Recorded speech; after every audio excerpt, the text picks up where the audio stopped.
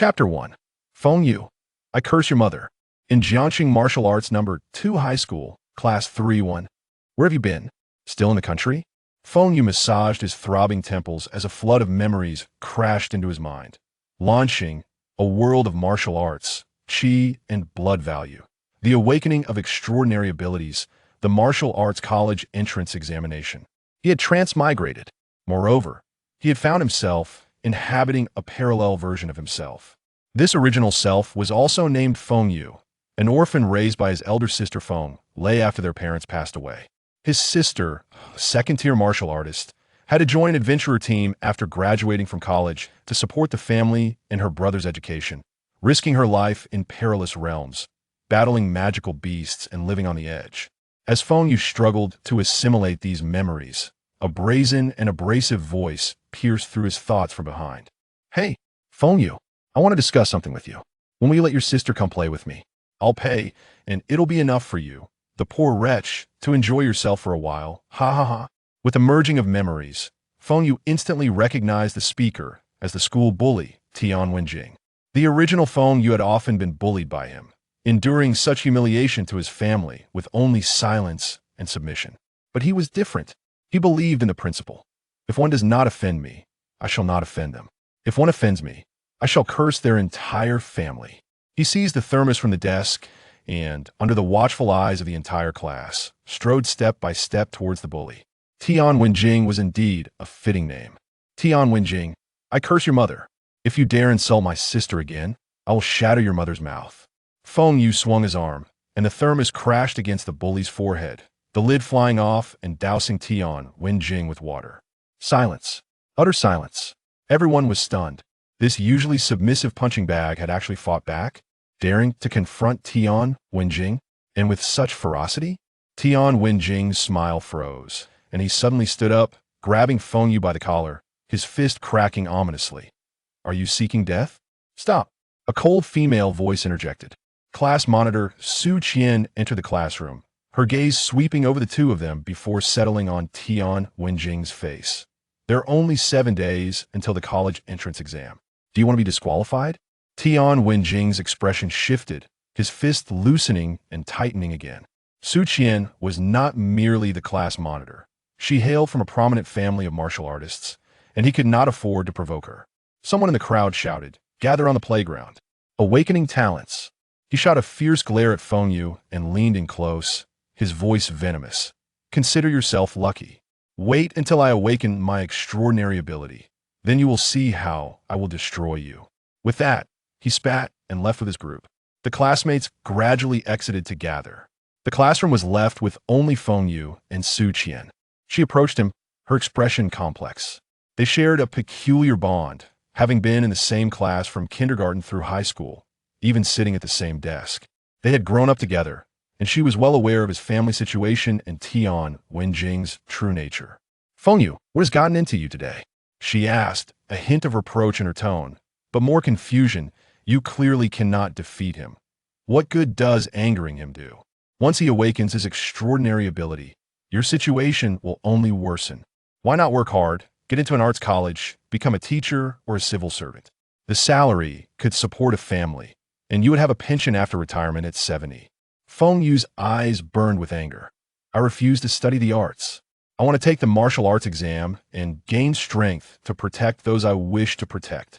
Su Qian was taken aback. She had never seen such fire in his eyes. Feng Yu adjusted his collar and walked past her. On the platform of the playground, the principal and observers from the university sat upright, engaged in hushed conversation. This year's batch of students possesses remarkable talent, remarked an observer adjusting his glasses as he perused the roster. The principal chuckled. Indeed, there are a few exceptional candidates, particularly the girl from the Su family. I've heard that the son of the Tian family is also impressive. Another observer interjected. The mentor nodded. Tian Wenjing's chi and blood value is 105, ranking in the top 3 in the class. After awakening his talent, it will easily surge to 130. The principal lowered his voice. This year's enrollment quota. Rest assured, we will prioritize exceptional candidates. The observer replied with a knowing smile. At that moment, the host teacher cleared his throat. The extraordinary ability awakening ceremony will now commence. Starting with Class 1, students ascended the platform in order of their student numbers, placing their hands on the dark purple magical core. Class 3, 1, Li Ming, awakening successful. Extraordinary ability, fire system. Level, A class. Class 3, 1, Wang Wei, awakening successful. C class B system. Class 3, 1, Wang Fang, awakening successful. E class. Class 3, 1, Zhang San, no awakening talent. When it was Tian Wenjing's turn, he strutted forward with confidence, placing his hand on the magical core. In an instant, lightning crackled and surged, an overwhelming aura radiating from him. Tian Wenjing, A-class lightning system. Excellent. Truly excellent. The mentor's voice boomed through the microphone, echoing across the playground. The crowd erupted. Wow, A-class lightning system. Tian Wenjing is truly going to soar. I heard the Tian family has a high probability of awakening the lightning system. Who knew it was true? I've heard that too. Tian Wenjing's cousin is also A-class lightning system. The younger generation of the Tian family has 2 A-class lightning system talents. They will surely become a prominent family in the future. Tian Wenjing held his head high, casting a disdainful glance at Feng Yu. Next was Su Qian. As she approached, murmurs filled the air. The school beauty, Su Qian, tested a qi and blood value of 120 last time and even completed a bone tempering. She is certainly impressive. Money truly is a blessing. Medicine is as good as food. As her hand touched the core, a blinding white light erupted, forcing the crowd to shield their eyes. Su Qian, S-class light system. Her future was boundless. Next, Feng Yu. Finally, it was his turn. Class 3-1. Feng Yu, please step forward for testing. Feng Yu calmly ascended the platform under the gazes of many, placing his hand on the chilling magical core, slowly infusing it with qi and blood. The magical core showed no reaction. Whispers erupted from below, accompanied by derisive laughter. His qi and blood value is probably below 95. He can't even awaken at F-class. Tian Wenjing mocked loudly. A waste is a waste. Get down. Feng Yu felt his heart sink. Had he truly transmigrated only to remain useless? Would he have to relive the days of being trampled upon, dragging his sister down with him? Refusing to accept it, anger surged. The desire for power burned hot in his chest. His qi and blood were nearly depleted, yet the magical core remained silent. A flicker of pity crossed the mentor's eyes. This student excelled in academics, but was regrettably lacking in talent for the martial arts path. He shook his head, preparing to announce failure. In that instant, host detected conditions for binding the slaughter system. First, binding successful, acquiring a bloodline with no side effects. Ding! Successfully acquired Shigabai. The fusion of the blood limit Shigabai begins. Here it came. Though delayed, the golden finger had arrived. Shigabai? Wasn't that the bloodline of Junma Liu from Naruto? A bloodline that controlled bones. From the depths of his body, a chilling, lifeless energy erupted. A pale aura radiated outward from him, enveloping the arena with a fiercer and more sinister energy than what Tian Wenjing had unleashed, causing the mentor and observers to change their expressions dramatically. What is happening? What kind of extraordinary ability is this? It doesn't resemble any known elemental or enhancement system. Feng Yu looked down to see a pale bone spike slowly emerging from the back of his right hand, glinting with a cold, hard light. The phenomenon persisted for several seconds before fading. The host mentor trembled as he gazed at the overflowing detection instrument. Raising his voice, Feng Yu, awakening extraordinary ability determined to be. Chapter 2, Awakening Junma Liu's Shigabai. Feng Yu, awakening extraordinary ability determined to be S-class. Extraordinary ability type, bone system. This is the first time I've seen an S-class bone system talent.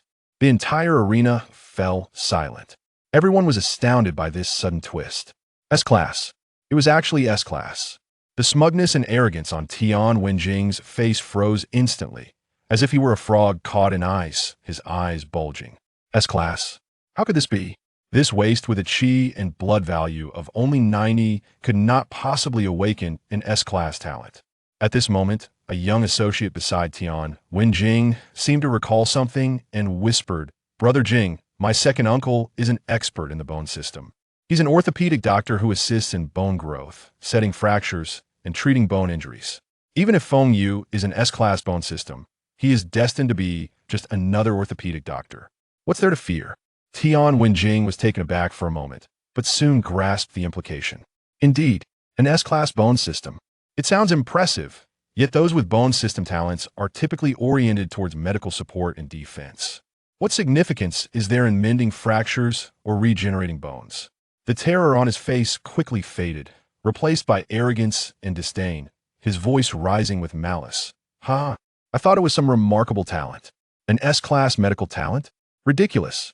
Feng Yu, you're nothing but a useless healer. Just wait to tend to my wounds, or perhaps you should work at a clinic as a bone setter. Ha ha ha. Beside them, Su Qian stared blankly at the scene, wanting to offer words of congratulations but swallowing them back, standing silently in place. On the stage, Feng Yu slowly raised his head. He disregarded Tian Wenjing's caustic mockery, and before him, a translucent attribute panel emerged, visible only to him. Host, Feng Yu. Realm, Martial Apprentice. Vitality, 90. Mentality, 90. Bloodline, Shigibone Mai. Ability, Lu Ji Wu, Bone Spike. Kill value, 0. Note, kill value can upgrade abilities. Shigibone Mai. Freely manipulate bone bud cells and osteoclasts. Adjust calcium concentration. Generate bones at will.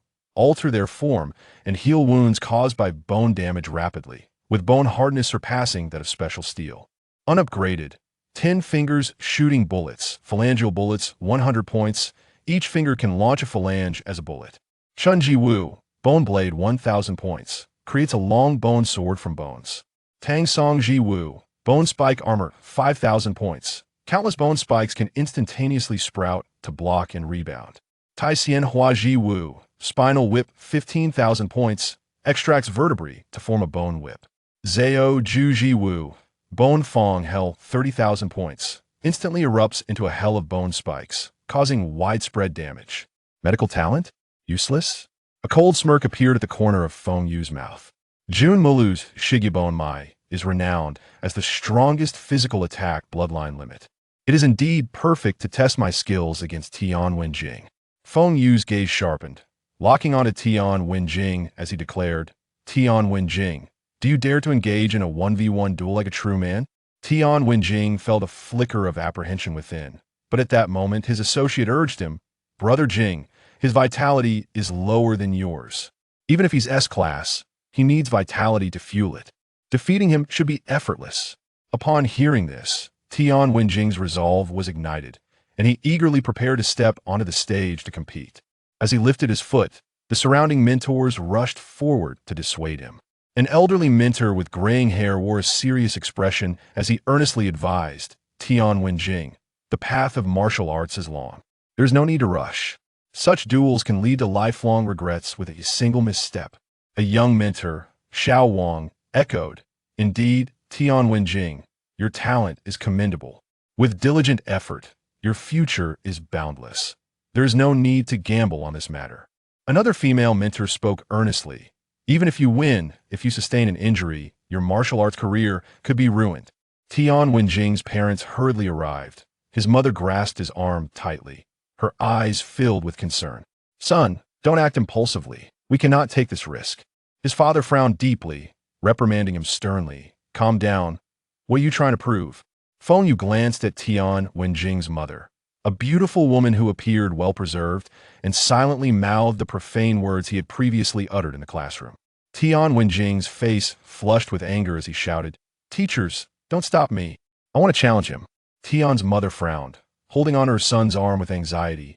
Wenjing, what if you get hurt? Not only would it affect your further studies, but it could also impact your regular college entrance exams. Tian Wenjing replied to his parents, Mom and Dad, think about it. If I can defeat an S-class with an A-class ability, those observers from martial arts universities will surely take notice, increasing my chances of getting into Jingdu University or Moda University. I might even be directly admitted without needing the entrance exams. I cannot miss such a golden opportunity. His mother looked at his excited expression, still worried. However, after a moment of contemplation, his father's eyes sparkled with understanding. He patted his wife's hand. Our son makes a valid point. I support you. But remember, moderation is key. Display the grace of the Tian family. This statement seemed to be a reminder for his son, but was, in fact, directed at the teachers present, setting a tone for the impending duel while also claiming a moral high ground of grace. Seeing her husband's acquiescence, Tian's mother reluctantly nodded, softly advising Tian Wenjing, "Be careful." With his parents' approval, Tian Wenjing felt as if he had obtained a prestigious sword, turning to Feng Yu with a fierce resolve. "Feng Yu, the arena is right here." According to martial arts conventions, once both parties consented to engage, it implicitly established a contest arena. As long as no one acted out of line, outsiders had no right to intervene. The surrounding crowd, consisting of students and onlookers who had rushed over, spontaneously formed a circle to observe.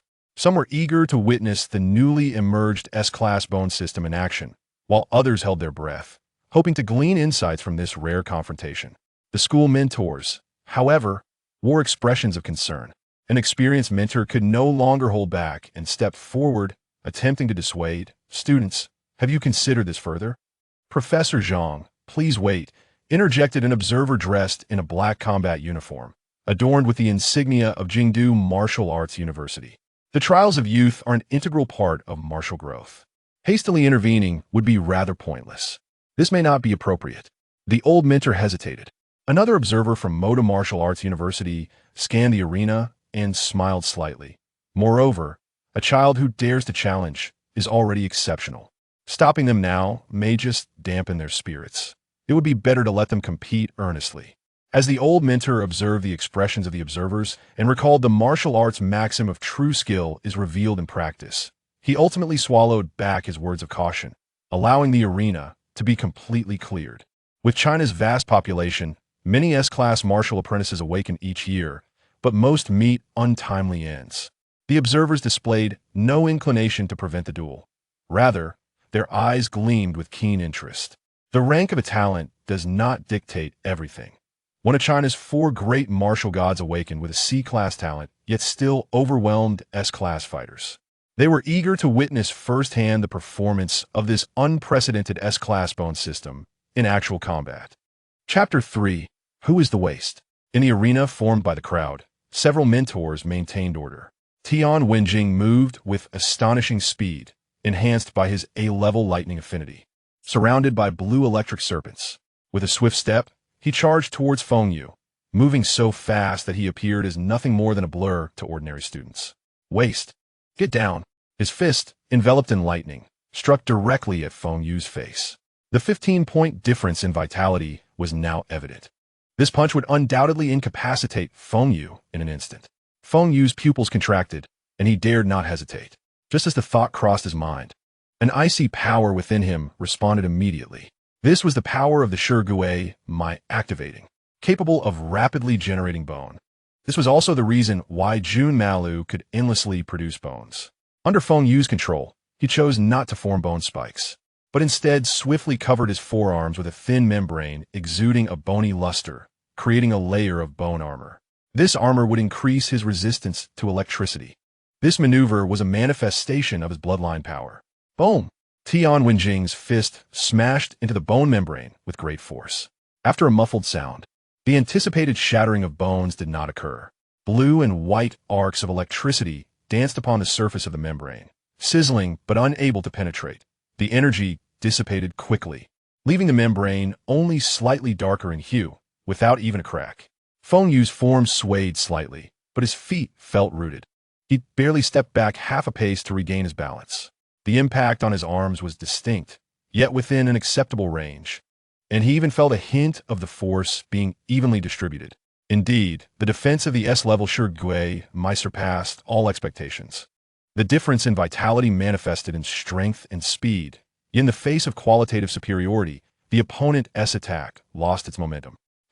Tian Wenjing, who had been filled with pride, was now frozen in disbelief. His fist felt as though it had struck solid steel, causing a tingling in his wrist. "Stop pretending. Let us see how long your bones can withstand." He intensified his assault, transforming fists, feet, elbows, and knees into weapons of lightning, unleashing a torrential barrage upon Feng Yu. Feng Yu timely covered vital areas with the bone membrane, either blocking or bracing against the strikes, moving agilely within a small range while subtly employing techniques to alleviate impact. Bang, bang, bang, bang. The sound of dense impacts exploded across the playground, reminiscent of rain upon banana leaves. Open up. Tian Wenjing, feeling anxious, retreated to gather strength. His right leg enveloped in lightning, delivering a side kick towards Feng Yu's crossed arms of bone membrane. Boom! Feng Yu's body jolted. The ground beneath him cracked into shallow pits, yet his arms remained steadfast. The bone membrane where he was kicked bore a net-like white mark, but held firm, its defense dishearteningly resilient. Panting heavily, Tian Wenjing's chest heaved, the lightning flickering dimly. The intense assault had drained too much of his vitality, especially the futile effort to break through the bone membrane. In contrast, Feng Yu merely breathed a bit rapidly, his arms with the bone membrane steadfastly guarding his front. His gaze chillingly composed. Tired of hitting? Feng Yu's voice was laced with coldness. Now it's my turn. Before his words could fade, Feng Yu lunged forth like a cheetah, his speed unimpeded. Thanks to the latent enhancement and control afforded by the Shirgua Mai, his vitality, although lower, had extraordinary explosive power. Tian Wenjing's pupils contracted, barely managing to gather lightning to intercept. However, Feng Yu did not engage him directly. With a sweep of his right arm, crack. A half-foot-long pale bone spike erupted from beneath the membrane on the back of his hand, swift and lethal like a viper's fawn. This was not a fixed punch. It extended like a blade from his arm's motion. Tian Wenjing was taken aback, his previous strength spent, and his weary body slowed his reactions, forcing him to barely sidestep. Swoosh! The bone spike grazed his ribs, tearing through his school uniform and leaving a trail of blood upon his skin. Though merely a flesh wound, it sent a chill of terror down Tian Wenjing's spine, cold sweat soaking his back. First hit, Feng Yu coldly counted his movements unceasing. Panic-stricken, Tian Wenjing hastily retreated, wildly swinging his hands in an attempt to unleash long-range lightning interference. Yet, he had depleted his energy too much. The electric serpents he released were thin and scattered, easily swatted away by Feng Yu's arms covered in bone membrane. Second hit, the bone spike grazed his arm, causing blossoms of blood. Third hit, Feng Yu swept low, the membrane on his calf extending into a bone blade, slicing into Tian Wenjing's ankle. Tian Wenjing knelt on one knee, losing his balance. The arena fell silent. No one anticipated such a reversal in fortune. The previously arrogant Tian Wenjing now found himself utterly defenseless. The air was so still that even the sound of breathing could be heard, as all were stunned by the sudden turn of events. Feng Yu loomed above. The bone spike aimed at Tian Wenjing's brow. Now, who is the waste? He reiterated his previous question, but this time, the weight of his words felt suffocating to Tian Wenjing. Under the gaze of all, Tian Wenjing cried out in humiliation, I am the waste. Feng Yu, please, have mercy and let me go. Feng Yu spoke in a voice only they could hear. Very well, since you are the waste, then the waste should appear as such. Allow me to help you take form. During their close combat, the bone spike had pierced Tian Wenjing's skin, and in that instant, Feng Yu felt a peculiar resonance from the icy power of the Shirgui Mai within him, extending slightly outward. This power could not only be utilized on himself, but could also manipulate another's bones. In that moment, he seized Tian Wenjing by the throat. Instantly, Tian Wenjing struggled for breath, his eyes rolling back, as he weakly attempted to pry Feng Yu's hand away, but the hand covered in the bone membrane was immovable. Through the point of contact, Feng Yu infused the energy to control bones into Tian Wenjing's body. Ugh! Tian Wenjing emitted strange sound from his throat, his body suddenly freezing. He felt an indescribable, bizarre force erupting from within him. Crack, crack, crack. The chilling sound of bones grinding echoed directly from Tian Wenjing's body. He distinctly felt his joints and bones uncontrollably, grotesquely growing. Agonizing pain radiated from the depths of his bones. His arms stiffened, unable to bend. His legs fused to the ground, and his neck immobilized, becoming a living statue incapable of movement. This technique was known as bone hyperplasia. Feng Yu slowly released his grip. Tian Wenjing did not fall, his eyes wide in terror, his throat emitting raspy gasps. He was still alive, yet this state was more despairing than death. Feng Yu coldly surveyed his creation, as the bone membrane on his arms and the spikes on his hands slowly retracted back into his body, as if they had never existed. After a few seconds of silence, the voices of everyone in the playground erupted like thunder. Chapter 4. The ruined Tian Wenjing. The students were in an uproar. What the hell? That bone spike grew out from his palm? Isn't this bone system supposed to only heal? Incredible. He completely ruined Tian Wenjing. The true horror of the S-level bone system is not its defense, but its ability to form blades at will. Who can withstand that? The students buzzed with excitement, their gazes towards Feng Yu filled with shock, fear, and an indescribable fervor. On the platform, the mentors exchanged glances, cold sweat beading on their foreheads. They had not anticipated that this duel would conclude in such a bloody and decisive manner. Meanwhile, the observers from various martial arts universities, who had previously regarded the match with indifference, now displayed nothing but fervent intensity in their eyes. An observer from Jingdu Martial University suddenly slammed his thigh, exclaiming excitedly, "To think of using bone spikes in such an unexpected manner. This kid is a genius. We had completely misunderstood the S-level bone system. Its true power lies not in defense, but in its utterly unpredictable and lethal offensive capabilities. We must recruit him into Modu Martial University." Another female observer from Modu Martial University trembled with excitement, her legs shaking. Almost simultaneously, several observers from top martial arts universities could no longer remain seated. Rising swiftly to approach Feng Yu at the center of the arena, their faces adorned with warm and eager smiles. "Feng Yu, I am an observer from Jingdu Wudao University, and you can gain admission without examination. Our esteemed Jingdu Wudao University is also willing to provide you with a full scholarship, along with a martial skill as an entrance reward. Come to our magical city, Wudao University. We not only offer scholarships and martial skills, but we can also guarantee personal guidance from a deputy dean-level mentor. Additionally, Shijing Wudao University can offer an extra Qi blood grade pill to assist you in swiftly breaking through the martial artist realm." Such generous conditions were eagerly thrown out, causing a stir among the surrounding students, their gazes towards Feng Yu filled with envy. Yet, at the center of the storm, Feng Yu merely clasped his hands in acknowledgement and spoke in a voice as calm as a still lake. "I appreciate everyone's kindness. This matter is significant, and I need time to discuss it with my family." He remained unperturbed by the sudden adulation, fully aware of the importance of making the right choice. The observers were momentarily taken aback, their admiration for him growing. Such composure, this temperament is remarkable. They scrambled to hand him their business cards, nearly begging him to consider their institution on the spot. At that moment, a commotion erupted. "Make way. Clear the path." Two figures charged through the crowd like wild beasts, rushing to stand before Tian Wenjing. Tian's father, with bloodshot eyes, resembled a lit powder keg, suddenly raising his head to roar at Feng Yu. "You little bastard! Do you dare to cripple my son like this? The Tian family will not let this go. I will make your entire family wish they were dead." The playground fell into a sudden silence. All students felt a chill running down their spines. The Tian family indeed held substantial power locally, and this could lead to dire consequences. Feng Yu merely furrowed his brow, remaining still and watching coldly. Just then, a steady voice interjected with authority. "Tian Wenjing's father. Please mind your language." Everyone turned to see Principal Zhao Dizhu's quickly descending from the platform, positioning himself between the two parties and staring at Tian's father. "Your words have already constituted a threat to another's safety, violating the code of conduct for martial artists. I must remind you that both parties consented to this duel, and there were witnesses and surveillance throughout. Feng Yu did not strike to kill. He has already shown mercy." Tian's father continued to rant. "He has crippled my son. What difference does it make for murder?" Zhao Dizhu scoffed. "The difference is that your son is still alive.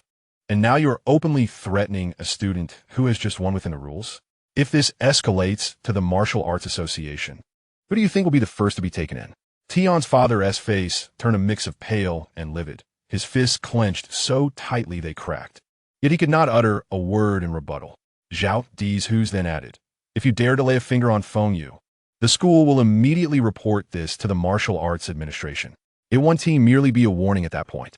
Tian's father ground his teeth, shooting a fierce glare at Feng Yu, but ultimately relented, lowering his head to help the sobbing Tian mother, shouting to the school doctor, Hurry, take my son away for treatment. A stretcher was brought in, and Tian Wenjing was carried away, with his parents following in shame, allowing the murderous atmosphere on the playground to disperse. Zhao Dizhu's turned to Feng Yu, his voice suddenly softening. Feng Yu, please accompany me to the office for a moment. Feng Yu's heart sank. This is it. Although the principal spoke up for me earlier, calling me alone now cannot be for anything good. He silently followed. In the office, Zhao Dizhu's first closed the door, personally pouring Feng Yu a steaming cup of tea guanyin, and suddenly broke into a grin. Well done. Feng Yu was taken aback. Zhao Dizhu's plopped down in his chair, slapping his thigh and laughing heartily. You didn't go too far, and you preserved yourself. Your poise is more stable than that of a seasoned veteran. I wasn't this ruthless back in my day. Feng Yu sighed in relief, murmuring, Thank you, principal. No need to thank me. It is your own restraint that matters. You heard the conditions proposed by those Wudao University observers. Admission without examination, martial skills, and resources sound enticing. However, I advise you not to rush into a decision. Why? Feng Yu nodded, having clearly listened to what the observers said. Zhao Dizhu's looked at him earnestly. Though avoiding the college entrance examination seems convenient, you cannot obtain the martial examination bonuses this way. If you stay at our school to take the entrance examination, first, this year's school-level scholarship of 20,000 yuan will be directly awarded to you. Second, should you attain the title of martial champion in the district, the school will additionally grant you a bonus of 100,000 yuan, a fund specifically reserved for top martial students, which is yet to be claimed by anyone. Moreover, by earning the martial champion title, you can still pursue those prestigious schools and acquire the rewards promised by those observers, achieving two goals at once. Feng Yu grasped the cup, contemplating the principal's words. He realized the principal was correct. While the expedited admission sounded appealing, he still had room for improvement in his vitality value. Striving for the title of martial champion would not only provide financial support for his family, but also lay a more solid foundation for his future. He raised his eyes to Zhao Dizhu's, speaking with determination. Principal, I wish to remain at school to take the entrance examination. Upon hearing this, Zhao Dizhu's smile grew wider, and he patted Feng Yu on the shoulder. Excellent. You have courage. Should you need anything for your subsequent training, just come to me. The school will certainly facilitate your needs. Feng Yu grinned sheepishly, suddenly rubbing his fingers together. Then, Principal, could I have the 20,000 yuan transferred to my account right now? You little rascal. Zhao Dizhu's chuckled. I'll have the finance department transfer it to your bank card shortly. Chapter 5, Practical Training. As Feng Yu exited the office, his mind lingered on the principal's words regarding the scholarship and the martial champion title, his steps feeling lighter. Just as he turned the corner of the corridor, he unexpectedly encountered Su Qian standing by the window. Sunlight illuminated the tips of Su Qian's hair, and upon seeing Feng Yu emerge, she immediately approached him with a faint smile. Congratulations, Feng Yu. Not only did you defeat Tian Wenjing, but you also awakened your S-class talent. Feng Yu paused momentarily. At that moment, as he listened to Su Qian's words, he felt little stirrings in his heart. In this martial world where strength speaks volumes, possessing the corpse bone pulse as a trump card opens far broader pathways for the future. With adequate strength, what kind of beauty would he not encounter? To abandon an entire forest for a single tree? Feng Yu had no interest. He nodded lightly, his tone devoid of fluctuation. Thank you. You are not lacking either. Your S-Class Light System talent will also secure you a place in a good university. This remark left Su Qian momentarily stunned, seemingly unprepared for his calm demeanor. The former Feng Yu would have spoken with enthusiasm, yet today he appeared particularly indifferent, his gaze devoid of the previous awkwardness. She felt an inexplicable sensation in her heart and probed further.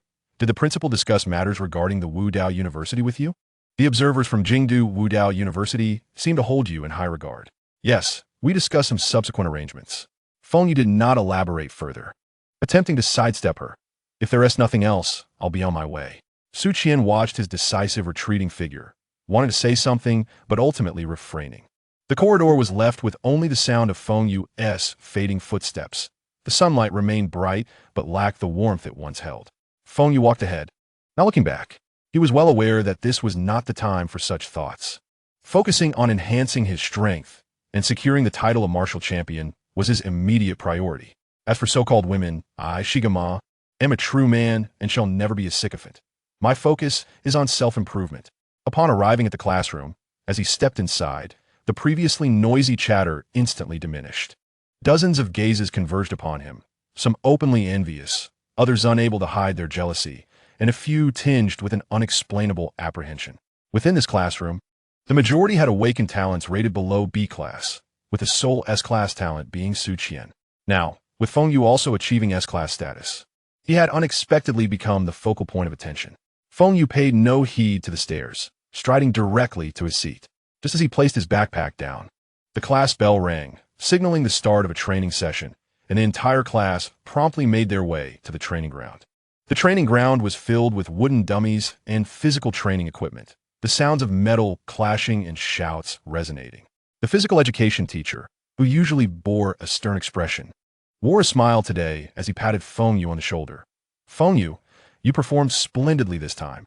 Keep up the good work and aim for the district martial champion title to bring glory to the school." Feng Yu was momentarily taken aback, but quickly nodded. "Thank you. Teacher, I will strive to do my best." After receiving the teacher's encouragement, Feng Yu sought out a secluded corner to pause. Surrounding students were either engaged in team combat practice or striking wooden dummies, completely oblivious to his presence. A thought crossed his mind, and a panel appeared before him. Visible only to himself. Host, Feng Yu Realm, Martial Apprentice Vitality, 90 Spirit, 90 Bloodline, Shigabai Kill Value, 0 Ability. Dance of Willows, Bone Spike, unlocked. 10 Finger Projectile, Bone Bullet 100 points. Enabling the fingers to shoot bone fragments as projectiles. Dance of Camellia, Bone Blade 1000 points, utilizing bones to form a bone sword. Dance of Tang Song, Bone Spike Armor 5000 points, allowing countless bone spikes to sprout instantly for defense and retaliation. Dance of Iron Wire Flower, Spinal Whip 15,000 points, extracting vertebrae to create a bone whip. Dance of Early Fern, Bone Tooth Hell 30,000 points, unleashing a barrage of bone spikes, causing widespread damage. He fixated on the kill value, 0 indicator, contemplating its significance. Kill value can be obtained by slaying resilient life forms, which can be used to learn skills. At present, he had only awakened the Dance of Willows, while the next skill, 10 Finger Projectile, required 100 kill points. He recalled that the training ground had a combat simulation area, home to low-level magical beasts captured from secret realms. Although not particularly strong, they presented the best opportunity to acquire kill points. The combat simulation area was rarely opened. Previously, students had been injured during training, leading parents to demand compensation from the school, which subsequently reduced practical classes to twice a month, and the sessions for this month had already concluded. Without hesitation, Feng Yu turned and walked toward the physical education teacher. The teacher, focused on students striking the wooden dummies, smiled upon seeing him and inquired, "What is the matter? Is there an issue with your training?" "Teacher, I wish to apply for the combat simulation area," Feng Yu replied directly. The teacher's smile vanished in an instant, and he frowned. "The combat area? This month's classes are already finished, and there are live magical beasts there. What if you get hurt? With only 7 days left until the martial arts examination, you should be focusing on solidifying your vitality, not taking such risks. I am confident in my ability to avoid injury, and to attain the title of martial champion, I must gain sufficient practical experience," Feng Yu asserted with determination. Several classmates adjusting their equipment overheard the exchange and turned to look, murmuring in disbelief, "Is Feng Yu out of his mind? The magical beasts in the combat area, though low level, can still cause harm. He just defeated Tian Wenjing. Has he become overconfident?" At that moment, Su Qian approached, her brow furrowed. "Feng Yu, the teacher is right. There is no need to go to the combat area now. Solidifying your foundational vitality will be more beneficial for the martial examination. It's not worth risking injury that could affect your performance." The physical education teacher, seeing Su Qian also advising against it, quickly concurred. "Look, Su Qian is saying the same thing. Listen to her. The combat area is truly unsafe." Feng Yu shook his head, his gaze unwavering. "Thank you, teacher, and thank you, Su classmate, but I must go. I will be cautious and ensure it does not impact the martial examination." Strengthening his foundation enhances vitality. But kill points can only be gained through killing. If he missed this opportunity, he would have only 2 options left. One was to kill, which carried immense risk and would lead to pursuit, and the other was to hunt in secret realms. The physical education teacher wanted to persuade him further, but Seeing the resolute glint in Feng Yu's eyes and recalling his recently awakened S-grade talent, he sighed. All right, but you can only use the lowest level magical beast zone. I will accompany you and keep a close watch. If there is any danger, you must stop immediately. Feng Yu breathed a sigh of relief and nodded. Thank you, teacher. The surrounding students were dumbfounded. No one anticipated the teacher would actually agree. Su Qian watched Feng Yu's retreating figure, feeling perplexed. He had never been so stubborn before, nor would he voluntarily engage in risky endeavors. The current Feng Yu seemed increasingly enigmatic. Let's go see, a classmate suggested. Many wanted to follow, but were reprimanded by the physical education teacher. What are you following for? If you don't train properly, how will you pass the martial examination in 7 days and get into a martial arts university? Chastened, the other students fell silent, obediently returning to their training. However, one person followed without reprimand, Su Qian, a top student, who also awakened an S-grade talent. Chapter 6. The initial battle with magical beast Feng Yu and Su Qian trailed behind the physical education teacher. Passing through a metallic gate at the edge of the training ground and entering the combat simulation area, the air was permeated with a faint, mingling scent of blood and viscera. The entire area was enclosed by specially reinforced glass, divided into several independent cage-like spaces. His gaze swept over the cages, which housed various magical beasts of differing sizes and dull fur colors. These creatures have been captured from the lowest-tier secret realms surrounding the city, designated for students to observe and experience limited practical training. The physical education teacher halted, his expression serious, as he pointed to the closest cage, marked with a danger level of 1. Feng Yu, you can only use this area. Inside is a low-level hard-skinned warty pig. Although it is the lowest tier, its charge is formidable, so do not underestimate it. He paused, emphasizing, I will be monitoring you closely. If I call for a stop, you must retreat immediately. Do you understand? Safety first. I understand, teacher, Feng Yu nodded, taking a deep breath. He could sense the cold energy of the Shigabai flowing gently within him. And beneath the skin of his forearm, something hard seemed to protrude slightly, concealed yet potent. Outside the secure observation window, Su Qian stood quietly, her clear gaze penetrating the glass and resting upon Feng Yu, tinged with a hint of unnoticeable concern. Without hesitation, Feng Yu pushed open the isolation door and stepped into the designated area for low-level magical beasts. His entrance immediately captured the attention of the sole magical beast within. It was a hard-skinned warty pig, comparable in size to a young calf, with rough, gray-brown skin covered in a thick layer of resin and mud, forming a natural armor. 2 curved tusks protruded from its lips, glinting ominously. Previously lying on the ground, it now stood up with a snort, its small eyes gleaming with hostility. He chose it precisely for its renowned defensive strength. Feng Yu yearned to personally test the sharpness of the bones generated by his Shigabai bloodline. Roar! The hard-skinned warty pig, provoked by the intruder, scraped its hind hooves against the ground and emitted a low growl, then charged forward with tremendous force, resembling a small tank as it barreled toward Feng Yu, causing the ground to tremble slightly. Feng Yu's gaze sharpened as he summoned the bloodline power within him. Bone spike, he mentally repeated, and a tingling sensation coursed through his forearm, causing the skin to rupture suddenly, a pale bone spike erupting forth, approximately a foot long.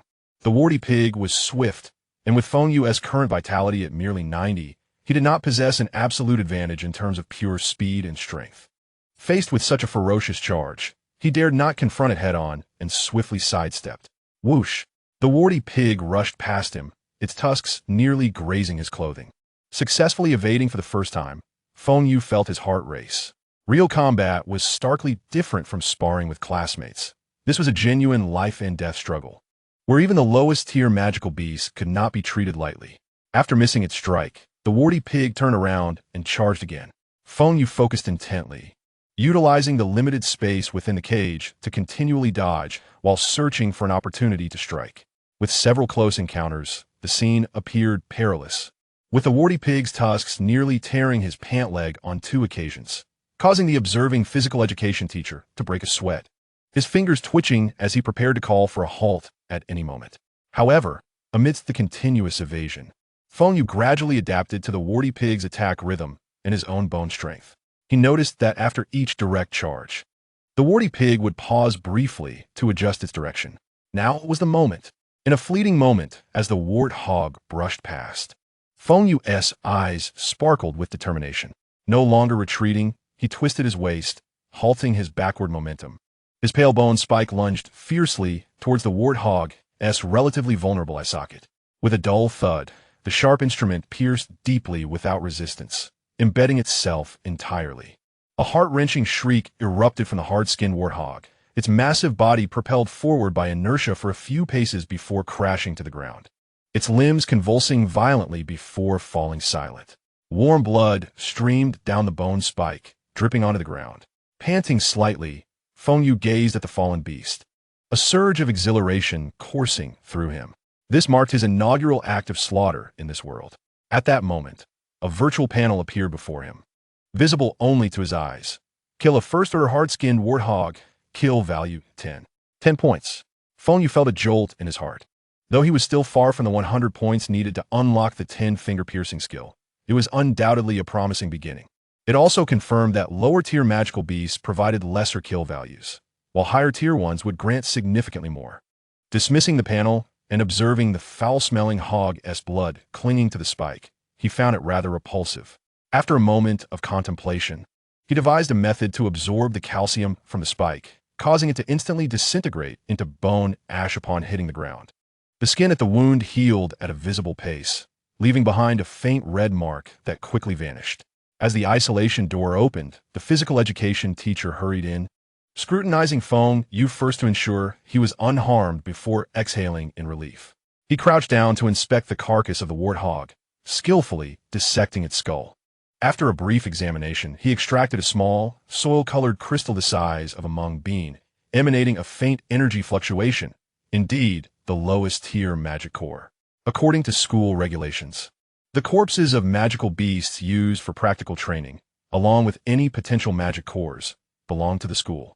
The teacher, holding the bloodstained magic core, stood up, casting a glance at Feng Yu's slightly fatigued yet excited visage, and then discreetly glanced at Su Qian standing outside the window. He then silently wiped the filth from the core and slipped it into Feng Yu's hand. Take this. The school doesn't lack such a core. You can sell in the martial arts center trading area for some money. Before the martial arts examination, buy some nourishing herbs or supplements to bolster your vitality. Talent alone is insufficient for the title of martial champion. The cool touch of the magic core mingled with the residual warmth of the beast's blood in Feng Yu's palm. Thank you, teacher. Feng Yu's voice was low, yet imbued with sincerity. The teacher waved his hand, his expression returning to its usual seriousness. All right, now that you've had your experience, hurry outside and digest the feelings from the battle. Teacher, Feng Yu nodded and spoke. I feel that the combat just now has given me new insights into the application of strength. This opportunity is rare. I wish to try again. May I? Chapter 7. School training. The physical education teacher regarded Feng Yu, perceiving the lingering battle intent in the boy's eyes, along with his eagerness to enhance his strength. Considering Feng Yu's earlier thrilling yet remarkably efficient handling of the warthog, particularly his peculiar bone spike ability, it was clear that he required more practical experience to refine his skills. Very well, the teacher nodded, stepping aside to reveal the metallic enclosure behind him, where another warthog of similar stature was rubbing against the barrier. Thank you, teacher. Feng Yu's spirit lifted as he immediately approached the enclosure. As the isolation door slowly closed and the heavy locking sound resonated, the warthog within abruptly lifted its head, its small eyes gleaming with ferocity. Releasing 2 puffs of vapor from its nostrils while its hooves gouged deep marks into the ground. It sensed the threat emanating from Feng Yu, letting out a low, ominous growl as its massive body surged forward like an out-of-control war chariot, sharp tusks aimed directly at his chest. Having gained experience from the previous encounter, Feng Yu remained remarkably calm. He chose not to confront the beast head-on. Instead, he swiftly sidestepped, narrowly avoiding the warthog's charge. While his right arm surged with bone luminescence, the spike erupted forth, gleaming coldly. Seizing the moment as the warthog continued its relentless advance, Feng Yu deftly twisted his wrist, driving the spike precisely into the soft skin connecting the neck and torso. With a sickening squelch, blood gushed forth, causing the warthog to falter in its charge. letting out a pained wail as its enormous body stumbled against the enclosure, causing it to reverberate with a low hum. It struggled to turn back, but blood poured from the gaping wound in its neck, its limbs gradually losing strength until, with a thunderous crash, it collapsed to the ground, twitching a few times before falling still. Kill a first-order hard-skinned warthog. Kill value 10. A swift kill. The entire process had been clean and efficient. Outside, the physical education teacher's eyes widened in astonishment before transforming into admiration. This lad's adaptability and precision far surpassed that of an ordinary student. How had I not noticed this before? The teacher hastily checked for the magic core, finding none, and kicked the hefty hog in frustration. Such weak first-order magical beasts do not necessarily yield magic cores. As they emerged, Su Qian, who had been observing outside the window, turned to the teacher, her voice clear and melodious. "Teacher, I wish to apply for a practical combat experience as well." The teacher glanced at Su Qian. With her S-rank light affinity and the Su family background, there was no reason to refuse her. After cautioning her about safety, he allowed her entry into the enclosure where Feng Yu had just battled the warthog. Feng Yu chose to stay, eager to witness Su Qian's S-rank abilities in action. As the battle commenced, a soft light enveloped Su Qian, and she struck a poised stance, moving with a grace akin to dance. Truly, an S-rank light affinity, visually soothing. The teacher couldn't help but praise.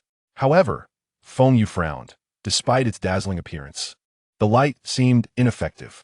Su Qian's hands, encased in light, struck the warthog, leaving only a faint scorch mark and provoking the beast further. Before long, beads of sweat formed on Su Qian's brow, her breath quickening. As a newly awakened individual, she had yet to master the accompanying martial techniques of her light affinity. After a prolonged assault without success, her mindset began to falter. While attempting to dodge a charge, her footing wavered, revealing a gap in her defense. The warthog seized the opportunity, letting out a roar as it charged forward. "Be careful." The teacher's face drained of color. Su Qian's pupils dilated, paralyzed by fear, forgetting to move as the scent of impending death washed over her. In that instant, Feng Yu sprang into action, vaulting over the isolation barrier into the enclosure. His right arm transformed, skin splitting as the pale bone spike erupted forth, exuding a chilling aura. With a whoosh, the spike sliced through the air as Feng Yu approached from the side, thrusting it forcefully into the warthog's eye socket, while it could not alter its trajectory. With a sickening squelch, the spike penetrated deeply, causing the warthog's head to jerk to the side, halting its charge. A mournful wail escaped its lips before it collapsed, twitching as blood and brain matter oozed from the eye socket, staining the ground crimson. Su Qian stood frozen, the coldness of the tusks still lingering on her pant leg. She gazed at the carcass before her, then at Feng Yu, who stood protectively in front of her. Her mind a blank slate. Kill a first-order hard-skinned warthog. Kill value 10. Feng Yu expressionlessly withdrew the bone spike, blood dripping down its length. He turned to Su Qian, his tone devoid of inflection. "Are you all right?" Coming back to her senses, Su Qian stared at the bloodied spike. Recalling Feng Yu's earlier ferocity, her voice trembling. Thank you. At that moment, the teacher rushed in, first checking that Su Qian was unharmed before exhaling in relief. He then turned to pat Feng Yu's shoulder, his gaze filled with approval. "Well done. That was a remarkable save." Feng Yu concentrated, causing the detached bone spike to fall, with the wound healing rapidly. After the teacher dealt with the warthog's carcass, he produced a soil-colored magic core and directly handed it to Feng Yu. "This is yours for the kill." Feng Yu accepted it, his kill value finally reaching 30. Su Qian stood nearby, observing as Feng Yu had rescued her with decisive action, yet he offered not a single superfluous word, maintaining his characteristic aloof demeanor. Indeed, he possesses a certain charm. Feng Yu, disregarding Su Qian's thoughts, followed the physical education teacher out of the combat training area and sought a secluded corner. There, he practiced his stance and refined his movements against the training equipment. Sweat trickled down his cheeks, and his muscles ached tightly, yet he persevered, knowing that only through such efforts could his vitality gradually increase. By the end of the training session, he checked his panel and saw his vitality had risen from 90 to 91. TSK. Feng Yu clicked his tongue, utterly speechless. The rate of increase was too sluggish. His vitality was even inferior to that of a girl. Su Qian not only boasted 120 points of vitality, but had also undergone a bone refinement, establishing a far firmer foundation than his own. The maximum vitality for a martial artist is 150, with a passing threshold of 100, meaning he still needed 9 more points to meet the standard. To accelerate his vitality growth, mere foundational training was insufficient. He would need to resort to pills. However, acquiring such potions was no easy feat. The Su family was affluent, and even though Su Qian was a girl, her vitality surpassed that of most boys in the class, allowing her to use bone refinement potions at will. But what of him? His family relied solely on his sister's income, who possessed average strength, leading to a frugal lifestyle where even her own training potions were rationed, leaving no spare funds for him. He had to devise a way to earn money himself. Clenching his fists, Feng Yu formulated a plan. Spending time at school was too slow. It would be more beneficial to seek opportunities elsewhere to earn extra income. After school that day, he headed straight to the principal's office. "Principal, I would like to request a 7-day leave for training. I will definitely return by the day of the martial arts examination," Feng Yu stated directly. Zhao Dizhu was taken aback for a moment before furrowing his brows. "Why would you leave school to practice? What if you get injured?" "Training at school is too slow for increasing my vitality. I plan to go out with my sister to train, which won't interfere with the martial arts examination," Feng Yu asserted, using his sister as a shield. Zhao Dizhu scrutinized him for several seconds, recalling Feng Yu's awakening of the S-rank bone veins and his composure during the earlier competition, understanding that this young man was not impulsive. Moreover, his sister was a second-tier martial artist, and training in lower-level secret realms posed minimal danger. Ultimately, he nodded. "Very well. I will grant you a 7-day leave. But remember, safety first." "Thank you, Principal." Feng Yu exhaled in relief. With the principal's leave slip in hand, he exited the office, his steps noticeably lighter.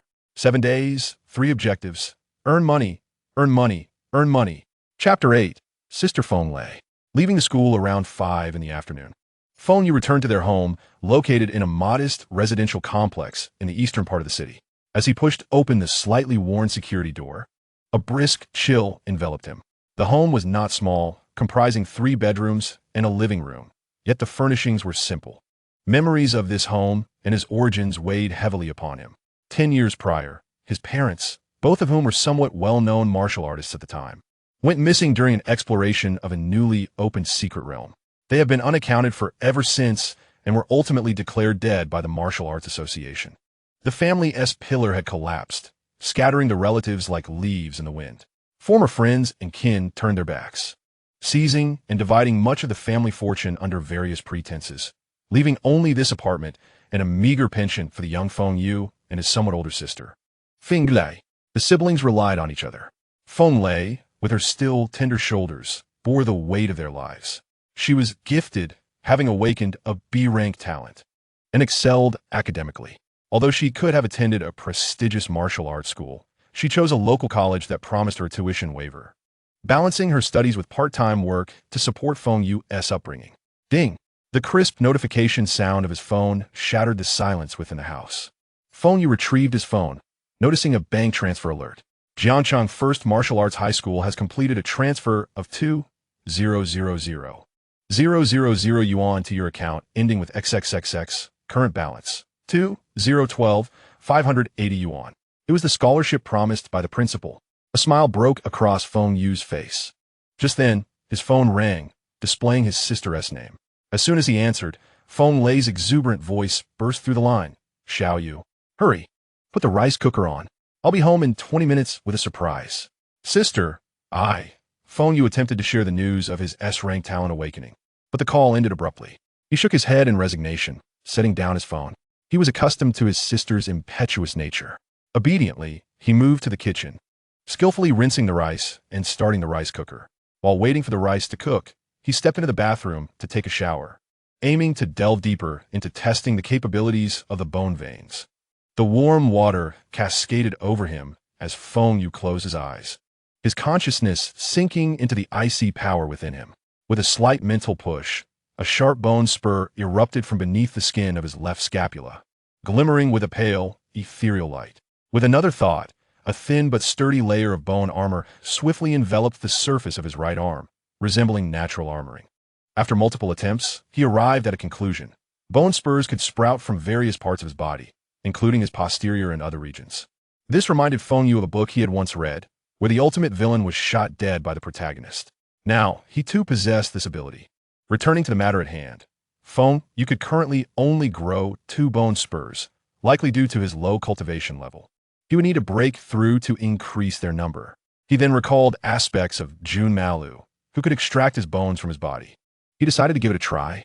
He raised his right hand, gazing at his index finger. In the next moment, he commanded the phalanx to separate from the flesh, accompanied by a slight tearing sensation, as a complete, pale phalanx was forcibly extracted from the tip of his finger. Immediately, he distinctly felt that within the index finger from which the bone had been removed, new bone was regenerating at an astonishing rate. A pristine phalanx formed, and the skin on the surface healed rapidly. The terrifying regenerative ability left Feng Yu in shock. This was not merely an offensive capability. In critical moments, it could potentially be used to break free from restraints or even trade injury for survival. He gazed at the phalanx in his hand and, without hesitation, walked to the toilet, discarding it and flushing it away. After showering and changing into clean loungewear, the rice was ready. He set the table, and just as he sat down, the familiar, raucous roar of a second-hand motorcycle grew near, accompanied by hurried footsteps. Clang! A key turned in the lock, and the door swung open. Sister Feng Lei rushed in, her ponytail neatly tied back, clad in a slightly worn leather jacket and faded jeans that accentuated her athletic figure. Though fatigue marked her face, it could not obscure the brightness in her eyes. She carried a plastic bag emblazoned with a fast food chain's logo. "Bro, is dinner ready? I am starving," she exclaimed, placing the bag on the table. Without a moment's pause, she wrapped her arms around Feng Yu's neck from behind, tucking his head under her armpit, while the other hand ruffled his hair until it resembled a bird's nest. "Sister, let go. I can't breathe." Feng Yu struggled, his tone exasperated. Feng Lei laughed heartily and released him, scrutinizing him for a moment with a soft glimmer in her eyes, exclaiming, "You little rascal, it seems you've grown a bit." They sat down to eat. Just as Feng Yu was about to share his school experiences with his sister, she set down her chopsticks first, her smile fading. Her eyes glistening with a hint of red as she spoke with remorse. "I'm sorry, Xiao Yu. I took on a secret realm mission to earn some extra money, but I encountered some issues that delayed me, causing me to miss your talent awakening ceremony." Once again, a delicate jade box was retrieved from the spatial ring and pushed before Feng Yu. "This is a surprise I prepared for you, intended to be given before your awakening to help boost your vitality. Although it may be a tad late now, do not blame me."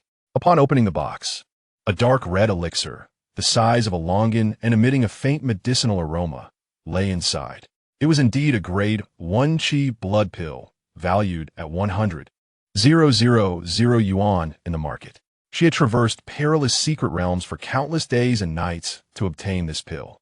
Feng Yu gazed upon the elixir and then at his sister's weary and guilt-ridden visage, feeling an overwhelming surge of emotions. He set down his chopsticks, his demeanor turning gravely serious as he looked into Feng Lei's eyes and spoke deliberately. "Sister, there is no need for apologies. Moreover, your surprise coincided with my own." "What do you mean?" Feng Lei questioned, her brow furrowing in confusion. He continued, "I awakened with an S-class bone system talent." "Is that true?" Feng Lei's disbelief was palpable. She was acutely aware of her brother's low vitality, which had not even reached the passing mark, a consequence of his innate poor constitution. The lower one's vitality, the worse the talent upon awakening. This was common knowledge among all martial artists. "Is indeed true." Feng Yu produced his phone, displaying a message about a 20,000 yuan scholarship that had just been credited to his account, presenting it to Feng Lei. "This is the scholarship the principal personally awarded to me." Feng Lei was momentarily stunned, her eyes widening as she vacillated between her brother's earnest expression and the number on the screen. "SS class? Bone system? 20,000 in scholarship?" she murmured, seemingly overwhelmed by this series of astonishing revelations. Feng Yu remained silent, extending his right hand, and with a thought, a pale bone spike erupted from his palm. Exudinga Shidinyoha. As a grade 2 martial artist, Feng Lei could distinctly sense the extraordinary energy emanating from this bone spike. Her eyes reddened once more, but this time it was from joy, her voice trembling with excitement. "You should keep this. It will come in handy. If it's not enough, just tell me. I will find another way." Saying this, she picked up the largest chicken leg from the dish and placed it heavily into Feng Yu's bowl, her face radiant with a brilliant smile. "Eat, consume more. You will surely become a martial artist, even more formidable than I." As he beheld the sizable chicken leg in his bowl, Feng Yu vowed to improve his family's fate, to alleviate his sister's hardships. Chapter 9. Moving towards a goal. After dinner, with the dishes cleared away, only the siblings remained in the room. Feng Yu looked at Feng Lei with a serious expression and spoke. "Sister, there is something I need to discuss with you." "Yes? What is it? Is it about money?" Feng Lei replied casually. "I have requested a 7-day leave from school. I wish to undergo training to see if I can achieve the title of martial scholar." Feng Yu declared boldly. Feng Lei paused, turning her head in surprise. "Martial scholar? Xiao Yu, you are ambitious. I am pleased, but this cannot be rushed. Even with S-class talent, time is required for it to mature." Feng Yu interrupted her, his gaze sharp. "There are only 7 days left for the martial examination. I must maximize my strength within this time frame. Conventional training is too slow. I need real combat experience, true life-and-death combat. Sister, take me to the secret realm tomorrow. I know you have a way to get me in without the tedious application process." "No." Feng Lei immediately rejected, her brow furrowing tightly. "The secret realm is far too dangerous. Even the lowest grade F secret realm harbors true magical beasts. You have just awakened. You are not even a martial artist yet. Going there would be tantamount to seeking death. Listen to me. Focus on building a solid foundation at home. There will be plenty of opportunities once you enter university." "Sister, I'm no longer the same as before." Feng Yu stood up, and with a thought, his right arm was instantly enveloped in a layer of pale bone armor. A menacing bone blade protruding nearly 20 centimeters from his arm, the chilling aura permeating the small living room. "My bone system talent is not solely for offense. My defensive capabilities are equally formidable. Look, ordinary blades cannot penetrate this bone armor. I possess the ability to protect myself." Feng Lei remained unmoved. Feng Yu dispelled the bone blade and armor, his tone turning earnest. "I will not act recklessly. I promise to follow your instructions at all times. If you tell me to go east, I will not go west. I merely wish to grow stronger swiftly, attain the title of martial scholar, and enter the finest martial arts university, fulfilling your expectations and honoring our parents." That last statement softened Feng Lei's gaze. She looked into her brother's determined eyes and recalled the extraordinary abilities he had just exhibited, remaining silent for a long while. The only sound in the room was the ticking of the clock. At last, Feng Lei sighed deeply, as if surrendering or perhaps making a resolute decision. "Fine. But remember this. I will take you to the F-grade secret realm, and you must stay close to me at all times. If I say to retreat, you must do so immediately. You cannot act independently. Otherwise, do not expect me to take you out again." "Absolutely no problem. Thank you, sister," Feng Yu replied with elation, immediately assuring her, "We will set off at 8 o'clock tomorrow morning. Be ready on time." Feng Lei shot him a pointed look, massaging her slightly throbbing temples. "I am exhausted. I will wash up and rest now. Stinky brother, you should also sleep early and recharge." Watching his sister head into the bathroom, Feng Yu returned to his own room. He closed the door, retrieving the small jade box from his pocket. Opening it revealed the grade 1 Qi blood pill, quietly lying within and exuding an enticing aroma. Without delay, he decided to consume it now, to enhance his strength and increase his chances for tomorrow's venture into the secret realm. Sitting cross-legged on the bed, Feng Yu placed the Qi blood pill in his mouth. It melted instantly, transforming into a torrent of intense heat that surged through his limbs. Boom! It felt as though a furnace had ignited within him. The immense medicinal power erupted, causing his vitality to surge violently. His skin flushed a deep crimson, and he felt an overwhelming heat, beads of sweat forming on his brow. He tore off his shirt, revealing a somewhat emaciated torso, with steam rising from his skin. Without a moment's hesitation, Feng Yu leapt from the bed and assumed a stance in the center of the room, commencing the practice of the most fundamental Qi blood fist techniques and stances. Each punch and kick was steady and powerful, guiding the surging medicinal power along specific meridians, refining and absorbing it into his own vitality. The vigorous exercise accelerated the depletion of the medicinal power while imposing a significant burden on him. Sweat flowed from his body like a stream, forming a small puddle on the floor. The entire process lasted nearly an hour before the burning sensation began to subside. As the last trace of medicinal power was absorbed, Feng Yu exhaled a long breath, the air carrying a faint white mist. He was drenched in sweat, his muscles aching, yet his spirit felt extraordinarily invigorated, filled with newfound strength. With a thought, he summoned the system panel. Host, Feng Yu realm. Martial apprentice vitality. 101 spirit. 90 bloodline. Shurgong my ability. Bone spike kill value. 30. His vitality had surged from 91 to 101 points. A grade 1 chi blood pill worth 100,000 yuan had granted him a direct increase of 10 vitality points. Wait. Feng Yu recalled that the teacher had mentioned that each individual absorption rate of chi blood pills varies. Typically, a normal person could only absorb 50 of a grade 1 chi blood pill, while geniuses might reach 60 to 70. Only a select few could achieve 100, a feat only possible with an exceptionally gifted constitution. Moreover, consuming the same type of elixir excessively would lead to bodily resistance, further diminishing the absorption rate. It appeared that his Shurgong might not only bestowed him with S-class abilities, but also enhanced his constitution. Feng Yu reflected deeply as he gazed at the panel. Currently, a significant problem loomed ahead. He was desperately short on funds. The adage the poor in literature, the rich in martial arts was no mere rhetoric. 100,000 yuan was already a substantial sum for an ordinary family, yet only elevated his martial apprentice stage by a mere 10 vitality points.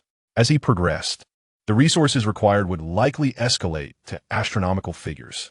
The yearning for money and training resources grew increasingly urgent and vivid within him. Suddenly, a thought flashed through his mind. Indeed, there's also the technique of tsugu. He whispered to himself. Tsuegu refers to the process of compressing one's vital energy, transforming the ethereal energy into something more substantial. As the energy is compressed, it cleanses the bones of the human body, thereby enhancing both the strength of the bones and the physical body, enabling it to endure greater and more potent vital energy. During the warrior apprentice stage, one can perform tsuegu a maximum of 3 times according to historical records. Those who can achieve this are the most exceptional among geniuses, while the vast majority of warrior apprentices can only manage it once. After becoming a first-class warrior, one may perform tsugu again, though the effects are not as pronounced as before, and one can choose to refine the bones of either the upper or lower limbs. His Shurguen Mai, whose core ability is to manipulate bones, can even regenerate them at an astonishing speed. Does this imply that he possesses an unparalleled advantage in the practice of tsuegu? Perhaps the process will be easier for him, and the strength of the refined bones will be greater? This notion ignited a fervor within him. However, he immediately calmed himself. The methods of tsuegu are not commonplace. Each prominent family and martial arts academy possesses its unique and rarely shared techniques. Such knowledge is not imparted during school. It is only taught at the university level. His sister, Feng Lei, being a second-class warrior, must know how to perform tsuegu. He approached the door, preparing to inquire. Yet the door creaked open from within. Feng Lei, clad in sleepwear and displaying a hint of fatigue on her face, still bore bright eyes, exclaimed, "Why are you loitering at my door in the middle of the night?" "Sister, you haven't slept yet?" he replied, somewhat embarrassed. "How can I sleep with a fool pacing outside my door? Do you have something to discuss with your elder sister?" Feng Lei shot him a glance. "I want to ask about tsuegu," Feng Yu stated plainly. "Wait for a moment." Feng Lei rummaged through her nightstand and returned with a well-worn notebook, handing it to him solemnly. "Here, this contains my insights from when I practiced tsuegu years ago. All the details and pitfalls are recorded here." "Thank you, sister." Feng Yu expressed his gratitude as he accepted the notebook. "Don't stay up too late. Get some rest," Feng Lei remarked before returning to her room. Holding the notebook, Feng Yu retreated to his own room to study it. After a cursory glance, he discovered that the notes detailed the basic tsuegu technique. This is a widely promoted and accessible method endorsed by the Daxia government, characterized by its balanced and moderate approach, suitable for a broad range of practitioners, albeit with lower efficiency and slower refining speed. The essence of this technique lies in the application of specific vital energy vibrations and guidance, which continuously stimulate the bones, allowing them to gradually enhance through a cycle of minor damage, nourishment, and repair. Though clumsy and inefficient, the principles are clear. making it perfectly suited for a novice like him who knows nothing about Suigu. After mastering the technique, Feng Yu practiced for a while, only to find his progress alarmingly slow. He flipped through the notes and discovered 3 methods to accelerate progress. First, the use of Suigu pills. Second, training in a gravity chamber. Third, the primitive technique of striking oneself. These 3 methods represent different tiers of training approaches.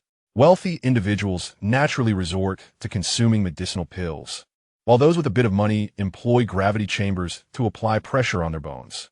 If one is truly destitute, then the old-fashioned way of beating oneself or enduring strikes is the most primitive method. Striking himself seemed foolish to Feng Yu. He decided to explore the first 2 options instead. In the city center, there exists a martial arts center, open 24 hours, a bustling hub where martial arts techniques, medicinal pills, weapons, and countless martial artists exchange information. He could also sell the magic cores he had collected to earn some money. After securing the notebook, he swiftly changed into a dark athletic outfit, grabbed the motorcycle keys from the table, quietly opened the door, and blended into the night outside. The streets at night were cool and breezy, and the second-hand motorcycle carried the youth's yearning for power as it sped toward the future. Chapter 10. The poor in culture and rich in martial arts in the VIP ward on the top floor of Jiangxing Central Hospital. One room contained Tian Wenjing, his entire body encased in thick white plaster and bandages, with only his pallid face exposed. The bedside heart monitor emitted a steady beeping sound, indicating stable vital signs. In the small lounge outside the ward, the atmosphere was so tense it could be cut with a knife. Tian Qi, the head of the Tian group, listened with a grim expression to the diagnosis presented by several hospital specialists and a martial arts physician he had summoned. Mr. Tian, began the senior physician, adjusting his glasses. Your son's condition is extremely unique and complicated. It is not merely a simple fracture or internal injury, but rather an abnormal proliferation of his entire skeletal structure. His joints are obstructed by excessive bony growths, severely compressing his muscles and nerves. He is, in essence, a conscious vegetable. What treatment options do we have? Tian Qi's voice was hoarse, laced with repressed fury. There are 2. Another martial arts physician specializing in bones interjected. The conventional approach involves multiple high-precision surgeries to gradually remove the excess bone growth, alleviating the pressure on the joints and nerves. However, this method is highly destructive. Even if successful, your son's path in martial arts would be irrevocably severed, and he may require constant care in daily life. What is the alternative? Tian Qi's breathing grew heavier. The martial arts physician continued. The other option is to engage a bone-type martial artist with refined control over skeletal structures. They may have the ability to guide or even reverse this abnormal bone growth from its source, repairing your son's body without causing further harm. This is the only potential method for restoring him to his former self without affecting his martial arts foundation. A flicker of hope was immediately extinguished by the hospital experts. According to the Martial Arts Association's records, there is only one C-class, first-level bone-type martial artist in Jiangxing. His abilities are insufficient to address the skeletal anomalies caused by an S-class talent. We require a higher-tier practitioner, at least a B-class or even an A-class bone-type martial artist, to have any chance of healing. However, A-class and B-class awakenings are exceedingly rare. Dad, save me. The faint plea from Tian Wenjing in the ward echoed, akin to a final straw that ignited Tian Qi's fury and despair. He approached the bedside, leaned down, and vowed in a voice only they could hear, each word chillingly cold. Wenjing, hold on. Dad promises you, I will make that little bastard, Feng Yu, come personally to heal you. Once he restores you, I will kill him. I will grind him to dust and avenge you. That same day, a substantial bounty released by the Tian Group quickly spread throughout Jiangxing's martial arts community and even online, offering 3 million for anyone who could cure Tian Wenjing's peculiar ailment. Ostensibly a search for medical assistance, it secretly laid a trap targeting Feng Yu. Meanwhile, Feng Yu rode his noisy second-hand motorcycle through the ordinary streets of a city seemingly frozen in the early 2000s. Arriving at the martial arts center located in the core area of the city, the sight before him momentarily stunned him, in stark contrast to the surrounding dilapidation. The martial arts center was a grand structure imbued with a futuristic aesthetic, constructed entirely from a certain alloy, featuring smooth lines and illuminated brightly, resembling daylight even in the dead of night. Massive holographic advertisements floated in the air, showcasing various advanced martial arts techniques, medicinal pills, and weapons. After parking his battered motorcycle in a corner, Feng Yu entered the lobby. The interior was spacious, pleasantly warm, and softly lit. The throngs of individuals passing through exuded vibrant energy, walking steadily with sharp gazes, clearly martial artists or those associated with martial arts. Following the signs, he found an unattended, smart trading room. The room was pure white, nearly devoid of furnishings. As he stepped inside, a gentle beam of light swept over him, followed by the appearance of a cute AI projection in a virtual uniform, her voice sweet. "Dear guest, welcome to the Martial Arts Center's intelligent trading system. I am the shopping assistant AI, Xiaohua, and I am delighted to serve you. How may I assist you today?" Feng Yu suppressed his sense of novelty and replied solemnly, "I wish to sell materials. Please place the items you wish to sell on the lift platform in front of you." Feng Yu followed the instructions and took out the 2 earth-colored magic cores, placing them on a silver metallic platform that rose from the ground. A faint scanning beam swept over the magic cores. Item identification complete. The Earth attribute magic core from a first-tier, low-level magical beast, the hardened warty pig, has an energy purity of standard. Estimated unit price, 1,000 yuan each. Total 2,000 yuan. Do you confirm a sale? 1,000 each? Feng Yu understood. Indeed, they were the lowest grade, with limited value. Confirmation. The platform slowly descended, disappearing into the floor. Almost simultaneously, his phone vibrated, notifying him of a bank deposit of 2,000 yuan. The entire process was efficient, convenient, and devoid of human intervention. Yet it profoundly impressed Feng Yu with a vast resource system and high-tech support behind it. After the brief astonishment, Feng Yu did not forget his main objective and spoke to the AI. "I need to query information. Please proceed." Feng Yu wished to see the prices of other bone tempering techniques and instructed the AI. "Query all publicly available information regarding bone tempering techniques, including names, descriptions, and prices." Command received, searching the database for you. The AI's efficiency was remarkable. Almost instantaneously, a clear holographic screen unfurled before Feng Yu, listing the search results. First were the details about the bone tempering techniques. There were not many entries, only 3, and the prices listed made Feng Yu's eyes twitch slightly. Basic bone tempering technique, a popular method officially promoted by the Daxia Federation, characterized by its balanced nature and broad applicability, though it operates at a lower efficiency and a slower tempering speed. Price, 2,000 yuan. Golden bone forging method, a simplified technique passed down from a martial arts family, focusing on enhancing bone hardness and defense. The tempering process is accompanied by intense pain and significant energy consumption. Price, 800,000 yuan. Jade marrow bone cleansing method, allegedly derived from an ancient martial relic. It slightly nourishes the bone marrow during tempering, enhancing blood recovery speed, but requires a higher threshold of mental strength. Price, 1,200,000 yuan. So, the basic version that my sister practices is only worth 2,000, while the latter two are priced at 800,000 and 1,200,000. The disparity is astonishing. Feng Yu gazed at the long string of zeros, feeling a heavy weight in his heart. His entire fortune, combined with the money from selling the magic cores, barely exceeded 20,000. Chapter 11. Gravity Room Bone Tempering. Query bone tempering pills. He commanded once more. A projection of a dragon eye-sized pill, glistening white like jade, appeared on the holographic screen, with the following information displayed. First-tier bone tempering pill, assists in bone tempering, enhances efficiency, alleviates pain.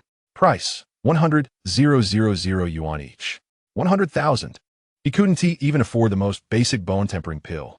Sensing Feng Yu's financial predicament, the AI sweetly interjected, "Dear visitor, I have detected that you have mastered the basic bone tempering techniques and have a limited budget. The Martial Arts Center offers basic gravity training room services that, by adjusting the gravity environment and applying full body pressure, can effectively stimulate blood penetration into the bones, indirectly enhancing bone tempering efficiency, making it a highly cost-effective auxiliary training method.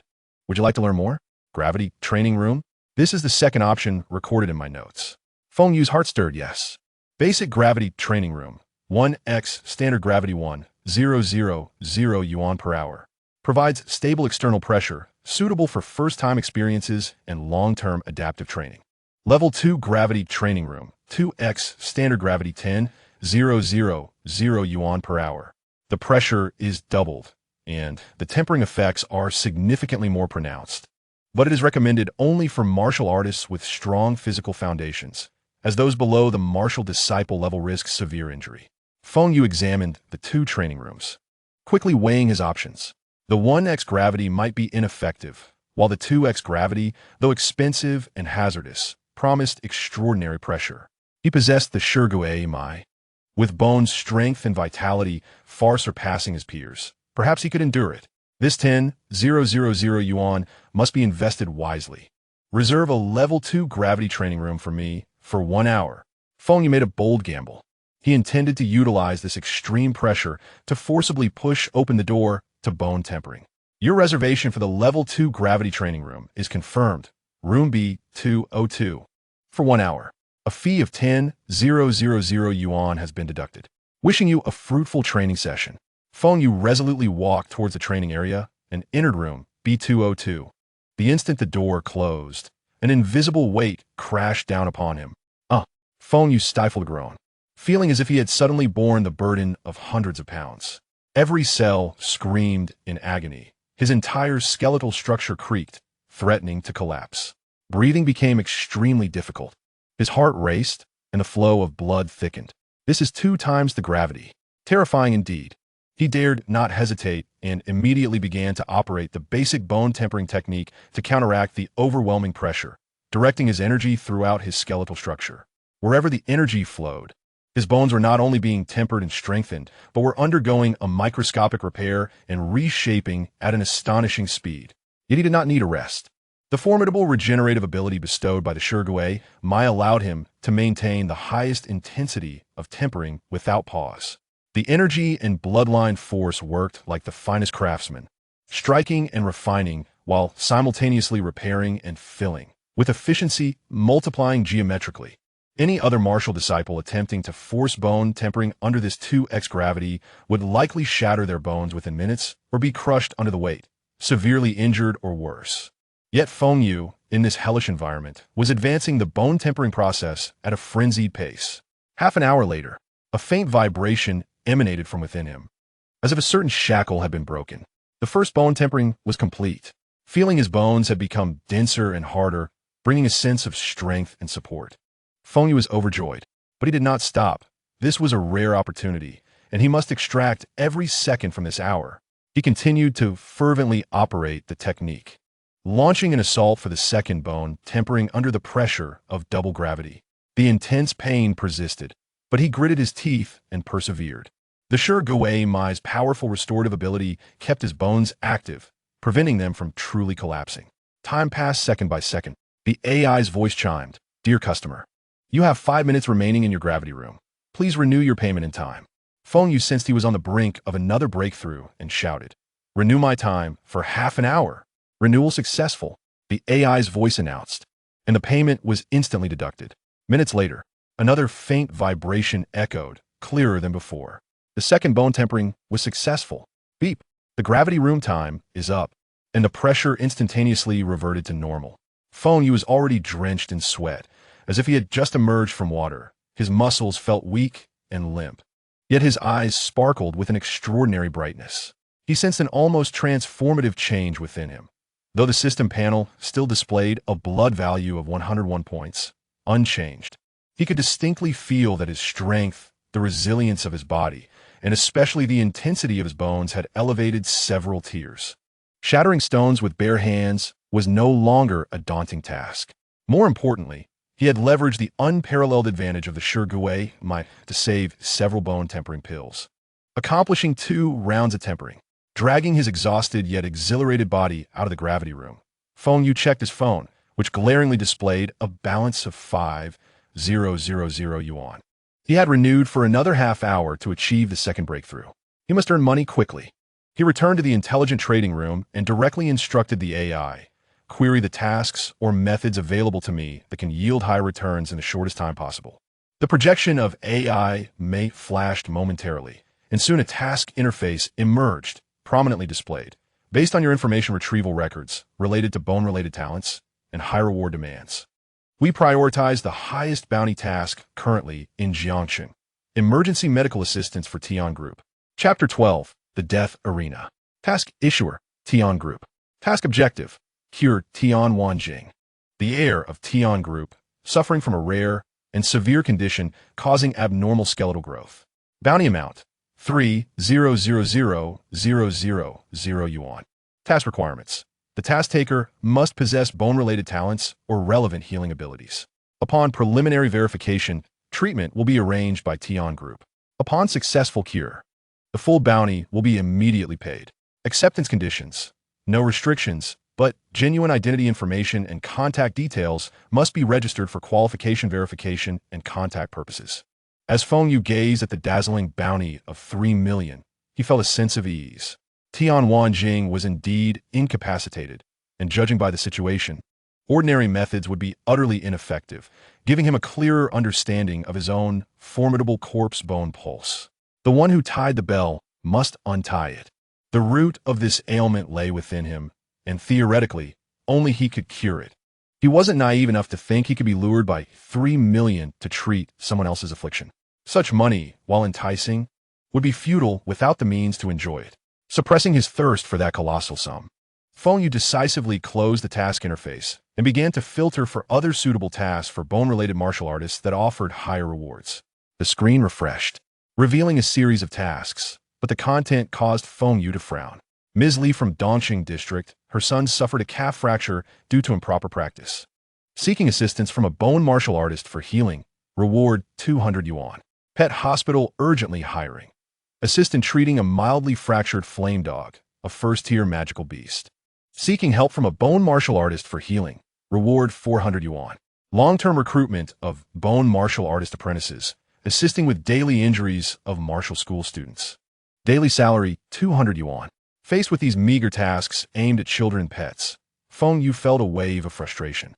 In the prevailing understanding of this world, bone-related talents were almost synonymous with medical assistance, utilized to perceive skeletal conditions and expedite fracture healing, marking the orthodox employment direction. However, someone like Feng Yu, who could transform bones into weapons for combat, was truly an anomaly, unprecedented in nature. Such paltry sums were merely a drop in the bucket for someone in dire need of resources, barely enough to approach the gravity training room. Just as he began to feel despondent, a task suddenly popped up. Urgent recruitment.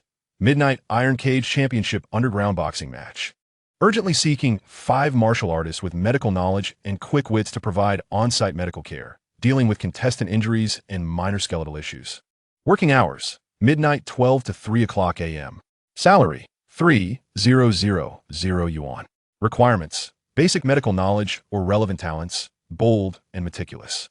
3,000 yuan. Only working 3 hours.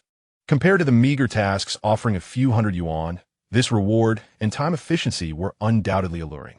Although the underground boxing match sounded like a dangerous venue, Feng Yu was in desperate need of money and could not afford to be too discerning. Observing the number of applicants blink from 0 to 45 in an instant, he unhesitatingly clicked to register. Task acquisition successful. Gathering location, employee passage at the back door of the Death Arena.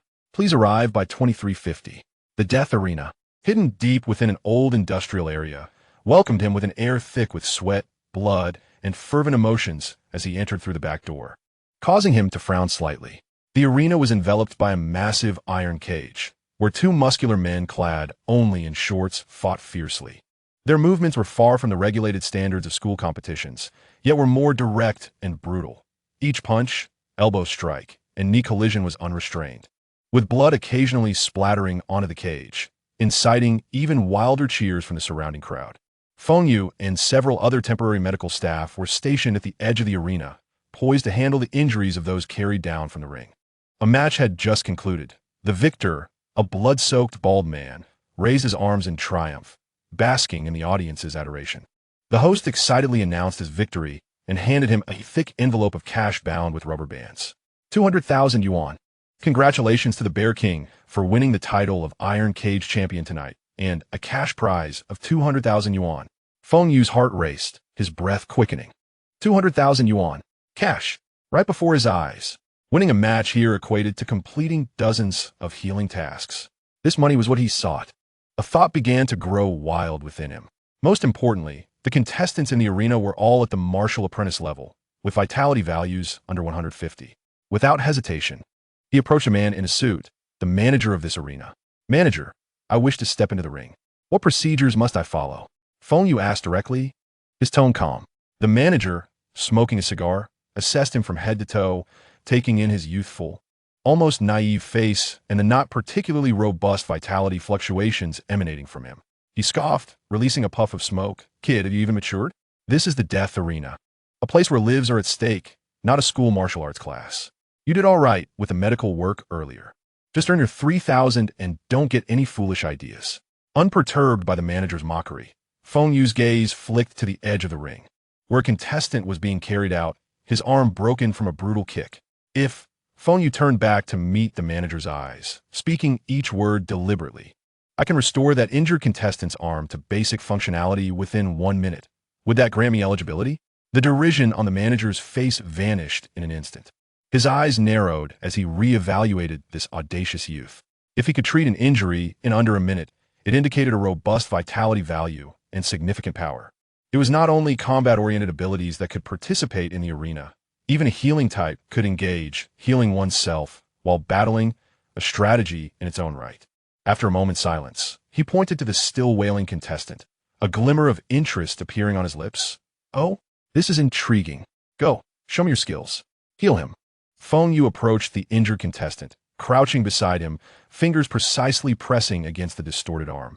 He summoned the cold energy from his corpse bone pulse, not for attack, but for delicate manipulation. Accompanied by subtle bone-cracking sounds, the twisted bone realigned swiftly under his guidance. The agonizing pain diminished, and the contestant, astonished, tentatively moved his previously immobilized arm. Although still swollen and painful, the skeletal structure had returned to normal. He stared wide-eyed at Feng Yu. "Bro, that's impressive. How did you do that?" Feng Yu offered no response, rising to face the manager once more, calmly inquiring, "What do you think?" The manager had witnessed the entire process, and the disdain in his eyes had vanished. He extinguished his cigar underfoot, extending his right hand. "My surname is Wang, named along. How shall I address you?" "Young brother?" "Feng Yu," he replied, shaking the offered hand. Manager Wang's palm was rough and strong. Yet Feng Yu sensed a subtle increase in pressure at the moment of contact, as if testing him. Maintaining his composure, Feng Yu firmly returned the handshake. Chapter 13. The Bone King takes the stage. "Feng Yu, is it? Good. You got guts." Wang DeLong clapped Feng Yu on the shoulder, noting that the next match had an opening. The opponent was a seasoned fighter known as the Bone Crusher, with a vitality around 120, lacking awakened talents. Known for his brutal strikes aimed at breaking bones. "Do you dare to enter the ring?" "Why not?" Feng Yu responded nonchalantly. "Splendid," Wang DeLong praised, before adding, "As per the rules, you need a code name to enter the ring. Have you decided what to use?" Feng Yu, without a moment's hesitation, blurted out, "Bone King." Wang Dalong's smile blossomed in response. "Bone King? Brother, that moniker suits you perfectly." He swiftly went about arranging the next confrontation. "Bone Crusher?" A nearby medic, overhearing their exchange, gasped, thinking, "Isn't this just a delivery boy?" Those around wore expressions of either amusement or pity, clearly doubting the audacity of this brash young man to emerge victorious.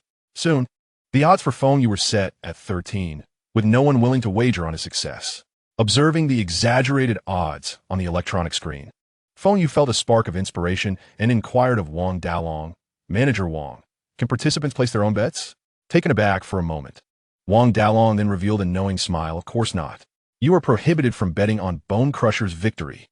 "No, I meant to wager on my own win." Correcting Wang Dalong's misunderstanding, Feng Yu clarified. After a brief silence, Wang Dalong replied, "I can place a bet in my name on your behalf." "All right. Stake 8,000 for me, betting on my victory." Feng Yu pushed forth his entire fortune. Wang Dalong regarded him intently before summoning an aide. "Did you hear that? 8,000, bet on Bone King to win." An aide took the 8,000 and departed. When Feng Yu's slender figure ascended the arena, standing opposite the nearly 2-meter-tall, muscular, and ferocious Bone Crusher, the crowd erupted in a cacophony of boos and whistles. Particularly when the host dramatically introduced his title, Bone King, the jeers reached a crescendo. Bone King? Just right. I am Bone Crusher. 3 moves. No, just 1 move to break your dog leg. Bone Crusher sneered, his thick fingers cracking ominously. The match commenced. True to his name, Bone Crusher charged like a frenzied bull, launching a powerful punch, driven by ferocity, aimed squarely at Feng Yu's face, intent on ending the fight in an instant. In response, Feng Yu's right fist, enveloped in a layer of bone membrane, met the blow head-on. The collision resounded, a sharp crack echoing through the arena. Bone Crusher let out a pained cry, his right arm dropping limply. I will kill you. Bone Crusher swung his left fist towards Feng Yu's temple. Instead of retreating, Feng Yu advanced, his right fist suddenly launching 2 bone spikes between his fingers. The spikes pierced through Bone Crusher's left fist, emerging from the back of his hand. Feng Yu twisted and tugged at his bone fist. With a ripping sound, Bone Crusher's left hand shattered, nearly tearing apart, blood gushing forth. Looking at Feng Yu, only terror remained in his eyes. The arena fell silent. The scent of blood lingered in the air. All eyes were fixed on the slender youth, on the bone spikes in his hands, and on the crumpled form of Bone Crusher beneath his feet. With a loud crash, Wang Dalong sprang from his seat in the VIP area, toppling the chair behind him. The disdain that once graced his face vanished, replaced by sheer astonishment and elation. Wasn't the bone affinity talent solely for healing? How could it possibly be employed for such ferocious and bizarre attacks? This utterly subverted the common knowledge of this world. The match concluded without suspense. As Feng Yu descended from the ring, Wang Dalong rushed over, his face alight with an unprecedented enthusiasm as he grasped Feng Yu's hand tightly. Brother Feng. No, Brother Feng. Incredible. Too incredible. Wang Dalong, was blind before. Interested in signing a long-term contract? The compensation will surely satisfy you. I will arrange the most suitable opponents for you, guaranteeing both profit and skill enhancement. What do you say? You can fight here from now on. Wang Dalong, will never shortchange you. Feng Yu did not respond immediately, but calmly asked, what is the total of my prize money and the winning bet? Wang Dalong quickly calculated in his mind, a smile spreading across his face. Brother Feng, you wagered 8,000 with odds of 3 to 1, which totals 24,000. Add to that the winner's prize of 20,000, bringing the total to 44,000. As he spoke, he motioned for his aide to bring the money, handing a thick stack of cash to Feng Yu. Feng Yu gazed at the pile, but did not take it. 44,000. A single grade, 1 chi blood pill costs 100,000. I must fight again. He raised his eyes, his gaze sharp as he looked at Wang Dalong. This money. Continue to bet on me winning. I want to fight again. Wang Dalong was initially taken aback, but then a look of wild joy flashed in his eyes. This was precisely what he desired. The attention and commission from consecutive victories were where the real profits lay. He immediately declared, all right, Brother Feng truly has guts. I will arrange this for you right away. It will definitely be a tough opponent, and the odds will be high. He swiftly picked up the intercom and shouted a few commands. Before long, a figure appeared at the entrance of the passage. This individual was lean, clad in loose training pants, but what stood out most were his remarkably developed and menacingly defined leg muscles. He glanced at the still bloodied arena, a disdainful smirk playing on his lips. Then, with a couple of running steps, he leapt effortlessly over the 5-meter-high iron cage barrier, landing gracefully inside the octagonal cage. Drawing gasps of admiration from the crowd, Wang Dalong leaned closer to Feng Yu, speaking with a hint of provocation. Brother Feng, this is Wind Ghost Chui Lai, a Class C wind element awakened, at the martial disciple level, with a chi blood value around 130. Several skilled fighters have had their bones broken before they even touched the hem of his clothing. Yet he is our reigning champion. So, feeling confident? The upper limit of a martial disciple's chi blood value is 150, exceeding that would elevate one to the grade 1 warrior realm. As long as he was not a warrior, Feng Yu remained confident. His expression remained impassive as he coldly uttered a single word. Yes. Wang Dalong observed Feng Yu's back, then glanced at Chui Lai, who was casually stretching his ankles within the cage, a smile of anticipation forming on his face. The matchup between Bone King and Wind Ghost was sure to ignite the arena. As Feng Yu stepped into the octagonal cage, the iron door slammed shut behind him. Chui Lai cracked his neck, regarding the youthful Feng Yu with a mocking gesture. Kid, I watched that last match. The bone affinity talent is quite rare, but I wonder if you can withstand my legs? Feng Yu remained silent, standing still, his gaze as deep as a tranquil abyss. The referee signaled for the match to commence. Chapter 14. Money comes swiftly. Chui Lai's eyes sharpened, yet instead of charging directly forward, he executed a rapid high kick from his position.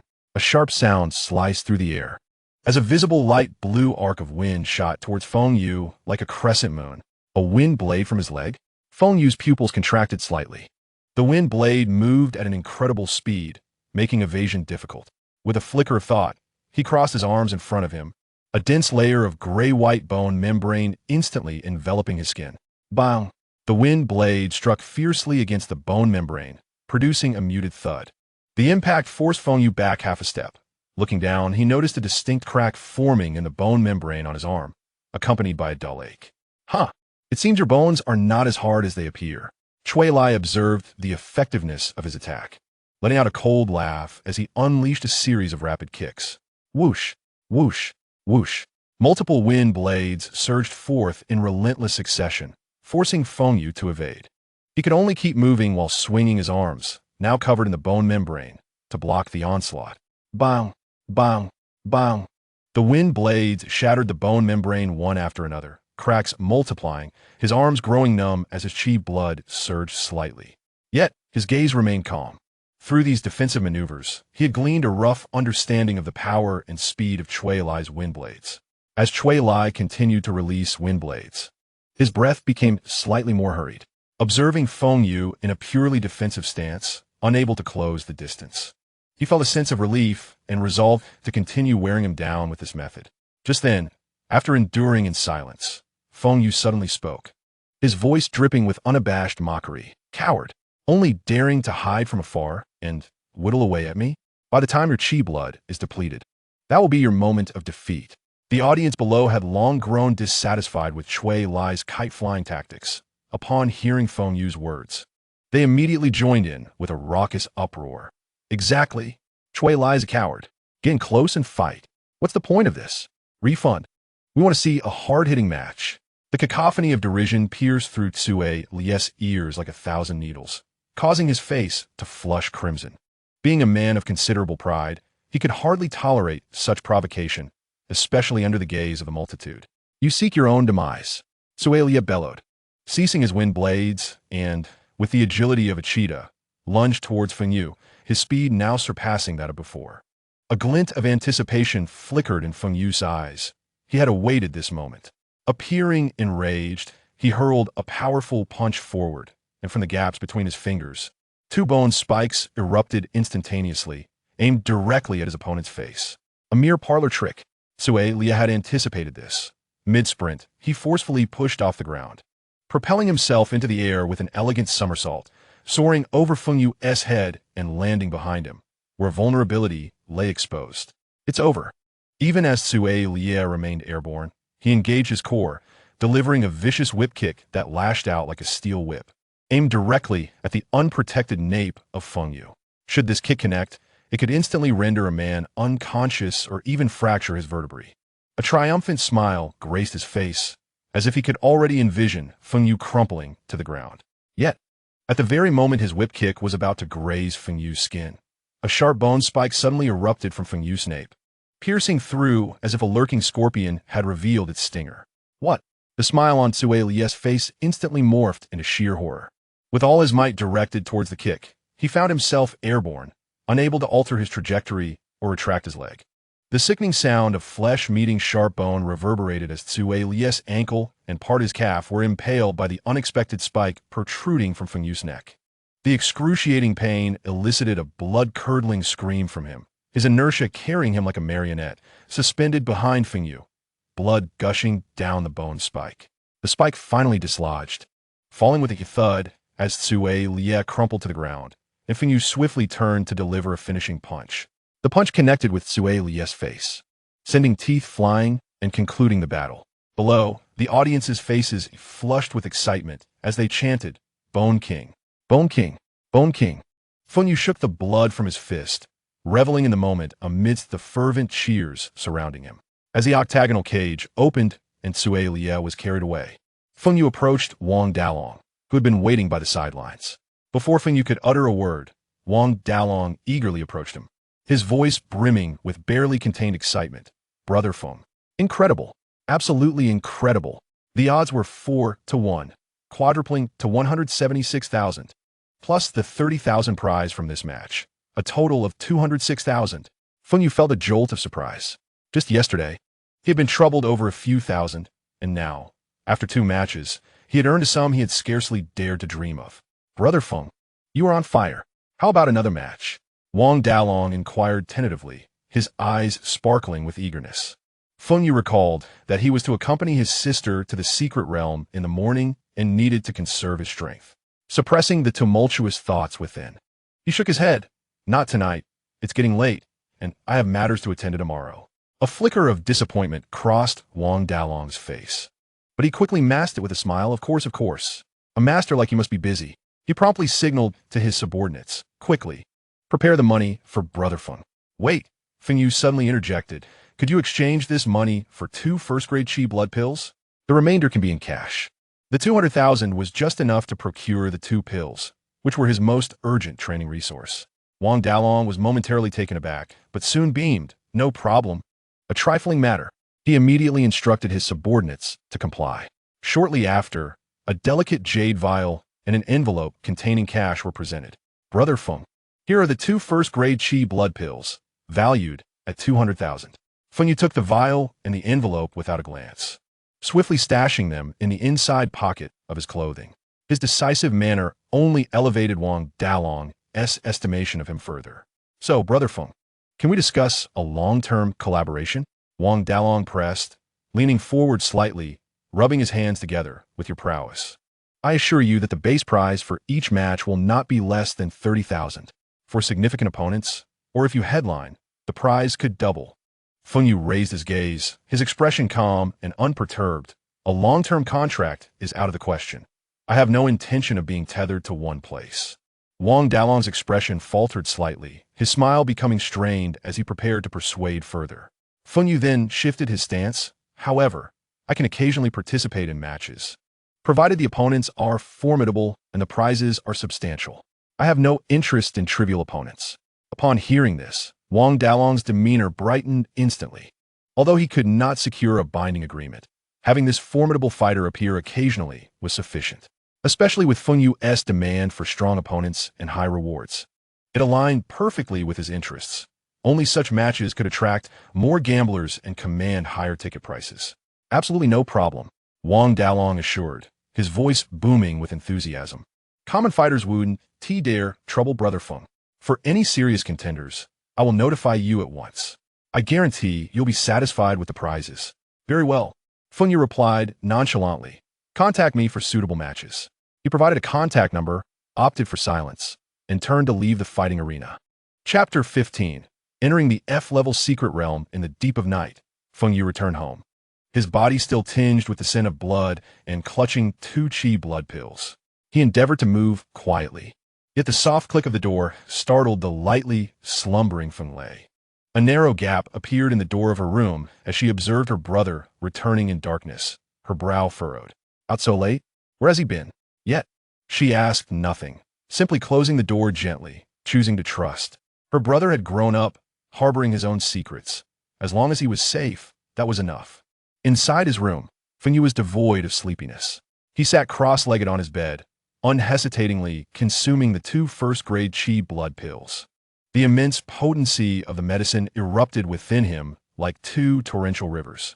He diligently circulated his foundational Qi blood technique, guiding the medicinal energy to wash over his limbs and bones, merging into his essence. Intense waves of energy surged within him, his skin reddening once more, heat radiating until a layer of dark impurities surfaced on his body. By the time the medicinal energy was fully absorbed, dawn broke outside. Feng Yu opened his eyes, a fleeting glimmer of brilliance shining forth. He accessed the system panel. Host, Feng Yu Realm. Martial Apprentice, Qi Blood. 121 Spirit, 90 Bloodline, Shurigamai Ability. Bone Spike Kill Value, 30. The Qi Blood value surged from 101 to an impressive 121. He rose to take a shower, cleansing the grime from his body, feeling invigorated and brimming with strength. After a brief period of recuperation, the morning light illuminated the world. In the early morning, Feng Lei emerged with her old yet sturdy in-hand motorcycle.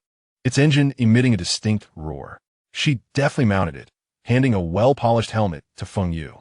"Get on, hold tight." Feng Yu accepted the helmet and secured it on his head before taking a seat behind her. With a roar, the motorcycle surged forward, carrying the siblings through the awakening city streets towards the entrance of the secret realm.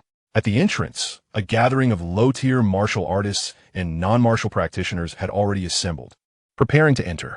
Feng Lei parked the motorcycle and was about to guide Feng Yu to register and pay when a cocky and handsome young man approached, his gaze lingering on Feng Lei's exquisite features and upright physique. The enchanting beauty asked, "Is it just the two of you?" Although the F-level secret realm is the lowest, it is far from peaceful within. "Would you consider teaming up with us? I assure you, we will ensure your safe return and share the spoils equally," he said with a grin, his tone laced with an air of self-importance. Feng Lei did not even glance at him, responding coolly, "I have no interest." The young man, feeling embarrassed, especially upon noticing the seemingly frail Feng Yu behind her, let out a derisive laugh, his words dripping with scorn. "TSK, how ungrateful. Bringing along such a pretty boy. Aren't you afraid of dying inside without anyone to collect your corpse?" No sooner had he spoken than Feng Lei's gaze turned icy. With a muted thud, accompanied by the subtle sound of cracking eggshells, the young man's face contorted in an instant, his eyes bulging as he emitted a short gasp. Clutching his groin with both hands, he curled up on the ground, his body convulsing violently, unable to even scream. "Brother Biao, damn it, how dare you strike?" The young man's companions rushed in, their expressions menacing. Yet Feng Lei remained unperturbed by their encirclement. Calmly, she retrieved a necklace from her leather jacket, the pendant displaying a dark silver metal plate engraved with two distinct lines. "I am a second-tier warrior." Her voice, though soft, resonated with a chilling authority. "Are you certain you wish to engage me in combat?" Upon seeing the plate, the anger on the faces of the group evaporated, replaced by sheer astonishment, as though doused by a bucket of icy water. A second-tier warrior? Why are they here in an F-level secret realm? Their faces turned pale, cold sweat breaking out as any thought of confrontation vanished. The F-level secret realm is typically frequented by martial apprentices and first-tier warriors, while second-tier warriors can enter. Those of the third tier are prohibited, as military personnel monitor the entrance to prevent any violence or theft, a rule established after past incidents.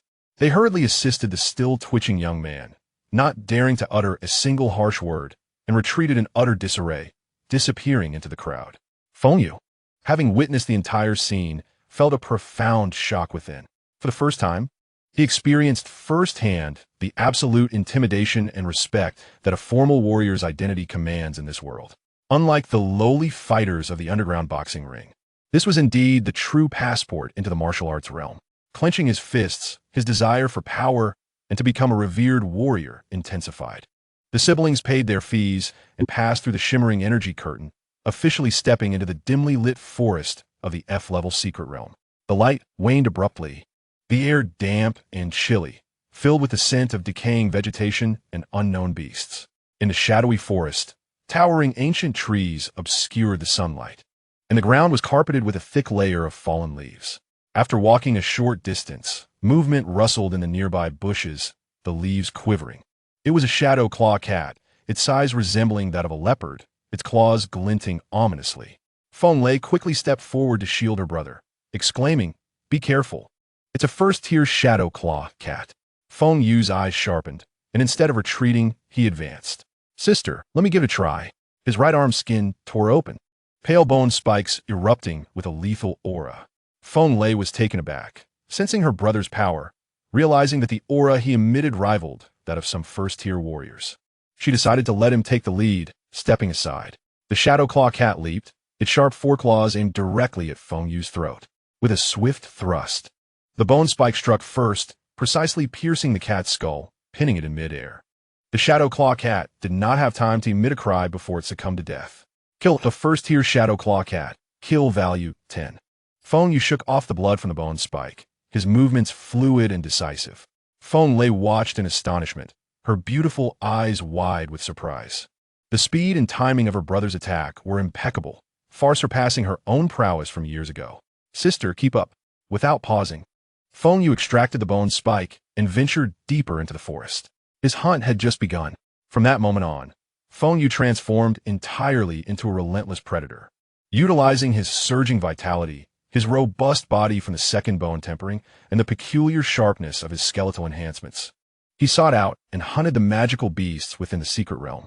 The bone spikes flew, sometimes erupting from his arms, at other times forming spikes or localized bone armor at his elbows and shoulders for defense and counterattack, efficiently and lethally. Kill value 10. Kill value 12. Kill value 10. System notifications echoed continuously in his mind, the kill value soaring rapidly, swiftly surpassing 100 points and charging towards 200. Feng Lei transitioned from initial surprise to utter shock, ultimately becoming numb to the spectacle before her. She realized that her brother required no protection. Instead, she found herself trailing behind, collecting materials from the magical beasts, such as cores, claws, and skins, as logistical support. Observing Feng Yu's tireless and increasingly brave figure, she could only think one thing: this boy is truly a monster. Chapter 16. The Wolf Pack emerges. In Jiang City, at the Tian family villa, Tian Qi listened grimly to his subordinate's report. Boss, it has been confirmed that Feng Yu and his sister Feng Lei entered the F-level secret realm, the dim forest. Early this morning, his gaze shifted to the adjacent room, where Tian Wenjing lay in agony on a hospital bed, tormented by his growing bones. Seeing his son in such a wretched state, the last remnants of hesitation in Tian Qi's eyes vanished, replaced by a palpable murderous intent. He could no longer afford to wait. This opportunity must not be squandered. Tian Qi picked up a secure telephone and dialed number. The target has entered the dim forest. Proceed with the operation. Remember my instructions. The primary objective is to capture Feng Yu alive. If that proves too difficult, then seize his sister Feng Lei and use her to coerce Feng Yu into submission. I do not care what methods you employ. At all costs, I want to see Feng Yu alive before me. Deep within the dim forest, in a relatively dry clearing, Feng Yu and Feng Lei paused their hunting to rest. Feng Lei brushed her left index finger over an ancient-looking silver ring, causing a small pile of items to materialize before them. Solid alcohol, a lighter, a compact iron grill, and several cans of meat appeared. She skillfully started a fire, set the grill above it, and began heating the food. Sister, what is this ring? Feng Yu asked. His curiosity piqued. He had noticed it earlier. This is a spatial ring, Feng Lei replied casually while rummaging through the cans. It has about 1 cubic meter of space. That must be quite expensive, Feng Yu remarked. Indeed, this one was worth about 3 million at the time, she responded. 3 million? Feng Yu thought to himself in astonishment. Feng Lei's eyes took on a reminiscent glint as she continued. I received this as a reward from my school after representing them in the National Youth Martial Arts Competition and securing the regional runner-up. Feng Yu fell silent, recalling how prestigious his sister had once been, a B-grade Earth element talent, with exceptional achievements, capable of attending a renowned martial arts academy. However, to support him when he was still young and to earn money quickly for their family, she had opted for a local vocational martial arts school that allowed for faster graduation and entry into the workforce. It could be said that her talent had been squandered. Had she attended a better institution, her future prospects could have been far brighter. At that moment, Feng Lei covered her hands with a thin layer of earthy armor, shielding herself from the heat. She deftly retrieved a steaming can from the grill, then extended a finger to create a slender earth spike that effortlessly punctured the can's lid. Her movements fluid and graceful. Feng Yu accepted the steaming can, eating in silence, vowing inwardly to become immensely powerful in the future, to repay his sister's sacrifices 100-fold, 1,000-fold. After the two had finished their meal, Feng Lei urged Feng Yu to take the time to rest and recover. Leaning against the trunk of a tree, Feng Yu immersed himself in the system. His kill points had accumulated to 220. Without hesitation, he immediately chose to expend 100 points, consuming 100 kill points. Activating ability, Finger Penetration. The next skill, Bone Blade, required 1,000 kill points to activate.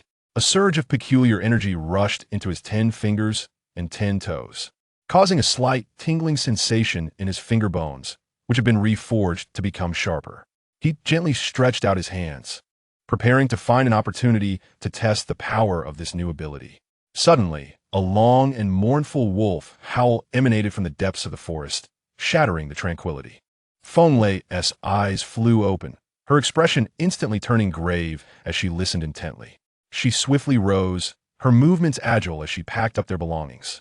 Then, using her earth abilities, she wrapped the ashes of their fire in soil, causing it to slowly sink into the ground, erasing all traces.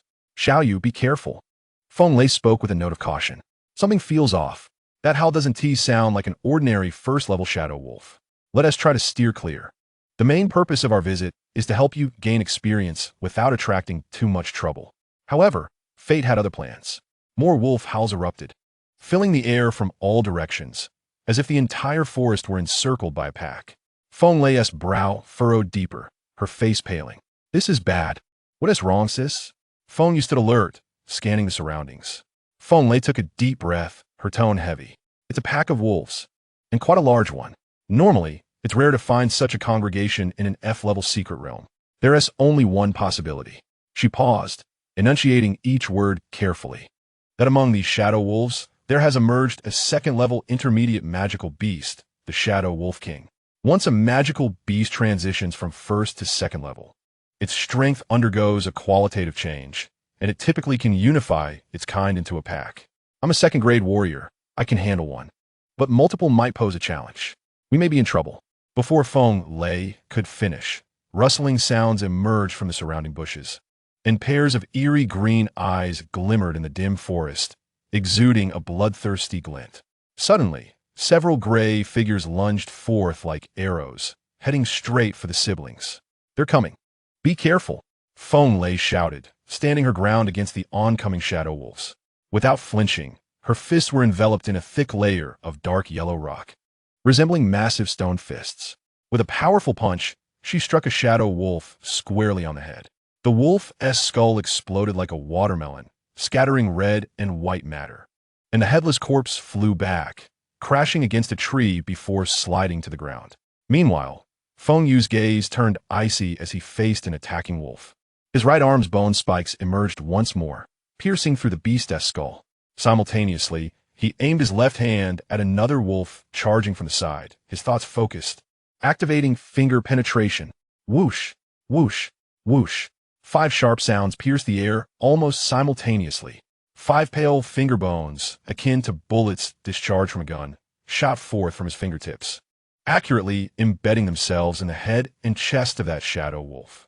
The creature's momentum halted abruptly. 5 bursts of blood blossomed from its body, and it let out a wail before collapsing lifelessly. Kill confirmed on first-level Shadow Wolf. Kill points 8. Kill confirmed on first-level Shadow Wolf. Kill points 8. Kill confirmed on first-level Shadow Wolf. Kill points 8. In the brief moments of combat, Feng Lei caught sight of Feng Yu's peculiar fingerbone projectiles, her heart jolting once more. Xiao Yu has a new ability? He didn't even tell me. However, it was clear that now was not the time for questions. The two of them, working in unison, dispatched the initial wave of shadow wolves in mere moments. Yet, the howls grew closer and more frequent. We can't linger. Let us go, Feng Lei decisively commanded, not even pausing to collect valuable materials from the slain wolves as she pulled Feng Yu toward the exit of the secret realm. The encirclement of the wolf pack seemed to be tightening. They had not traveled far when they encountered a group of battered warriors, the very ones who had provoked them at the entrance of the secret realm, including the cocky young man Feng Lei had previously put down with a kick. Now, they were all injured, being relentlessly pursued by several shadow wolves, their faces etched with terror. Help! Save us! The young man, spotting the siblings, cried out as if they were a lifeline, disregarding his pride. Feng Yu frowned, unwilling to engage with them. But Feng Lei paused, her gaze fixed on a shadow wolf poised to pounce on the last warrior. She casually stomped her right foot on the ground. An invisible force coursed through the earth. Suddenly, sharp earth spikes erupted without warning beneath the jumping shadow wolves, impaling them instantly. The wolves let out short, pained howls as they were skewered, dying on the spot. The group of warriors narrowly escaped, gasping for breath. They turned to the other scattered warriors fleeing in panic, shouting hoarsely, "That way. That one is a second-grade warrior. Everyone gather around. We can only survive by sticking close to the second-grade warrior." His words lit a beacon of hope in the chaos. Other warriors, being chased by the pack, began to converge toward Feng Lei's position, their eyes rekindling with determination. Feng Lei observed the rapidly assembling crowd, realizing that strength in numbers was paramount. She took a deep breath and called out, "Anyone who wants to live, stay close to me," and charged toward the exit. Chapter 17, A Windfall. The hastily gathered group, under Feng Yu's leadership, fought while retreating, making their way toward the entrance of the secret realm. Each person remained on high alert, the howls of the wolves pressing in from all sides like a death knell. As they caught a glimpse of daylight filtering through the exit, believing hope was near, 100 wolves suddenly surged forth from the dense forest on either side, effectively blocking their path. "This is bad. We're surrounded." Panic erupted within the ranks, and despair began to spread.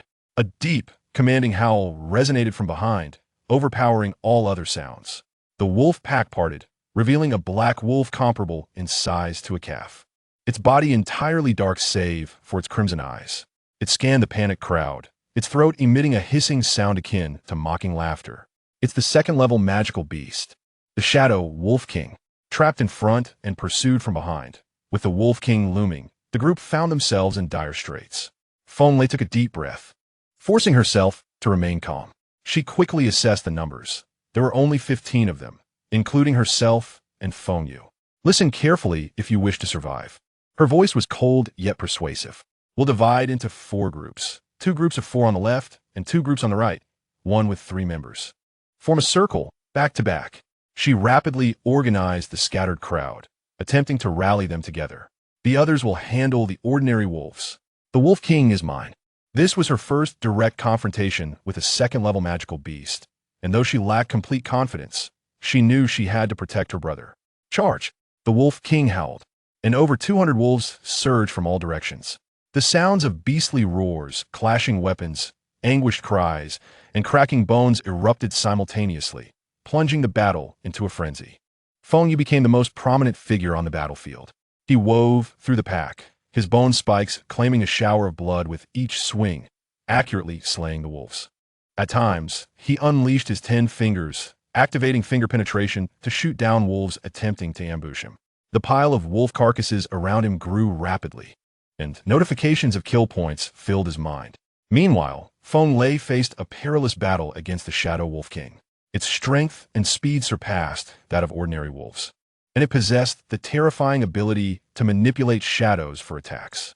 The shadows of the wolves on the ground coalesced into black blades, striking from unexpected angles. Feng Yu has pushed her earth-based abilities to their utmost limits, enveloped in a protective layer of rock armor. Most of the time, she is relegated to a passive defensive stance, surrounded by peril, unable to approach the Wolf King. On the other side, the ordinary wolf pack has been entirely eliminated, leaving only 7 or 8 wounded warriors gasping for breath. "There is still a Wolf King. We must slay it," Feng Yu declared, panting after dispatching a wolf. The group, led by the charmingly rogue youth, exchanged glances, choosing not to assist Feng Yu in confronting the Wolf King, but instead turning to sprint towards the nearby exit of the secret realm. "You!" Feng Yu's eyes ignited with fury at the sight. Yet, he forcibly quelled this impulse, for his sister was still engaged in a fierce battle. "Sister, I'm coming to assist you," he shouted, disregarding his own exhaustion and charging towards the Wolf King. His intervention immediately captured the attention of the beast. A cold glint flashed in Feng Yu's eyes as he abruptly raised his left hand, fingers aimed directly at the Wolf King's blood-red eyes. Whoosh, whoosh, whoosh. 5 sharp sounds of slicing air converged into a singular line, despite the Wolf King's rapid reflexes, managing to tilt its head aside. 2 of Feng Yu's bony projectiles struck true, piercing its left eye. Blood, mixed with murky fluid, erupted explosively. A mournful howl echoed, the most anguished cry since the battle began, as the Wolf King was left utterly blind in its left eye, momentarily destabilized by the searing pain. What a perfect opportunity! Feng Yu would not let the chance created by her brother slip away. With a thunderous surge of energy, she brought her fists, encased in heavy rock armor, together like a colossal hammer, driving off the ground with force that cracked the earth beneath her feet, launching herself like a cannonball. Rock collapse hammer. Boom! The fist, imbued with terrifying power, struck the Wolf King's head with immense force. The Wolf King crashed heavily to the ground, convulsing for a moment before falling silent. With the demise of the Wolf King, the remaining shadow wolves emitted fearful whimpers, hastily retreating into the depths of the forest, vanishing from sight. The battlefield fell into an abrupt silence. Panting, Feng Yu approached Feng Lei, noting her pale complexion and the damage to her rock armor. "Sister, are you all right?" Feng Lei dispersed her rock armor. Though fatigued, her eyes radiated satisfaction and pride as she patted Feng Yu's shoulder firmly. "I am fine. Well done, Xiao Yu. That moment was crucial. You are even more formidable. Your final punch resolved it," Feng Yu replied, beaming. The two began to survey the battlefield. Focusing on the second-tier Wolf King, Feng Lei skillfully dissected the Wolf King's skull, extracting a magic core the size of a pigeon's egg, its energy fluctuations far surpassing that of a first-tier core. Furthermore, the Wolf King's sharp claws, fangs, and its fur imbued with shadow power were all valuable materials. A single Wolf King could fetch 200,000 without issue. Together with the hundreds of first-tier wolves, they were set to strike it rich. "Haha, brother. You truly are a lucky star. To encounter a second-tier beast in an F-level secret realm," Feng Lei exclaimed with excitement as she gathered the treasures, giving Feng Yu a hearty pat on the back. "Easy there, sister. You might crush my lungs." Feng Yu swiftly dodged the enthusiastic strike and commenced disassembling the other wolf corpses. "My apologies," Feng Lei chuckled, sticking out her tongue as she joined in the dismantling of materials. The few warriors who had fled earlier, led by the charming rogue youth, had rolled and scrambled to a point less than 600 meters from the secret realm's exit. Looking back, the battlefield was no longer visible. "Phew! We finally made it out." The rogue youth leaned on his knees, gasping heavily. Thank goodness that brother and sister duo was fierce enough to hold back the Wolf King and most of the pack. Otherwise, we'd all be done for. "Brother Biao is brilliant."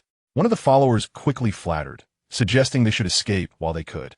Another, with a sly tone, proposed, "Why not check back later? Perhaps the Wolf King has taken him down, and we might pick up some spoils." As the three reveled in their self-congratulation, a shadowy figure clad in black and wearing a menacing mask emerged silently from the shadows of the trees, blocking their path. The rogue youth was startled, but, seeing it was just one person and they were close to the exit, his courage swelled. "Who are you?" he asked cautiously. The masked figure's voice was a harsh, metallic rasp. "Have you seen a man and a woman?" The woman utilizes earth abilities, while the man employs bone abilities. The rogue youth's heart raced at the implication, believing this person to be an enemy of the siblings, and he eagerly sought to divert blame. He pointed in the direction they had come. "Yes, I saw them. Right behind us. They are battling the Wolf King." However, as soon as he finished speaking, a glint of a blade flashed before him. Thud! 3 faint sounds of blades slicing through flesh resonated simultaneously, and the rogue youth and his 2 companions clutched their bloodied necks, collapsing lifelessly to the ground. The masked figure crouched down to search their bodies, finding only a few low-tier materials and some cash, totaling barely over 10,000. "Damn, 3 penniless fools." The masked figure scoffed disdainfully. He produced a small vial, dripping several drops of viscous black liquid onto the 3 corpses. Hiss! Accompanied by a foul-smelling white smoke. The bodies and their garments disintegrated into pools of putrid yellow water within mere seconds. Having completed this task, the masked figure proceeded in the direction indicated by the trio earlier. Chapter 18. A Sudden and Unexpected Assassination. Feng Yu summoned a system interface visible only to himself. Current kill value, 6001000, just 400 points remain. He focused on the unlocking conditions for Bone Blade. As Feng Yu was perusing the system, a dark figure stealthily traversed the dense forest not far from them. Moving with incredible lightness, the figure made almost no sound. The very same black-clad individual who had just ambushed the rogue youth and his companions. Feng Lei's expression shifted suddenly, yanking Feng Yu behind her as a yellowish glow enveloped her. A thick rock shield coalesced instantly before her. "Be cautious. There is murderous intent." Almost simultaneously with her warning, a shadow darted from the trees, moving with astonishing speed. A cold, glimmering blade lunged toward Feng Yu's back. Clang! The rock shield vibrated violently, sending fragments flying.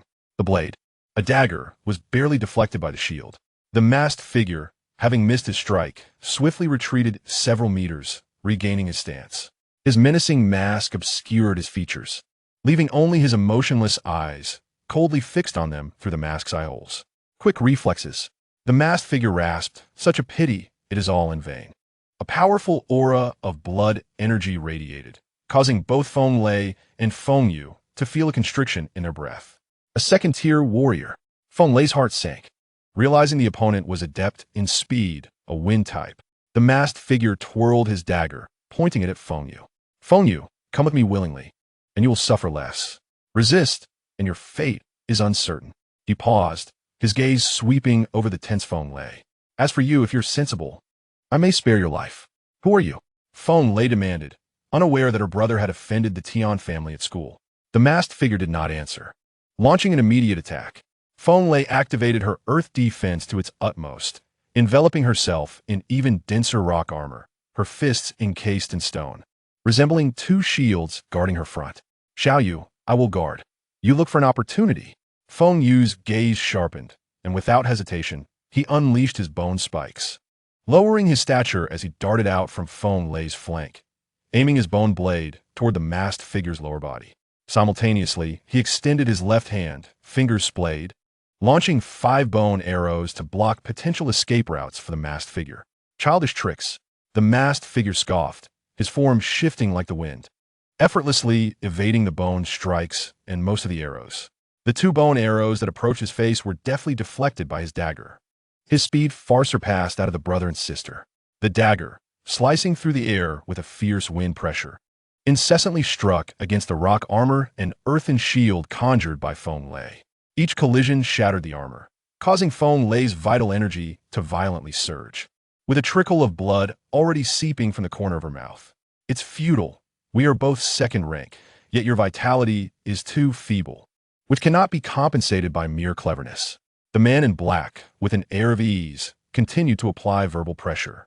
Feng Yu, come with me, and I shall cease my assault immediately. Your sister can still live. Otherwise, I will kill her first and take you away. The outcome remains unchanged. The black-clad man's words slithered like a venomous snake, eroding their fighting spirit. Feng Lei's eyes brimmed with fury, yet she found herself entirely suppressed, forced into a passive defense. At that moment, a glimmer of determination flashed in her eyes. Facing the dagger that the man in black lunged at her once more, she did not flinch or evade. Instead, she stepped forward boldly, bracing the blow with the solid rock armor on her shoulder.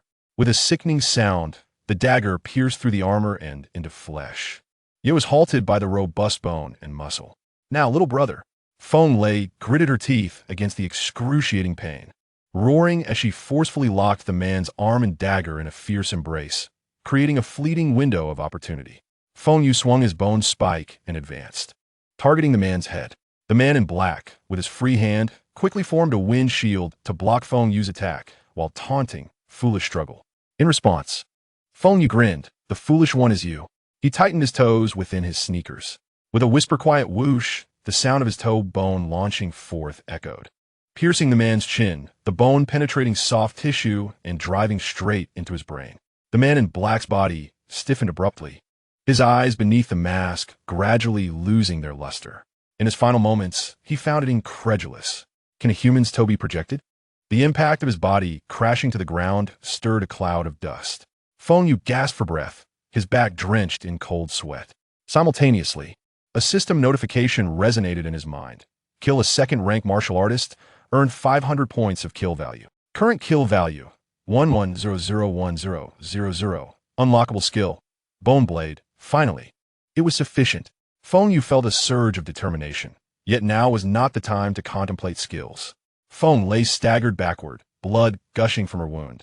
But disregarding her injury, she immediately turned to her brother. Xiao Yu, are you all right? I'm fine, sister. Feng Yu hurried forward, supporting the swaying Feng Lei.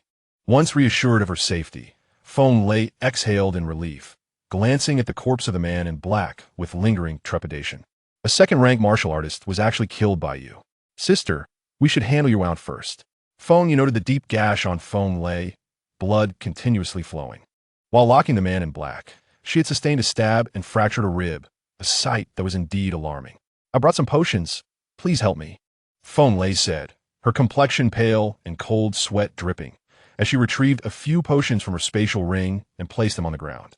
Feng Yu promptly activated his bone manipulation abilities.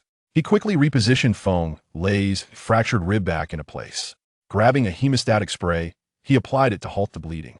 Then, he spread a thick ointment to accelerate the healing process. Not bad, little brother. Your bone abilities are truly impressive. Feng Lei felt her rib and discovered it had returned to its proper position. Healing bones was the most challenging task, while wounds could heal with potions. Bone manipulators were quite sought after in the medical field. Of course, I am an S-rank bone manipulator. Fixing such fractures is a breeze, Feng Yu said, his pride swelling. Feng Lei instantly retracted her smile, pinching Feng Yu's ear, her gaze sharpening, the pressure of an elder sister evident. This person was clearly after you. Tell me, are you hiding something from me? Ouch, sister, be gentle. Feng Yu grimaced, quickly attempting to pry her hand away, nearly in tears. Chapter 19. The sister's expectations and sacrifices. Feng Lei released her grip and voiced her lingering doubts. Xiao Yu, why would the Tian family send assassins? When did you provoke them? Acknowledging he could no longer keep this matter concealed, Feng Yu recounted the incident with Tian Wenjing at the academy in full detail. When he spoke of Tian Wenjing's vile insults directed at Feng Lei, his tone was laced with suppressed fury. Upon hearing this, Feng Lei did not reprimand him. Instead, her beautiful eyes widened as she patted Feng Yu's shoulder, exclaiming, "Well done. Such scum deserves to be dealt with. My brother knows how to protect his sister. Excellent." Feng Yu was momentarily taken aback, warmth flooding his heart, as he had expected his sister to scold him for his impulsive actions. However, the Tian family was formidable, known for their vendettas, and they would not let this failure go unpunished. Feng Lei composed herself, analyzing the situation. We must be more cautious. What should we do then? Feng Yu inquired of his experienced sister. Feng Lei glanced at the body on the ground. She crouched down and began to search it with practiced ease, quickly extracting valuable items from the man in black, including a vial of potion. She opened the vial and, recognizing its purpose, dripped some onto the corpse, corrosively transforming it into liquid. After ensuring everything was taken care of, the siblings dared not linger, hastily exiting the secret realm and making their way to the nearest martial arts center. They sold all their gains from this venture, including the second-ranked Shadow Wolf King magic core, claws, fur, and a plethora of ordinary Shadow Wolf materials. Upon witnessing the sudden influx of 500,000 in their account, even the usually composed Feng Lei could not suppress her gasp. She had always worked in teams for the secret realm, taking on defense and gathering roles that suited her earth attributes. Consequently, her share was minimal. Typically, after 10 to 15 days of labor, she would earn around 50 to 60,000, or at best, over 100,000 if the captain was fortunate. This was nearly equivalent to her entire income over 6 months. Yet, what surprised Feng Yu even more was that Feng Lei unhesitatingly transferred all the money into his account. Sister, this isn't right. You contributed to this too. No more arguing. Let me finish, Feng Lei interrupted, her expression unusually serious. I know my talents well. While my earth defense is decent, the ceiling is set. No matter how many resources I invest, the returns are limited. But you, Xiao Yu, she gazed at him, her eyes filled with hope and pride. Your bone abilities are exceptionally unique, with immense growth potential. In such a short time, you can combat a pack of wolves alone. Even coordinating with me to counterattack a second-rank assassin. Use this money to acquire the best resources and engage in the most rigorous training. I may not have grand aspirations, but my brother does. Make me proud, strive for the title of martial champion. And let everyone see that my Feng Lei's brother is a prodigy. Feng Yu felt his throat tighten as he nodded solemnly, etching this weighty bond of kinship and expectation deeply in his heart. Sister, rest assured, I will contend for the martial champion title. I will not disappoint you. Just as the siblings were conversing in a corner of the martial arts center hall, a lively female voice suddenly interjected. Oh, Xiao Lei Lei, I was wondering why I couldn't reach you. Turns out you've secretly come to date this handsome guy. They turned to see a stylishly dressed girl with a fiery figure and a high ponytail approaching with a cheerful smile. This was Ouyang Nana, one of Feng Lei's regular teammates. Her large, curious eyes swept over Feng Yu, and she elbowed Feng Lei, teasing, "Not bad, hiding him well. Such a handsome little boyfriend. And you didn't introduce him to your sisters? Little brother, would you like to join your sister for a drink or catch a movie?" Feng Lei, akin to a mother hen guarding her chicks, swiftly pulled Feng Yu behind her and curtly addressed Ouyang Nana. "Begone." "What boyfriend? This is my dear younger brother." "Feng Yu, you, the big bad wolf, should refrain from casting your eyes on my little white rabbit. Your younger brother? Ouyang Nana exclaimed in astonishment, her eyes brightening with the revelation. Even better. Little Yu, let me take you. He is preoccupied with training and has no time. Feng Lei interrupted without hesitation and turned to Feng Yu, instructing, Little Yu, proceed to the training room. I need to discuss something with Nana. Feng Yu offered a slight smile to Ouyang Nana, nodded in acknowledgement, and hurriedly departed. Behind him, Ouyang Nana's discontented murmur followed. Oh dear. Can't we even have a proper introduction? Absolutely not. Feng Lei crossed her arms and firmly declined. Once Feng Yu had distanced himself, Ouyang Nana sidled up to Feng Lei, linked her arm through hers, and softened her tone. All right, I won't tease you any longer. Let's talk business. Recently, there's been a banquet with numerous eligible young suitors, all affluent and distinguished. I have no time, Feng Lei reiterated. Ouyang Nana persisted. Xiao Lei Lei, you are so beautiful and in such great shape. If you go, you will undoubtedly catch someone's eye. Marrying a wealthy man would be splendid. Imagine living adorned in gold and silver, devoid of any financial worries. Why toil in the secret realms, braving the elements? What if you get injured? It would be utterly unworthy. Feng Lei lowered her gaze, for the truth was, she had little interest in marriage or relying on anyone for a living. After years of perseverance alone, she had grown accustomed to shouldering her burdens. However, considering her younger brother still required resources for his training, which she could barely afford, she thought about the impending costs of his future education at the martial arts university, where pills and techniques would be far from cheap. Relying on her meager income from the secret realms was simply insufficient. After a moment of silence, Feng Lei lifted her eyes to Ouyang Nana, her voice soft yet resolute. Very well, I shall go. Really? Ouyang Nana's eyes sparkled with excitement as she eagerly pulled Feng Lei toward the roadside. We must prepare swiftly. You can't possibly wear this attire tonight, can you? Cool me. I will take you to buy a dress. There's a shop on the next street that has exquisite gowns.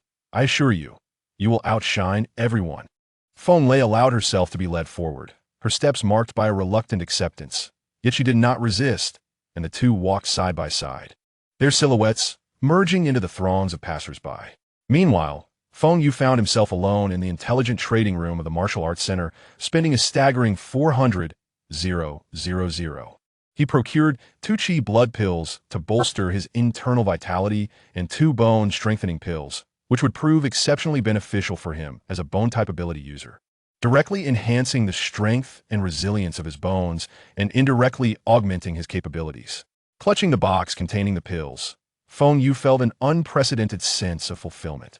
Resources. This was the sensation of being supported by ample resources.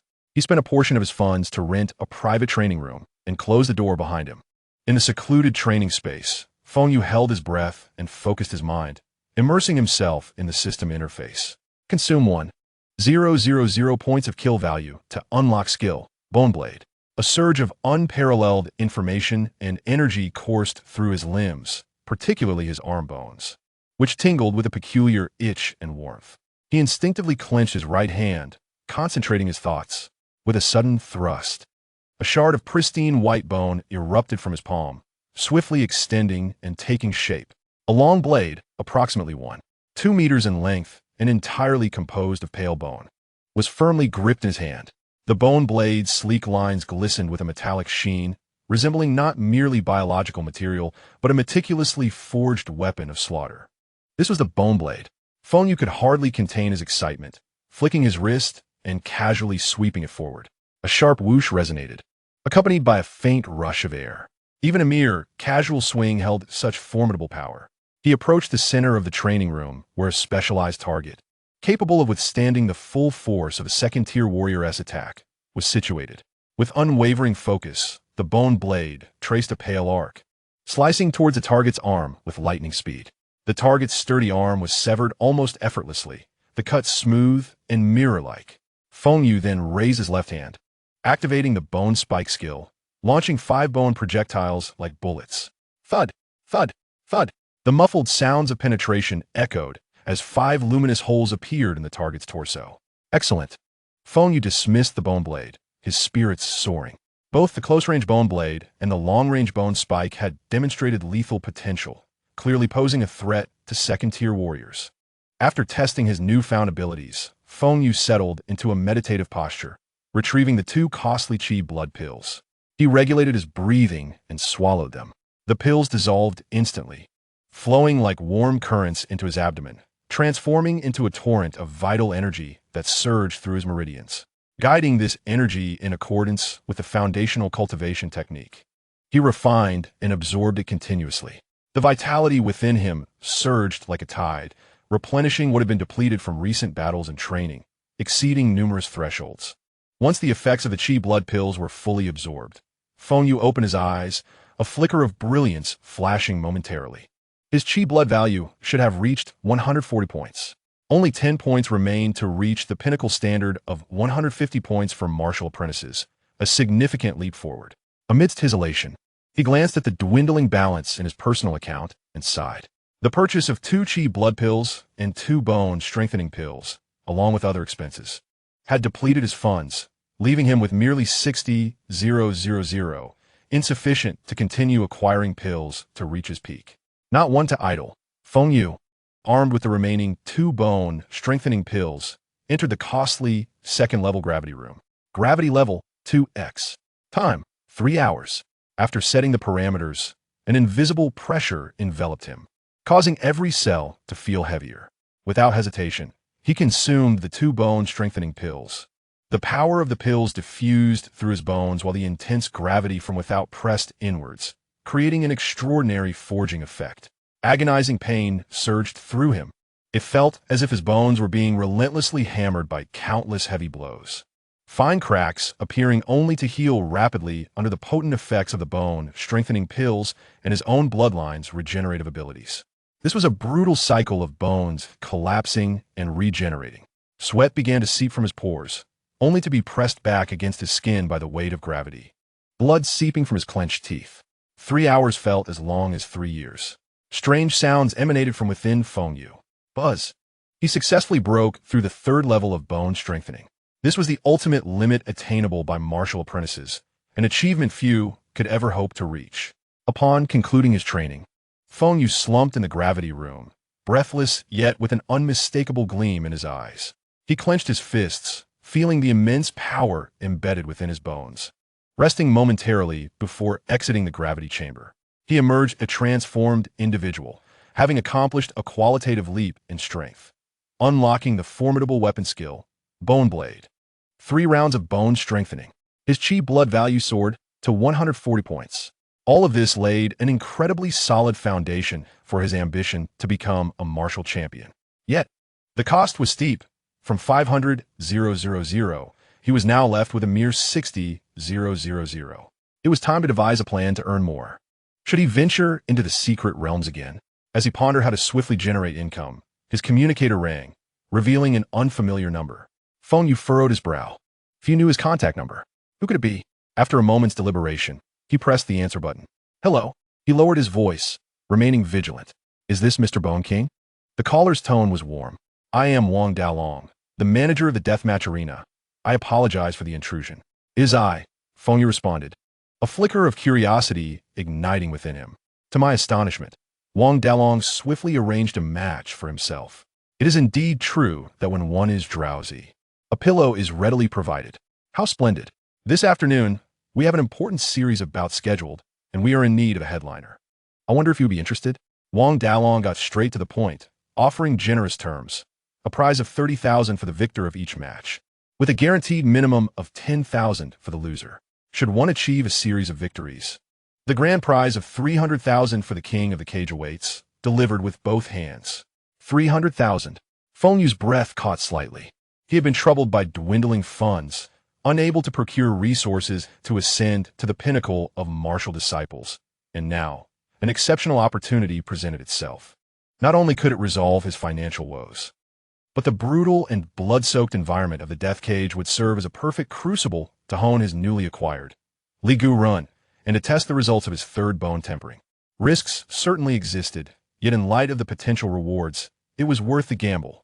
Time and place. Without a moment's hesitation, Feng Yu succinctly agreed. Wonderful. 2:30 this afternoon. At the usual spot. I look forward to your performance. Bone King.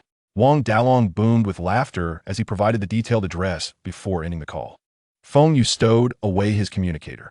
The prize of 300,000 was his for the taking.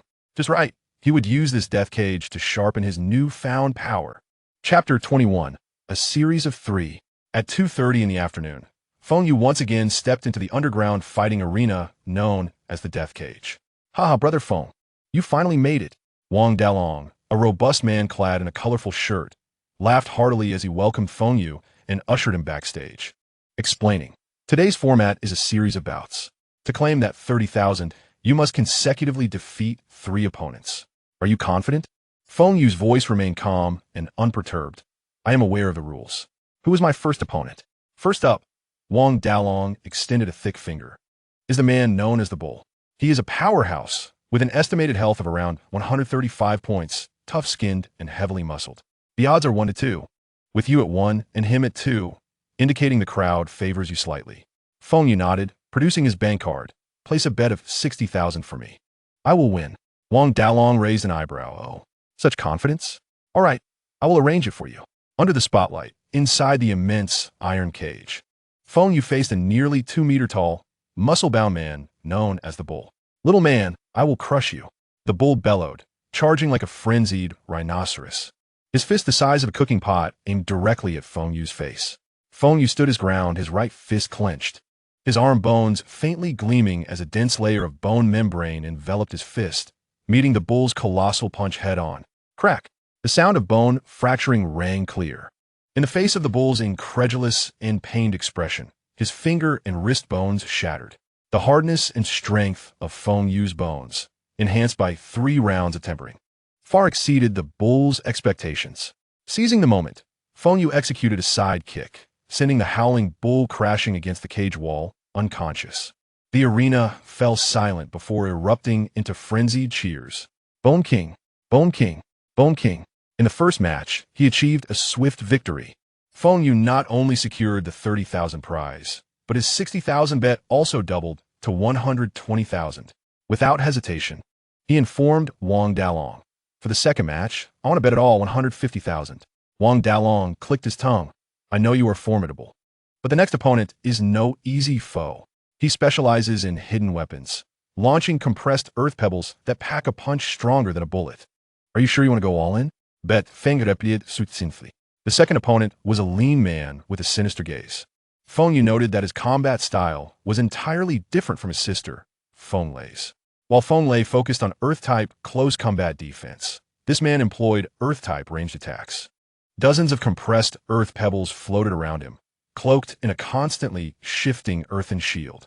As the match commenced, the dense barrage of pebbles rained upon Feng Yu like a machine gun, their power formidable enough to leave craters in the cage wall.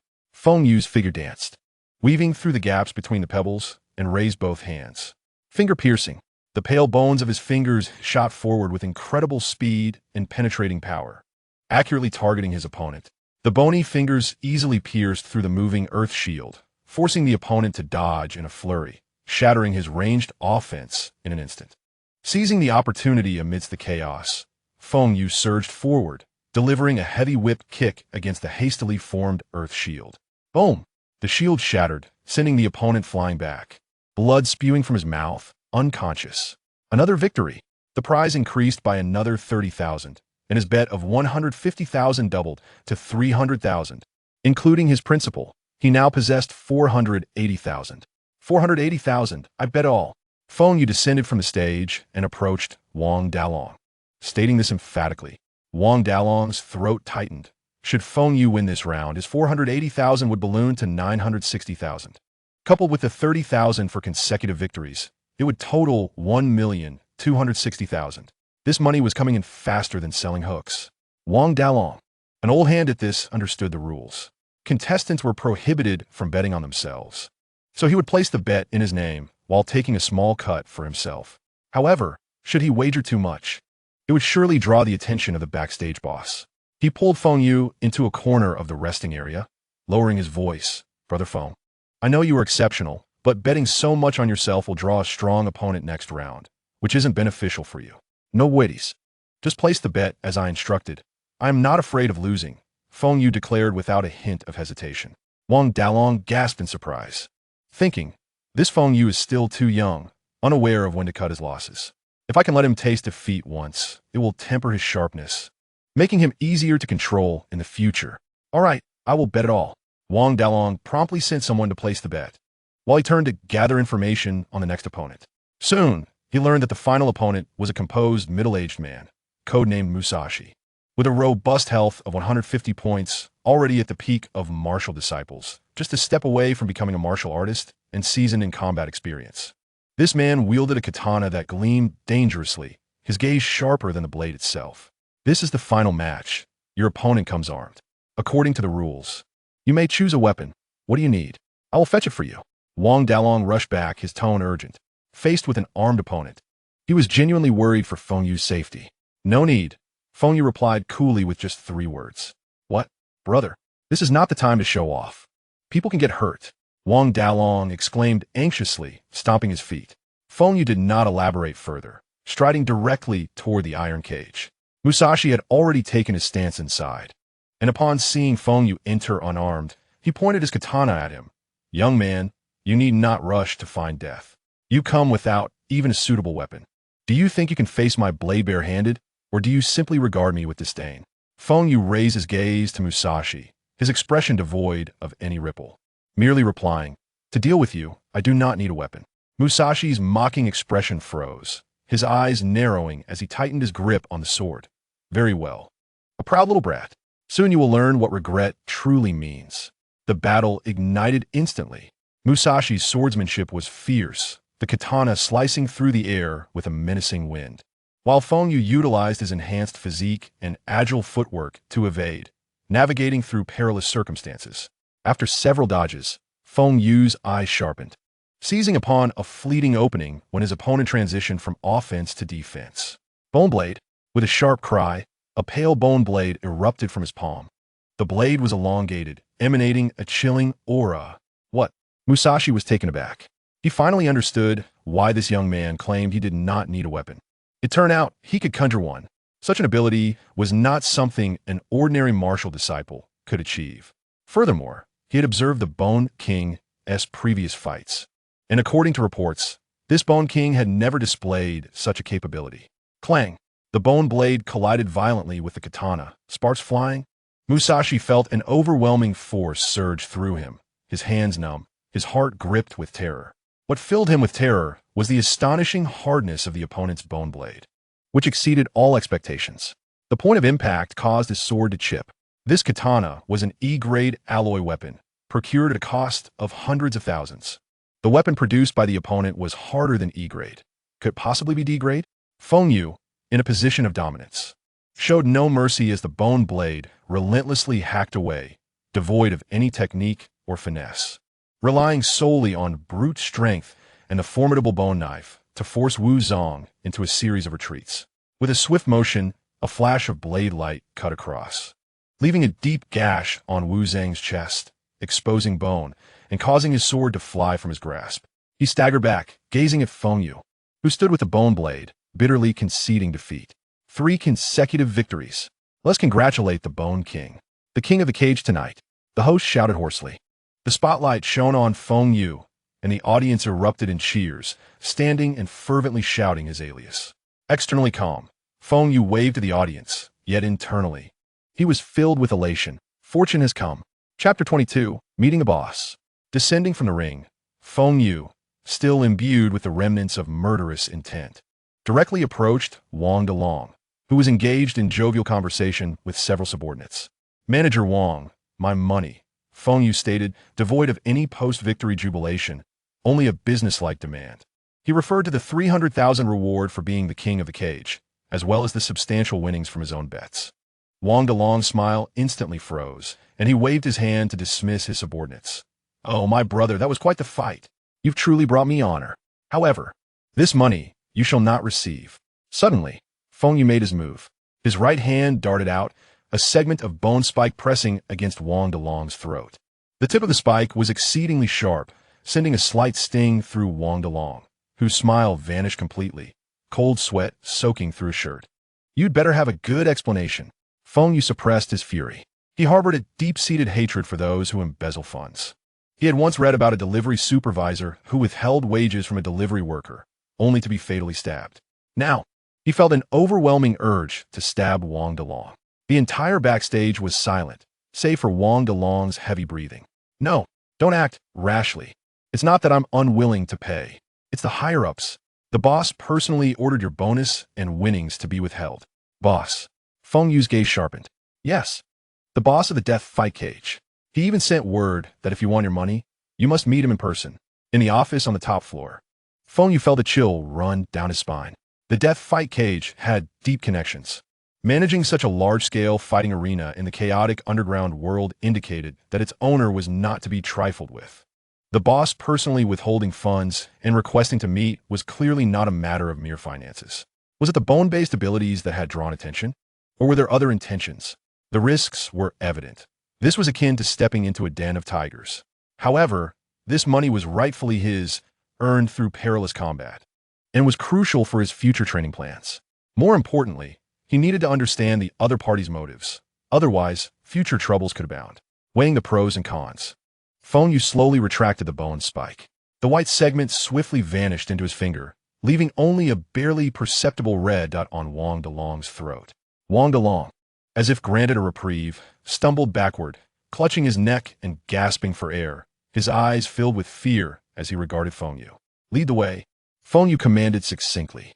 Wang Delong trembled as he led the way ahead.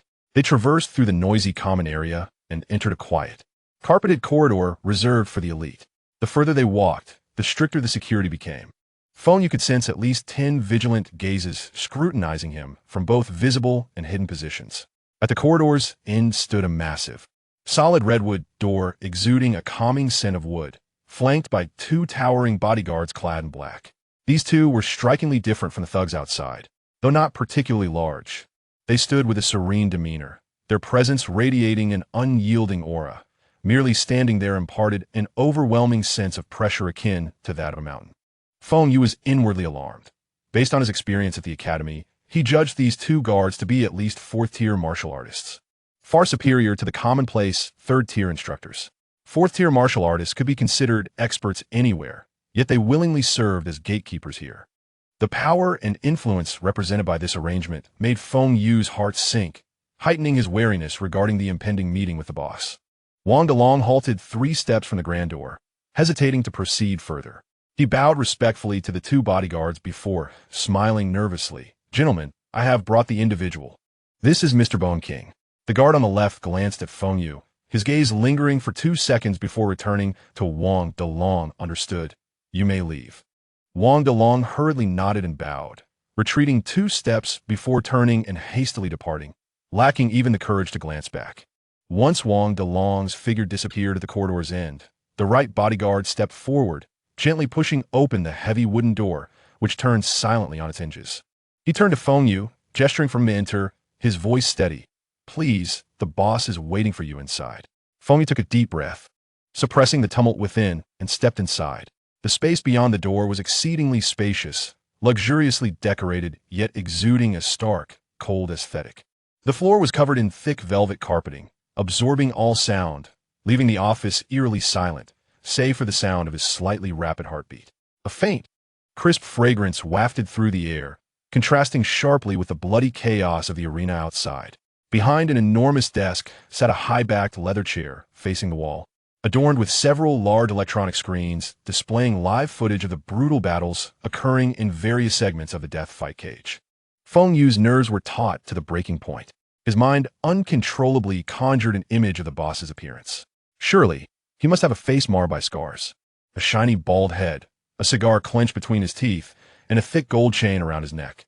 This was his preconceived notion of an underworld overlord. Caution was paramount when dealing with such individuals. Feng Yu addressed the figure in the high-backed chair, his voice steady. Boss, what is it that you require of me? No sooner had the words left his mouth than the large chair emitted a faint creaking sound, slowly turning to reveal its occupant. Feng Yu's gaze locked in place. The first thing he noticed were exquisite black leather boots resting on the expensive carpet, their shafts encasing slender ankles. Ascending, he observed long, straight legs, clad in tailored black trousers that accentuated their sleek lines. Next was a tall figure, and then a face that was exceedingly youthful and strikingly beautiful. She appeared to be around 17 or 18, with fair skin and features so delicately crafted they resembled a piece of art. Her long, jet-black hair was simply tied back, revealing a smooth forehead. Most striking were her eyes, clear and bright, quietly observing Feng Yu, who stood at the door. There were no scars, no cigar, no gold chain, and no fierce expression. Instead, there sat a beautiful, young girl of exceptional poise in the chair, symbolizing power and status. Feng Yu stood frozen, his mind blank in that moment. All preconceived notions about the underworld boss were shattered by the shocking reality before him. The immense contrast and imagery left him questioning whether he had entered the wrong place, or if everything he saw was merely an illusion.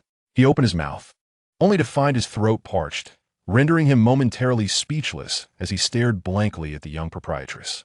The girl seemed quite pleased with his reaction, a deeper smile gracing her lips as she leaned gently against the back of her chair, her slender fingers interlaced before her. In a clear and melodious voice, she shattered the silence. "What is it, Mr. Gu Wang?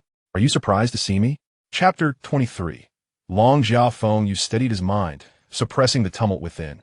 Indeed, he was somewhat taken aback. He had not anticipated that the owner of the death arena would be so young and beautiful. Not lacking in wit, I see, he thought, recognizing her emotional intelligence and her ability to compliment. The girl smiled faintly. Noticing her reluctance to clarify matters, Feng Yu decided to be forthright. "Boss, what exactly do you want from me?" The girl regarded him and replied, "I am new to Jiangcheng and need capable hands to establish my foothold. And you, Feng Yu, possess commendable ability and potential. Join me. I'm afraid I have no interest in aligning myself with any factions." Feng Yu shook his head. The girl appeared unperturbed. Continuing with a deliberate cadence, Feng Yu, a senior in Class 1, has awakened an S-level bone talent and lives with his sister, Feng Lei. Your sister, Feng Lei, is a second-tier Earth-type martial artist currently serving in a civilian hunting team. Oh, and it seems she has recently had a serious conflict with that young master from the Tian family. With each word she spoke, Feng Yu felt his heart sink further. The sense of being thoroughly investigated was profoundly unsettling, and it shaped his preliminary understanding of the young lady before him. "Are you threatening me?" Feng Yu's voice turned icy. "No, I am merely displaying my sincerity and capability. If you agree to my proposal, I can ensure that the Tian family will cease their harassment of you and your sister." The girl leaned slightly forward, her hands clasped on the table, her clear gaze imbued with an unsettling maturity for her age. Feng Yu's heart raced. Could this boss possess such formidable connections to sway the Tian family?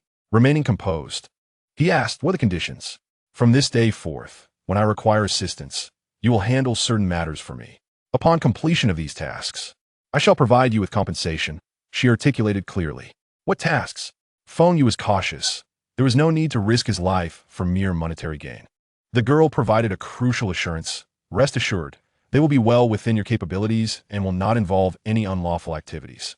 Feng Yu fell silent. The term sounded almost too lenient, bordering on charitable. He understood that there is no such thing as a free lunch. With the Tian family lurking in the shadows and himself in plain sight, this was indeed a disadvantage. Contemplating the possibility of her being able to eliminate the Tian family, he mused that perhaps this meal was worth partaking. "All right, I accept." However, Feng Yu shifted his tone, meeting her gaze with calm determination. "I prefer not to be referred to as a henchman. We are more akin to a temporary employment arrangement.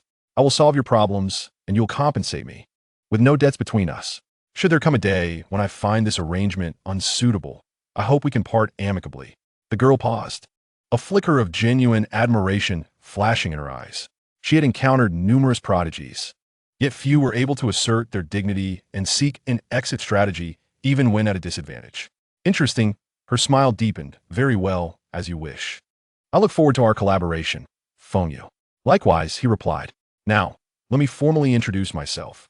I am Long Yun, with Yun signifying rhythm," she stated. She added, "The bonus you're due tonight will be transferred to your account shortly. I will also notify the Tian family to refrain from any actions against you." "Thank you, Boss Long. I have matters to attend to and shall take my leave." Feng Yu expressed his gratitude before maintaining his composure and turning towards the office door. The heavy wooden door closed slowly behind him, severing the oppressive atmosphere within. Feng Yu initially maintained a steady pace, but upon reaching the corridor's end, he discreetly quickened his steps.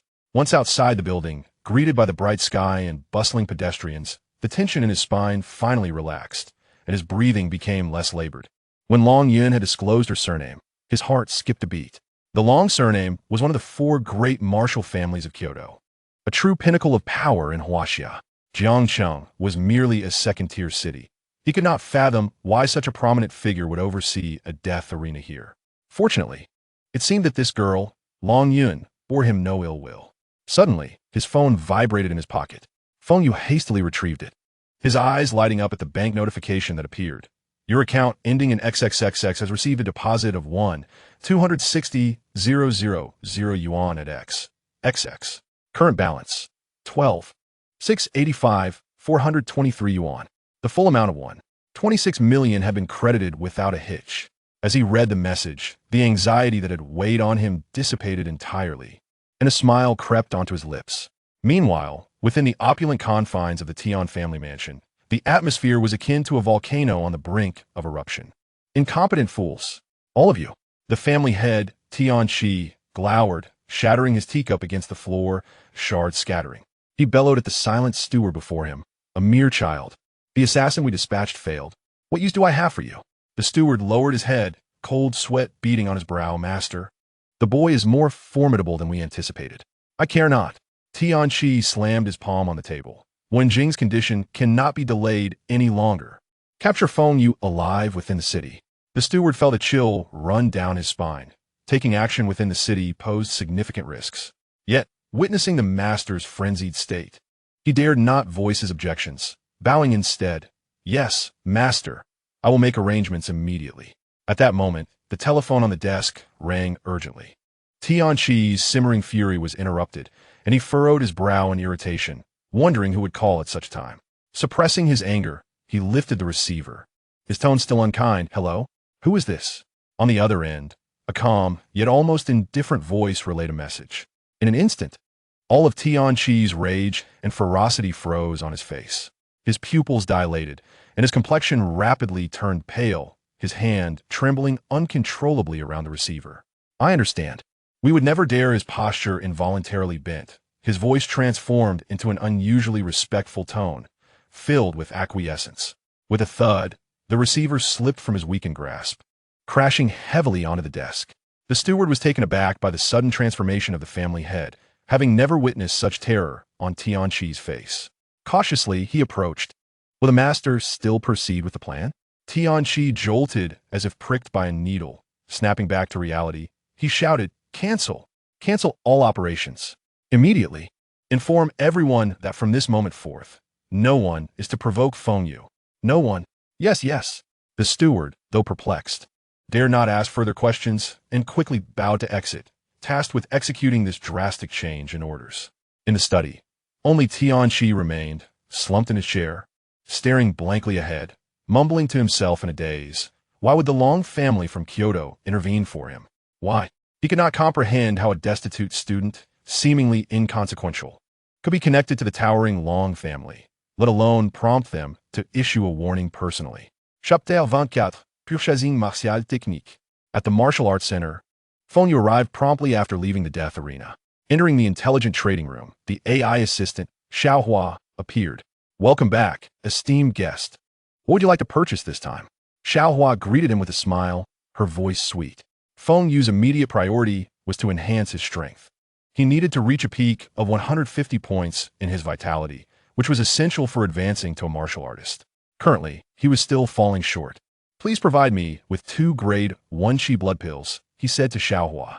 Without hesitation, Xiaohua deducted 200,000 from his account, and 2 Qi blood pills materialized on the platform. Feng Yu took the pills, but he also needed to acquire martial skills. During the previous arena competition, he had relied solely on numerical superiority to overpower Wu Zong, lacking any knife techniques whatsoever. Dealing with Xiao Kalam Mi was manageable. Yet securing the title of martial champion in this city would not be so simple. With a population of millions in Jiangcheng, numerous counties and towns lay beneath it. Each year, over 100,000 candidates take the college entrance examination, and even with a mere 1 in 10,000 possessing talent, that still amounts to 10 individuals. With the assurance of Qi blood, it was time to focus on martial arts. The condensed bone blade required a compatible knife technique to unleash its maximum power. Please filter knife techniques valued under 1 million, he inquired of the AI. Xiaohua wave her hand, and the information scrolled across the screen. D-grade knife technique. Feng Dao. Price 150,000, easy to grasp, emphasizes speed, average power. C-grade knife technique. Dai Lang Jiuzhan. Price 400,000, knife momentum like waves, layered and demanding high control over chi blood. B-grade knife technique. Quang Long Dao Fa. Price 1,000,000. Note, this technique was initially rated A grade, but was downgraded to B grade due to its extreme difficulty and the stringent requirements on the practitioner's physique and willpower. Its overwhelming momentum can severely injure those with insufficient physicality, resulting in a low success rate. Creator, Huaxia Wushun Long Zhensong. The Quang Long Dao Fa instantly captivated Feng Yu's attention. A B-grade rating with A-grade potential, and more importantly, it originated from a living martial deity. The profound implications and potential contained within it were unparalleled by ordinary techniques. As for the training difficulty, he had unwavering confidence in his S-grade bone talent, and the foundation laid by his 3 rounds of bone tempering. This was the one. Without hesitation, he selected the Quang Long Dao Fa and completed the payment of 1,000,000. Upon payment, instead of a manual, a faint glow emanated, coalescing into a palm-sized wooden knife on the table. The blade appeared ordinary, lacking any distinctive features.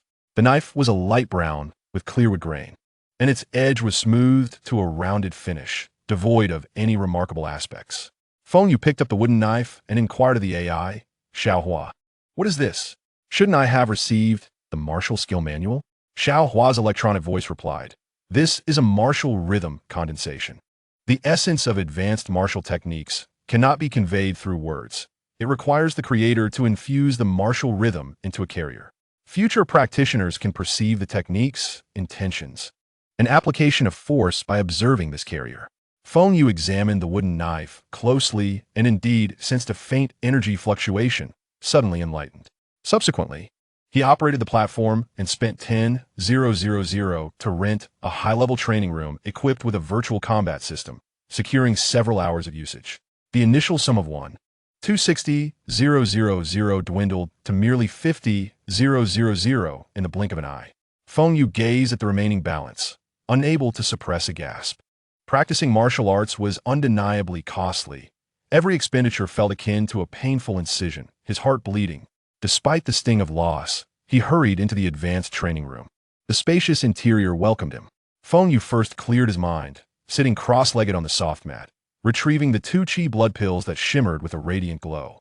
Upon ingestion, they transformed into 2 torrents of violent energy, surging recklessly through his meridians. The potency of these pills far exceeded that of ordinary chi blood pills, assaulting his body with a tearing sense of pressure. Feng Yu remained steadfast, operating the guiding technique to channel this overwhelming energy into his chi blood, cleansing his limbs and bones. The agony persisted for nearly an hour before gradually subsiding. When he reopened his eyes, his gaze sparkled with vitality, his chi blood surging vigorously, amplifying his strength with every movement. 150 points. Peak of the martial apprentice realm. Feeling the power coursing within him, Feng Yu was invigorated. Without a moment's pause, he stood and approached the center of the training room, retrieving the wooden knife once more. He concentrated, staring intently at the knife, and in the next moment a forceful, unrestrained, and indomitable knife intent surged into his consciousness. The Quang Long Dao Fa comprised merely 3 techniques. The first technique, Quang Long Fu Run, infused chi blood into the weapon, manifesting a faint golden dragon-shaped illusion, enhancing the blade's sharpness and impact, increasing power by 30%, suitable for frontal assaults. The second technique, Long In Jinyu, following Quang Long Fu Run, chi blood vibrates the blade. The dragon image emits a dragon's roar, disrupting the opponent's mind and hindering their actions, while the sound waves counter ranged attacks, effective against speed-oriented foes. The third technique, Long Shi Pejun, activate the dragon image as a semi-physical dragon head, swinging the knife to strike, the dragon head surging forth with a devouring force. Châtring défensive formation. After memorizing these 3 techniques, the wooden knife disintegrated into ashes, and the AI kindly informed him that the virtual combat system stored the martial deity's moves for observation.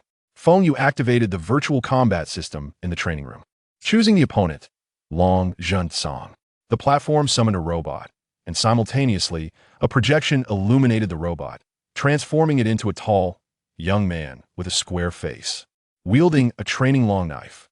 System information displayed beside him. Opponent, Long Zhen Song, 20 years data, using martial technique, Quang Long Dao Fa, first technique. Feng Yu was taken aback. It was indeed the young Long Wu Shun. Although merely robotic data, the invisible pressure was overwhelming. Long Zhen Song did not attack, but demonstrated the Quang Long Fu Run technique, a 5-clawed golden dragon enveloping the blade. So solid it felt as though a real dragon coiled around it. This move was astonishing. Feng Yu felt that his investment of 1 million was well worth it. He emulated the display, summoning his bone blade and employing the first move, Quang Long Fu Ren. Qi blood surged and enveloped the bone blade, forming a faint dragon illusion. The disparity was stark. Feng Yu glanced at the dragon in his hand and then at the one before him. To be blunt, his looked like a large 4-legged snake, while theirs was a genuine 5-clawed golden dragon. After both completed their first moves, Long Zhen Song initiated an attack, imparting the essence of the knife technique. Clang! In the first clash, Feng Yu felt an overwhelming force surge through the bone blade, numbing his arm and forcing him to retreat repeatedly. Long Zhen Song's knife technique was simple and direct, yet carried an aura that could tear through anything. Speed, power, and timing reached perfection, utterly suppressing him. After only a few exchanges, Feng Yu was thoroughly crushed, nearly losing grip on the bone blade. In this state of complete suppression, Feng Yu cast aside all distractions, immersing himself entirely in the domineering knife intent. Every strike from the young martial deity seemed to elucidate the true essence of the Quang Long Dao Fa for him. Thus, such dominance was not mere brute force. It was the perfect unification of will and power, a momentum that demanded recognition. A flicker of understanding flashed in Feng Yu's eyes. When he next swung the bone blade, Qi blood surged, subtly enveloping the blade, and this time the dragon's illusion became more substantial, even producing a low, resonant dragon's roar in the air. As their blades collided, the golden dragons bit at each other, the momentum evenly matched. Crack! With a sharp sound, the training long knife in Long Zhen Song's hand could no longer withstand the pressure, snapping outright. Feng Yu's strike landed, the golden dragon striking the robot's chest, sending it flying. Chapter 25, The Task of Dragon Rhythm. That strike felt exhilarating. Feng Yu exhaled deeply, setting down the bone blade and gazing at the robot that had been sent crashing to the ground. The weapon had shattered, leaving a deep gash on its chest, revealing wires and electronic components within. He had preliminarily grasped this technique. Feng Yu felt a lingering desire for more. He attempted to summon the training method for the second technique, Long Yin, but discovered that the virtual combat system did not contain a corresponding robot training partner. The screen displayed only a brief introduction and a solitary paid item, Quang Long Dao Fa second technique. Long Yin, practical observation footage, duration 10 seconds. Price 10,000 Hua Xia coins. Image description. This excerpt captures the youthful period of Long Zhen Song from Wushan Long Town, as he instantaneously slays a third-tier magical beast, Hua Xinmo, who, in the wilderness using the technique, Long Yin. A mere 10 seconds of footage for a price of 10,000? The Martial Arts Center truly dares to charge for everything. Feng Yu could not help but express his discontent, his wallet once again lamenting its emptiness. Yet, considering the overwhelming blade intent and the latent power it held, he gritted his teeth and proceeded to make the purchase. His account balance dwindled once more. The video commenced, revealing a desolate expanse where the young Long Zhen Song stood against a peculiar fox-like beast with mesmerizing eyes. He made no unnecessary movements, simply taking a step forward and brandishing his long blade. A fierce, solidified dragon shadow erupted from the edge of his blade, emitting not merely the sound of slicing wind, but a soul-stirring dragon's roar. The sound wave visibly expanded, causing a momentary distortion in the video imagery. The Hua Xinmo, who, renowned for its mental illusions, suddenly froze, its massive form stiffening as the enchanting light in its eyes dissipated, leaving it utterly dazed. The blade's light swept through, and the beast's head soared into the air. The video concluded, and though only 10 seconds long, the impact on Feng Yu was unparalleled. He meticulously reviewed the footage, leaving no frame unexamined, striving to capture the moment when the dragon's roar resonated. Along with the instantaneous eruption of qi and blood surrounding Long Zhensong and the mysterious state of unity with mental will. It was not solely about qi and blade intent, but also the incorporation of a spiritual level of intimidation, leading Feng Yu to a moment of enlightenment. He closed his eyes and replayed the scene in his mind, simulating it continuously. After nearly half an hour, he reformed his bone blade and attempted to execute the technique again. Qi surged within him, and the dragon-like energy coiled around the bone blade. He concentrated all his spirit, mimicking that moment of explosion. A faint, brief, and somewhat distorted dragon's howl finally emerged from the edge of his blade. Though far from the earth-shattering roar of the video, it still stirred his heart. Success. Though still immature, Feng Yu panted, his complexion slightly pale. This exertion was considerable. He surmised that the issue lay partly in his proficiency, but primarily in his insufficient cultivation level. The strength of his qi and mental energy was inadequate to sustain a more prolonged and potent dragon's roar. To test its efficacy, he set up a rapidly moving robotic target. As the target approached in a zigzag pattern, Feng Yu seized the moment and unleashed Long Zhenyu. A faint dragon's roar echoed once more. A miraculous scene unfolded. The rapidly moving robotic target exhibited an unnatural stutter, as if its program had encountered some interference, plunging into a brief state of suspension. Now was his chance. Feng Yu's eyes sparkled as he sprang into action. The bone blade, infused with a sharp light, easily pierced through the target's core. Though the power was limited, the control effect was a decisive advantage at a critical moment. Feng Yu felt exhilarated. Thus his 1.26 million prize was nearly depleted. Yet, feeling the surging 150 points of peak qi within him, along with his nascent understanding of 2 B-grade blade techniques, Kuang Long Dao Fa, he deemed all of this sacrifice immensely worthwhile. By evening, Feng Yu concluded his training and returned home, with a familiar aroma of home-cooked meals enveloped him. His sister, Feng Lei, had already returned, and the table was adorned with several of his favorite dishes. Back already? Wash your hands and come eat, Feng Lei called from the kitchen. Feng Yu paused, noticing that his sister appeared to have just bathed. Her hair still bore moisture, and she was not dressed in her usual casual or combat attire, but rather in a light blue formal dress, her face adorned with delicate makeup. Sister, what's with this outfit? Feng Yu queried, somewhat astonished by her unusual appearance. Feng Lei tucked a strand of hair behind her ear, her eyes flickering as she forced a smile. What do you think? Is it all right? Very beautiful, Feng Yu nodded, yet his brow furrowed slightly. His intuition warned him that something was amiss. However, such formal attire suggested she had somewhere to go. Feng Lei avoided his gaze, casually setting the table while feigning nonchalance. It's nothing, just got an event with Na, the one you met this morning. It's a gathering with her friends. She insisted I go to broaden my horizons. What event? Where? I want to go too. Feng Yu set down the dishes. Feng Lei immediately refused. It's a place for adults to discuss matters. You're too young to go. Just stay home and eat. I'll try to return early. Just then, Feng Lei's phone rang. It was Ouyang Na urging her, saying the car was waiting downstairs. Feng Lei hurriedly grabbed her handbag. I'm off, bye. Sister. Feng Yu rushed to the door, watching her somewhat hurried figure, his unease intensifying. If anything happens, call me anytime. Promise. Feng Lei turned back at the stairway corner, offering him a reassuring smile. Got it, don't worry. It's just a regular gathering. Nothing will happen.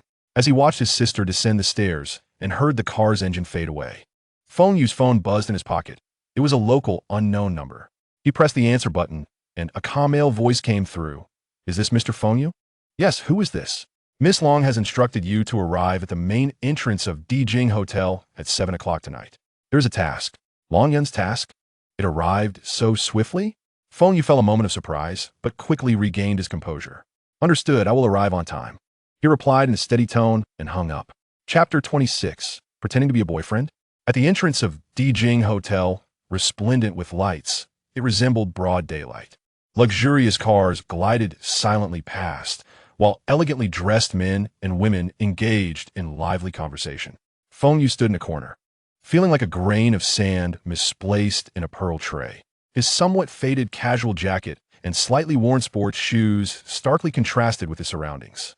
He observed discreetly, noting that even the reception and security personnel at the entrance exuded a dense aura, their gazes sharp, each at least a third-tier martial artist, possibly even higher. This left him perplexed about the nature of the task Long Yun had in store for him. What was he needed for? As a bodyguard? That seemed implausible. The bodyguard around Long Yun were far more formidable than he. Suddenly, a sleek, understated yet luxurious black sedan glided to a stop before him. The rear door opened, revealing a pair of feet clad in crystal high heels, followed by Long Yun's figure. Feng Yu's gaze fixated entirely on her. At that moment, she was a stark contrast to the playful, mischievous girl he knew from the office, draped in a wine-red, off-the-shoulder gown that accentuated her emerging curves.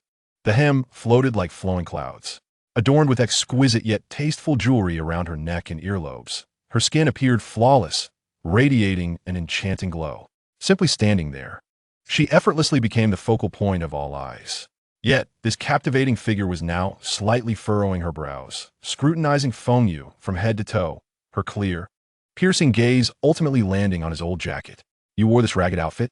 Feng Yu furrowed his brow, somewhat irked by her choice of words, but maintained a calm demeanor. This was bought for me by my sister, and I quite like it. Miss Long, may I know the details of the task now?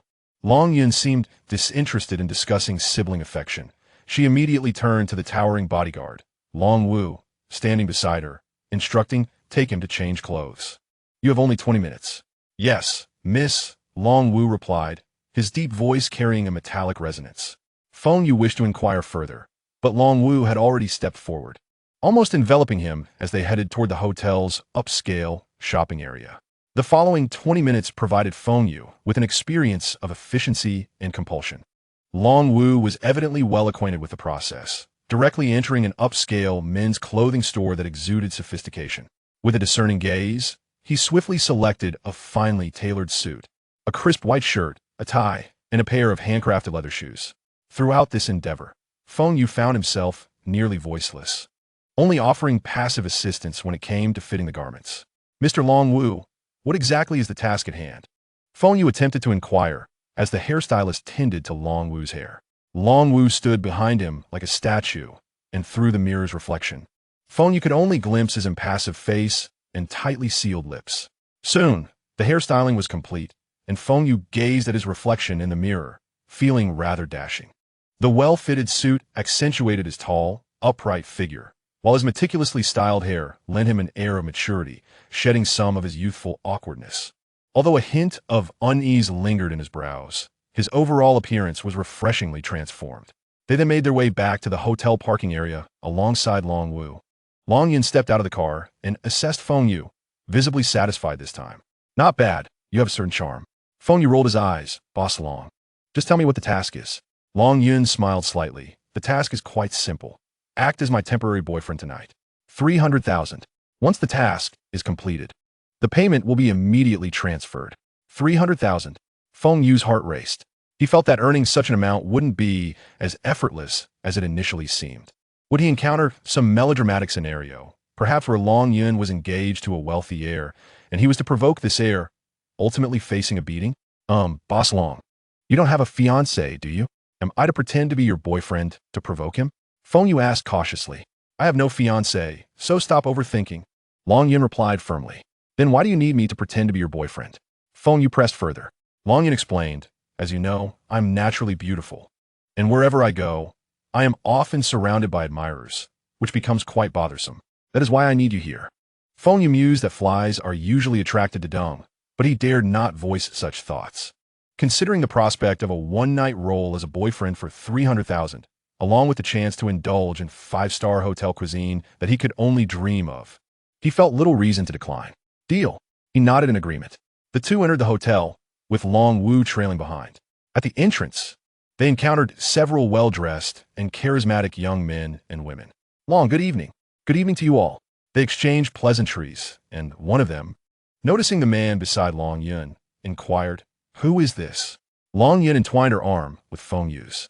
A delicate fragrance wafted into Feng Yu's nostrils, and the warmth of her touch made him momentarily stiffen. "Allow me to introduce." Long Yun beamed a friendly smile at the astonished group. "This is my boyfriend, Feng Yu." The air seemed to freeze for a few seconds. The expressions on the faces of the young men and women shifted from shock to disbelief, quickly morphing into forced smiles. "Oh my, your boyfriend is truly a handsome man. Why have we never heard you mention him before, Yin? You've kept him well hidden. Where does this charming young man work?" Long Yin showed little interest in their probing and offered only a perfunctory smile. He prefers to keep a low profile.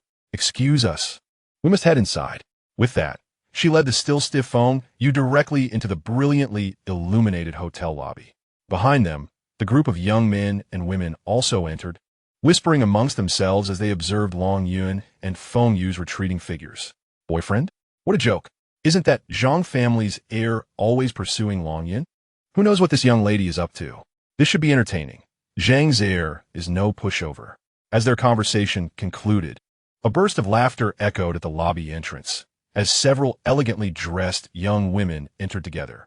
Leading the group was Ouyang Nana, with Feng Lei at her side. Feng Lei, clad in a newly purchased light blue gown, gazed in awe at the crystal chandeliers, marble floors, and opulent decorations within the lobby. She had heard tales of this hotel being the finest in Jiangcheng, yet never imagined she would have the chance to step inside. "What do you think, little Lei? I wasn't lying, was I?" Ouyang Nana patted Feng Lei's hand, her tone tinged with pride. "This party is of the highest quality, filled with many talented young men, all genuine prospects for a lucrative match. You must seize this opportunity." The other girls following her nodded in agreement, expressing their gratitude to Ouyang Nana. "Nana, thank you for bringing us here. Otherwise, we would never have witnessed such grandeur." Indeed, indeed. Please keep an eye out for us." Ouyang Nana smiled and agreed, leading Feng Lei and the other girls quickly toward the party venue. Chapter 27. More money needed. Feng Yu accompanied Long Yun into the banquet hall. The room was aglow with lights and filled with youthful revelers. A long buffet table was laden with exquisite delicacies, ranging from imported oysters and caviar to artistically crafted desserts, all exuding tantalizing aromas. However, the centerpiece of attention was a standard arena set up in the center of the venue. At each corner of the arena, energy pillars emitted a faint blue glow, generating a translucent energy shield that enveloped the entire stage.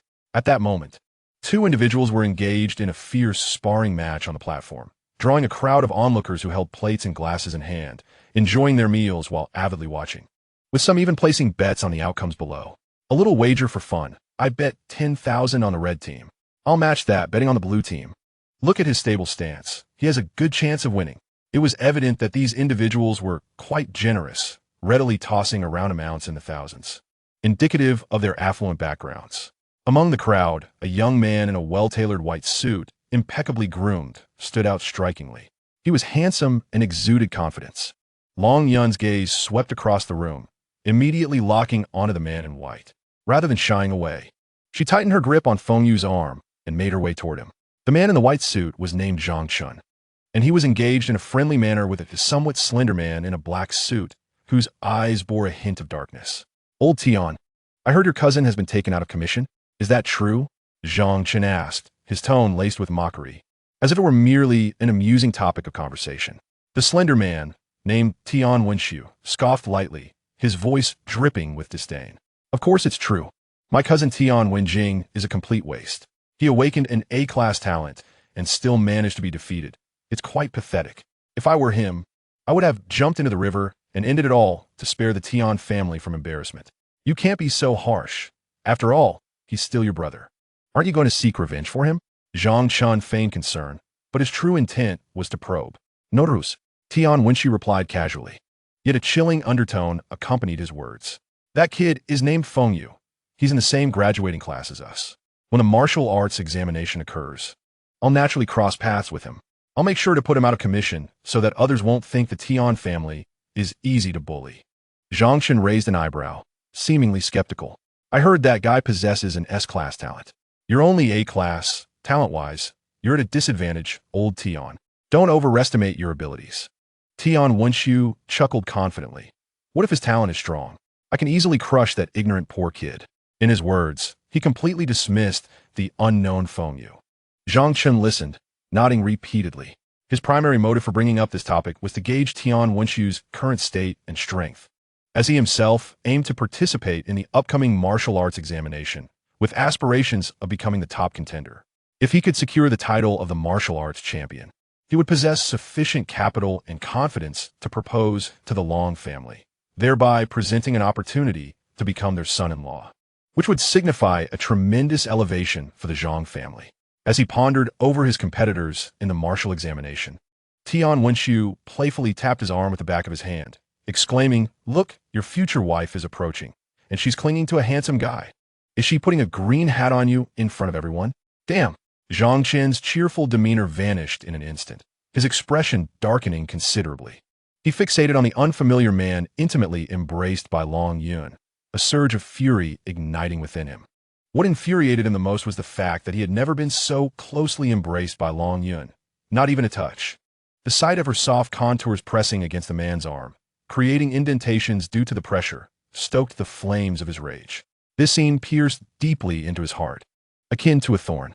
Just then, a delicately adorned girl approached him, holding 2 glasses of champagne, her smile radiant as she attempted to engage him in conversation. "Fang Yu, let us have a drink. Get lost. Just get away from me." Zhang Chun spat the words through clenched teeth, his menacing expression rendering the girl pale with fear, causing her to retreat in haste. He abruptly stood up, enveloped in a palpable tension, striding toward Long Yun. Tian Wenshu followed leisurely behind, wearing a look of amusement, relishing the unfolding drama. Their movement immediately attracted the attention of those around them, sparking whispers. "Oh, is that Long Yun?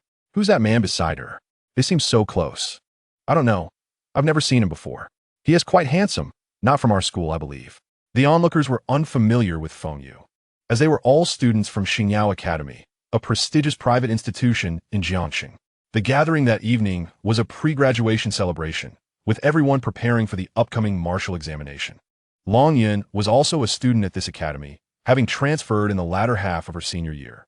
It was common knowledge among the students that her lineage was noble and her background unfathomable, as her surname, Long, inevitably linked her to the revered warrior protecting Huaxia. No one dared to provoke her lightly. Even Zhang Chun pursued her with a sense of familial duty. Observing Zhang Chen's approach, brimming with fury, Long Yun raised her hand and greeted him with a bright smile. "Hello. Good evening." At that moment, Feng Yu also noticed the two advancing toward them. The man in the white suit bore a fierce expression, his gaze seemingly lethal, while the slender figure in black beside him exuded an air of indifference, his eyes slithering over Zhang Chun like a venomous snake. Feng Yu couldn't help but scrutinize the man in black, feeling an unsettling familiarity in his features, as if he had encountered him before, yet he could not recall where. Simultaneously, he understood that the promised reward of 300,000 would not be easily acquired. Trouble had already come knocking. He leaned closer to Long Yun, intentionally blowing a breath in her ear. "Boss Long, you must increase my pay. Otherwise, I might just walk away. Your boyfriend doesn't he seem easy to deal with? His glare could kill." Long Yun felt a tickle in her ear from his breath, unable to suppress a light laugh as she leaned in closer, whispering in a tone only the two could hear. "All right, I'll add an extra 200,000. Feng Yu nodded slightly, considering this risk compensation agreeable. 500,000 would sufficiently cover a substantial amount of cultivation resources, making this risk worthwhile. Zhang Chun watched the two converse intimately before him, their closeness igniting a palpable hostility within him. He halted before them, forcibly suppressing his rage, and through clenched teeth, he managed to utter, "Good evening, Long Yun. May I ask who this is?" Feng Yu, disinterested in stirring conflict, remained silent, calmly returning Zhang Chen's gaze. The atmosphere turned icy, the tension palpable. Long Yun wished to kick Feng Yu for remaining silent despite receiving a hefty sum, feigning ignorance. She forced a smile and introduced him naturally. "This is my boyfriend, Feng Yu." "Feng Yu?" Zhang Chun and Tian Wenshu exchanged astonished glances, disbelief evident in their eyes. Was this the same Feng Yu they had been discussing? Yet, as far as they knew, the Feng Yu who had injured Tian Wenjing came from a modest background. Residing in a working-class neighborhood, how could he possibly be associated with Long Yun, let alone be her boyfriend? This was utterly absurd. Perhaps it was merely a case of sharing the same name? Zhang Qin's mind raced, but his expression quickly morphed into a strained smile as he extended his hand toward Feng Yu. Feng Yu, hello. I'm Zhang Qin. A pleasure to meet you. Feng Yu regarded the outstretched hand, silently reflecting, this money is indeed hard to earn. He is already asserting dominance. Maintaining his composure, he extended his hand in return. His tone unremarkable. Pleasure to meet you. The moment their hands clasped, both parties exerted force simultaneously. Zhang Qin's previously forced smile froze, morphing into astonishment, followed swiftly by incredulity. It felt as though he was gripping a piece of iron that was tightening relentlessly, pain shooting through his fingers. How could this be? Zhang Qin's mind reeled. With 150 points of vitality and peak martial apprentice status, having undergone 2 bone tempering processes, how could his grip strength possibly be inferior? He desperately summoned his vitality, his arm muscles straining as he attempted to regain the upper hand. Yet Feng Yu's hand remained steadfast, his grip unyielding.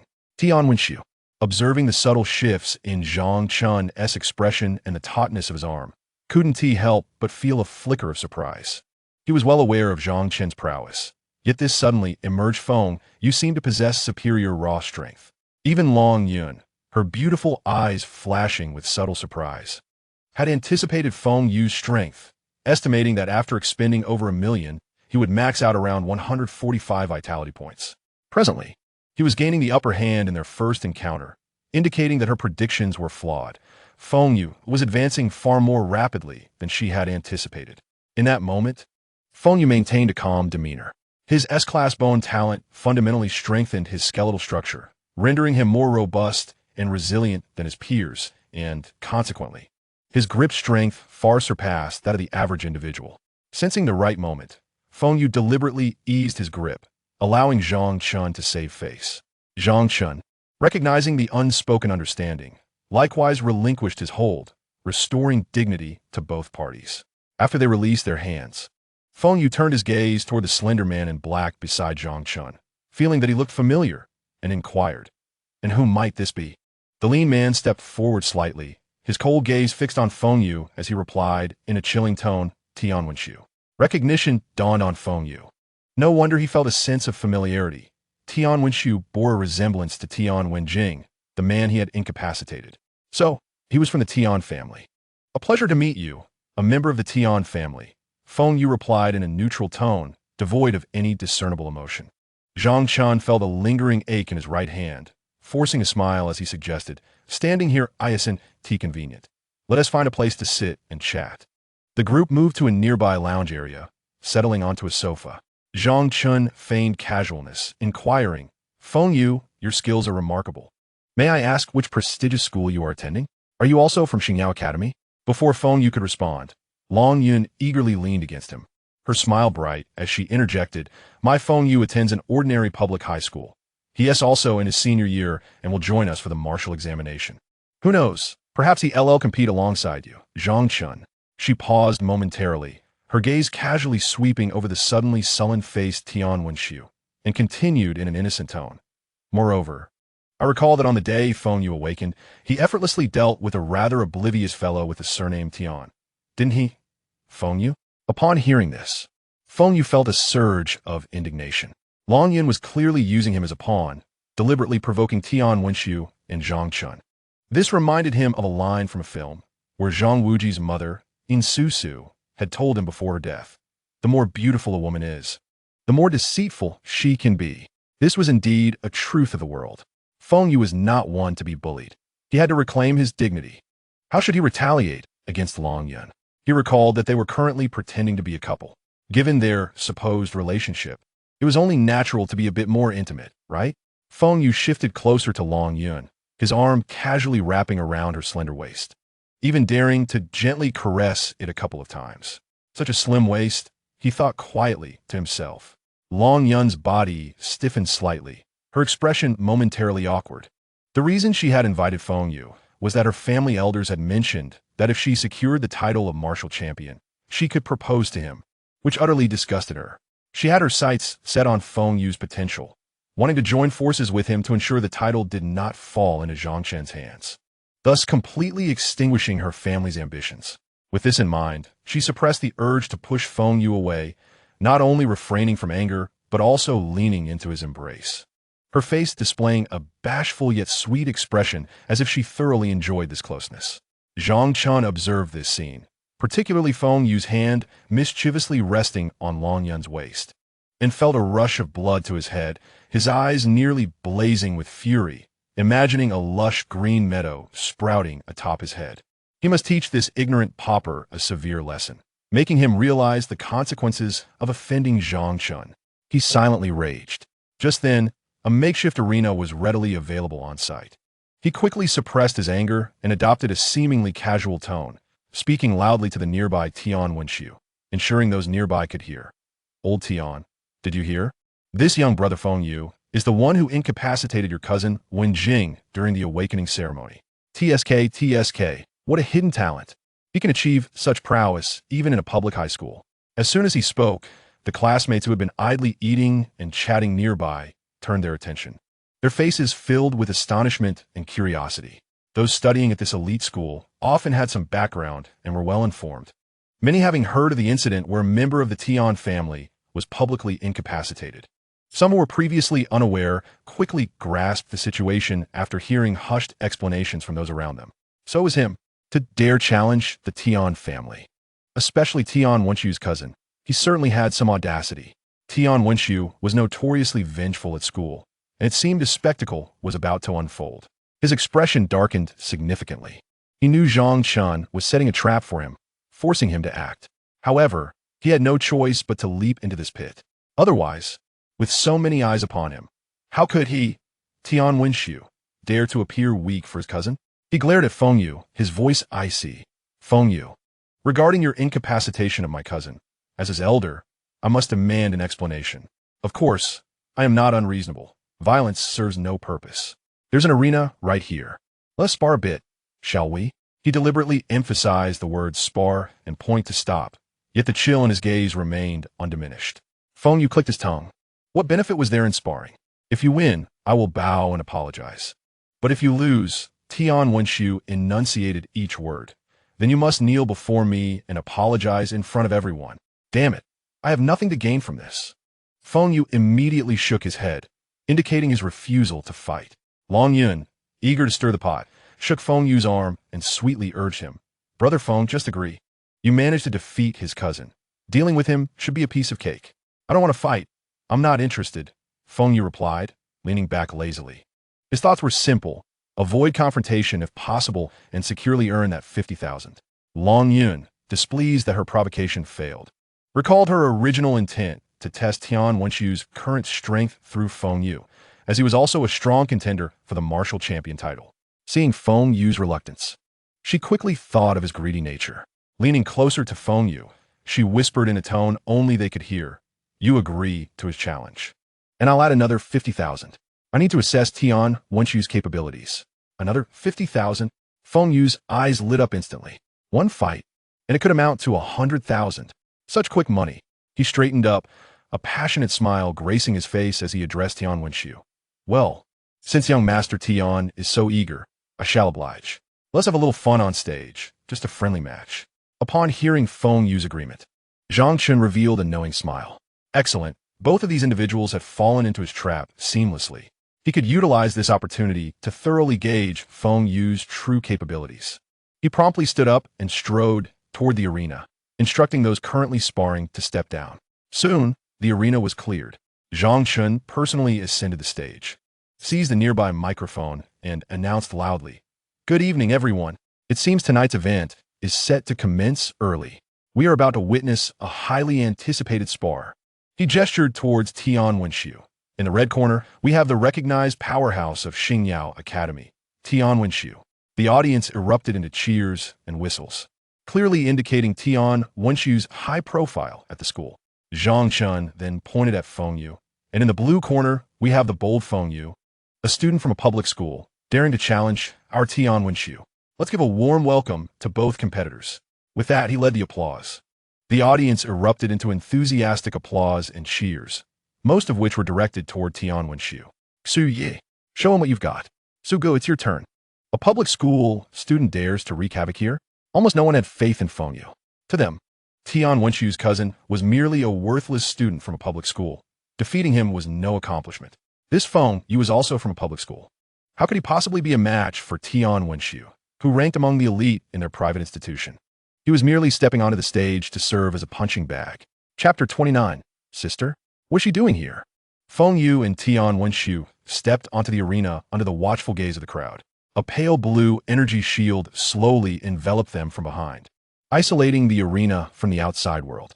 Meanwhile, at the lavish banquet, Feng Lei was completely immersed in the world of exquisite cuisine. Her plate was piled high like a small mountain, primarily consisting of various delicately prepared beast meat steaks, the aroma of grease whetting her appetite. This fire rhinoceros meat is so tender, and this thunderbird meat is marinated to perfection. She speared a large piece of meat and stuffed it into her mouth, chewing contentedly, completely unaware that sauce had smeared the corner of her mouth. Beside her, Ouyang Nana frowned slightly, gently tugging at her sleeve, and whispered, "Xiaolei, mind your image. Look at those young ladies around, who savors their food delicately. If you gobble it down like that, how will you attract any wealthy suitors?" Feng Lei mumbled indistinctly in response, "But this is all beast meat. Eating it can boost vitality. It had been a long time since I had savored such exquisite quality." She cut off a large chunk of meat, sighed, and remarked, "Had I known, I would have brought my younger brother along. He truly needs to replenish his nutrition. Perhaps we can pack some to take home after the banquet." With her mouth agape, she took a hearty bite. Ah, how delectable! Just as she was relishing her meal, a clear voice resonated from the arena. "Next, we have Tian Wenxiu facing off against Feng Yu." Coughing violently, Feng Lei was suddenly choked, her face turning crimson. Ouyang Nana, startled, tugged at her skirt. "Xiaolei, Feng Yu, is that your brother up there?" Flustered, Feng Lei hurriedly set down her plate and stood on her toes to gaze at the stage. Upon seeing the boy in a well-fitted suit, standing tall, her eyes widened in disbelief. "Is that really Xiao Yu? How did he end up here, dressed so formally?" Ouyang Nana elbowed her teasingly. "Oh, how charming. You brought your brother along without telling me, trying to find him a wealthy beauty, are you?" "That's not it," Feng Lei quickly denied. "When I left home, he was studying.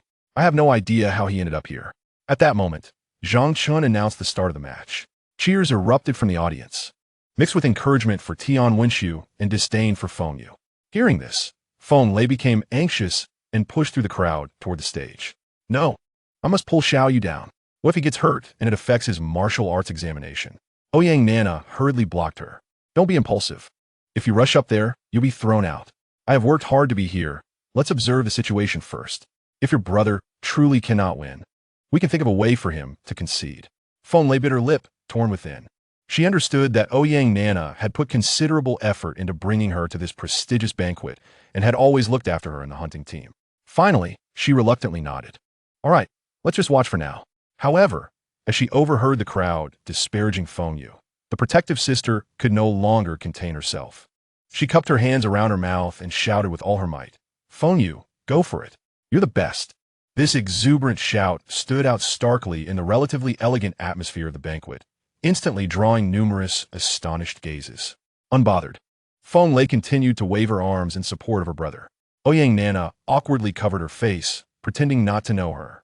By the arena, Long Yun was also drawn by the shout, her gaze landing on Feng Lei. With a single glance, she recognized her as Feng Yu's sister. She had seen the girl's photograph while investigating Feng Yu's background. How intriguing! Long Yun smirked slightly, sensing that the night held more than one spectacle. On the stage, upon hearing his sister's familiar voice, Feng Yu's body visibly stiffened. He looked in disbelief toward the source of the voice and indeed saw the figure fervently waving at him. "Sister, what's she doing here?" Feng Yu's heart raced. As he was momentarily distracted, Tian Wenxiu removed his suit jacket and tossed it aside, revealing a snug black training vest that accentuated his muscular physique. He flexed his wrists and ankles, the joints cracking audibly, his gaze cold as he fixed it on Feng Yu. "It's not too late to concede now, lest you embarrass yourself in front of so many people." Feng Yu returned his gaze, calmly unbuttoning his suit jacket and placing it neatly in the corner of the arena. Wearing a simple white shirt with a slightly open collar, he exuded composure. "Enough with the chatter, let's begin." Zhang Chun stood between them, succinctly explaining the rules. "This is primarily a sparring match, to be stopped upon concession. No strikes to vital points. Prepare to begin." No sooner had he finished speaking than Tian Wenshu sprang forward like cheetah. His speed was astonishing, his steps unpredictable, leaving several afterimages on the stage. That's the Tian family's ghost shadow step. Someone gasped from the audience. Tian Wenshu swiftly circled to Feng Yu's flank, his right hand forming a claw aimed directly at Feng Yu's back. Shadow Wind Claw. Tian Wenshu initiated the fight with a lethal move. Zhang Chun, having stepped off the stage, observed keenly with a smirk. Feng Yu, as if he had eyes in the back of his head, suddenly sidestepped just as the claws were about to strike, extending his right hand to deftly grip Tian Wenshu's wrist. What? Tian Wenshu exclaimed in shock, attempting to break free, but finding Feng Yu's grip as unyielding as iron. Using the force against him, Feng Yu executed a clean over-the-shoulder throw, slamming Tian Wenshu onto the stage. The ground trembled slightly upon impact, and the audience erupted in astonishment. What just happened? Tian Wenshu was thrown down? How is that possible? Tian Wenshu sprang back up like a carp, his expression darkening. Interesting, but that was merely a warm-up. He lunged again, this time with both claws extended. The wind from his strike sharp, tracing arcs through the air. Each claw targeted vital points, clearly infused with genuine anger. Feng Yu's arms sprouted a layer of bone membrane. When his arms met the claws, a resounding clash of metal echoed. So the bones are this hard. Tian Wenshu finally realized something was amiss. Only now do you realize? Feng Yu replied coolly, suddenly switching from defense to offense. He unleashed a straight punch, straightforward yet resonating with the sound of air being torn apart. Tian Wenshu attempted to block with crossed claws, but upon contact, his expression shifted dramatically. An overwhelming force surged from Feng Yu's fist, numbing his arms and forcing him to retreat repeatedly. Impossible. How can your strength be? Tian Wenshu was incredulous. He had undergone a bone tempering process, and, theoretically, his physical capabilities should far exceed those of his peers. Yet Feng Yu's strength was evidently superior. Could it be that Feng Yu has undergone the bone tempering process twice? Impossible. Where could this poor boy have found the funds for bone tempering pills? It is known that a single bone tempering pill costs a staggering 100,000. A typical family would need to scrimp and save for a year just to afford one. To achieve 2 breakthroughs, aside from the pill, one requires specialized training methods and exceptional talent. Considering all these factors, even with his family's considerable wealth, it would take immense financial resources to barely achieve 1 breakthrough, let alone a second. Feng Yu pressed relentlessly, giving Tian Wenshu no chance to catch his breath. His moves were unadorned, yet powerful, forcing Tian Wenshu to continuously retreat and evade. Damn it! Tian Wenshu was thoroughly enraged. He suddenly stepped back, his aura turning ferocious. Crackling currents of electricity dancing at his fingertips. It's time to unleash my true power. Zhang Chun squinted from the sidelines. Tian Wenshu's hands became enveloped in faint purple lightning, the currents spiraling up his arms. Even the surrounding air crackled with energy, faint sparks flickering. The space around him shimmered with subtle electrical fluctuations, an overwhelming pressure bearing down. Thunderclap Claw. Tian Wenshu shouted, his claws crackling with a piercing electric sound as he lunged at Feng Yu, the tips radiating visible arcs of electricity. Gasps erupted from the audience. Tian Wenshu is serious now. This is his lightning ability. It was not surprising that the Tian family had a high probability of awakening lightning abilities, so Tian Wenshu's manifestation of such was expected. This strike's potency far exceeded the previous ones. The wind from his claws scorched the stage floor, leaving shallow charm marks. The audience held their breath, anticipating Feng Yu's downfall. Yet, Feng Yu remained unperturbed. Just as the claws were about to reach him, a pearlescent glow emanated from his right hand, a bone spike extending from his arm. The sounds of metal clashing and electricity exploding filled the air simultaneously. Tian Wenshu's thunderclap claw crumbled before Feng Yu's bone spike, effortlessly pierced, and the encircling lightning dissipated in an instant. Blood flowed from his palm, dripping onto the stage and sizzling amidst the residual electricity. Ah! Tian Wenshu screamed, retreating while clutching his injured hand, the backlash from his own lightning ability leaving his arm numb. Below the stage, an eerie silence enveloped the crowd. Everyone was stunned by this unexpected turn of events. No one anticipated that the seemingly dominant Tian Wenshu would suffer defeat in a single move, and in such a devastating manner. Feng Yu, having dispelled the bone spurs from his arm, gazed calmly at Tian Wenxiu and inquired, "Do you wish to continue?" Tian Wenxiu's face turned pale as he clenched his teeth. His injuries required prompt treatment, or they would adversely affect his martial examination results. Finally, he forced the words through gritted teeth. "I concede." The protective barrier lowered, and the audience erupted into a cacophony of discussions. "This person is formidable. Tian Wenxiu has truly suffered a crushing defeat. Is he really from a public school? How can he surpass those from our elite institutions?" In a state of disarray, Tian Wenxiu attempted to leave, but Feng Yu called out to him, "Wait, you forgot you still need to bow." Tian Wenxiu halted, aware that the eyes of those around him were fixed upon him. Should he fail to fulfill his promise, his reputation would be tarnished after tonight. The notion of a true gentleman being able to endure humiliation for a greater cause echoed in his mind, reminiscent of Han Xian's tale. Thus, he immediately knelt and bowed to Feng Yu with a resounding thud. From that moment onward, no one dared to underestimate this youth from a public school. Zhang Qin's expression darkened as he observed Feng Yu on the stage, his gaze filled with complexity. He had initially intended to probe Feng Yu's capabilities through Tian Wenxiu, but was taken aback by the latter's unexpectedly superior strength. Long Yun approached him, wrapping her arm around his, and playfully exclaimed, "Feng Yu Geizhai, you are truly remarkable." Feng Yu felt the warmth of her embrace and raised an eyebrow slightly. "Remember to transfer the funds." Long Yun chuckled softly. "Rest assured, not a penny will be missing." However, she cast a meaningful glance at the diverse expressions of the crowd. The real spectacle has only just begun. The energy barrier on the platform gradually dissipated. Feng Yu stood there, his breathing steady. The earlier battle had not drained him significantly. His gaze swept across the audience.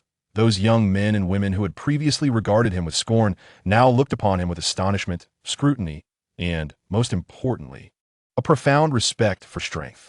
In this world, no one is indifferent to power. If one possesses sufficient strength, their words become the law.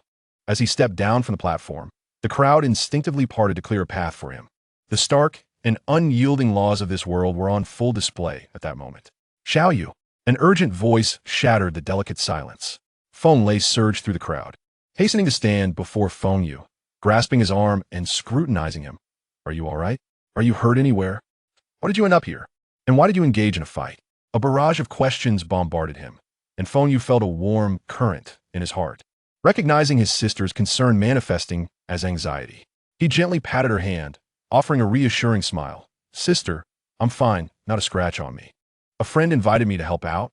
I'll explain everything in detail when I get home. All right, friend?"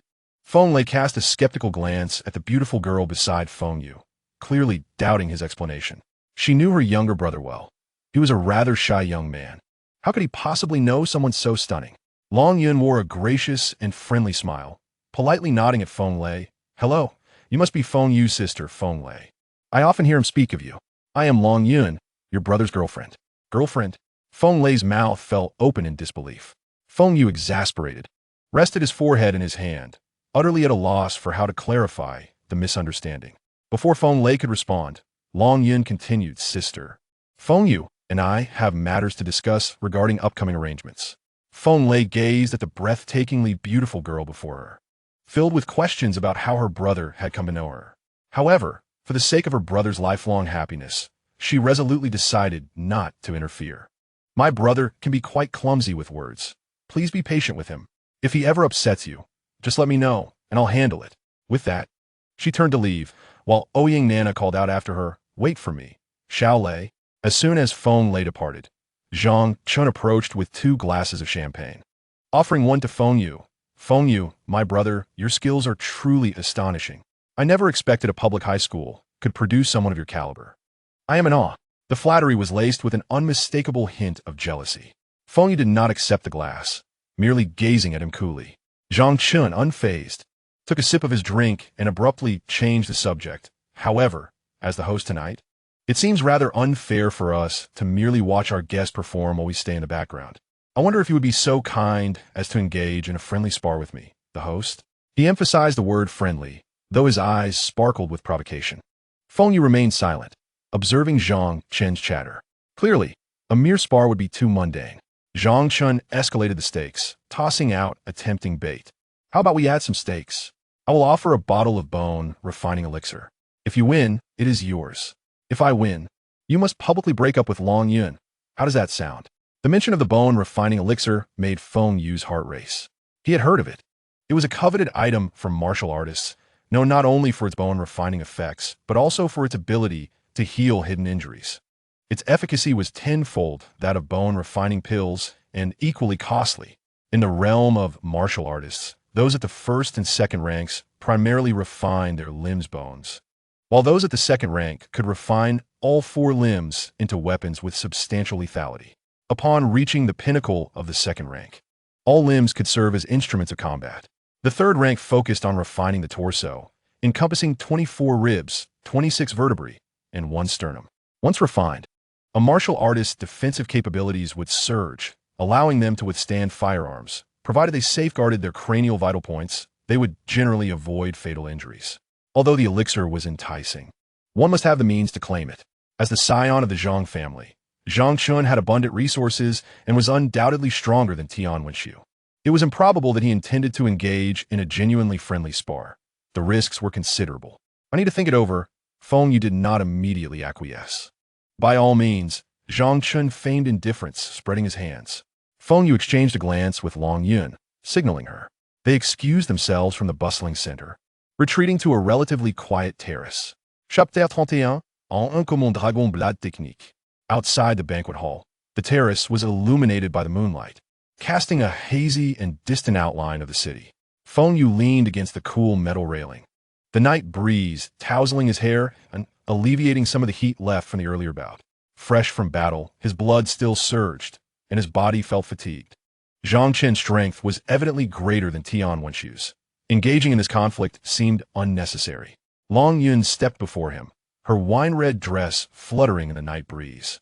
You must fight. Get your all. Her insistence stemmed from the fact that Zhang Chun was the most formidable contender for this generation's martial champion. Defeating him in front of so many would plant the seeds of defeat in his mind, potentially shaking his resolve in martial arts. This would directly impact his performance in the martial examination, ensuring that the title of martial champion would not fall into Zhang Chen's hands. Nor would she be obliged to marry him.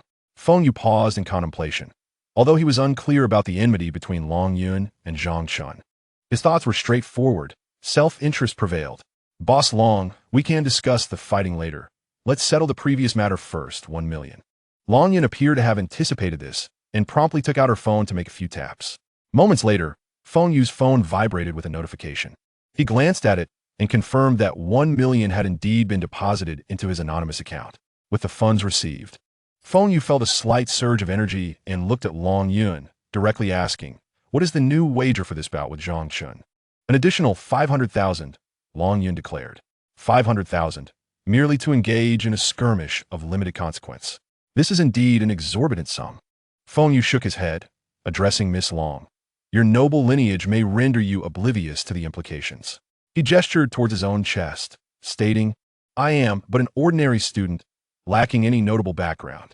To steal the limelight tonight by defeating Tian Wenxiu is already sufficiently conspicuous. Let us set aside the question of whether I can win. Even if I were to triumph, what would Zhang Chun and the Zhang family behind him think? Would they allow me to escape unscathed? He gazed into Long Yun's eyes, continuing, moreover, should I suffer defeat and injury, the repercussions on my foundation and the potential delay to my college entrance examinations are losses that 500,000 cannot compensate. He did not explicitly refuse. Yet his words conveyed to Long Yun that such a sum was insufficient to justify the risks he would undertake. Long Yun's delicate brows furrowed slightly, realizing that mere monetary incentive seemed incapable of swaying this seemingly avaricious yet astutely perceptive youth before her. After a brief contemplation, she suddenly proposed a radically different proposition. How about I teach you a martial technique? Feng Yu's eyes flickered with intrigue, undeniably captivated. For martial artists, premier techniques often hold greater allure than gold. Furthermore, as a scion of the Long family from the capital, with connections to the martial god, the technique she spoke of, even if merely a fragment, would be enough to attract the attention of ordinary martial practitioners. What technique? The Long family's Kuanglong blade technique. Feng Yu was momentarily taken aback. Then a smirk of mockery spread across his face. Long boss, I have seen the publicly sold version of the Guanglong blade technique at the martial arts center. It costs 1 million, a sum I could still afford. Is it not a tad disingenuous to use this as leverage? He even suspected that Long Yun sought to deceive him. Suddenly, Long Yun stepped closer, reducing the distance between them, allowing Feng Yu to distinctly perceive her unique, refreshing fragrance, and feel the subtle breath she exhaled, almost whispering into his ear. She confided in a tone audible only to them. The version I teach differs from the public one you encountered at the trading center.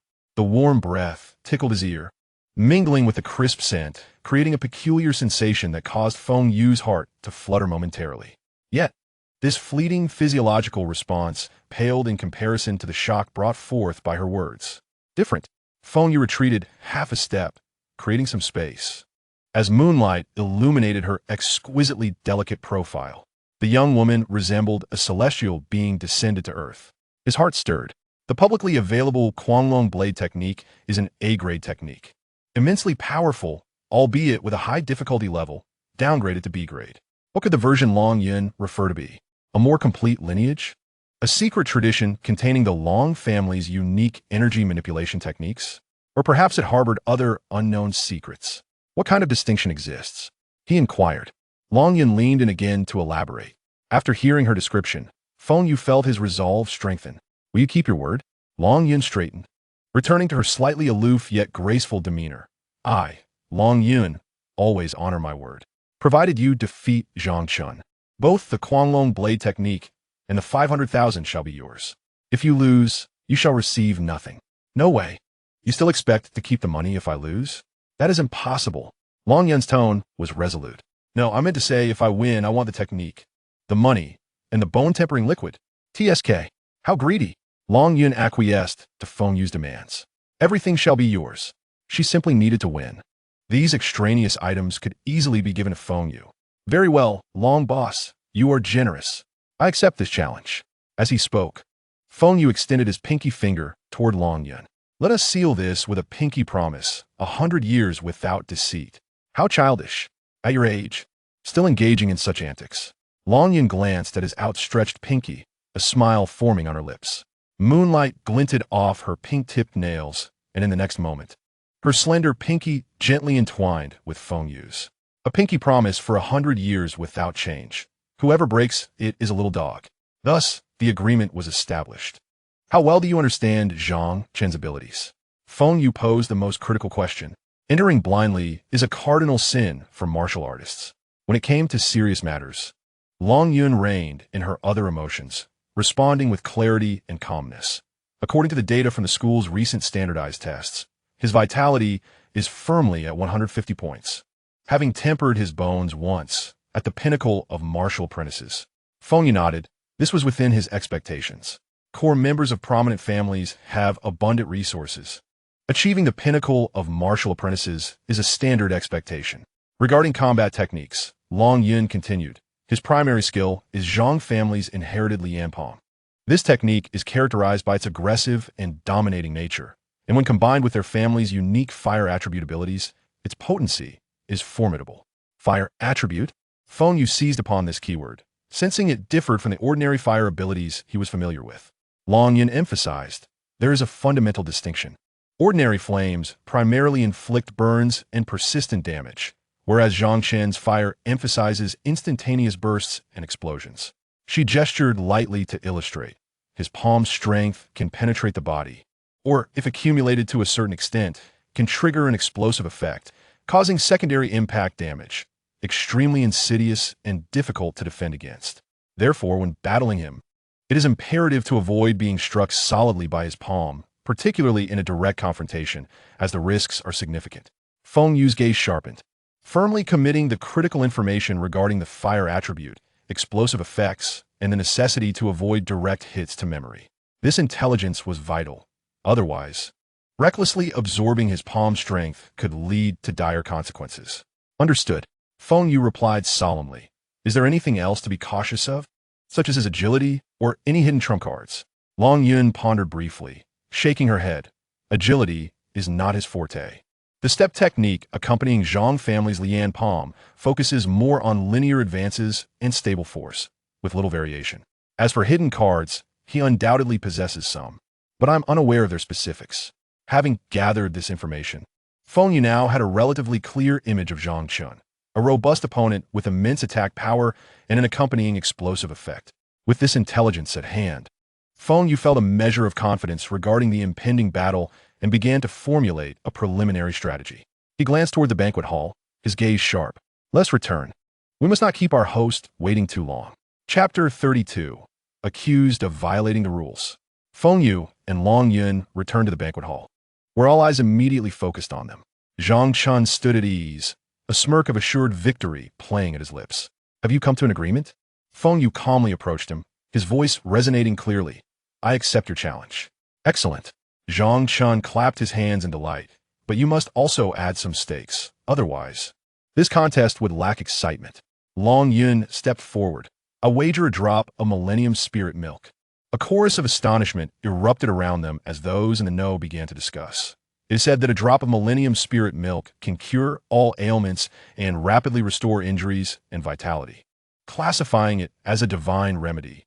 Indeed, a single drop starts at several hundred thousand. Zhang Chun, well aware of its value, immediately agreed. He added another rule. Since this is a friendly spar, let us rely solely on our fists and abilities without the use of weapons, shall we? Though his words seemed fair, he was actually concerned that Long Yun would disclose his weaponry weakness to Feng Yu. By limiting it to hand-to-hand combat, he could secure victory. Agreed. Feng Yu readily concurred. Meanwhile, Tian Wenxiu, standing beside Zhang Chun, whispered about his earlier encounter. Brother Chun, be wary of that fellow's bones. They are quite peculiar. When in close contact, bony spines may suddenly protrude from his body, making it nearly impossible to defend against. I suffered a loss because of it. Try to avoid letting him get close. Instead, wear him down from distance. Zhang Chun glanced at Tian Wenxiu's hand, which was still seeping blood despite being wrapped in bandages. A glint of cold light flickered in his eyes as he patted Tian Wenxiu's shoulder and assured him, do not worry, I shall avenge you. The two ascended the stage, and the pale blue energy shield rose once more. The crowd erupted into a cacophony of cheers. The majority rallied behind Zhang Chun, the star of Xingyao Academy and the acknowledged top student of the senior class, his prowess evident to all. Brother Chun, show him what you're made of. How dare a public high school student challenge Brother Chun? 3 moves. Brother Chun will finish him in 3 moves. A handful of students, who had often been bullied by Zhang Chun and Tian Wenxiu, stifled their voices and secretly cheered for Feng Yu. Feng Yu, give it your all. Defeat that arrogant fellow. Begin. The referee's command rang out. Zhang Chun was the first to act. He did not rush in close, but, as suggested by Tian Wenxiu, shook his arms, his palms turning crimson as searing currents of energy enveloped him. Flame palm. He unleashed a series of fiery palm strikes, akin to a barrage of fireballs, aimed at Feng Yu from a distance. The air distorted in the wake of his attacks. Feng Yu's expression sharpened as he recognized the explosive nature of Zhang Chen's technique. He swiftly danced away, acutely aware of the limited space on the stage and the way Zhang Chen's palm strikes covered a vast area, restricting his escape routes. Boom! Several palm strikes erupted around Feng Yu, the scorching energy and fierce shockwaves bearing down on him. With no option to evade, Feng Yu gathered his internal energy, and his bare skin, especially on his arms and vital areas, instantaneously developed a layer of bony armor, akin to a second skin. A palm strike exploded against the bony armor on his shoulder, causing it to vibrate violently, fine cracks appearing as a searing pain and tremendous force struck him. Feng Yu let out a suppressed grunt, taking half a step back, but ultimately managed to withstand the blow without sustaining serious internal injuries. On the sidelines, Long Yun's pupils constricted, a sense of unease gripping his heart. This lad promised to fight fiercely. He must not fall here. Oh, this is quite interesting. His shell is rather tough. Zhang Chun sneered, intensifying his assault. He refrained from closing in on Feng Yu, darting around the edge of the stage, unleashing a relentless barrage of fiery palm strikes from various angles. The explosions echoed repeatedly, and Feng Yu's bony armor trembled under the continuous bombardment, cracks multiplying. Feng Yu found himself entirely on the defensive, relying solely on his armor to endure the onslaught, appearing rather disheveled. The cheers of Zhang Chen's supporters reached a fever pitch. Look, he can only take a beating. Brother Chun is magnificent. Wear him down. The Millennium Spirit milk shall belong to Brother Chun. As Zhang Chun continued his relentless onslaught, he taunted, "What happened to your earlier ferocity towards Tian Wenxiu? Are you just going to cower in your shell? Is your bone armor of such limited use? It seems that the Millennium Spirit milk is destined to be mine." Feng Yu silently endured the barrage, his gaze as cold and calculating as a hunting leopard. He was biding his time, awaiting a moment of relaxation from his opponent. Zhang Chun continued his verbal onslaught, while Feng Yu advanced through the explosions, inching closer to the optimal range. Suddenly, 5 piercing sounds erupted in a near-linear formation from Feng Yu's right foot. 5 segments of his pale, toe bones shot forth like bullets from a sniper rifle, their speed surpassing the limits of visual perception. Zhang Chun was utterly unprepared for an attack from that angle. Thud, thud, thud. Blood erupted as 3 segments of bone precisely pierced his right thigh. The other 2 grazed past, tearing away a significant portion of flesh. A blood-curdling scream echoed throughout the banquet hall. Zhang Chun felt an indescribable agony in his right leg. Unable to maintain his balance, he collapsed heavily onto the stage, clutching his bloodied thigh and wailing in despair, his face pale as a ghost, cold sweat soaking his clothes. The entire banquet hall fell into stunned silence. Everyone was astonished by this sudden turn of events. How could Zhang Chun, who had just held the upper hand, suddenly fall to the ground? Where had that attack come from? A hidden weapon. He used a hidden weapon. Tian Wenxiu was the first to react, pointing at Feng Yu and shouting, "Shameless! We agreed not to use weapons, and yet you resort to a sneak attack." His cry ignited the crowd like a powder keg, with Zhang Chen's supporters erupting in outrage. Yes, using a hidden weapon. So despicable.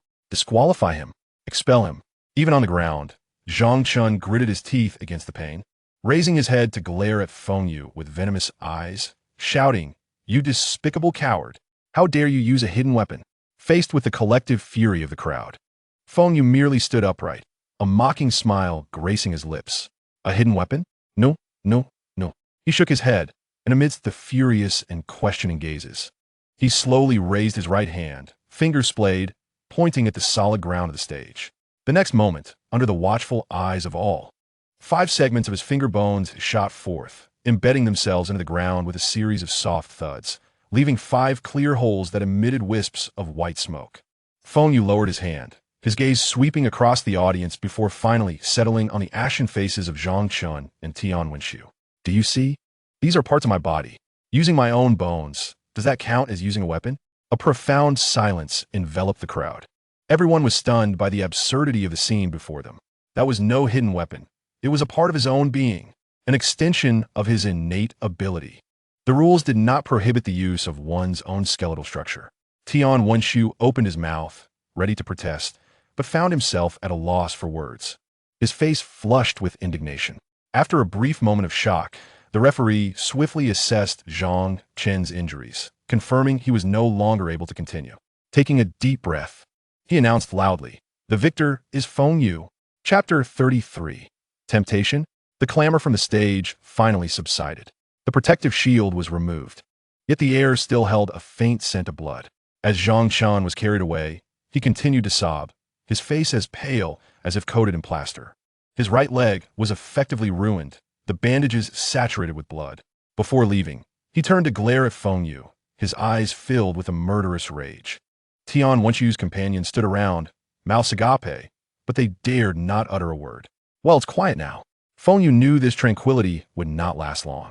He stretched his shoulders, retracting the bony armor, and looked down at his boots, which had 5 holes revealing his toes. Long Yin also reaped the rewards of this victory, the bone refining liquid and casually stored it in her spatial ring. Compensation.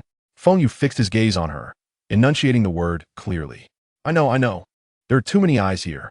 If you want it, you'll have to come back with me," Long Yin replied, already turning towards the exit, her high heels clicking rhythmically, not allowing for any refusal. Feng Yu clicked his tongue, thinking to himself that whoever marries her will surely have a tough time. He followed her outside. The night breeze blew, dissipating the lingering heat from the stage. Long Wu was already waiting by the car, his expression as impassive as ever. Opening the door without a flicker of emotion, the two entered the vehicle. Leaning back against the seat, Feng Yu initiated compensation. "What's the rush? We'll discuss it at my place," she replied, casting a sidelong glance at him. Let me remind you, that set of knife techniques is far more perilous than those circulating in the market. If not practiced properly, it could damage your foundation. Are you certain you wish to learn it? Having already mastered the Guanglong knife technique, Feng Yu was well aware of its ferocity, and his physical constitution could easily withstand it. My life is my own. Feng Yu tugged at the corner of his mouth, dismissing the matter with a wave of his hand. Long Yun chuckled softly and turned her gaze toward the window. The car wound through the streets, finally coming to a halt before an overly grandiose, intricately carved gate. As the door slowly opened, the sight that greeted Feng Yu raised his eyebrows in surprise. Pavilions and towers, flowing streams and small bridges. This was no mere villa, but rather a miniature garden. We've arrived. Long Yun adjusted her skirt, her eyes shimmering with an indescribable light. Feng Yu followed her through the imposing entrance, which closed silently behind him. The world within was even more extravagant than he had imagined. It was a small estate, and as they walked along the brightly lit bluestone path, meticulously trimmed landscaping flanked them, while the gentle sound of flowing water outlined a serene silhouette in the night. What caught the eye even more was the security presence along the way. Guards dressed in black uniforms stood at intervals, their gazes sharp and their postures erect, clearly not to be trifled with. Upon seeing Long Yun, they inclined their heads slightly in greeting, but their eyes scrutinized Feng Yu without any attempt to conceal their judgment. Before long, the pair arrived at the entrance of a three-story villa. Only Long Wu remained silent beside Long Yun, merely opening the heavy wooden door for the two of them before taking his position outside like a sentinel. Long Yun entered first, and after a brief hesitation, Feng Yu stepped in after her. The interior of the villa was decorated in a minimalist and austere style, dominated by metal, glass, and dark wood. The cold-toned lighting illuminated the spacious, yet somewhat empty, living room. Once Long Yun stepped inside, she visibly relaxed. As she walked further in, she nonchalantly removed a pair of diamond earrings that appeared quite valuable, discarding them on the glass coffee table nearby. She then reached behind her back, seemingly to unzip the expensive evening gown. "Boss Long, what are you doing?" Feng Yu spun around abruptly, facing a wall as if trying to hide. What kind of game was she playing? Don't think that seduction will work on me. My resolve is unwavering. I only seek martial arts. He heard the sound of something being kicked away, followed by the rustling of fabric. Seduction? Long Yun's voice dripped with undisguised amusement, as if she found his reaction entertaining. Feng Yu, what on earth is going through your mind? I have lineage and abilities that are yet to be seen. I have higher standards and wouldn't resort to such tactics. At her words, Feng Yu couldn't help but steal a quick glance back. Indeed, Long Yun had removed the extravagant evening gown, carelessly tossing it onto the polished floor. But she was not left bare beneath. She wore a black sports tank top on her upper body and fitted shorts below, revealing long, powerful legs. She had merely shed the cumbersome attire from the banquet. What are you standing there for? Come along. Long Yun gestured toward direction. Feng Yu followed her as she turned toward a corridor leading from the living room. From behind, it was evident that Long Yun possessed an exceptional figure. Years of martial arts training had given her arms and legs a toned and fluid muscular appearance, exuding a sense of explosive beauty. As she moved, one could sense the stability and coordination of her core. When Long Yun occasionally turned to indicate the way, Feng Yu caught glimpses of her front. Beneath the sports tank, her abdominal muscles were distinctly visible, a testament to rigorous training and certainly not an easy feat. More striking was her ample figure, boasting a 30-60 asset. The two traversed the corridor, arriving at what appeared to be a door forged from alloy. Long Yun pressed a button on the sensor beside the door, and it slid open slowly. As they stepped inside, even Feng Yu couldn't help but marvel internally. The training room was absurdly vast, nearly more spacious than the main hall of the school as training facility. The high ceiling fostered an expansive feeling, while the walls and floor glimmered with a deep gray metallic sheen, appearing immensely robust. Feng Yu knocked on the wall beside him, the sound echoing solidly, far surpassing the material of the school's training room. The durability seemed to exceed his expectations by several folds.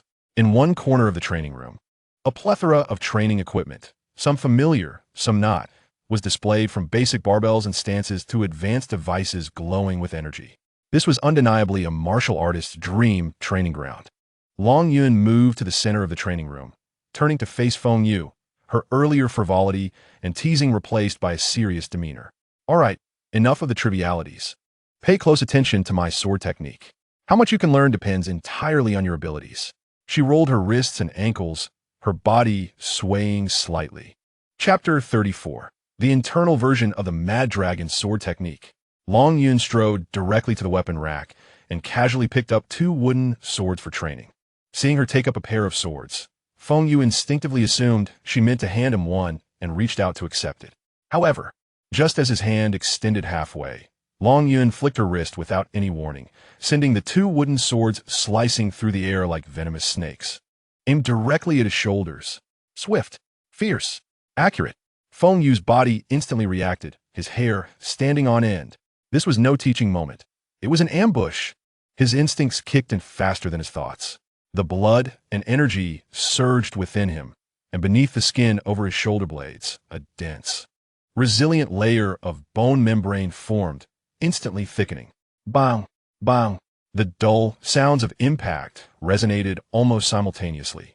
The wooden swords struck the bone membrane with substantial force, causing Feng Yu's upper body to jolt slightly. Had it not been for his quick reflexes and the extraordinary strength of his bones, those 2 strikes would have left his arms numb, temporarily diminishing his combat capabilities. Not bad, Long Yun remarked, retreating after her strike, holding the dual swords. Her beautiful eyes now solely focused on him with an evaluative gaze. Now, I will teach you this unique sword technique. How much you can learn depends on your own capabilities. Feng Yu felt a sense of solemnity wash over him. All distracting thoughts cast aside as he concentrated intensely.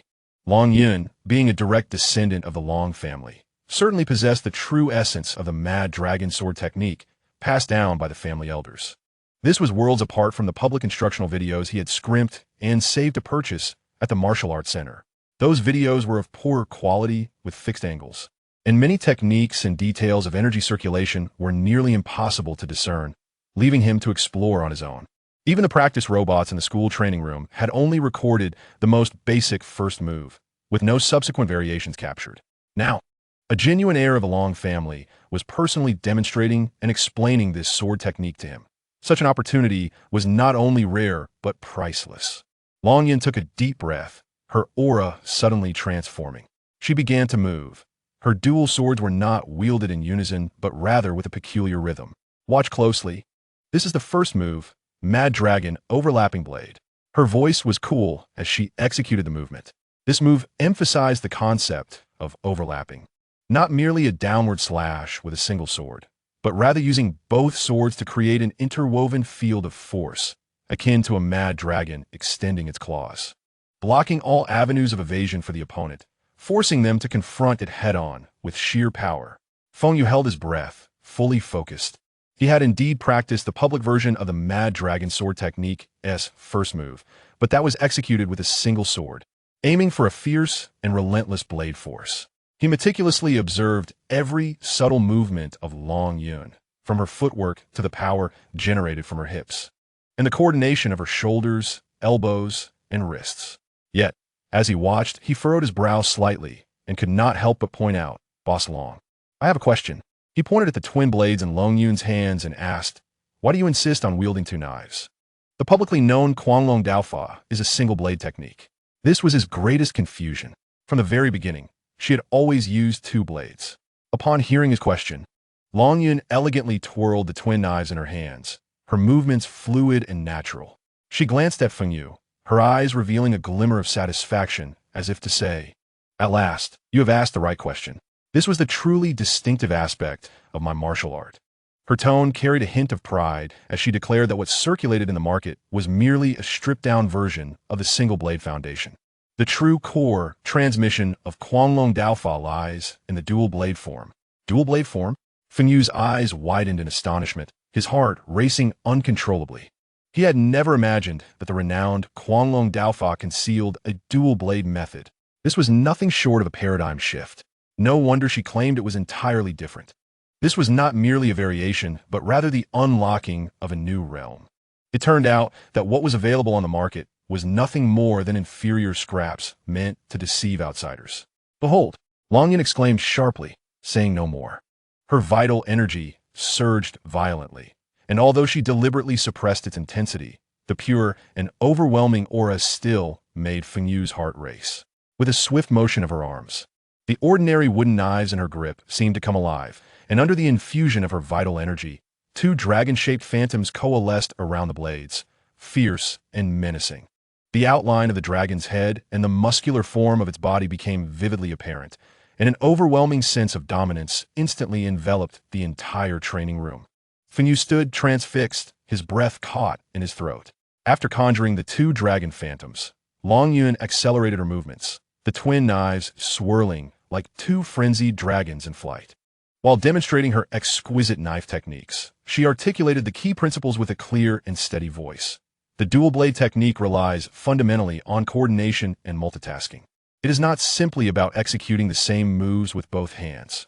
Rather, it requires a harmonious interplay where each hand emphasizes different aspects yet complements the other. Remember these fundamental knife forms: chop, stab, flick, sweep, intercept, and cut. The single blade demands precision, while the dual blades require liveliness. Both hands must exert equal force. An imbalance will lead to disarray in the techniques. Each movement must be clear, with the trajectory and intent of every strike clearly defined, devoid of ambiguity. Your footwork should be nimble, with your body moving in sync with the knife and the knife adapting to your movements. Both must coordinate seamlessly. Ultimately, the goal is to embody the elegance of hidden flowers and the dance of dual butterflies, seemingly intricate and splendid, yet concealing lethal intent. Every petal and every flutter is a deadly strike. Her words were like a revelation, deeply imprinting themselves in Feng Yu's mind alongside the dazzling display of the twin knives. He eagerly absorbed every detail, correlating it with his previous practice of the single-blade version, and felt as if many of the obstacles he had previously struggled with were now suddenly illuminated. This was the true Guanglong Daofa. After completing her dual-blade demonstration, Long Yun came to a halt, her chest rising and falling slightly, glistening with perspiration. The high-intensity demonstration, particularly the precise control required to manifest the dragon-shaped phantoms, had taken a toll on her. She exhaled deeply, adjusting her breath. She was acutely aware of the difficulty this technique posed for beginners, especially the core aspect of manifesting the dragon form through vital energy. "So, how much did you grasp?" she inquired, looking at Feng Yu. She had confidence in her demonstration. She had covered all the details and key points, yet understanding and mastering the technique were two different matters. Feng Yu didn't respond immediately. Instead, he extended his hand and succinctly stated, "Let me try the knives."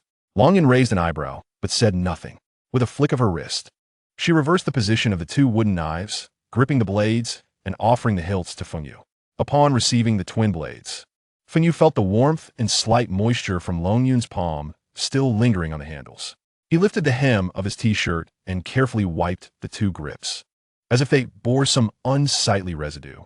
Long Yun observed this small action with narrowed eyes, a flicker of unbridled anger igniting within her. How could he dare to wipe off her sweat, which was coveted by many? And he did it with such disdain. Feng Yu, oblivious to Long Yun's subtle shift in expression, cleaned the knife grips and began to recall each of her movements, allowing his vital energy to flow through a specific route within his body. He did not rush to wield the knives. Instead, he quietly focused on the balance of the twin blades in his hands, adjusting his breathing and rhythm. Long Yun crossed her arms, watching with a cold gaze, still miffed about his earlier disdainful gesture, yet also curious to see how this would unfold. She was well aware of how challenging this first step was. Achieving a stable and even distribution of vital energy across both blades and initially manifesting the dragon phantoms was the greatest hurdle in mastering the dual-blade Guanglong Daofa. There was no contest. In her own time, when she was hailed as the prodigy of the Long family, it had taken her an entire week to surpass this step. Initially, she could barely manage to evoke a small shadow of a mudfish on one blade, while the other remained neglected. After several more days of practice, she was only able to faintly manifest the weak shadow on both knives. Even then, her father praised her for her impressive progress, saying it was much faster than her brother's. Therefore, she confidently proposed using her family's authentic dual-blade technique as a reward, betting that Feng Yu could never learn it in a short period, let alone condense the dragon phantoms. By the time he gradually figured things out, The martial arts examination would likely be over, and everyone would go their separate ways, rendering the teaching moot. This way, she could return the favor without genuinely revealing too much core knowledge, a flawless plan. As she watched Feng Yu stand there motionless, a cold smile crept onto her lips. Thinking to herself, what a performance, he must be utterly confused, not knowing where to begin. Just mimicking a knife stance would be an achievement. Just as this thought crossed her mind, she was stunned to see the dragon phantoms suddenly materialize above the wooden knives in Feng Yu's hands. Did I just see that correctly? Long Yun rubbed her eyes to ensure she wasn't hallucinating. It was indeed a rapid manifestation of dual dragons. Her pupils constricted. But what truly made her heart race was what followed. With a powerful swing of his arms, Feng Yu unleashed the twin blades into the air. The sound entirely different from Long Yun's earlier demonstration, sharper, more piercing. As the wooden knives danced, a scorching and almost frenzied surge of vital energy erupted explosively. Golden light enveloped the blades, rapidly condensing and transforming. On the left knife, a golden dragon rose majestically, its scales and claws fearsome. On the right knife, another dragon phantom spiraled, its details alarmingly vivid. This was no mere shadow of a mudfish. This was impossible. Long Yun dropped her arms in disbelief, her eyes wide open. Feng Yu was completely immersed in the world of the twin blades. He followed the memorized sequences of Kuanglong Daofa, executing each move as the dual dragons danced in synchrony with his motions. Though his movements were somewhat less fluid than Long Yun's, the essence and the spirit, especially the two stable dragon phantoms, were unmistakable. Not only did he comprehend the technique, but he had also genuinely entered its realm on the spot. The sound of wooden knives slicing through the air blended with faint dragon roars, echoing throughout the training room. Long Yun stood there, mouth agape, her mind racing with a single thought. This boy is no ordinary person. He must be a monster.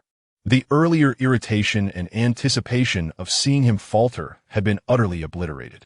Feng Yu gradually reined in his movements, exhaling deeply. The two dragon phantoms dissipated in response, and the wooden knives trembled slightly in his hands. He shook his tingling arms. Wielding the dual blades for the first time had indeed been challenging. Yet the exhilarating thrill of summoning both dragons was undeniably addictive. There were still some aspects of the technique he did not fully grasp.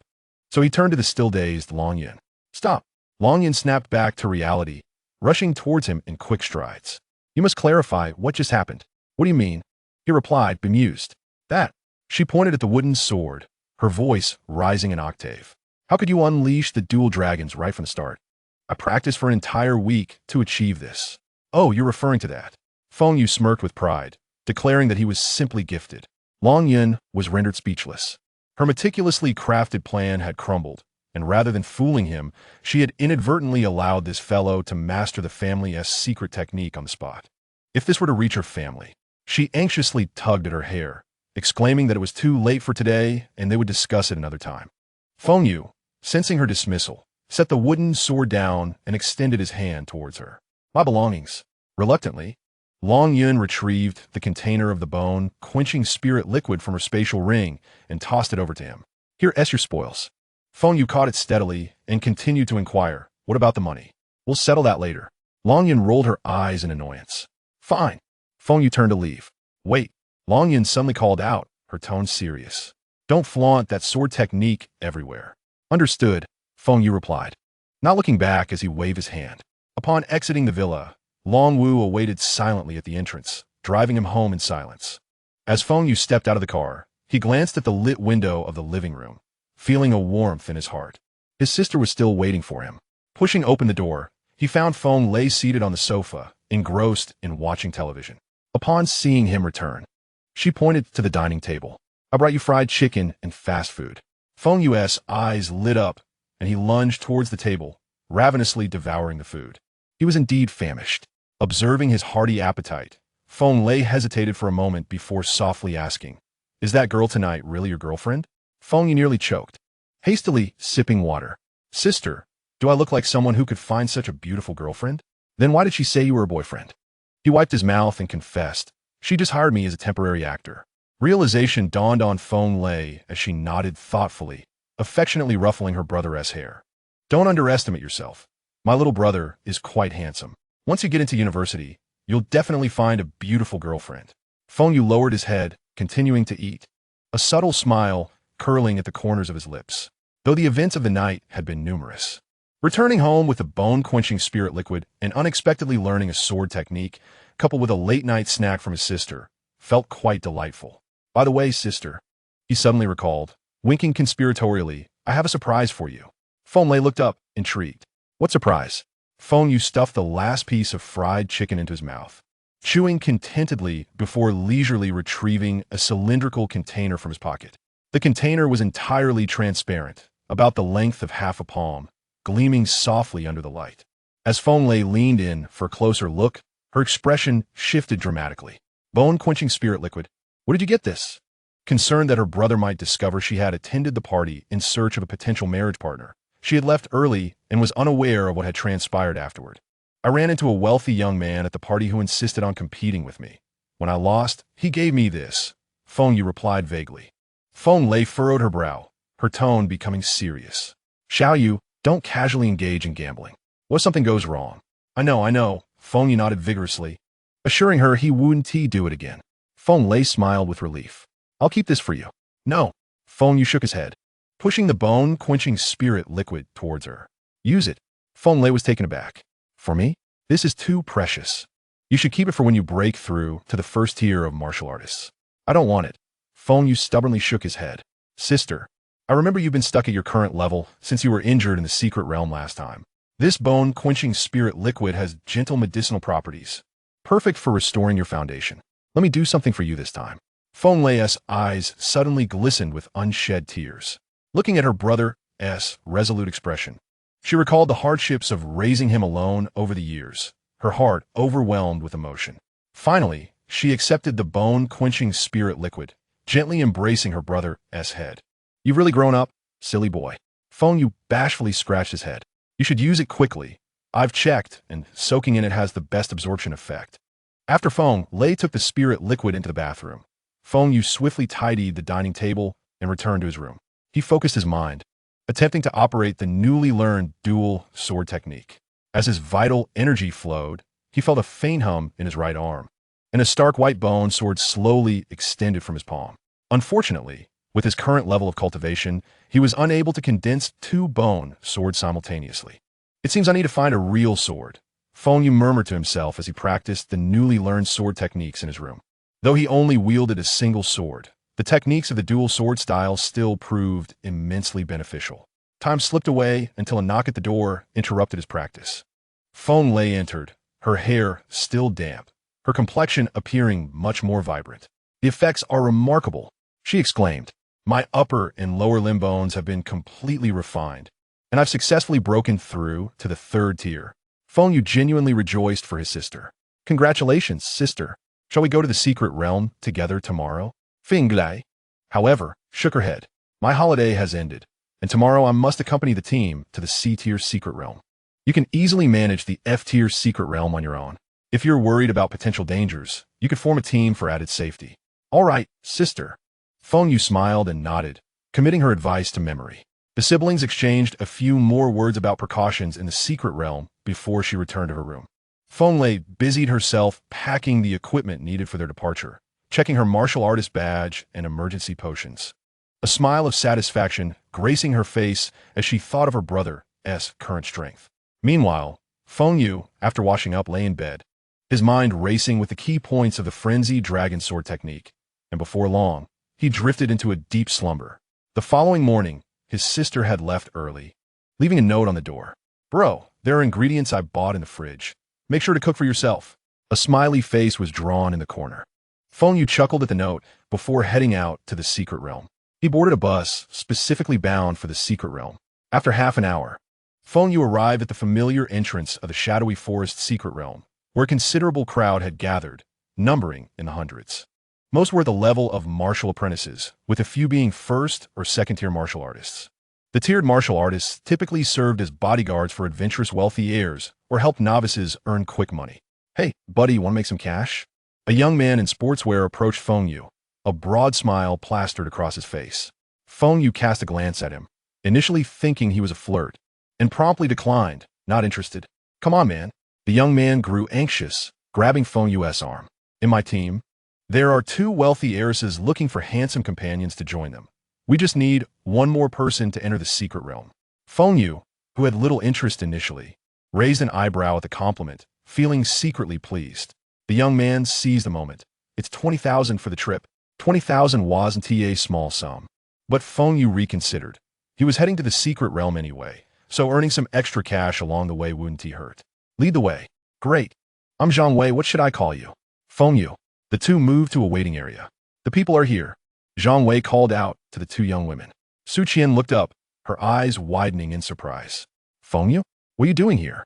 Lu Qianqian also leaned over, tilting her head to size him up. Wow. Feng Yu, you changed your hairstyle. You look even more handsome. Zhang Wei was taken aback. You know each other? Same school. Su Qian explained nonchalantly, though her gaze lingered on Feng Yu. Feng Yu hadn't anticipated that the wealthy heiress Zhang Wei mentioned would be Su Qian. He nodded to the 2 of them as a greeting. The team finally assembled with 5 members, Zhang Wei as the team leader, followed closely by Xiao Kai, a boy dressed in suspenders who looked as refined as an idol trainee. Next were Su Qian and Lu Qianqian, with Feng Yu willingly taking the rear. Stepping into the mystical light gate, the surrounding air instantly became damp and cool. Towering ancient trees obscured the sky, with only sporadic rays of sunlight filtering through the gaps in the foliage. Let's introduce ourselves, Zhang Wei said, while vigilantly surveying the surroundings. I am Zhang Wei, a first-grade martial artist studying at a local college, and I come out on weekends to earn some extra cash. Xiao Kai, a classmate of Zhang Wei, succinctly introduced himself. When it was Feng Yu's turn, before he could speak, Lu Qianqian eagerly exclaimed, Feng Yu is the star of our school. He awakened an S-grade bone talent. S-grade. Zhang Wei and Xiao Kai gasped in unison. Zhang Wei couldn't help but steal a few more glances at Feng Yu, his tone laced with complexity. I truly envy you. Xiao Kai and I only possess D-grade talents, which confines us to college. Xiao Kai silently nodded, a glimmer of melancholy flickering in his eyes. Feng Yu remained silent, merely absorbing the ambience of the mystical realm. This forest seemed more perilous than the last time. The air was thick with a faint scent of blood. Be careful, Feng Yu suddenly warned. Almost simultaneously, a shadow darted out from the thicket. A foul wind rushed towards them, revealing a massive, vividly patterned first-tier, saber-toothed tiger. Let Xiao Kai and me handle this, Zhang Wei declared, recognizing the moment to showcase their abilities. His right leg shimmered with a metallic sheen, transforming into solid steel. Xiao Kai sprang into action, unleashing his unique power. With a soft sound, a shadow coalesced before him. It was a pitch-black rooster, its feathers glistening and its eyes vacant, flapping its wings as it landed on the ground. Cock-a-doodle-doo. The black rooster tilted its head, emitting a puzzled cluck. A summoning ability, although this summoned creature is rather peculiar. Lu Qianqian couldn't help but chuckle. Zhang Wei seemed accustomed to it. Bellowing, perfect timing, he swiftly lunged forward, his metallic right leg precisely kicking the black rooster. Go! Cock-a-doodle-doo! At the moment Zhang Wei's foot connected with the black rooster, immense energy surged into it, causing its entire body to swell and transform into a black meteor. Soaring towards the saber-toothed tiger with a piercing cry. The saber-toothed tiger, clearly taken aback by this unexpected weapon, hesitated momentarily. That was all the time they needed. The black meteor collided squarely with the tiger's head. Boom! A deafening explosion erupted. Flames and black smoke instantly engulfed the upper body of the saber-toothed tiger. The powerful shockwave radiating outward, causing the surrounding flora to rustle. As the smoke cleared, the once formidable saber-toothed tiger lay on the ground, bloodied and broken, emitting pitiful whimpers, evidently grievously injured and devoid of fighting capability. The black rooster had completely vanished in the explosion, leaving not a single feather behind. Xiao Kai Kan Li Et Lai. Zhang Wei and I executed a combination technique. He employed the golden right foot, while I summoned the explosive chicken. Zhang Wei retracted his metallic leg, tossing his hair with pride, casting a particularly lingering glance at Su Qian. All done. Just a first-tier magical beast, a piece of cake. Lu Qianqian, patting her chest in astonishment, exclaimed, Wow. Zhang Wei, Xiao Kai, your teamwork is incredible. Though this summoned creature is a bit, she hesitated to say bizarre. Su Qian also breathed a sigh of relief, nodding slightly, Thank you both. Zhang Wei grinned, poised to say more. However, Feng Yu's calm voice interrupted their excitement. Be cautious. The scent of blood will attract other creatures. He sensed that amidst the forest's eerie silence, several predatory presences were drawing near. Lu Qianqian frowned, unable to suppress her eye roll, her tone replete with clear discontent. Feng Yu, you talk too much. You haven't contributed anything and just stand there, making snide remarks. It's better to let Zhang Wei and Xiao Kai take action. The smile on Zhang Wei's face faltered. Arguing in the mystical realm was a significant taboo that could disrupt team unity. However, as Lu Qianqian was the benefactor, he could not afford to offend her. He could only attempt to mediate. Xiao Kai. Feng Yu, let's gather the materials and leave here quickly. Xiao Kai nodded in agreement, following Zhang Wei to collect the materials. Seeing Lu Qianqian in a foul mood, Su Qian quickly stepped forward and tugged at her arm, softly advising, Qianqian, please don't act like this. After all, we are classmates who entered as a team. Let's communicate properly. She understood Lu Qianqian's impatience. But harmony within the team was crucial in the mystical realm, and it wasn't worth causing a rift over trivial matters. Lu Qianqian, however, remained unyielding, her gaze darting toward Feng Yu nearby, her dissatisfaction intensifying. I'm not trying to stir trouble. Look at him. He awakened an S-grade talent, obviously possesses strength. Yet he just stands idly by. He won't even lift a finger, completely unwilling to share the burden. Earning my $2,000 won't be that easy. Her words echoed her grievances towards Feng Yu's reluctance to contribute. Su Qian opened her mouth, wanting to persuade further, but she noticed Feng Yu had already turned away and left the group. Captain Zhang Wei, seeing this, quickly jogged after him, reaching out to stop him. Hey, don't leave. It's not easy to come out here and work. Just bear with it a little. Feng Yu halted, turning his head to glance at Zhang Wei. He understood the challenges Zhang Wei and the others faced in seeking cultivation resources in the mystical realm. He initially intended to cooperate, but Lu Qianqian's words were simply too grating. He saw no reason to endure such discomfort for a meager sum. Sorry, I prefer to go solo. Before departing, he added, be careful. There are quite a few magical beasts nearby. With that, Feng Yu no longer lingered and swiftly stepped into the woods. Hey, buddy, are you really leaving? That's $2,000. Zhang Wei called out several times, but to no avail. Roars of magical beasts echoed through the surrounding forest, sending Zhang Wei scurrying back in fright. Chapter 37. The White Torrent. Feng Yu ventured alone into another part of the mystical realm, distancing himself from the chattering group, and the silence enveloped him. His hands itched with anticipation. With a thought, a bone-white essence rapidly extended from his palm, forming a slightly curved bone-long sword. He twirled it effortlessly, relishing the unique sensation that resonated with his bloodline, far surpassing any weapon forged from high-quality steel. The ferocious and domineering essence of the dragon blade technique surged through his mind, and with a focused gaze, he sought out the inhabitants of this forest. The first to confront him was a clawed mountain cat. Though small in size, it was extraordinarily agile, dashing towards him with flickering afterimages, its foreclaws glinting ominously, capable of easily tearing through the defenses of ordinary martial artists. Feng Yu did not flinch or evade.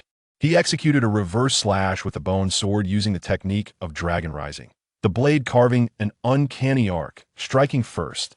The mountain cat emitted a chilling scream as a deep gash, exposing bone, was carved from its chest to its abdomen, crashing to the ground and convulsing twice before falling silent.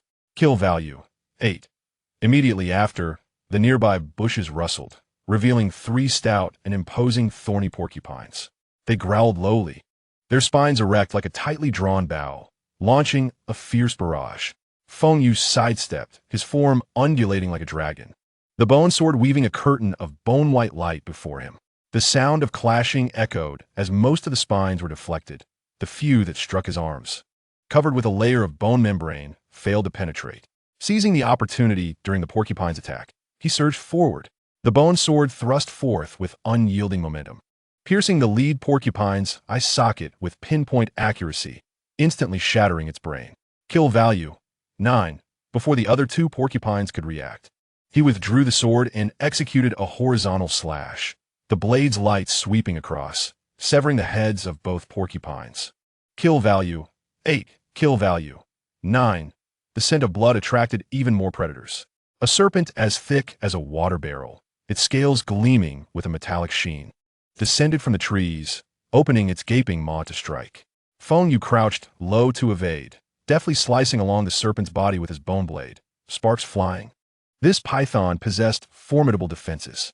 His gaze turned cold as he accelerated the circulation of his vital energy, enveloping the bone blade with the shadow of a dragon. When he struck again, the resistance diminished significantly. With a splatter, the resilient scales were breached, and serpent blood gushed forth. The iron scale python writhed in pain, its massive body thrashing wildly, attempting to ensnare Feng Yu.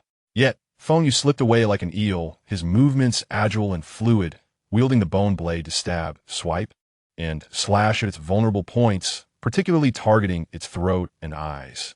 In mere moments, this renowned first-tier magical beast lay battered and defeated. In less than half an hour, the forest floor was strewn with the lifeless bodies of over a dozen diverse first-tier magical beasts. Feng Yu stood holding his blade, slightly panting, not from exhaustion, but from the thrill of applying his newly learned sword techniques in battle. He glanced at the information that surfaced in his mind. Current slaughter value, 485. He needed 5,000 points to activate the Bone Spurs armor. The efficiency was rather lacking. He murmured to himself, shaking off non-existent blood from his bone blade. Observing the scattered corpses, he frowned. The skins and claws of these magical beasts were valuable materials, and leaving them here was a regrettable waste. Normally, teams venturing into secret realms would include gatherers responsible for cutting and collecting magical beast materials. His sister, Feng Lei, played this role within their team, swiftly processing the materials after each kill despite the lingering stench of blood, stuffing them into specially designed backpacks.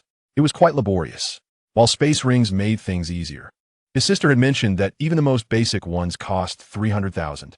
He had only earned 100,000 after completing a task for Long Yun yesterday. He needed to save more money to purchase his space rings sooner. Wasting resources was never to his liking, especially when these could be exchanged for cultivation resources. True hard currency. Nearby, another team approached, seemingly also on a hunt. Upon witnessing the battlefield littered with spoils and Feng Yu, who brandished his bone blade, exuding an air of menace, their expressions soured. They clearly felt overshadowed by his efficiency. Noticing this team, Feng Yu observed their clean appearance and empty backpacks. A thought crossed his mind, and he spoke directly. I cannot carry these materials. Would you be interested in purchasing them at a low price? The team was taken aback. Their leader, a wiry man, quickly shifted from displeasure to calculating shrewdness.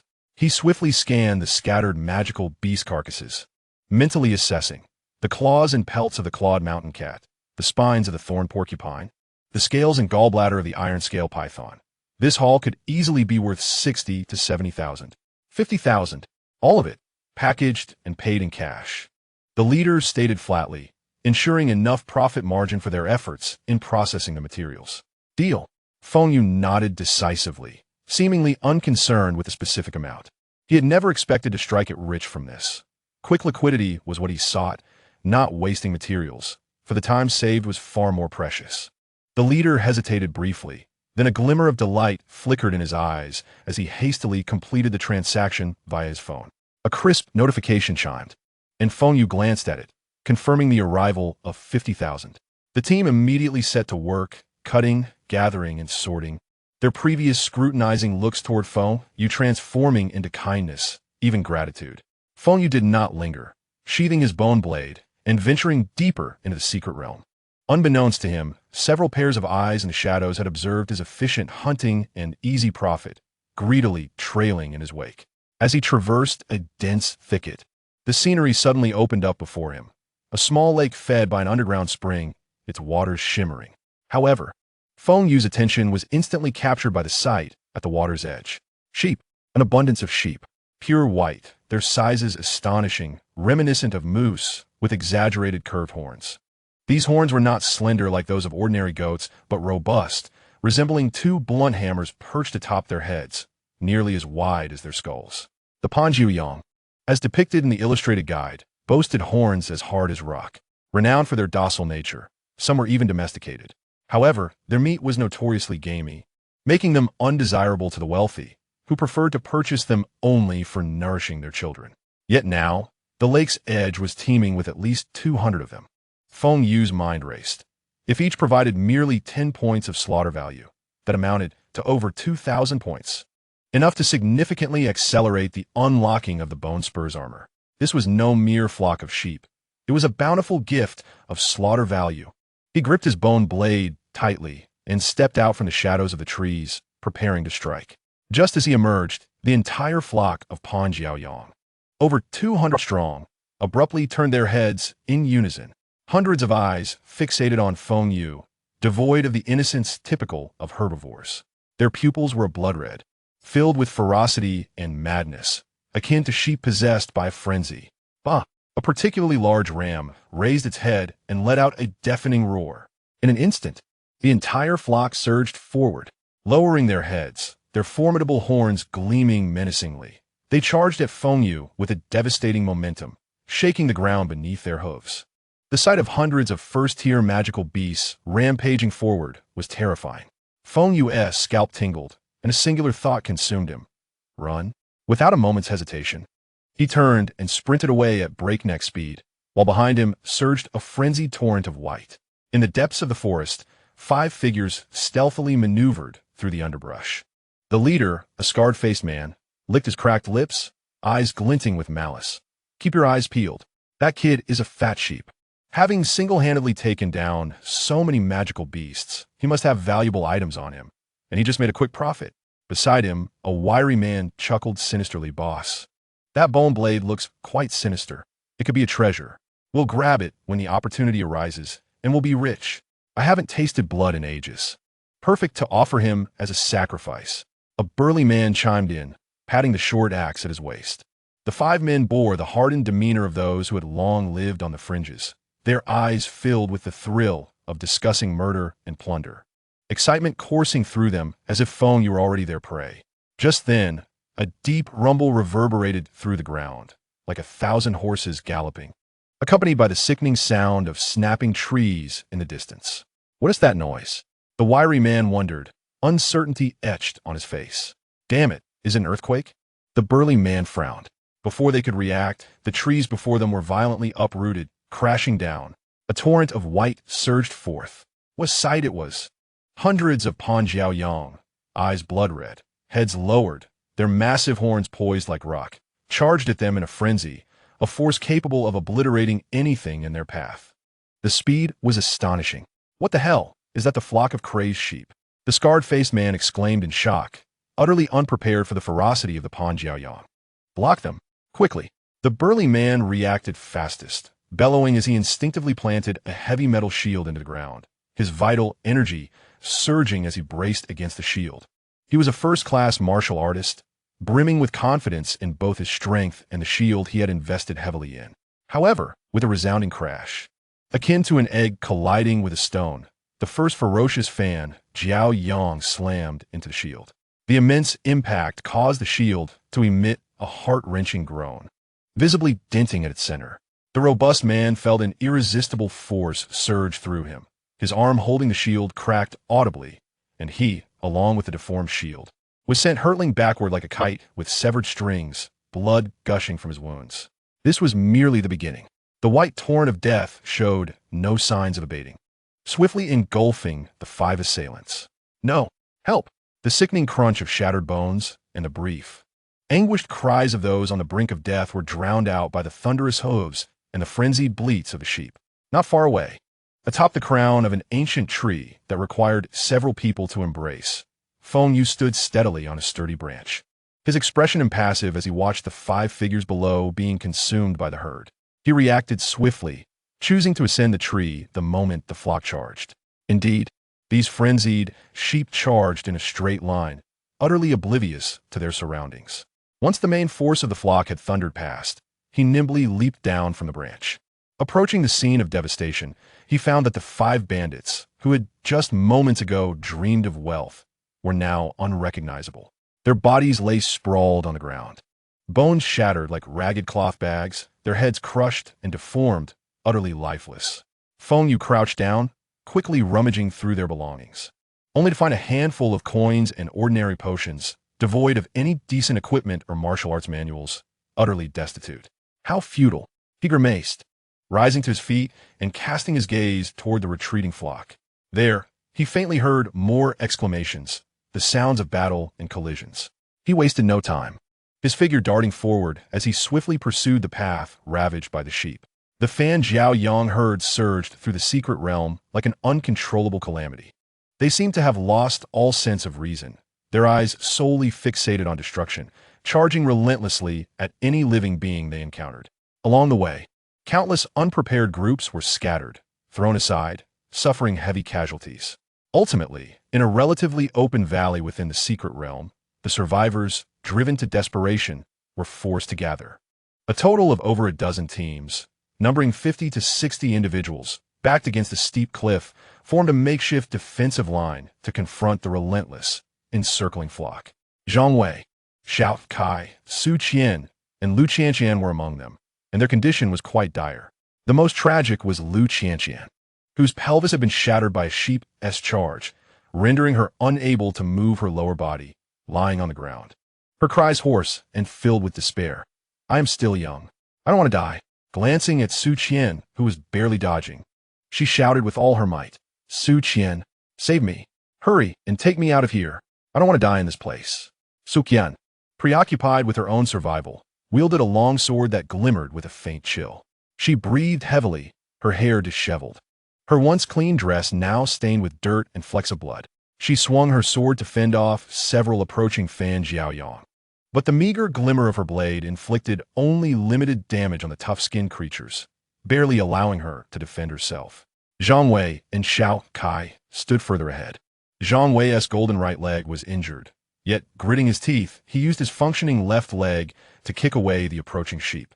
Xiao Kai's complexion was pale, lacking her summoned explosive chicken, seemingly exhausted from using her abilities, relying solely on her agility to evade the perilous onslaught. The conditions of the other teams were similarly grim, with nearly everyone injured and many nursing fractures. The thin armor they wore offered negligible protection against the blunt force impact of the Fan Jiaoyang's massive horns. The situation was precarious, and the makeshift defense was on the brink of collapse under the relentless assaults of the flock. The leading sheep of the herd was exceptionally formidable.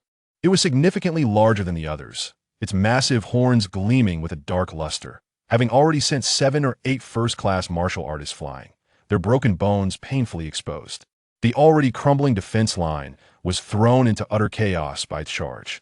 "Quickly kill that lead sheep," someone shouted, clutching their bleeding arm. "If we kill it, the flock will scatter, otherwise, we will all perish here. Are there any second-class martial artists? Hurry up and take action." Another person cried out as they were pressed back by the sheep. "There's a second-class martial artist with a hammer. Those few second-class fighters are outside the secret realm and didn't come in. If I had known, I would have spent more money to hire a second-class martial artist as a bodyguard." Several martial artists from slightly better backgrounds were now filled with regret. They had initially deemed the F-grade secret realm low risk and hesitated to spend money on second-class bodyguards. Now, facing the rampaging Fan Jiaoyang herd, especially the menacing lead sheep, their martial prowess was utterly insufficient. Chapter 39, Dragon-Class Beast? Just as the makeshift line was on the verge of collapse, despair spreading among the crowd, a high, commanding, an anciently powerful roar suddenly resonated from behind the flock, piercing through the air and reaching everyone's ears. The sound resonated with the soul, causing all who heard it, whether human or Fan Jiaoyang, to momentarily freeze in their tracks.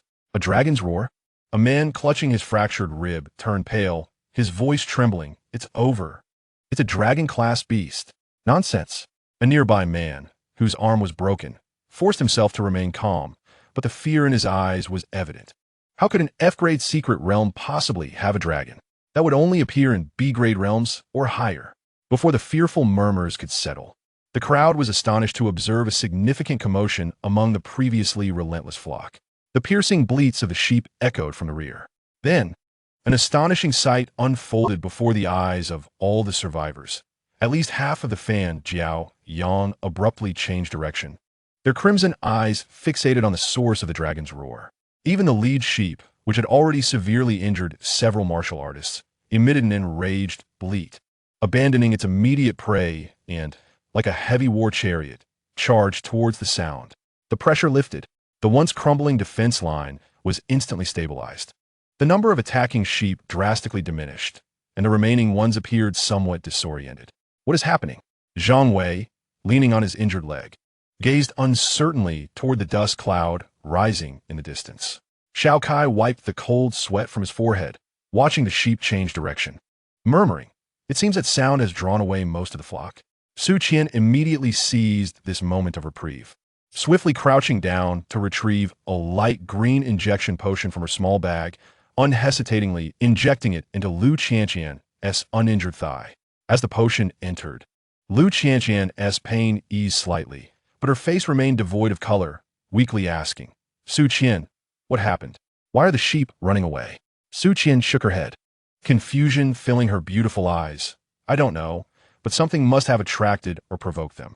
In the rear, Feng Yu, wielding his bone blade, felt his vital energy surging. The commanding dragon's roar was the effect of his skill, Kuang Long Fu Ren. At that moment, he resembled a tiger among sheep, or rather, a mad dragon among the flock.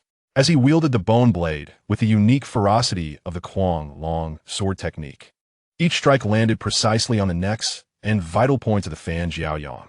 Blood gushed forth, and the cries of a sheep filled the air. In just a short while, over 60 Fan Jiaoyang had perished beneath his bone blade, nearly a third of the entire herd. His kill value surged rapidly.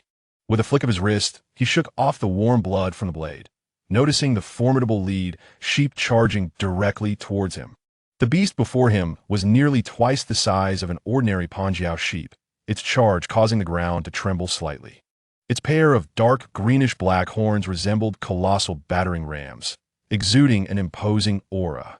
However, Feng Yu remained utterly unperturbed. As the leading sheep approached within mere meters, he raised his left hand, fingers pointed towards its charging direction, and with a mere thought, he unleashed his will. Swift as lightning, 5 sharp finger bones shot forth like bullets from a gun. The speed was astounding. 2 of the finger bones accurately pierced through the knee joint of the leading sheep's right front leg. With a crack, the sheep emitted a heart-wrenching cry. Its momentum abruptly halted, and the sheer inertia sent it rolling forward like a gourd, tumbling 7 or 8 times before crashing heavily into a large tree, dislodging countless leaves before finally coming to a halt. Its right front leg was grotesquely twisted and deformed, barely hanging by skin and flesh. Feng Yu, seizing this opportunity, exerted force beneath his feet, swiftly closing the distance, and leapt onto the struggling back of the leading sheep attempting to rise. His bone dagger was raised high, imbued with an icy aura of death, and he plunged it fiercely into the relatively vulnerable gap of its cervical spine. Immediately, he twisted his wrist violently. The sheep's mournful cry was abruptly silenced, its massive body convulsing violently a few times before becoming completely limp. Kill value, 500. A surge of joy filled Feng Yu's heart as he swiftly withdrew his dagger and lunged towards other Panjiao sheep engulfed in chaos. Each of them represented a walking bounty of kill value, which he could not allow others to snatch away. As Feng Yu wreaked havoc among the flock, particularly with his thunderous method of dispatching the leading sheep, the distant survivors finally witnessed the unfolding scene. "My heavens, who is that person?" exclaimed a terrified female warrior, covering her mouth, her eyes wide with astonishment. So powerful. Did he single-handedly slay so many sheep? Even that strongest leading sheep has been taken down by him. Do you see his weapon? It's made of bone. Is he a second-tier warrior? How else could he have killed that leading sheep so quickly?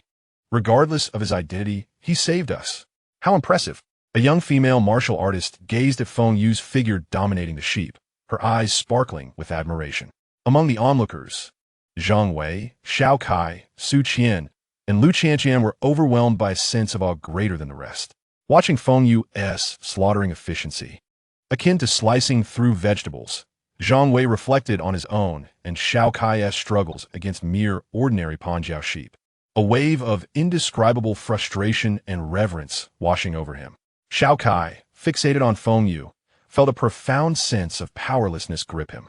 They exchanged glances, both intuitively guessing each other's thoughts. Is an S-class talent capable of such feats? Is there no hope for D-class talents? No. A flicker of hope remained in Zhang Wei's heart.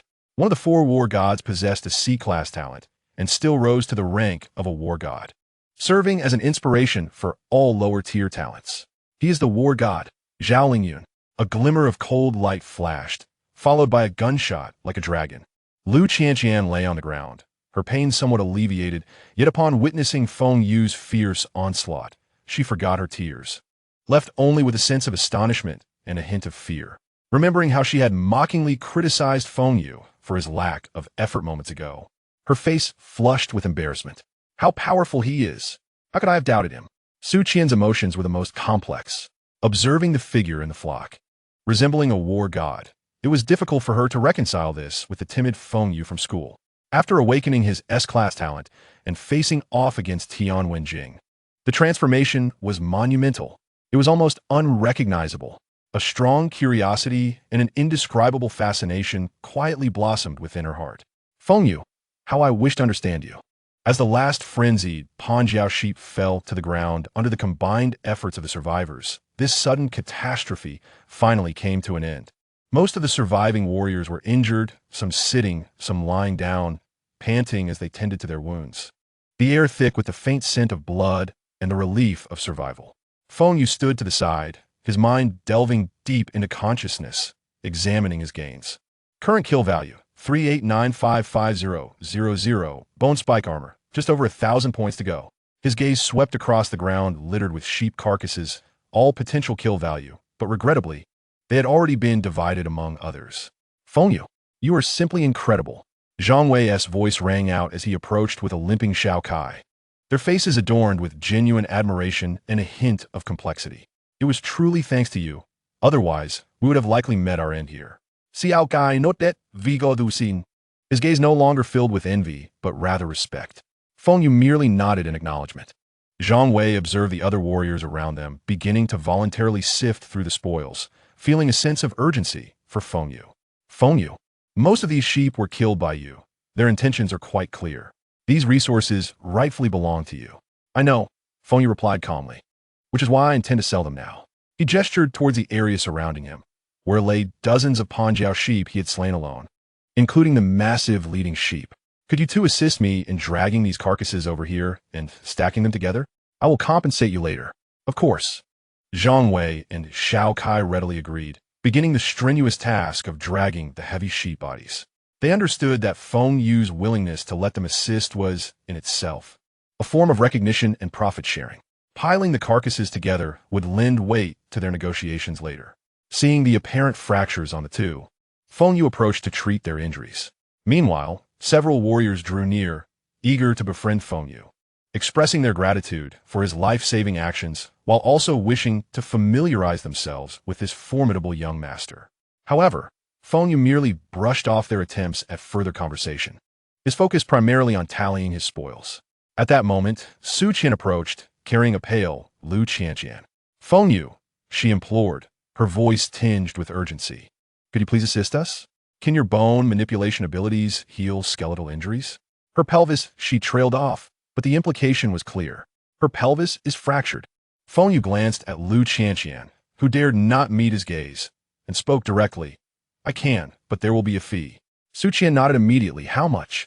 We will pay. 50,000, Feng Yu stated his price. All right. Su Qian nearly agreed without hesitation. Compared to the tens of thousands required for hospital treatment of shattered pelvis, plus a week's hospitalization, this would delay the upcoming college entrance examination. 50,000 was exceedingly reasonable. Su Qian carefully laid Lu Qianqian down on the ground. Lu Qianqian, lying there, whispered like a mosquito, Feng Yu, I'm sorry. I should have said that before. Thank you for saving us. Feng Yu's expression remained unchanged. There's no need to apologize, nor to thank me. I'm merely doing my job for the fee. As he spoke, he performed an unexpected action. He pulled out his phone, activated the recording function, and aimed the camera at Lu Qianqian. Classmate Lu Qianqian, I am about to treat your fractured pelvis. During the treatment process, my hand will need to contact and apply pressure to your hip area. To avoid any future disputes, I will record the entire treatment process as evidence. Are you clear and in agreement? His tone was formal, akin to a doctor providing preoperative information.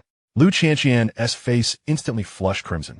Mortified of being exposed before so many, especially regarding such an intimate area, and the fact that it would be recorded, She felt as though she wished to vanish into the ground, but nonetheless managed to respond in a barely audible voice. I understand. She quickly added in a whisper, "Could you please not share this video? Rest assured, I adhere to professional ethics. It will only be used as evidence," Feng Yu assured her. With that, he crouched down and, under the watchful lens, placed his palm directly over the fracture site on Lu Qianqian's pelvis. The tentacles exuded a warm and soft sensation as Feng Yu forcefully squeezed a few times, retaliating against Lu Qianqian's earlier mockery. Lu Qianqian, caught off guard, let out a cry tinged with tears, her eyes glistening. "Do not shout so loudly. It might lead one to believe I am inflicting harm upon you," Feng Yu remarked, skillfully manipulating his subtle bone energy akin to the most intricate of nanobots, penetrating and guiding the fractured bones to swiftly heal and reconnect. A tingling sensation replaced the excruciating pain. The process was brief, taking no more than a couple of minutes. All done, Feng Yu retracted his hand, ceased recording, and advised, "Rest for a few minutes, and then you may attempt to walk slowly." He then turned to Su Qian. "Transfer the payment to me." Su Qian promptly operated her phone, and 50,000 yuan arrived instantaneously. Shortly thereafter, with Su Qian's assistance, Lu Qianqian stood up, cautiously taking a few steps, marveling as she touched her backside. "It truly feels better. There is no pain at all. Feng Yu, thank you." This expression of gratitude was imbued with sincerity. This scene did not go unnoticed by many martial artists nearby who were suffering from bone fractures. "Little brother, can your abilities heal fractures?" A man with an obviously deformed arm exclaimed excitedly. "My leg is broken. Can you treat it?" "How much?" "I have several broken ribs. My teammate's head is severely dented. Can you save him?" In an instant, martial artists bearing various injuries converged around him as though they had found savior. After examining the man with the dented head, Feng Yu shook his head, indicating severe brain damage and that it was beyond remedy. However, other fractures posed no significant challenge to him. "I can treat it, and here's the pricing." He transformed once more into a physician. 4 single fractures in the arm or calf, it would be 15,000 yuan. 4 multiple fractures in the thigh or ribs, 25,000, and complex areas like the pelvis would cost 50,000. Payment before treatment, no credit. This pricing was remarkably affordable compared to the exorbitant tens of thousands often charged at hospitals, which also involved lengthy recovery periods, certainly a boon for these martial artists who struggled to earn a living. "I want treatment. Arm. I've transferred the money. Help me check my leg." "Me too." Feng Yu was instantly swarmed by those seeking treatment. He was busily occupied, yet his mood soared as the notifications of incoming payments pinged on his phone. His techniques were swift and efficient, with energy precisely injected, causing fractures to visibly mend at remarkable speed, yielding immediate results. Within a short time, he had treated over 20 cases of fractures, amassing over 500,000 yuan in his bank account. More importantly, he garnered immense gratitude and potential connections. Those he had healed eagerly provided their contact information and names. "Brother Feng Yu, thank you so much. My name is Wang Meng. If you need anything in Jiangxing, do not hesitate to ask. Ayu, Yanili. Save my number, and I'll come to you next time I am injured." "Feng Yu, thanks." Everyone regarded this young man as not only exceptionally skilled, but principled in his dealings, and his healing abilities were undeniably practical, prompting them to wish to befriend him. Chapter 41, Military Takeover. After Feng Yu successfully reconnected the last martial artist's fractured bones and received the transfer, this impromptu, free clinic came to a close. He exhaled softly. The continuous use of his abilities for delicate treatments had drained considerable mental energy. However, gazing at the surplus of over 500,000 yuan in his account and the grateful expressions of the surrounding martial artists, he deemed the fatigue worthwhile. Meanwhile, Zhang Wei and Xiao Kai were diligently gathering the carcasses of the dozens of Panjiao sheep Feng Yu had slain, including the particularly conspicuous leader, forming a substantial mound of meat. Their movements were swift, indicative of their experience in this task. "Feng Yu, it's all piled up." Zhang Wei wiped the sweat from his brow. "Shall we begin processing?" They produced their portable dissection knives and hooks, preparing to cut the valuable parts, primarily the formidable horns. Followed by intact hides, the pungent meat was typically discarded unless someone specifically sought to buy it at a low price. Feng Yu nodded and approached. "I'll join you and learn the process." Though he possessed strength, He lacked the experience in handling magical beast materials compared to Zhang Wei and Xiao Kai, who had honed their skills through years of exploration in the secret realms. No problem. Xiao Kai enthusiastically handed over a spare dissection knife. Brother Feng, let me teach you. Start cutting here at the base of the horn, but be careful not to injure the core, or its value will diminish. Just as the three busied themselves around the pile of sheep carcasses, the now-healed Su Qian and Lu Qianqian approached. Zhang Wei, Xiao Kai, let's call it a day. Qianqian and I are heading home. I'll transfer your payment. Su Qian first sent the agreed remuneration to both Zhang Wei and Xiao Kai. Upon receiving the payments, the two promptly expressed their gratitude, thanking her profusely. Then, Su Qian's gaze shifted to Feng Yu, who was focused intently on his task, and she hesitated momentarily before softly stating, "See you at the martial arts exam." Lu Qianqian echoed softly from behind her, "See you at the exam." Feng Yu paused, looked at them, and nodded slightly. Noticing this, Su Qian did not linger, pulling Lu Qianqian along as they turned to join the departing group of martial artists heading towards the exit of the secret realm. Just as they had processed fewer than 10 sheep carcasses, a buzzing sound approached. The crowd looked up to see a 10-person squad speeding towards them. They were uniformly clad in crisp black military uniforms, their postures upright, gliding on portable hoverboards. Known as flying hoverboards, these individual floating devices were products of military research, intended for specific environments and tasks, not available to the public. The appearance of the military squad on hoverboards heralded the potential for unusual developments. It's the military. What brings them here? A wave of murmurs and speculation rippled through the crowd. The leader of the squad, a middle-aged officer in his 40s with a stern visage and insignia indicating a high rank, scanned the area with piercing eyes, pausing momentarily on the mountain of sheep carcasses before commanding in a deep voice, "Everyone, cease your actions." His voice carried an undeniable authority, infused with the iron-willed demeanor characteristic of military personnel, instantly overpowering the surrounding clamor. The busy martial artists froze, lifting their heads in confusion. "Why should we stop?" One man, who had just cut off half a sheep's horn, protested. "This is our own hunt." The middle-aged officer's gaze flashed with intensity, his tone resolute, "Because that is an order. Due to abnormal circumstances in the secret realm, all suspected infected magical beast corpses are now under the jurisdiction of our Xinjing army." Jurisdiction? What about our losses? Another shouted, lamenting the materials they had painstakingly acquired. "Rest assured, the Xinjing army will not take your belongings without compensation." The officer raised his voice. "All magical beast corpses taken into custody will be reimbursed according to market value. Now, everyone, immediately vacate the area around the carcasses and gather over there in the open space for inspection. Do not touch any more corpses." As his words fell, the soldiers behind him sprang into action, wielding standard-issue weapons. While they did not directly aim them at the crowd, their imposing presence was enough to instill considerable intimidation. Directing the martial artists towards the designated open area, Feng Yu, Zhang Wei, and Xiao Kai exchanged glances and likewise set down their tools, retreating with the crowd. Immediately thereafter, the crowd beheld a scene that tightened their hearts. Each soldier donned rubber gloves and masks before cautiously handling the carcasses of the Fang sheep. What were they doing? Wearing masks? Could these sheep truly pose a threat? I had just skinned one barehanded. Surely, it wouldn't transmit some bizarre disease, would it? Witnessing the military's heightened vigilance, the previously speculative warriors became visibly anxious, especially those still stained with the sheep's blood, their faces paling considerably. "Silence!" A soldier tasked with maintaining order barked. "Everyone, line up and submit to blood sampling. Only upon confirming no infection can you depart and collect compensation."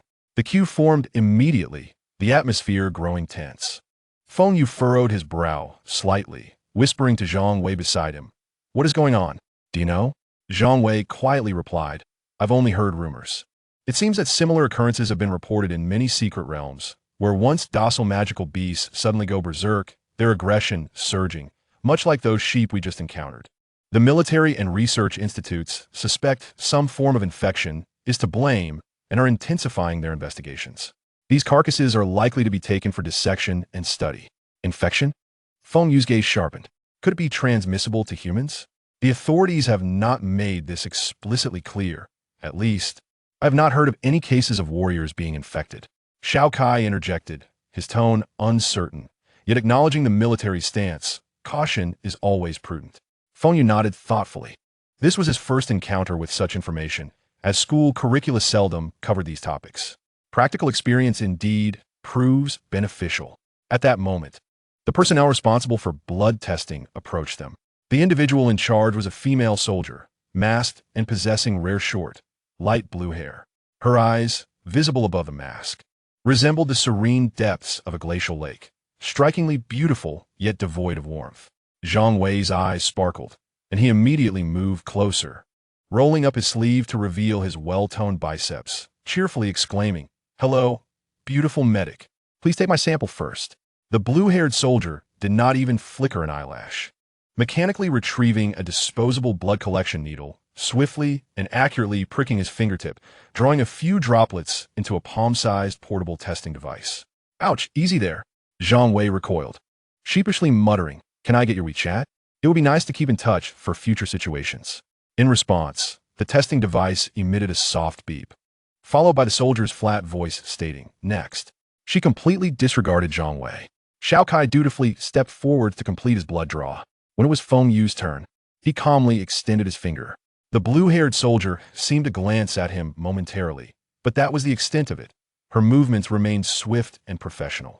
Soon, the preliminary tests for all were completed, revealing no signs of abnormal infection, allowing the crowd to breathe a sigh of relief. Following this, compensation payments were distributed. Most warriors, having only slain 1 or 2 fanged sheep, quickly collected their money and hastily departed this contentious place. In the end, only Feng Yu and his companions remained, surrounded by a mountain of over 60 sheep carcasses.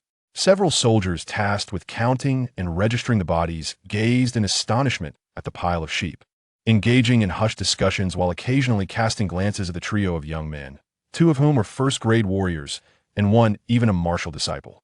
Their accomplishments were indeed remarkable. The officer responsible for disbursing the compensation approached Zhang Wei, presenting a document. "The count of the fanged sheep you killed has been completed. 62 first grade, 1 second grade. Based on current market prices and additional research subsidies, the total compensation amounts to 400,000 Huaxia coins. Please sign here to confirm." Zhang Wei quickly waved his hands, scratching his head awkwardly. "Sir, you've made a mistake. I didn't kill any of these."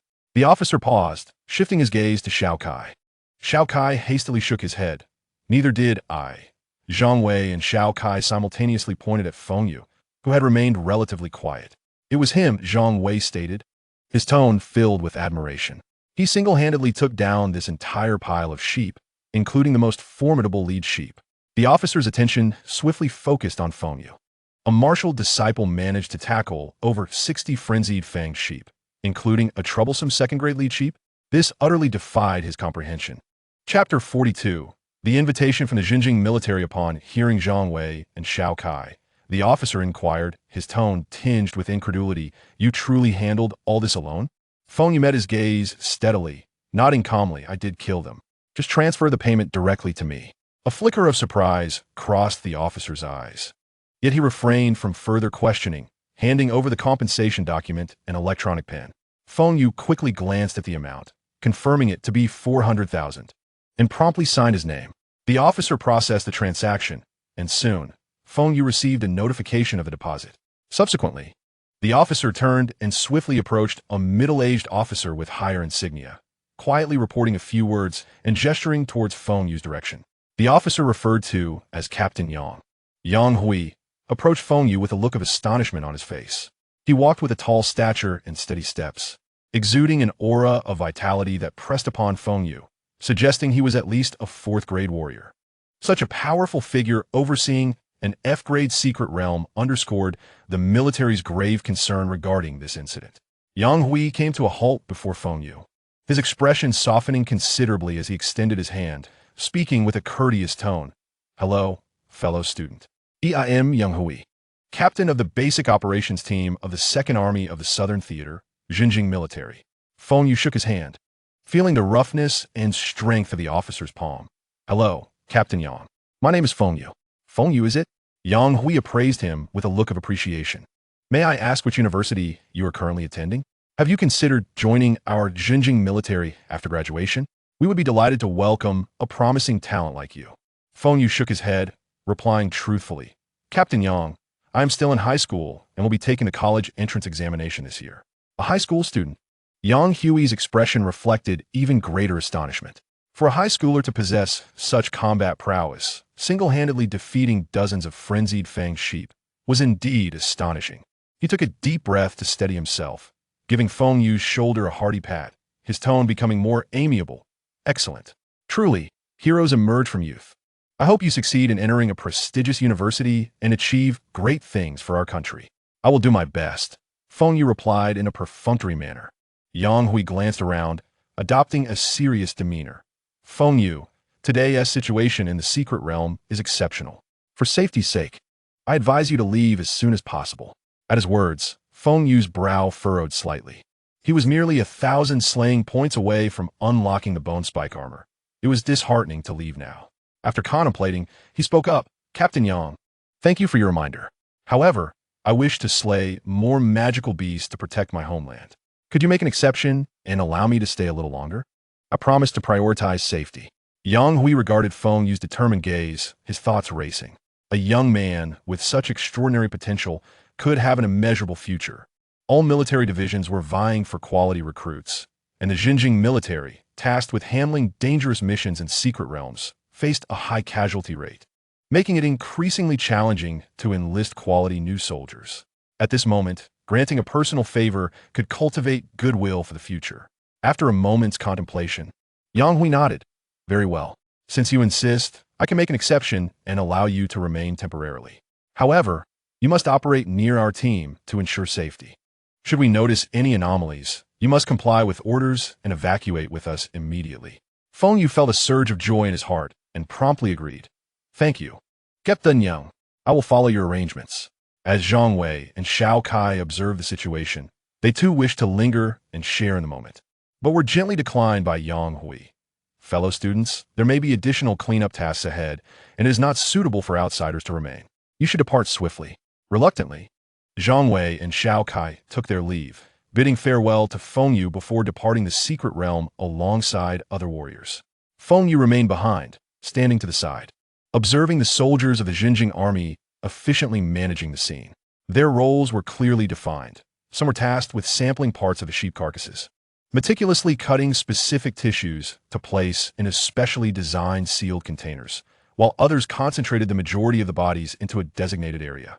Subsequently, one soldier retrieved a metal canister, spraying a colorless, odorless liquid over the mountain of corpses. Then, a soldier, evidently possessing fire abilities, stepped forward, conjuring a blazing fireball and hurling it at the pile of remains. Boom! Flames erupted instantly, consuming the bodies in a fierce blaze, filling the air with a blend of charred and oddly appetizing scents. Feng Yu frowned slightly. At that moment, the blue-haired female soldier who had previously drawn blood approached him silently, quietly offering a lightweight protective mask. Feng Yu glanced at her, accepted the mask, and donned it, effectively blocking the uncomfortable odor. He murmured his thanks. The blue-haired soldier merely nodded slightly, without uttering a word, and returned to her post. The fire continued to burn until all that remained were ashes. The soldiers then swiftly employed tools to dig a deep pit nearby, depositing all the ashes within and marking the site. The entire process was executed with remarkable order, clearly not their first undertaking of such a task. Feng Yu silently observed all this, his confusion deepening. Why had the magical beast suddenly gone mad? Why was the military so prepared, even resorting to special measures to dispose of all the bodies? What secrets lay behind it all? Such matters had never been mentioned in social news or school teachings. This world seemed to be far more intricate and perilous than he had previously perceived. Chapter 43. Tier 3 Magical Beasts. Once the bodies were cremated and the site cleaned, Captain Yang Hui commanded, "Let us proceed to the target area." 10 soldiers of the Xinjiang army echoed in unison, stepping in perfect unison onto the floating hoverboards. The ethereal blue light flickered back to life, and the boards levitated about 20 centimeters off the ground. Feng Yu stood awkwardly, feeling out of place without any means of transport. Yang Hui's gaze swept over the group, landing on the blue-haired female medic. "Dr. Yu, your board has a greater weight capacity and space. Take him along." The medic, known as Dr. Yu, nodded expressionlessly. maneuvering her noticeably larger and wider hoverboard to glide silently in front of Feng Yu. This board was evidently custom-made for transporting the injured or equipment. "Get on." Her voice was cool, reminiscent of a mountain spring, marking Feng Yu's first experience of hearing her speak, a pleasant sound, yet imbued with an air of aloofness. Feng Yu, not wishing to be overly sentimental, expressed his gratitude and carefully stepped onto the rear of the hoverboard. The board dipped slightly, but remained remarkably stable. "Hold tightly to my waist." Dr. Yu spoke again without turning her head, her tone still flat. "Otherwise, you may fall off when I accelerate." Feng Yu hesitated for a moment before extending his hands to gently grasp her slender, yet resilient waist, feeling the firm muscle beneath the fabric.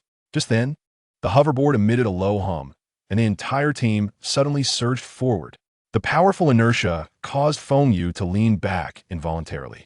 He instinctively tightened his grip to steady himself. Dr. Yu seemed to notice his actions, but offered no reaction, focusing solely on controlling the board and keeping pace with the squad. The hoverboard sped through the forest, hovering 20 centimeters off the ground, easily clearing most weeds, shrubs, and small obstacles. When they encountered protruding rocks or fallen trees, the operators had to adjust their direction or height promptly.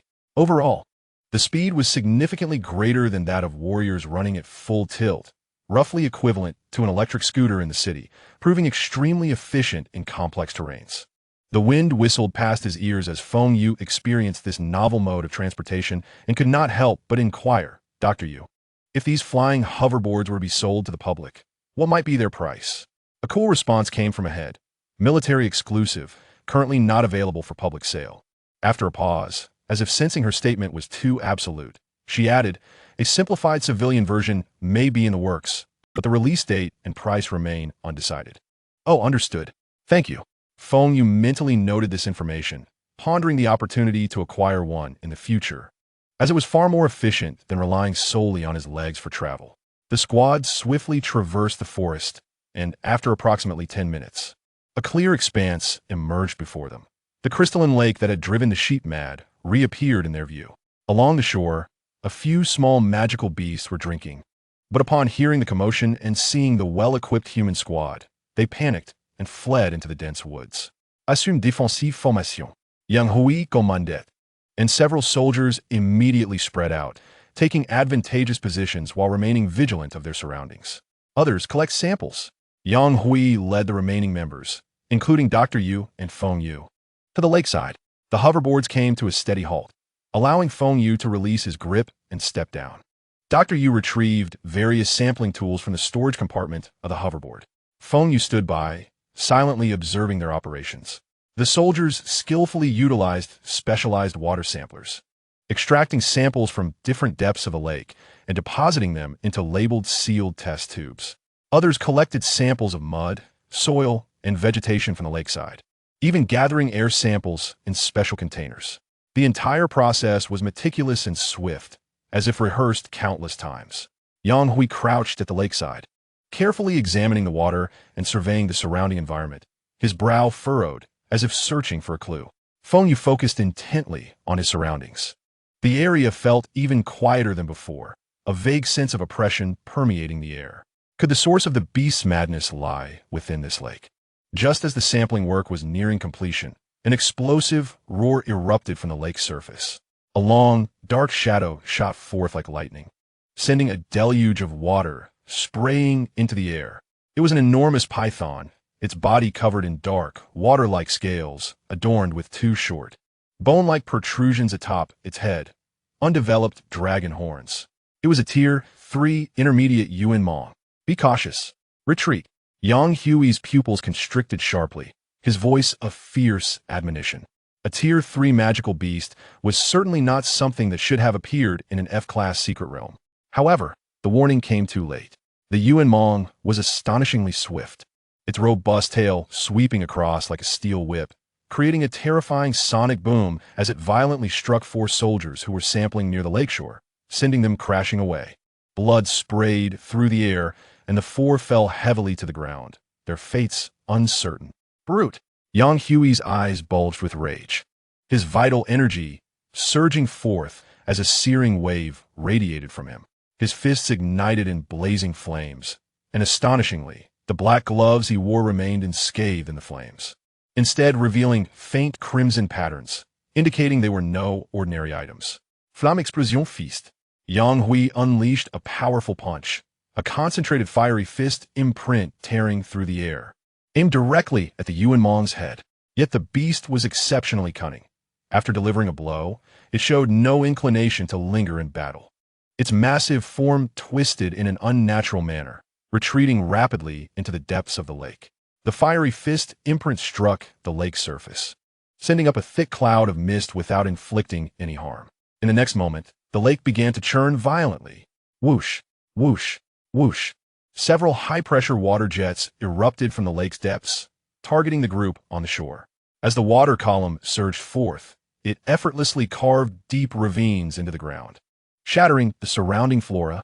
Beware of the water column, Yang Hui shouted anxiously while dodging. However, a soldier who had just risen to retreat was caught off guard and swept in half by the torrent. With a sickening splash, blood and entrails spilled forth, and the soldier was instantly cleaved in two, the scene utterly gruesome. Damn it! Yang Hui seethed with rage, yet felt utterly helpless. He wielded fire-based abilities, which were significantly diminished in the presence of water.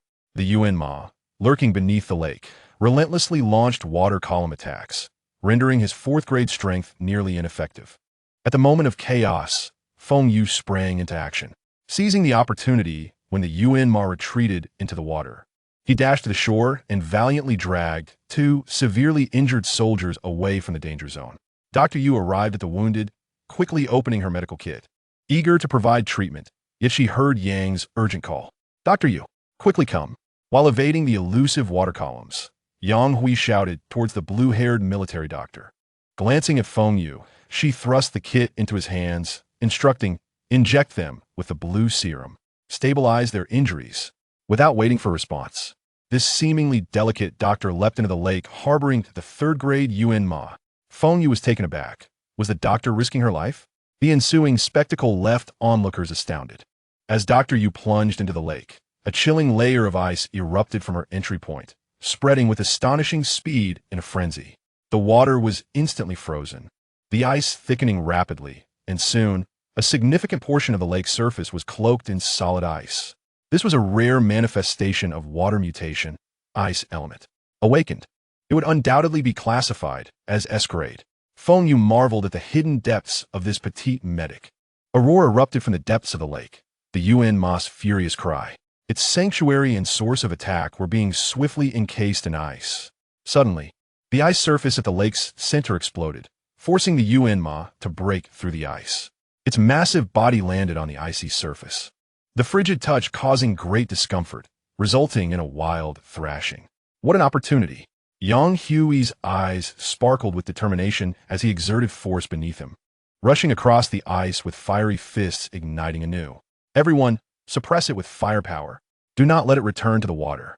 The surviving soldiers raised their standard-issue firearms, unleashing a barrage of bullets upon the Yuan Ma. Though the damage was insufficient to be fatal, it effectively hindered its movements. Yang Hui closed in, his fiery fists raining down like a torrential storm upon the Yuan Ma, accompanied by the muffled sounds of impact and the acrid scent of charred scales. The Yuan Ma writhed in pain, violently thrashing its body, retaliating with its tail and head, engaging Yang Hui in a fierce melee. Feng Yu dared not delay. He promptly followed Dr. Yu's instructions, retrieving the blue serum from the medical kit and swiftly administering it to the gravely injured soldiers. The serum produced immediate results, stabilizing their vital signs. Having tended to the wounded, Feng Yu stood, his gaze fixed intently on the Yuan Ma locked in battle with Yang Hui, a flicker of fervor igniting within his eyes. The third-grade Yuan Ma was clearly nearing its end under the relentless assault of the fourth-grade warrior. If he could vanquish it, the bounty of slaughter value would far surpass all previous gains. With resolve, Feng Yu drew forth a bone dagger and charged forward. On the icy surface, the battle escalated to a fever pitch. Yang Hui, a formidable fourth-grade warrior, unleashed his fiery fists, each strike accompanied by a scorching wave of heat that battered against the Yuan Ma's tough scales, leaving charred marks. The third-grade Yuan Ma possessed tenacious vitality. In its agony, It became more ferocious, its massive tail lashing out like a colossal steel whip, forcing Yang Hui to evade repeatedly as shards of ice flew about. I'll send it flying. You aim for its weak spot. After another fierce exchange, Yang Hui leveraged the momentum to withdraw, issuing a commanding order.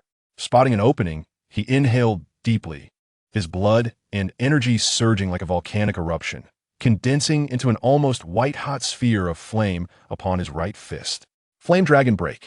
He roared, propelling himself forward. The colossal energy sphere crashing into the Yuan Ma's chest and abdomen. A thunderous explosion reverberated, eliciting a pain scream from the Yuan Ma. Its massive form was launched skyward, exposing its relatively vulnerable underbelly and the elusive weak spot beneath. Now, Yang Hui below it.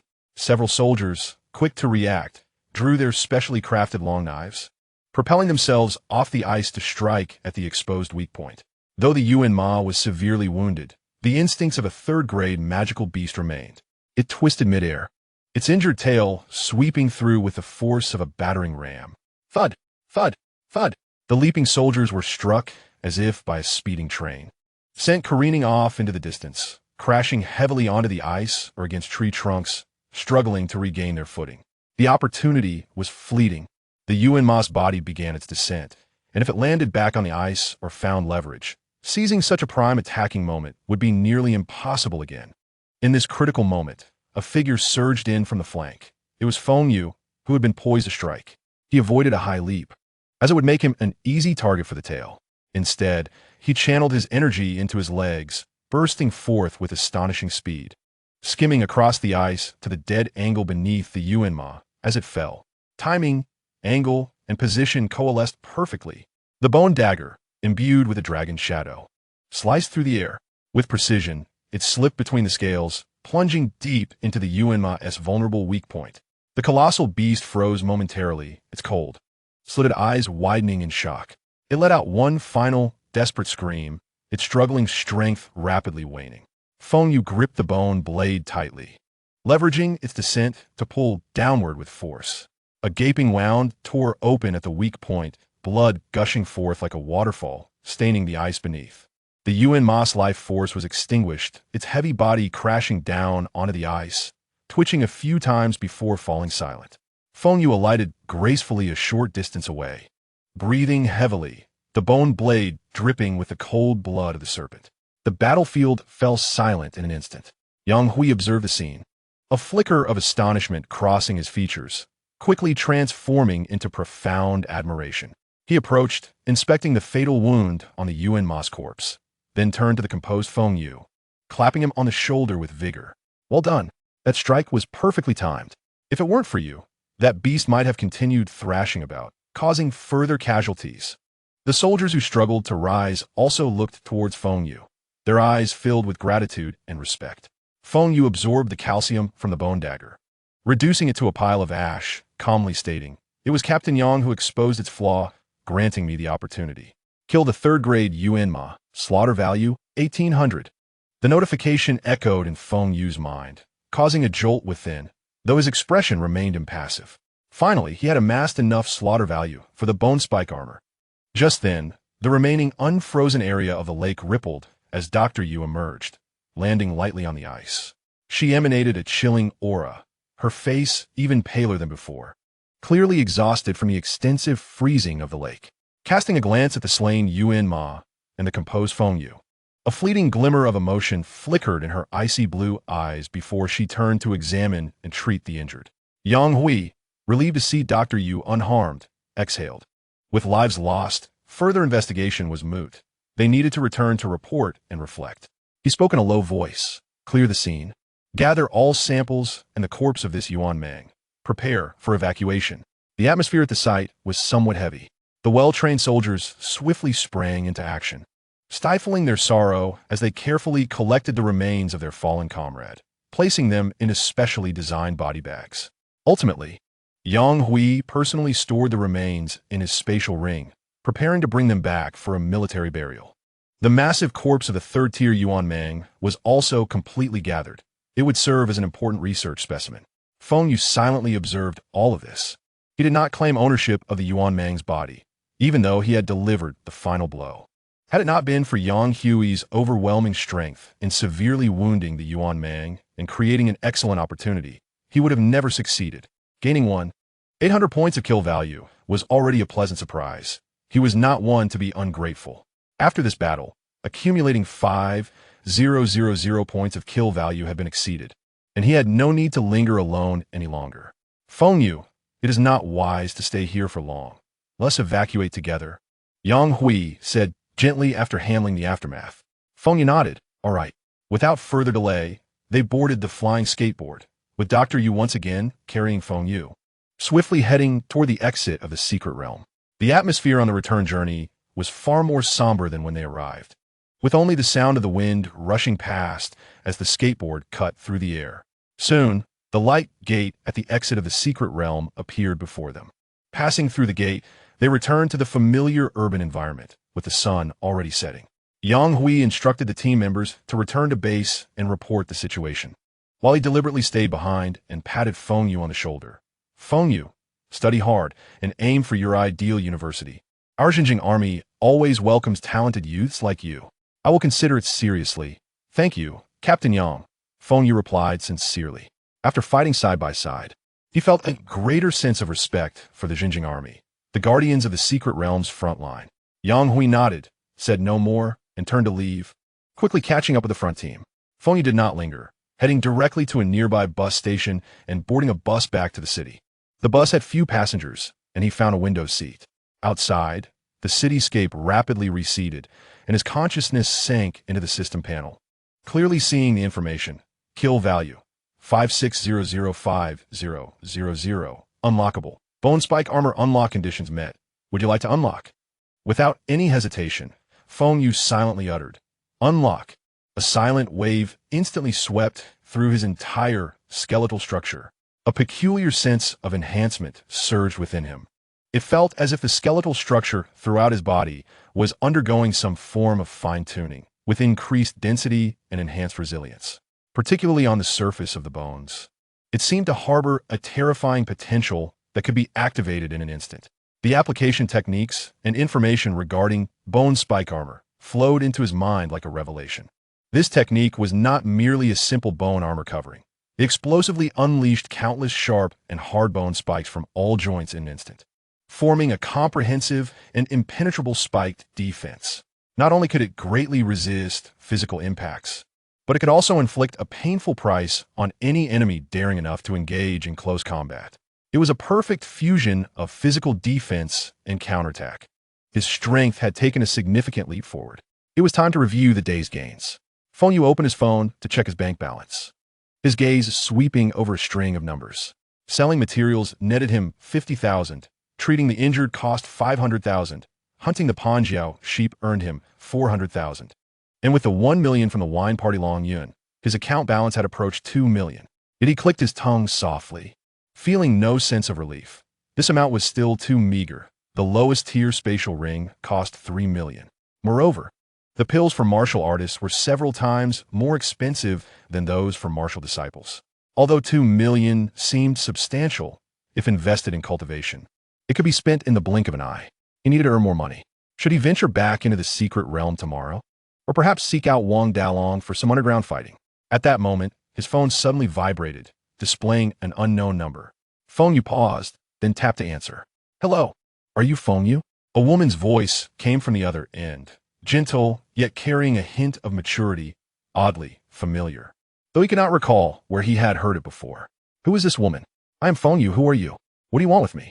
He replied in a low voice. Feng Yu, I am Tian Wenjing's mother, Li Wan. I hope you are free. I would like to invite you to a meal to discuss some matters in person. Chapter 45. Madam Tian, I presume you are also Tian Wenjing's mother? Feng Yu frowned, directly refusing. It's not convenient. We have nothing to discuss. Feng Yu, please wait. Li Wan's voice took on a note of urgency. It's just me. I merely wish to talk with you. I assure you, there will be no danger, and I guarantee you will not leave empty-handed. Feng Yu pondered for a moment. Alone? No risk? He was curious to see what this Madame Tian was up to. Perfect timing. He could also enjoy a good meal at the restaurant. Send me the address. He replied succinctly. Following the received address, Feng Yu took the bus to a luxurious five-star restaurant with an impressive facade. Upon entering the lobby, he was promptly greeted by a well-dressed waiter. "Good day, sir. Are you dining alone?" The waiter asked with a professional smile. "I have a reservation for a private room." Booked by Ms. Li, Feng Yu provided the information. After checking, the waiter's demeanor became even more respectful. "Certainly, sir. Please follow me." He was led to a secluded private room on the second floor. After the waiter knocked and opened the door, he found only one lady seated inside. Upon seeing Feng Yu enter, she rose immediately, her face displaying an appropriately warm smile. She wore a well-tailored lilac dress, her makeup exquisite, and her skin well-maintained. Appearing no older than 27 or 28, there was a resemblance to Tian Wenjing in her features, yet she exuded a unique charm characteristic of mature women. Feng Yu remembered that on the day of the awakening ceremony, he had indeed glimpsed her in the parents' section. She was none other than Tian Wenjing's mother, Li Wan. "Feng Yu, please have a seat," Li Wan warmly invited. Feng Yu did not hesitate, sitting down directly opposite her, and got straight to the point. "What is it, Madame Tian, that you wish to discuss with me?" Li Wan signaled for the waiter to begin serving the dishes, and once the door to the private room was closed, she turned to Feng Yu, her tone softening. "Feng Yu, I would like to ask you to help save Wenjing." "Save him?" Feng Yu responded as if he had heard a joke. "You must be aware of how he treated me at school, right? Why should I help him?" A fleeting expression of embarrassment and pain crossed Li Wan's face, and she hurriedly said, "I know. Wenjing is at fault. He has been spoiled. I apologize on his behalf. If you are willing to help heal his injuries, we are prepared to compensate you 3 million. She extended 3 fingers. "Not interested." Feng Yu leaned back in his chair, his expression indifferent. 3 million did tempt him momentarily, but recalling Tian Wenjing's actions, he was reluctant to agree so easily. Seeing this, Li Wan bit her lip, seemingly resolved. "I will add an extra 50,000. 350,000. Feng Yu, please consider his young age and naivety. Give him a chance." Her voice trembled slightly. Feng Yu remained unmoved, leisurely taking a sip from the water cup on the table. Li Wan grew truly anxious, pressing on. "Feng Yu, what do you want? I will agree to anything within my power. Please, save Wenjing." Feng Yu set down the water cup, his gaze calmly fixed on Li Wan's face as he slowly spoke. "Madame Tian, you still possess quite the charm." This statement struck Li Wan like thunder, echoing in her ears. Li Wan clenched the napkin tightly upon hearing those words. "I am a mother of your classmate. How can you say such things?" Feng Yu sneered, his eyes devoid of warmth. "When your son spoke those words to me at school, did he consider our camaraderie? Did he think of my sister, who is my dearest kin, when he insulted her? And let me remind you, the initiative lies with me now. I shall dictate the terms. If I am satisfied, perhaps I will be inclined to save your son." Li Wan trembled. Today, she had secretly arranged to meet Feng Yu without her husband, fully aware that it would be impossible to reach an understanding through the Tian family's conventional methods, as she contemplated her son's potential future as a lifelong invalid. She closed her eyes, her nails digging deep into her palm. At last, she spoke, her voice barely audible. "After we finish this meal, we will go to the hotel." Not going to the hotel, Feng Yu leaned back against his chair, tapping his fingers on the polished table. "Right here." Li Wan's complexion paled further, but she ultimately nodded in resignation. At that moment, the waiter began to serve the dishes, and soon the table was adorned with exquisite cuisine. Feng Yu rose to lock the room door and returned to his seat, indulging in the lavish meal. These delicacies, crafted from magical beast meat, were rich in vital energy, greatly benefiting his cultivation. Li Wan mechanically picked up her chopsticks, eating in small bites. Feng Yu occasionally served her dishes and poured wine, which she accepted with compliance. They drank in silence. "Are you ready?" Feng Yu inquired. Li Wan nodded. Chapter 46. The completely ruined Tian Wenjing kneel. Thud. Li Wan obediently knelt down. As silence enveloped the room again, Li Wan, having endured the lesson of the rod, spoke in a hoarse voice. "Can we save my son now? First, transfer the money to my account." Feng Yu adjusted his clothing. Li Wan quickly completed the transfer, 3,500,000 arriving in Feng Yu's account. Observing the notification on her phone, Feng Yu smirked slightly. He reached out and playfully patted Li Wan's cheek. "Off you go, Mrs. Tian. No dilly-dallying. Prepare to see your precious son."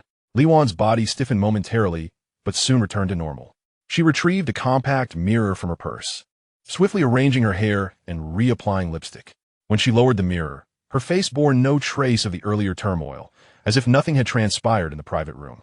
Like a shadow, she quietly followed Feng Yu out of the restaurant. A black luxury car awaited at the entrance. Li Wan voluntarily took the driver's seat, while Feng Yu settled into the passenger side. Buckling their seat belts, the cars smoothly merged into traffic, heading towards the hospital. They soon arrived at a top-tier private hospital, taking the elevator directly to the premium ward area. Outside the room, Feng Yu halted before the door, his tone leaving no room for argument. Libanu Badianli Nudda. Standing outside the door, Feng Yu entered alone. The scent of disinfectant assailed him, and the rhythmic beeping of medical equipment filled the air. Tian Wenjing lay on the hospital bed, his face pale, eyes tightly shut, and tubes protruding from his body, resembling a mere shadow of life. It had been several days since the arena match, and this was Feng Yu's first encounter with Tian Wenjing again. His precise manipulation of bone hyperplasia had severely damaged Tian Wenjing's spine and joints, with modern medicine having little recourse. In this era, doctors were preoccupied with treating injuries caused by magical beasts, and the bizarre aftereffects of bone hyperplasia were effectively deemed untreatable. Feng Yu approached the bedside, raising his hand to deliver a sharp slap to Tian Wenjing's face. Tian Wenjing showed no reaction. Feng Yu did not linger. Seizing Tian Wenjing's wrist as his bone manipulation ability quietly activated, he controlled the energy with the precision of a surgeon, beginning to reverse the aberrant bone growth. He could distinctly feel the malformed bone tissue within Tian Wenjing dissolving, the skeletal structure gradually returning to normal. Just as the bones reached a typical state, Feng Yu hesitated for a moment, a cold glimmer flashing in his eyes. He did not stop. Instead, he continued to wield his powers, stealthily extracting calcium from Tian Wenjing, rendering his bones even more fragile. Minutes later, the treatment concluded. At first glance, Tian Wenjing's skeletal structure appeared normal, and the pressure had been alleviated. Yet, in reality, his bones had been hollowed out to an exceedingly fragile state, weaker than those of an 80-year-old. This meant that even if Tian Wenjing were to awaken, his hopes of resuming martial arts practice were dashed. He would have to be cautious even in daily activities. Perhaps due to the disappearance of pain and the body's recognition of a crisis averted, Tian Wenjing's eyelids fluttered, and he slowly opened his eyes. As his vision gradually cleared, the sight of the person standing beside the bed caused his pupils to constrict sharply. In a feeble voice, he rasped, "Feng Yu, what are you doing in my hospital room?" He attempted to struggle, but found his body weak and unresponsive. Feng Yu leaned closer, a cold smirk on his face. "Me? I am here to save you. Your mother certainly went to great lengths. You must be joking." Tian Wenjing trembled with rage, his pale face flushing crimson. "Do you not believe me?" Feng Yu raised an eyebrow, leisurely retrieving his phone and opening a video, thrusting it before Tian Wenjing's eyes. "Watch for yourself." The screen displayed the events from the private room. Tian Wenjing's eyes widened in fury, blood vessels erupting across his sclera as he fixated on the screen. An overwhelming wave of anger and humiliation surged through his frail nerves. Suddenly, he stiffened, his eyes rolling back, unable to catch his breath, and he fainted again. Is that all it takes to faint? Feng Yu coldly tucked away his phone, casting a glance at the unconscious Tian Wenjing. Outside, Li Wan rushed forward, her voice laced with urgency. "Feng Yu, how is Wenjing?" "Rest assured," Feng Yu replied evenly. "The issue has been resolved." He briefly regained consciousness but fainted again due to weakness. With some time to recuperate, he will be able to get out of bed. Relief washing over her face as her gaze towards Feng Yu grew more intricate. "Remember, this matter is between us. You understand the consequences if your husband finds out." Li Wan nodded. "You can rest easy. I will not let anyone else know." Feng Yu turned to leave. He had never held any interest in this woman. His actions stemmed from a commitment to fulfilling promises. Now that this matter was settled, the possibility of future encounters was non-existent. He departed without a hint of nostalgia. Li Wan watched his resolute figure disappear at the end of the corridor, her heart a tumult of emotions that ultimately coalesced into a barely audible sigh. At that moment, a panicked and weak voice resonated from within the room. "Mom, Mom." Li Wan immediately composed herself and swiftly entered the room. To her astonishment, Tian Wenjing was propped up against the head of the bed. Though his complexion remained pale, he had evidently regained basic mobility, his previously rigid body now able to move. He stared at his hands in disbelief. "Mom, I can move." Upon seeing his mother enter, Tian Wenjing exclaimed excitedly. Li Wan hurried to his side, grasping her son's hands gently. "I am here, dear. How do you feel? Is everything all right?" "Mom, I just had a nightmare that terrified me." Tian Wenjing recounted with lingering fear. "I dreamt that Feng Yu, that bastard, came." Li Wan's heart skipped a beat, but her expression remained composed as she gently patted her son's hand for comfort. "Do not be afraid, my dear. It was merely a nightmare. The person who came was not Feng Yu. It was a renowned hidden doctor whom I engaged through various connections, paying a hefty sum to treat your unusual condition. Look, he has already healed you, hasn't he?" Only then did Tian Wenjing fully regain his composure. As he attuned himself to his body, he realized that aside from feeling slightly weak, the sensation of his bones being locked had indeed vanished. With exhilaration, he waved his arm. "I'm really better. Mom, this is wonderful. Who is this miraculous doctor? I must express my gratitude to him." Li Wan momentarily flickered her gaze, avoiding her son's eyes, and spoke in as natural a tone as she could muster. "There's no need. Mother has already generously compensated him. That eccentric master, disliking the company of strangers, left as soon as he cured you." "Oh, so that is the case." Tian Wenjing expressed a tinge of regret, but it was quickly overshadowed by the joy of regained health and long-suppressed resentment. Gritting his teeth, he declared, "Mom, I must recover swiftly. I still need to participate in the martial arts examination. Once I regain my strength, I will certainly seek revenge on Feng Yu. I shall repay him the pain he inflicted upon me tenfold, 100-fold. I will cripple him. No, I will kill him." Venting his fury, his fist struck the bed frame with a resounding thud. Crack! A faint yet distinct sound of bone fracturing echoed. My hand!" Tian Wenjing let out a piercing scream as he beheld his wrist dangling at an unnatural angle. Chapter 47. Methods of cheating upon returning home and pushing the door open. Feng Yu was greeted by an air of desolation. The living room was eerily quiet, as his sister Feng Lei had not yet returned. He took out his phone and sent her a message. "Sister, how are things? Please reply when you see this." The message status indicated successful delivery, yet it vanished into silence, yielding no response. Feng Yu was not surprised. His sister had entered a sea-level secret realm, where, with humanity's current technological capabilities, basic communication signals could only be established and maintained in relatively stable, lower-risk F and E-level secret realms. In contrast, environments of sea level and above were far more complex and violent, with intense energy interference rendering existing communication devices utterly inoperative, compelling explorers to rely solely on their own strength and experience. Technological breakthroughs required time and the acquisition of materials that surpassed earthly comprehension from the secret realms. As far as he knew, the higher the level of the secret realm, the more vast its internal space. The rumored A-level secret realm was said to be as expansive as a newly formed continent, while the legendary S-level secret realm was terrifyingly distinct, existing as an independent world governed by entirely different rules, with only a rare few managing to enter and survive. However, it was precisely due to this that the resources and opportunities concealed within high-level secret realms far exceeded imagination. Driven by immense profits, human forces had primarily divided into two main factions.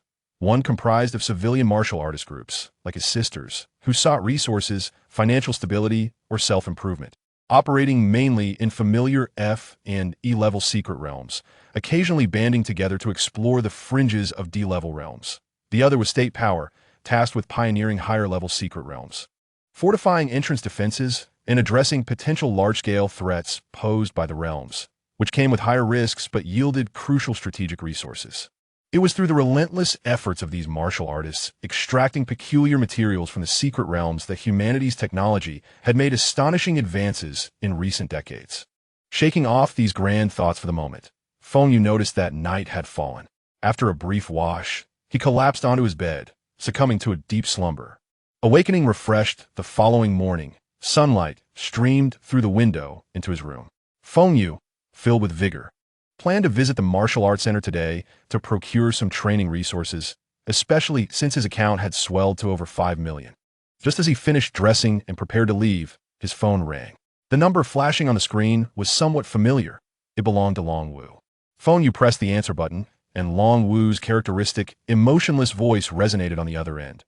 Mr. Feng Yu, the young lady has instructions for you to come to the martial arts center. Understood. I shall arrive shortly. It was conveniently on his way, so he readily agreed. After hanging up, he casually purchased breakfast from shop downstairs, opting for the most economical bus to head towards the martial arts center. He was uncertain about Long Yun's sudden summons, but presumed it was related to a new task. The bus smoothly arrived at the martial arts center station. As Feng Yu disembarked amidst a throng of people, he was immediately engulfed by a bustling scene. The martial arts center and its surrounding area were undoubtedly among the most vibrant and popular locales in the entire Jiangxing. With a national enthusiasm for martial arts and the esteemed status of martial artists, related industries had naturally flourished.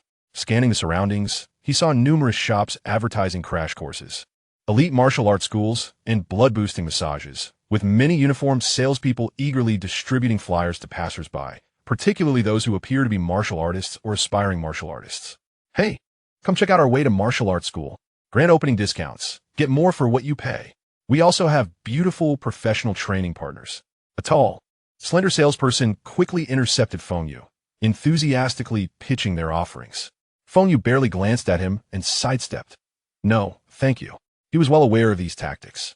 Most of these suddenly emerging martial arts schools operated under the guise of quick training and discounts, only to collect membership fees before absconding shortly thereafter. In the entire Jiangxing, there were only a handful of truly capable and reputable martial arts schools. The two renowned establishments did not need to solicit customers on the streets. Their reputation and strength served as the best advertisement, naturally attracting those in need. With a clear objective, Feng Yu strode directly into the grand main building of the martial arts center. The interior was expansive and teeming with life, filled with various training zones, testing areas, trading spaces, and task release zones. Feng Yu did not immediately search for Long Yun. Instead, he turned his steps towards the crowded trading area, seeking a private trading space. Following the directional signs, he found an available independent trading booth and stepped inside. The door closed automatically, isolating him from the outside clamor. The wall opposite him illuminated instantly, revealing a gentle, AI-generated virtual image named Xiao Hua, who smiled and greeted him. Dear guest, hello. I am your trading assistant Xiao Hua, delighted to serve you.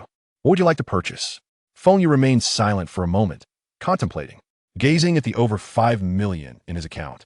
He realized this sum was sufficient to purchase a second-grade blood-boosting pill, directly propelling him to the first-grade martial artist realm. However, he did not intend to do so. The reason lay in the examination rules.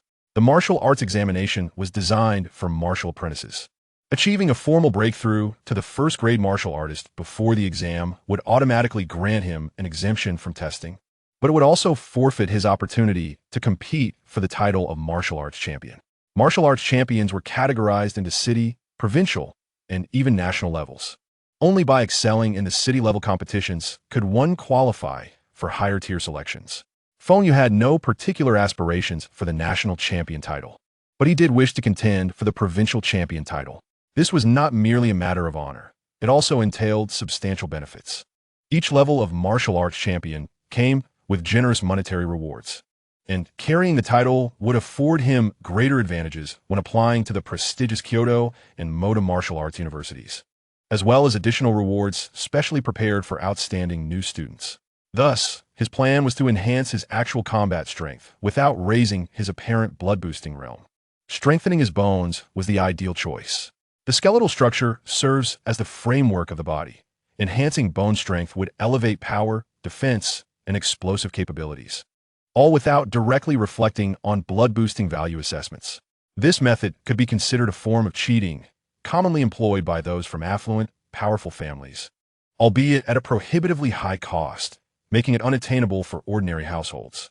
Now that Feng Yu had earned this sum, he naturally intended to invest it. Feng Yu raised his head and addressed Xiao Hua.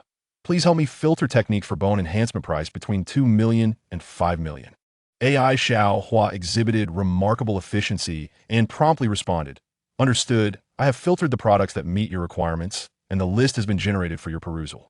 Instantly, 3 types of martial arts manuals were displayed on the screen. Feng Yu began to scrutinize them carefully, as he needed to find the option that was most suitable for him and offered the highest cost-performance ratio. 1. Jizungu price, 3 million. Description: obtained from the depths of an S-rank secret realm. This is a fragment of the legacy from an ancient body cultivation master. This technique is extraordinarily domineering, seeking not just to enhance ordinary bones, but to awaken the deepest potential within, aspiring to forge a supreme bone capable of dominating the universe. 2. Jingang Tai Gugong price, for million. Description: a derivative of the top-tier Buddhist body refinement technique Jingang Bu Huai Ti, modified through modern martial arts research combined with genetic technology and energy science. This technique embodies balance and gradual progress, aiming to temper the bones throughout the body to be as indestructible as the Buddhist diamond. 3. Long Qi Duan Gu Shu price, 5 million. Description: a peculiar bone tempering method inspired by the remains of ancient Easter dragons. Upon completion, the bones and joints of the body are nourished and transformed by dragon energy, endowing them with remarkable shock resistance and explosive power. Feng Yu's gaze shifted among these three manuals. The description of Jizungu was enticing. Its price of 3 million seemed suspiciously low. The martial arts center was notorious for its exorbitant pricing. A genuinely good technique would never be offered at such a bargain, especially since it was merely a fragment. He swiftly dismissed it. As for Jingang Tai Gugong, he had heard of it before. It was said to provide astonishing defense when mastered, yet it came with an absurd side effect: hair loss, ultimately leading to baldness. Feng Yu touched his thick hair and decisively passed on this option. He was still young and had no desire to venture out sporting a bald head. Finally, his attention settled on Long Qi Duan Gu Shu.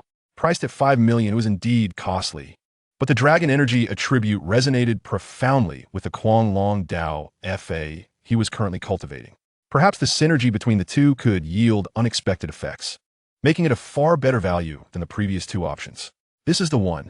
Feng Yu resolved without hesitation and clicked to purchase. Chapter 48. Fusion of Dragon Bone. As Feng Yu confirmed the purchase, a crisp notification sound echoed in the trading compartment. A platform slowly ascended before him, revealing not a plethora of items, but rather a small bone resting quietly at its center. The bone glimmered faintly, its surface etched with intricate dragon scale patterns. Though diminutive, it exuded an ancient and formidable aura that was both awe-inspiring and intimidating. What is this? Feng Yu was momentarily taken aback, about to inquire of AI Xiao Hua when her sweet voice chimed in once more. Dear customer, the manual for Long Qi Duan Gu Shu is contained within the dragon bone. You need only concentrate and observe the dragon bone to directly acquire the insights of the technique. Concealed within the dragon bone? Feng Yu picked up the bone, feeling its cool weight in his hand. This was indeed a genuine dragon bone. The weakest hybrid dragon among the documented magical beasts in Huaxia was classified as a 5th-tier beast. Hence, the owner of this bone could not be of a lower tier. As he studied the intricate patterns, a process for utilizing Long Qi Duan Gu Shu unfolded in his mind, seamlessly imprinting itself within. Once the luster faded, it became evident that the dragon bone had exhausted its utility, preventing any subsequent observation by another. This served as a form of anti-theft mechanism. Gazing at the now ineffectual dragon bone, a peculiar thought suddenly sparked in Feng Yu's mind. The density of his dragon bone was immensely greater than that of a human. What if I could fuse this dragon bone with my own body? The moment this idea took root, it became impossible to suppress. He had always been a man of action. Taking a deep breath, Feng Yu attempted to channel his internal energy and bone-related abilities toward the fragment of dragon bone in his palm. An unforeseen transformation occurred. The moment the dragon bone fragment made contact with his energy, it generated a powerful pull, voraciously consuming his vitality. Feng Yu could distinctly feel his previously abundant energy rapidly depleting, while the fragment in his palm seemed to swell just a fraction. Although the change was minuscule, Feng Yu was certain he had not imagined it. Regrettably, within mere seconds, he felt a wave of weakness wash over him, compelling him to cease the energy infusion. With his current peak martial artist vitality, he could only induce such a slight alteration in the dragon bone fragment. After the initial excitement, an even greater temptation lay before him. Fusion. He stared at the small bone resting in his palm, determination gleaming in his eyes. Let us do this. I will start with my fingertip. He manipulated his bone-related abilities, guiding the dragon bone fragment gently toward the tip of his right index finger. Enveloped by his abilities, the The rigid dragon bone softened, becoming almost fluid as it gradually penetrated his fingertip skin, advancing toward the phalanx.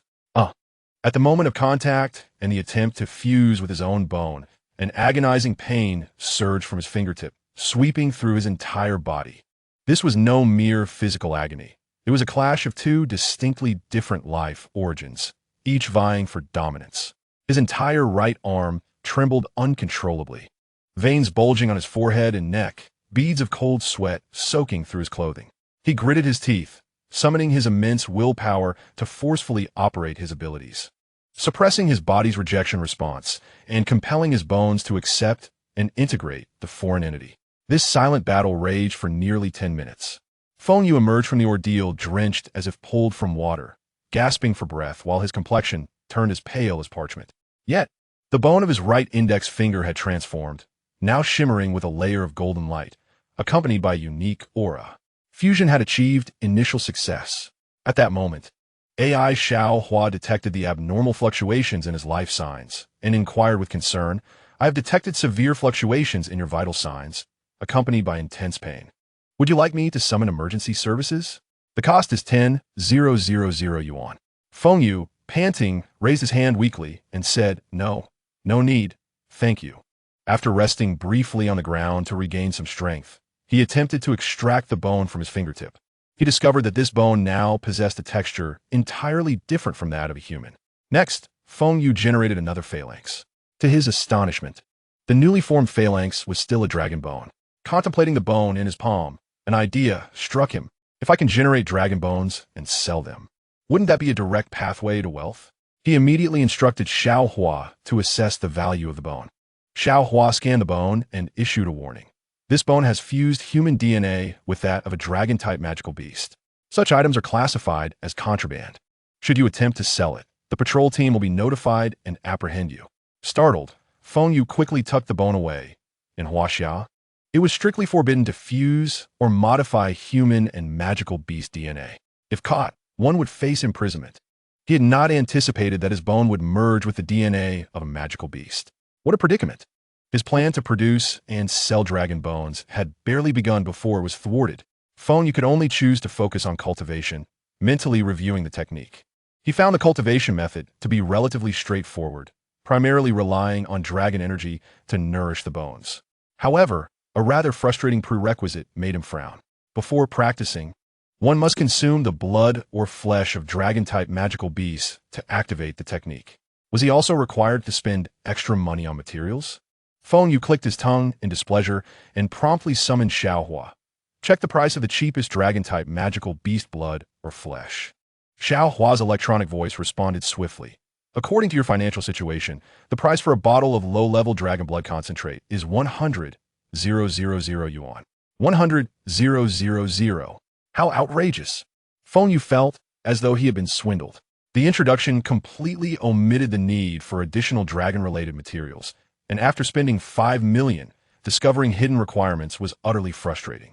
Nevertheless, upon reflection, with the technique priced at 5 million, those capable of purchasing were unlikely to lack funds and would naturally not be overly concerned about spending a few thousand more on the concentrated liquid. He sighed, realizing that his poverty stemmed from his own lack of diligence in making money. Feng Yu opened his account, glancing at the remaining balance of just over 100,000, gritting his teeth and declaring, "Purchase." As soon as the command was issued, a platform materialized, and a dark red, cylindrical bottle slowly ascended. The bottle's design was simple, precisely the low-grade dragon blood concentrated liquid he required. His phone buzzed incessantly in his pocket. It was Long Wu urging him. After answering and exchanging a few words, he tucked the concentrated liquid into his pocket and left the trading area, making his way to the plaza of the martial arts center. Feng Yu scanned the crowd and quickly locked on Long Yun's figure. It was impossible to miss her, standing over 1.90 meters tall, clad in a sharply tailored black suit that exuded an aura of intimidation. Long Wu trailed behind a tall woman wearing sunglasses, Long Yun herself. Wherever she went, she drew numerous gazes from martial artists, yet sensing the cold, menacing aura emanating from Long Wu, most quickly averted their eyes, not daring to stare for too long. Feng Yu approached directly and asked, "Boss Long, what task do we have this time?" Long Yun glanced over him through her sunglasses, her red lips parting slightly. "Follow me." With that, she turned and headed towards the advanced training area. Feng Yu and Long Wu silently followed in her wake. The trio traversed the noisy regular training area, arriving at a much quieter and evidently more advanced section. Eventually, Long Yun halted at the entrance of a gravity training room. The metallic door bore a clearly marked number 2, indicating it was a double gravity training room. Typically, gravity training rooms are classified based on the level of gravity they can simulate and the burden they impose on martial artists. The first level is suitable for martial apprentices and first-tier martial artists to build a foundation, while the double gravity room mainly caters to second and third-tier martial artists. If a martial apprentice were to rashly enter the double gravity room, the excessive gravity could cause severe damage to their internal organs and bones. Feng Yu's previous ability to exceed levels was solely due to the formidable support provided by his S-rank bone system talent and the solid foundation established through 3 rounds of bone tempering. Upon seeing the double gravity room, Feng Yu immediately understood Long Yun's intention. She intended to utilize the high gravity for intense bone tempering training, a process fraught with risk of injury, requiring someone with efficient healing capabilities for bone injuries, like him, to be on standby. Sure enough, Long Yun turned around, removed her sunglasses, revealing her clear, cold eyes, and said to Feng Yu, "I plan to conduct bone tempering training in this double gravity room, aiming to complete the second round. You wait at the door. If I get injured, come in immediately to treat me." The second round of bone tempering. Feng Yu's heart stirred. This woman was indeed ruthless towards herself. Tempering bones in a double gravity environment carried far greater pain and risk than in a normal setting. Yet the results would be significantly better. He himself had completed 3 rounds of tempering using the double gravity along with bone tempering pills. Eager to seize the opportunity to train in the gravity room for the Long Qi tempering technique, he reasoned, "Wait a moment, Boss Long, let me join you inside. This way, I can treat you more quickly if anything happens. Can you withstand double gravity?" Long Yun regarded Feng Yu with a skeptical gaze. "I can withstand it. I've already completed the second round of tempering." Feng Yu concealed the fact that he had completed 3 rounds of tempering. He could not fully trust Long Yun, as their relationship was merely one of mutual exploitation. Chapter 49, Let Me In. Upon hearing Feng Yu claim he had completed the second round of tempering, a flicker of astonishment flashed in her eyes behind the sunglasses. Such speed was indeed rather astonishing. She immediately connected this to Feng Yu's awakened S-rank bone system talent, surmising that this unique gift had significantly alleviated the difficulty and pain of bone tempering. For ordinary martial artists, each round of tempering was akin to a rebirth, necessitating tremendous willpower and resources for support. Her keen mind quickly deduced Feng Yu's intentions, her lips curling into a knowing smile. "You wish to use my gravity room to complete your 3rd round of tempering?" Caught in the act, Feng Yu chuckled awkwardly. "Boss Long, you are indeed clever." "Yes, I do wish to take advantage of it. May I please?" Long Yun let out a light huff, her tone somewhat haughty. "I am not that stingy. Come in with me." She pushed open the heavy metallic door of the gravity room first. Feng Yu immediately followed, while Long Wu stood silently like a sentinel outside, securely closing the door behind them. Upon entering the gravity room, Long Yun nonchalantly began to remove her outer clothing. This time, Feng Yu was accustomed to it. Not only did he not turn away, but he also watched with keen interest. As he had anticipated, beneath her outer clothing lay a form-fitting black training suit that accentuated her perfect figure, evidently designed to minimize restrictions and distractions in a gravity environment. Then, a ring on her finger shimmered faintly, and a round box appeared in her hand. She placed the box on the ground and opened it, releasing a rich medicinal aroma that pervaded the air. Inside lay 10 pills, each the size of a dragon's eye, glistening with a lustrous hue. These were first-tier bone tempering pills. Feng Yu's eyes twitched. They were indeed wealthy. These 10 pills had a market value exceeding 1 million. To leave them casually on the ground was a testament to the immense wealth of these prestigious families. He had previously underestimated their resources. Without delay, Long Yun swallowed one of the bone tempering pills and activated the gravity room. A humming sound resonated, and an invisible force field instantly enveloped the entire space. Exerting double gravity, Long Yun, who had initially sat cross-legged, felt her body sink slightly, her delicate brows furrowing as beads of sweat began to form on her smooth forehead. Not daring to slacken, she focused her mind, circulating her vital energy to guide the medicinal power to impact and refine her entire skeletal structure, enduring immense pain. On the other hand, Feng Yu, having already completed 3 rounds of tempering, felt quite comfortable, as if he were merely engaging in a moderately intense warm-up. He easily found a corner to sit down. Eagerly, he took out the low-grade dragon blood concentrated liquid he had purchased for 100,000, uncorked it, and gulped it down. The liquid entered his mouth. A strong metallic taste mingled with an odd sweetness spread across his palate. The flavor was not particularly pleasant, but bearable. Not wishing to waste it, he promptly closed his eyes and focused inwardly, following the method of the long qi tempering technique. As expected, after consuming the dragon blood, 2 faint golden streams of energy began to rise slowly within him. This was the dragon qi mentioned in the technique. This energy is found within the flesh, blood, and cores of dragon-type magical beasts, albeit in varying purities. Now that he was financially constrained, he could only afford this lowest-grade concentrated liquid, which naturally contains scant dragon qi. The 2 streams of dragon qi moved about within him like small eels. Feng Yu, not daring to be negligent, immediately mobilized his vital energy, transforming it into 2 invisible hands that deftly grasped the unruly dragon qi, carefully guiding it closer to the bones of his right hand, which had just integrated dragon bone fragments. The method of practicing the long qi tempering technique was not particularly complex. The difficulty lay in acquiring and directing the dragon qi. At that moment, under Feng Yu's meticulous control, the 2 faint golden streams of dragon qi were firmly ensnared around the bones of his right hand, like docile little snakes, slowly permeating and nourishing the skeletal structure. This process was swift. Within roughly a minute, the 2 weak streams of dragon qi were entirely absorbed by the bones. Feng Yu opened his eyes and raised his right hand, carefully feeling the changes. A peculiar warmth emanated from the palm, akin to being immersed in tepid water, accompanied by a subtle itch deep within the bones, a sensation of fortification underway.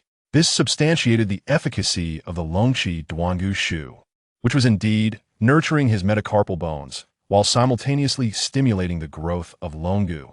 Yet, the thought of the price for such effects brought forth a twinge of pain and incredulity. Was this truly worth 100,000 yuan for less than a minute of practice? He felt as though his heart were bleeding profusely. The expenditure of this technique was akin to a bottomless pit.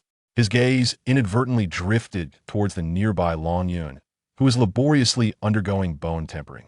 With 9 pieces of Duangu Dan beside her, and his yearning for wealth had never been so fervent. Feng Yu had sat in a corner for a while, gradually succumbing to drowsiness. Just as his eyelids began to falter, Long Yun's voice, laced with agony and urgency, suddenly pierced the air. "Hurry! Heal me!" Feng Yu jolted awake, his eyes falling upon Long Yun, whose pallid face was marred by a trickle of crimson at her lips, her body trembling under immense pressure. He dared not delay. Rushing to her side, "Where?" he inquired in a low tone. "The scapula is fractured." Long Yun gritted her teeth, her words forced through clenched jaws. Without hesitation, Feng Yu extended his right hand, gently placing his palm on the area of her scapula. The warmth of her skin, slightly damp beneath her fitted training attire, met his touch. With a focused thought, a pure energy imbued with the unique chill of bone-related abilities flowed from his palm into Long Yun's body. She murmured, instinctively tensing as her internal vitality instinctively resisted the foreign cold energy. "Do not resist," Feng Yu commanded. "Relax, let me in." The phrasing, albeit ambiguous, elicited an immediate flush of crimson on Long Yun's pale cheeks, a mix of embarrassment and anger as she shot him glare. However, the searing pain left her little room for pride, and she complied, relaxing her body and withdrawing her resistance. The cold energy surged in like a stream, seamlessly locating the minuscule fracture in her scapula. Where the energy traveled, the intense pain swiftly abated, replaced by a refreshing sensation as the fracture mended. Within mere breaths, Long Yun felt the excruciating discomfort in her shoulder vanish entirely, even rendering it more resilient than before her injury. "All done." Feng Yu retracted his hand, his tone devoid of embellishment. Long Yun moved her shoulder, astonishment flickering in her eyes. The efficacy and swiftness of the treatment were utterly astounding. With Feng Yu by her side as a safeguard, Her confidence in completing the second round of bone tempering surged. Without a moment's hesitation, she seized another Duangu Dan and swallowed it, continuing to channel its potency to impact the next bone. After a while, as the medicinal energy peaked once more, accompanied by another round of agonized groans from her bones, Long Yun called out again. "Come, quickly. I need more." Feng Yu complied and placed his palm on her back once again, this time needing to mend several ribs that bore slight fractures. Outside the gravity chamber, Long Wu, with remarkably keen hearing, caught every word of their intermittent dialogue. "Relax, let me in. I want more." Again, the fragmented exchanges, interspersed with muffled groans and hurried breaths, painted a rather peculiar scene in Long Wu's mind. This did not sound like earnest training at all. Rather, it resembled dialogues one might encounter in unspeakable situations. A strong impulse surged within him to burst through the door and uncover the truth, but reason swiftly quelled this urge. After all, what stature did the young lady possess? How lofty were her standards? It was implausible she would take notice of a destitute youth like Feng Yu. Surely, he was overthinking it. In the gravity chamber, Long Yun exhaled a long breath infused with the fragrance of medicine, slowly opening her eyes. She had successfully completed her second round of bone tempering. Though the process had been agonizing, the discernible enhancement of her skeletal resilience made it all worthwhile. She donned her outerwear, and Feng Yu, observing her, immediately approached with congratulations. "Congratulations, Boss Long, on your successful breakthrough." His sentiment was genuine, but his next words were the crux. "Now, about my reward." Long Yun cast him a sidelong glance, her gaze falling upon the jade vial on the ground that contained the Duangu Dan. Originally 10, only 5 remained. She understood that the difficulty of the third round of bone tempering was immense, rendering the remaining 5 of little significance for her immediate advancement. After a brief contemplation, she pointed at the box. "These 5 Duangu Dan are yours. Consider it your compensation for today's protective service."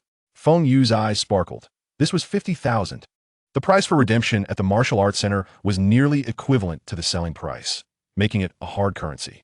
He swiftly gathered the items with nimble hands, his voice dripping with flattery. "Boss Long, you are magnanimous. Splendid. Should such opportunities arise again, do not hesitate to summon me. I am at your service." Feng Yu's mind began to race, and he tentatively asked, "Boss Long, do you think you could offer me some guidance on my dual-wielding Quanglong Daofa? I feel there are still some areas that require refinement." Long Yun, however, shook her head decisively. "I have no time today.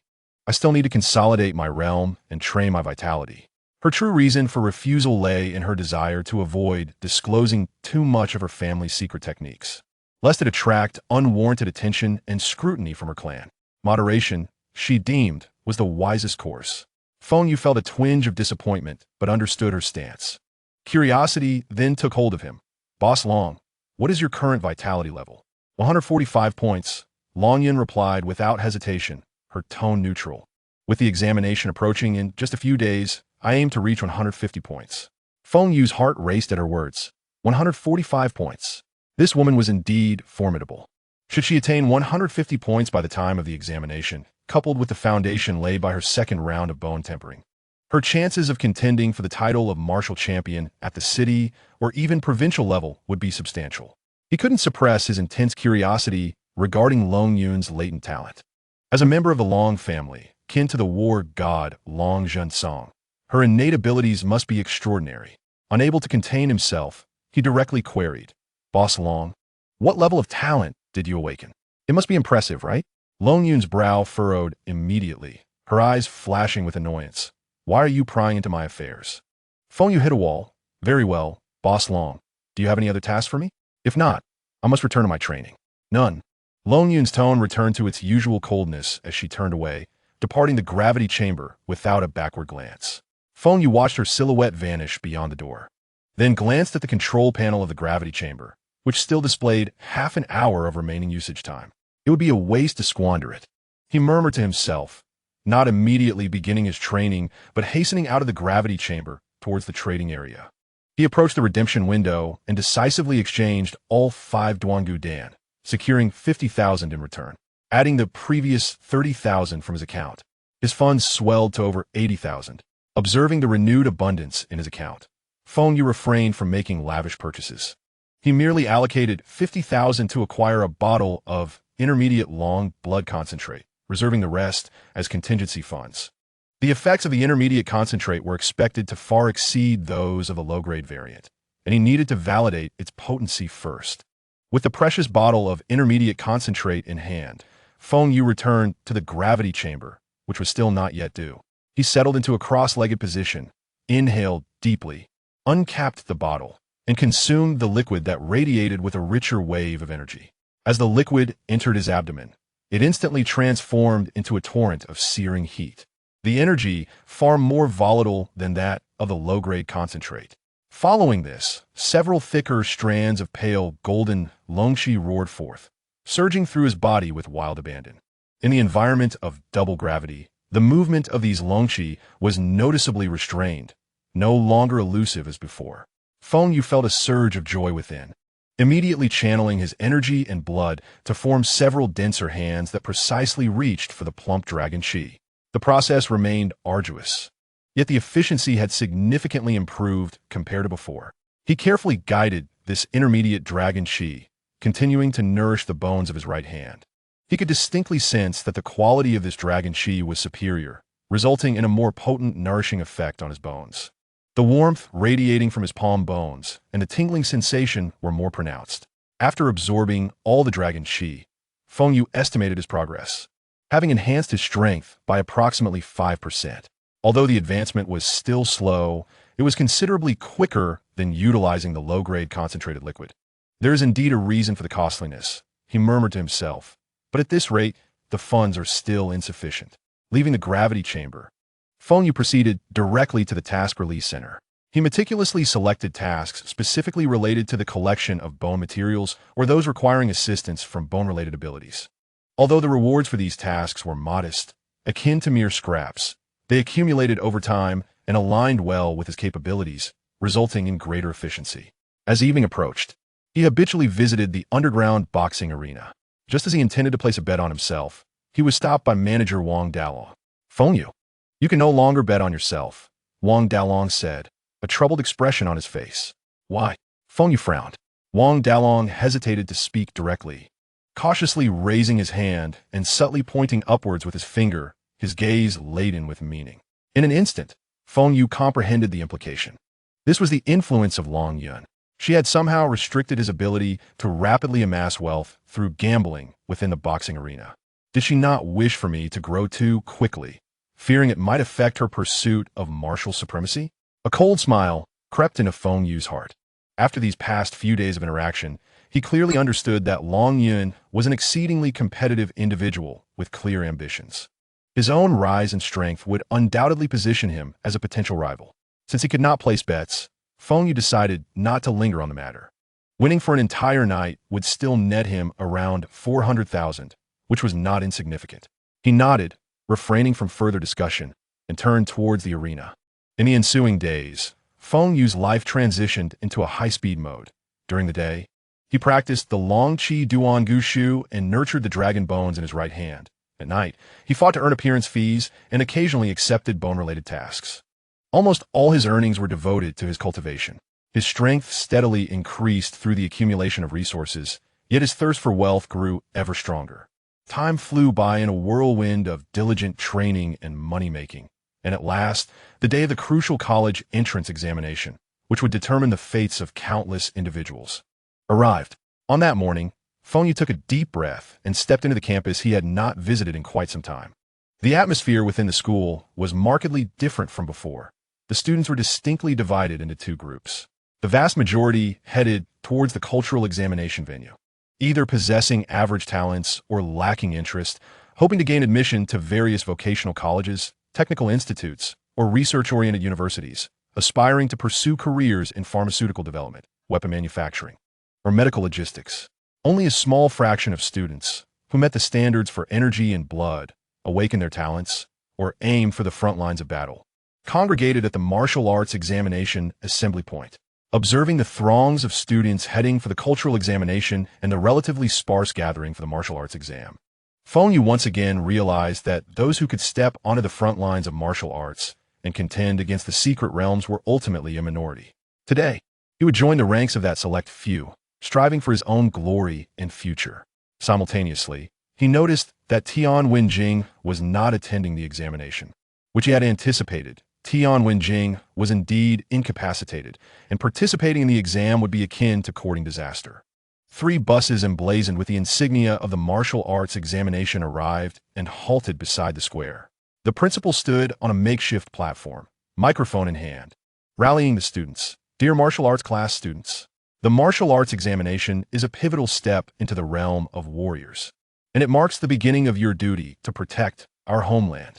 May you summon the courage forged in the secret realms, unleash your full potential, and bring honor to yourselves and our school. Remember, let your energy be your blade, and your will be your armor. Give it your all, and the future will hold promise. A wave of enthusiastic applause erupted from the crowd below, igniting a fierce determination in the eyes of the students participating in the martial arts exam as they boarded the buses in an orderly fashion. Feng Yu found a seat by the window, and just as he fastened his seatbelt, 2 girls hurried over. One was Su Qian, and the other was her close friend, Lu Qianqian. Feng Yu, good morning. Su Qian greeted him warmly. Lu Qianqian hesitated for a moment before softly adding, I apologize for speaking too harshly in the secret realm before. I wish you success in the martial arts exam, and I hope we can all gain admission to our ideal martial arts universities. Feng Yu was momentarily taken aback, then nodded slightly. Thank you, and I wish you both good luck as well. The 2 girls settled into the adjacent seat, and just as they did, a hushed murmur of excitement filled the bus, with many classmates casting glances between Feng Yu and Su Qian, Lu Qianqian. Wow, Feng Yu is incredibly lucky. Awakening an S-grade talent is one thing, but even the campus beauty Su Qian is approaching him to chat. She possesses an S-grade bone talent and is sure to excel in the martial arts exam. It would be wise to befriend her, as they might team up for a good score. Honestly, Feng Yu is the school's rising star. Once he enrolls in a top martial arts university, it will be challenging to gain his favor. The whispers were not loud, yet they were clear enough for those nearby to hear. Feng Yu merely cast a casual glance out the window, unperturbed by the attention, while Su Qian lowered her head a bit shyly, and Lu Qianqian's ears turned slightly red as she pretended to adjust her backpack to mask her embarrassment. Chapter 51. The Dangers of the Examination Hall. The bus slowly rolled into a vast open assembly square, with the most striking feature at its center being a shimmering portal emanating a gentle radiance. This was the examination venue for the martial arts assessment. The square was already filled with buses from various schools. Alongside the public school Feng Yu attended, there were several others from different public institutions as well. Among them was a particularly luxurious bus, marked with the emblem of a prestigious private school. Feng Yu glanced outside through the bus window, and his gaze suddenly sharpened as he spotted several familiar figures within the crowd. Tian Wenxiu, Zhang Chun, and Long Yun, who was surrounded by several others, her expression icy. There were also other students clad in various elite school uniforms. It seemed these so-called elite schools were participating in the martial arts exam alongside them. Feng Yu understood this well. In Huaxia, the fairness of the college entrance examination was beyond question. At least the content of the assessment was the same for everyone. However, the individuals taking the exam were worlds apart. The students from these elite schools came from affluent backgrounds, their resources skewed in their favor since childhood, rendering them significantly stronger than their public school counterparts, a fact he had deeply realized at the banquet that night. As the vehicle came to a halt, all students participating in the martial arts exam disembarked in succession, lining up in the designated area. Coincidentally, the line from Feng Yu's public school was positioned right next to that of Long Yun's elite school. Just as the line settled, 2 pairs of hostile and resentful eyes shot towards Feng Yu like arrows, locking onto him with fierce intensity. It was Zhang Chun and Tian Wenxiu. Zhang Chun's gaze seemed to wish to devour Feng Yu whole, while Tian Wenxiu's was similarly fierce. The injuries they sustained at the banquet were no longer visible. The classmates in the vicinity sensed the tension and were taken aback, whispering amongst themselves, what did Feng Yu do to provoke those people? Their uniforms are from Xingyao Academy, a true aristocratic school. I've heard of Zhang Chun and Tian Wenxiu. Their family backgrounds are quite formidable. Su Qian, standing in the line, furrowed her brow in confusion at how Feng Yu had drawn the ire of the elite school students. At that moment, Lu Qianqian gently tugged on her sleeve, her eyes wide with barely concealed awe. Su Qian, look over there. That girl is stunning. She pointed toward the core of the elite school S group. I have heard that this semester, A girl from Jingdu named Long has transferred to Xingyao. Perhaps it is she? Su Qian followed Liu Qianqian's gaze and was instantly captivated by the figure before her. The girl stood tall and elegant, her skin as fair as snow. Even clad in the standard elite uniform, she could not conceal the aura of cold nobility and unparalleled grace that surrounded her.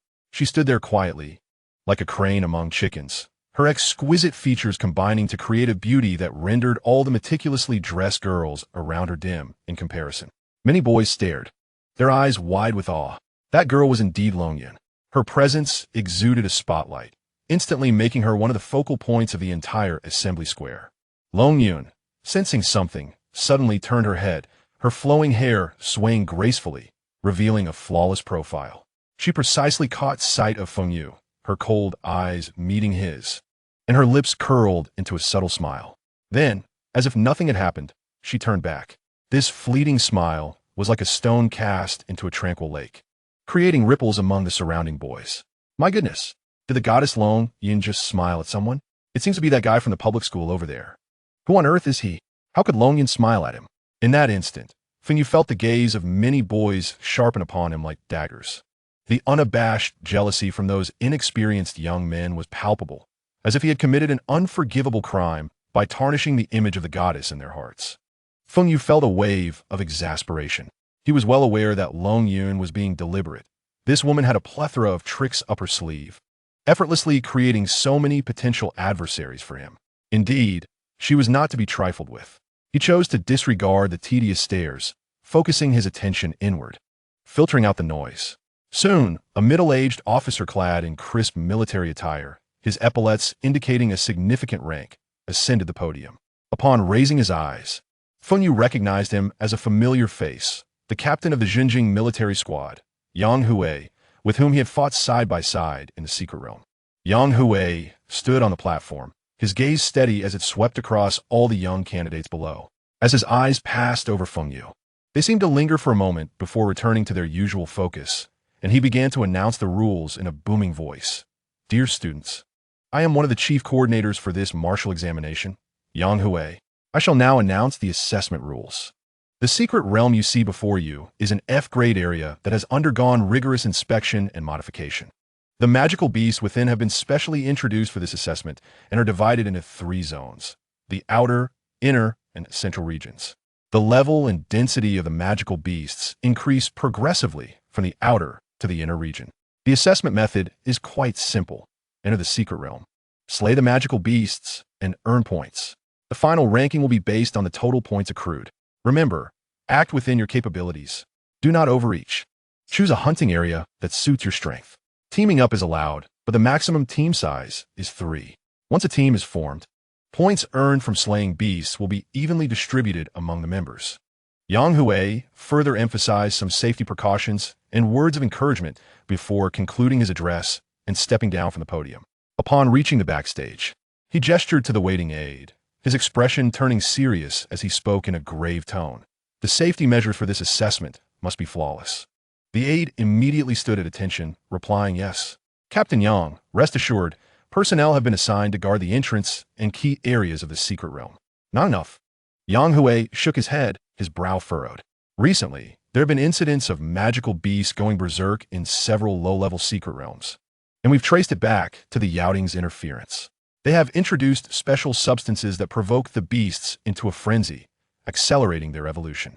Most of these candidates are at the martial apprentice level. Encountering a rampaging beast poses a significant risk. Are you suggesting that the Yaoting might target this martial examination? The aide's expression hardened. The likelihood is quite high. We must remain vigilant. Yang Hui stated solemnly, first, immediately increase the number of patrols and conduct remote inspections of the interior of the secret realm every half hour. Second, notify all personnel on duty that if they observe candidates encountering a large-scale frenzy of magical beasts or detect traces of Yaoting personnel, they are to activate the emergency protocol, prioritizing the safety of the candidates, even if it means pausing the examination. Third, conduct a comprehensive sweep of the secret realm to eliminate any residual special substances. Understood. The aide responded without hesitation.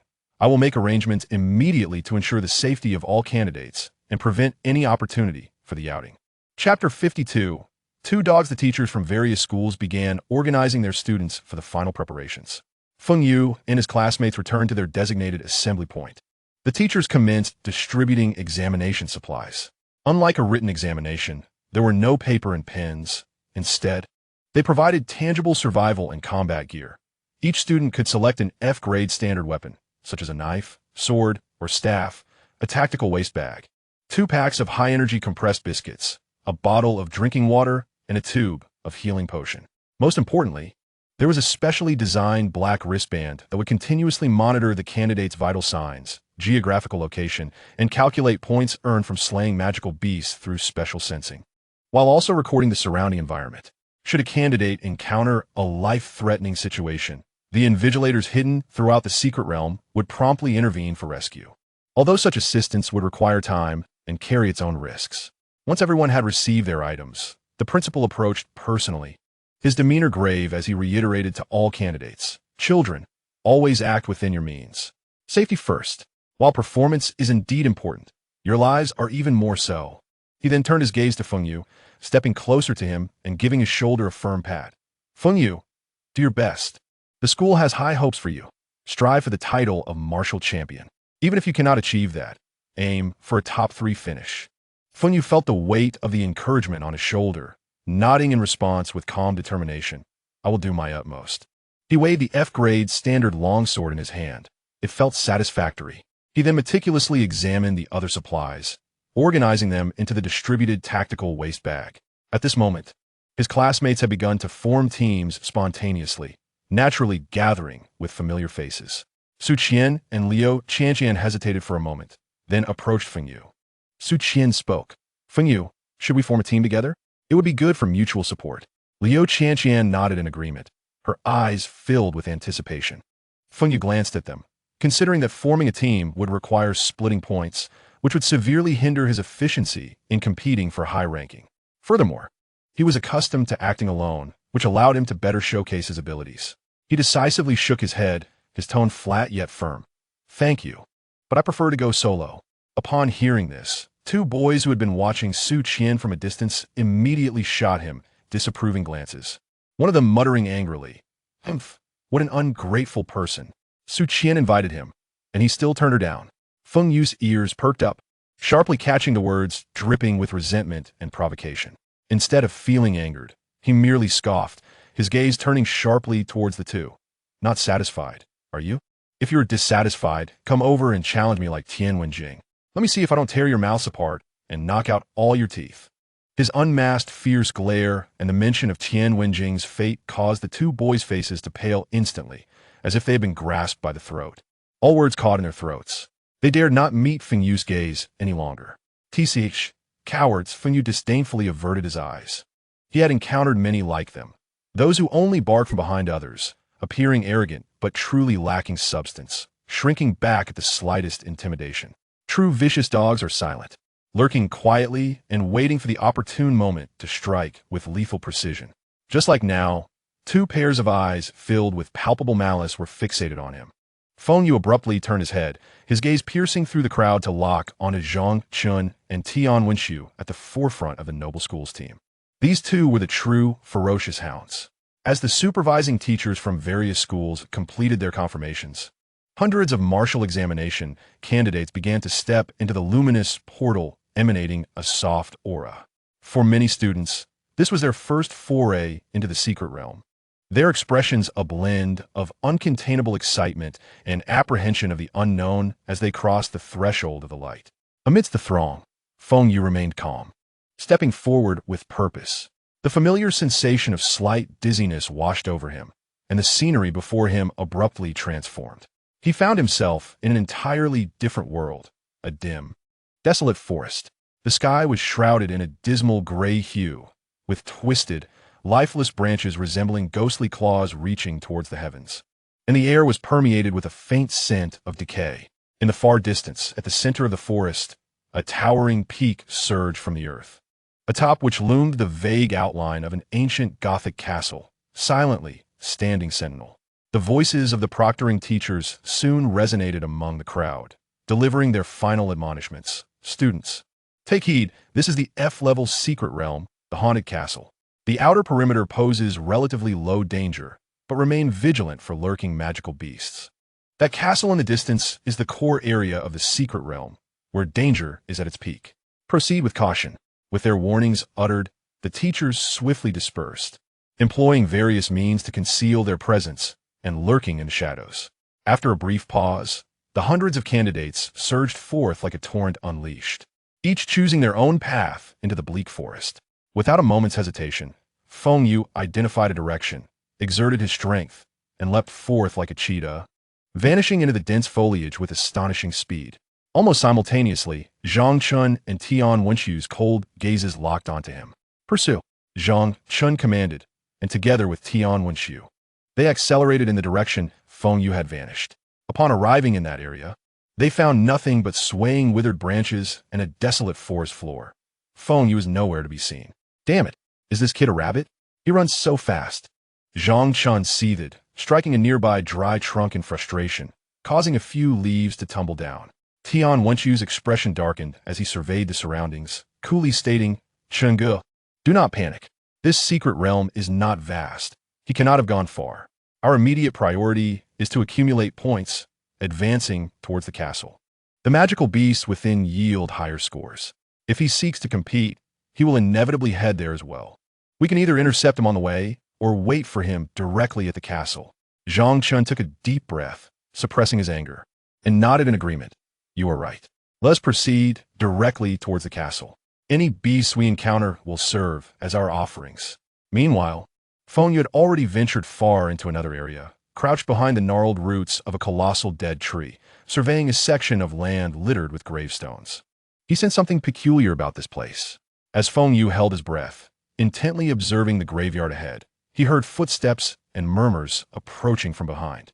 A trio of boys clad in the uniforms of Zhong ambled over, chatting and laughing, seemingly oblivious to the eerie nature of the graveyard. Though they were considered brother schools to Zhong in this examination arena, everyone was a competitor. This place is ominous, not even a ghost in sight. Probably no rewards here. One tall boy grumbled. Who cares? Let us clear it out and earn some basic points, another chimed in. The moment they stepped into the graveyard, an unforeseen twist occurred. With a crack, a rotting hand burst forth from the soft earth, clamping onto the ankle of the shortest boy in the group like a vice. What is that? The short boy screamed, terrified, as he stumbled to the ground.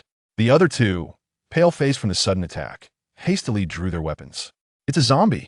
Watch out for the ground. More decayed hands erupted from the soil, and grotesque zombies, their features grotesquely decomposed and reeking of foulness, staggered forth, encircling the trio in an instant. Kill them, the tall boy shouted, bravely swinging his blade at an approaching zombie. The blade sank into the putrid flesh, but failed to deliver a fatal blow, instead drawing more zombies towards them. The three boys scrambled to defend themselves, clumsily fending off several zombies, but the sheer number overwhelmed them. The short boy, in his struggle, had his arm savagely bitten, emitting a chilling scream. Another boy received a deep laceration on his calf from a zombie's claw. Help! Teacher, help! Panic enveloped them as they frantically waved their weapons, their voices tinged with desperation as they pressed the emergency buttons on their wristbands. Time was of the essence. The invigilators would take a moment to arrive, and they were on the verge of being engulfed by the relentless tide of zombies. Just when it seemed all hope was lost, a sharp sound sliced through the air. Numerous bone spikes, as white as ivory, shot forth from the shadowy recesses, piercing the heads of the foremost zombies and causing them to freeze mid-motion, collapsing to the ground. In the next moment, a figure darted forth like a wraith from behind a tree, wielding a standard F-grade metal longsword, which now seemed to shimmer with a faint yet imposing silhouette of a red dragon. He plunged into the throng of zombies, his blade flashing with lethal precision, each swing targeting the necks or heads of the undead with uncanny accuracy.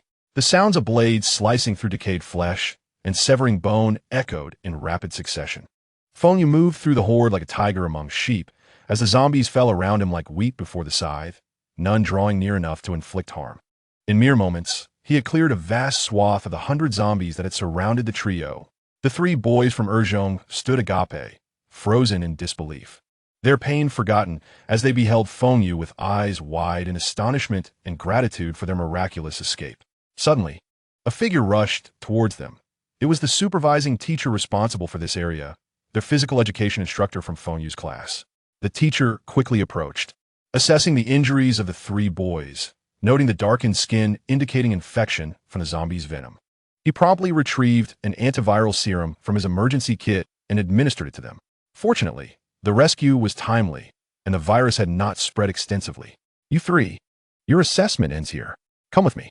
Only then did the three students snap back to reality, turning their gazes filled with immense gratitude towards Feng Yu. Thank you. Thank you. After tending to the injured, the physical education teacher turned to Feng Yu, his expression serious as he cautioned, Feng Yu, this graveyard is a known gathering point for zombies, with a vast quantity present. Being bitten or scratched can lead to significant complications. I advise you to leave this area and hunt elsewhere. Safety first. Feng Yu nodded in acknowledgement, indicating he understood, yet showed no intention of departing. Observing his resolute demeanor, the teacher refrained from further admonitions and swiftly escorted the three disqualified students out of the secret realm. Once they had departed, Feng Yu gazed at the now tranquil graveyard, pondering the dangers that still lay buried beneath its surface, a flicker of excitement gleaming in his eyes. The more perilous the place, the less competition there would be. With a swift thought, he activated his skeletal abilities, feeling a layer of incredibly thin yet remarkably resilient bone material rapidly form beneath the skin of his exposed arms, adhering closely to the surface, creating an invisible bone membrane akin to an inner garment. Soon after, his legs, torso, and other vital areas were similarly encased. To the untrained eye, there appeared to be no anomaly, yet this close-fitting bone membrane offered far superior protection compared to ordinary clothing. Now, let's uncover just how many points this place conceals. Feng Yu gripped his long blade tightly, the shadow of the dragon reappearing as he boldly ventured deeper into the cemetery. This time, he no longer concealed himself. Instead, he intended to transform this perilous realm into his personal paradise for accumulating points. With his long sword in hand, Feng Yu advanced steadily through the graveyard.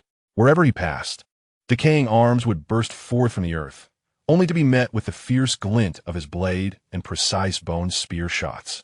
These first-tier low-level zombies offered a meager 10 points each, making them as easy to fell as chopping vegetables. The sound of severed heads echoed, their putrid blood splattering against the desolate soil and tombstones. The points displayed on his wristband fluctuated steadily and rapidly. Feng Yu checked his ranking. Rank 99, points, 520. This position could only be deemed average. Just as he prepared to delve further into the cemetery's heart, his gaze suddenly sharpened. Not far ahead, beside a relatively tall gravestone, an eerie sight caught his attention. One individual lay supine on the ground, clad in modern athletic attire and sneakers, while another hovered over him, body subtly undulating as though devouring something. Feng Yu squinted for a closer look. The person lying on the ground was utterly silent, while the one perched upon him wore a black suit reminiscent of European medieval nobility, entirely out of place with the surroundings. Something was amiss. Alarm bells rang in Feng Yu's mind as he tightened his grip on the long blade. The noble figure seemed to sense something, abruptly ceasing its actions and slowly turning its head. A horrifying visage was unveiled before Feng Yu. The face was deathly pale, skin taut against the bones, with sunken eye sockets and eyes gleaming with an eerie emerald light. Most striking were the remnants of blood at the corners of its mouth, along with fangs that protruded slightly from its lips. A vampire? The student lying on the ground had a grotesquely large wound on his neck, blood staining the earth beneath him, his complexion ashen, eyes wide open, having long since lost the spark of life. The wristband on his arm remained intact, indicating that he had not even had the chance to press the emergency button before being instantaneously slain. The vampire extended its crimson tongue, licking the bloodstains at the corner of its mouth, its emerald eyes locking onto Feng Yu with a gaze devoid of fear, replaced instead by a greedy and cruel glint upon spotting fresh prey. It bared its fangs, revealing a chilling grin, its form dissolving into a shadowy blur as it lunged forward with a sickening rush. Its speed far surpassed that of the previous zombies. Feng Yu's expression hardened, refusing to let his guard down. This was no ordinary examination beast. The blood surged within him, and the dragon-shaped phantom on his long blade seemed to sense the impending threat, becoming more substantial. "Come at me," Feng Yu shouted, advancing rather than retreating, his bone membrane instantly enveloping his vital points, and he boldly swung his sword toward the rapidly approaching shadow. The true battle was just beginning. Chapter 54. Slaying the blood servant. Feng Yu swung his F-grade long sword with ferocity, striking the vampire, yet only a series of jarring metallic clinks resounded.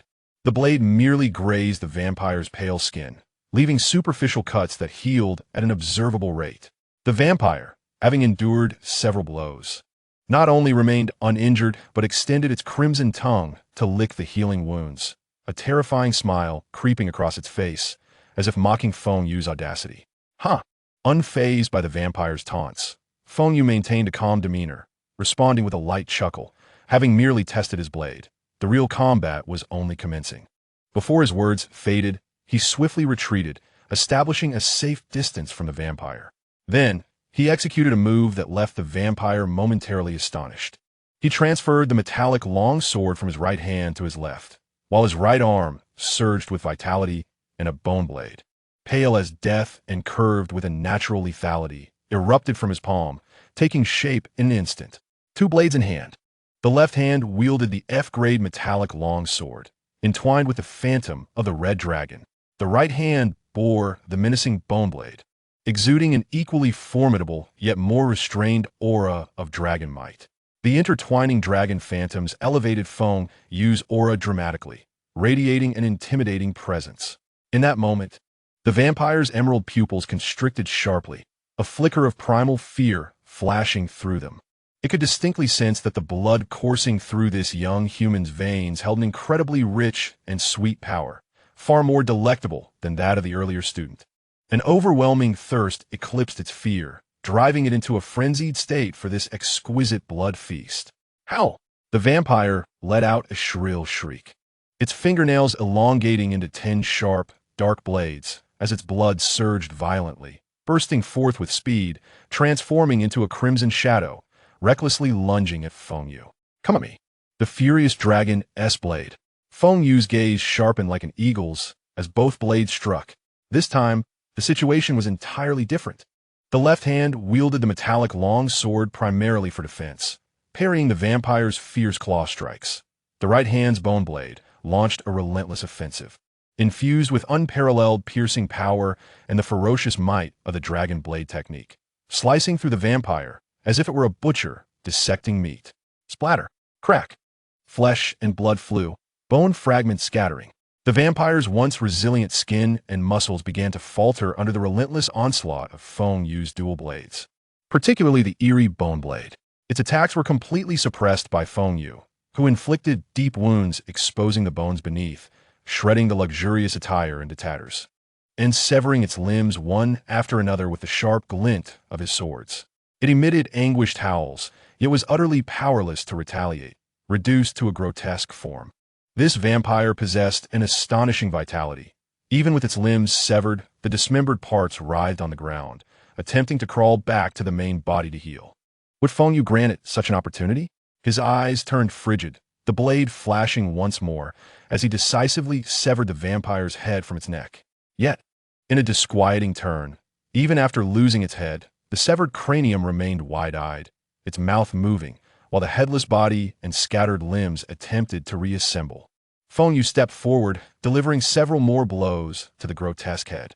It was reduced to a pulp, and the remnants still writhing in the distance quickly lost all vitality, turning gray and shriveled, ultimately disintegrating into ash that dissipated into the air. Slayed a second-tier intermediate undead creature. Blood servant points, 500. A notification chimed from the wristband. Feng Yu glanced at the wristband displaying points, 500, as his rank surged to 10th place on the leaderboard. A slight surprise flickered in his heart. He had not anticipated such a substantial reward from this second-tier intermediate blood servant. However, his concerns deepened. How could a second-tier intermediate undead creature appear in the outer region of the secret realm? This was entirely inconsistent with the usual difficulty of an F-grade secret realm. Shaking his head, he temporarily set aside his doubts, turning his gaze back to the points leaderboard. At the top was Long Yun, boasting an impressive 1,500 points. With a frighteningly efficient hunting rate, Zhang Chun claimed second place, while Tian Wenxiu held third, their scores closely contested. Indeed, familiar faces. Feng Yu's expression turned slightly cold. Among the ranks in the teens, he noticed Su Qian and Lu Qianqian's names, indicating that their efficiency had improved since teaming up.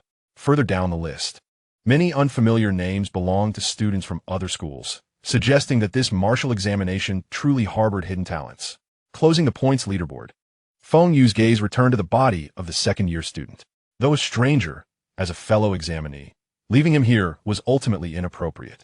He approached, crouched down, and pressed the emergency button on the student's unblemished wrist. Before long, a figure rushed toward him, a middle-aged male teacher clad in the uniform of the second high school.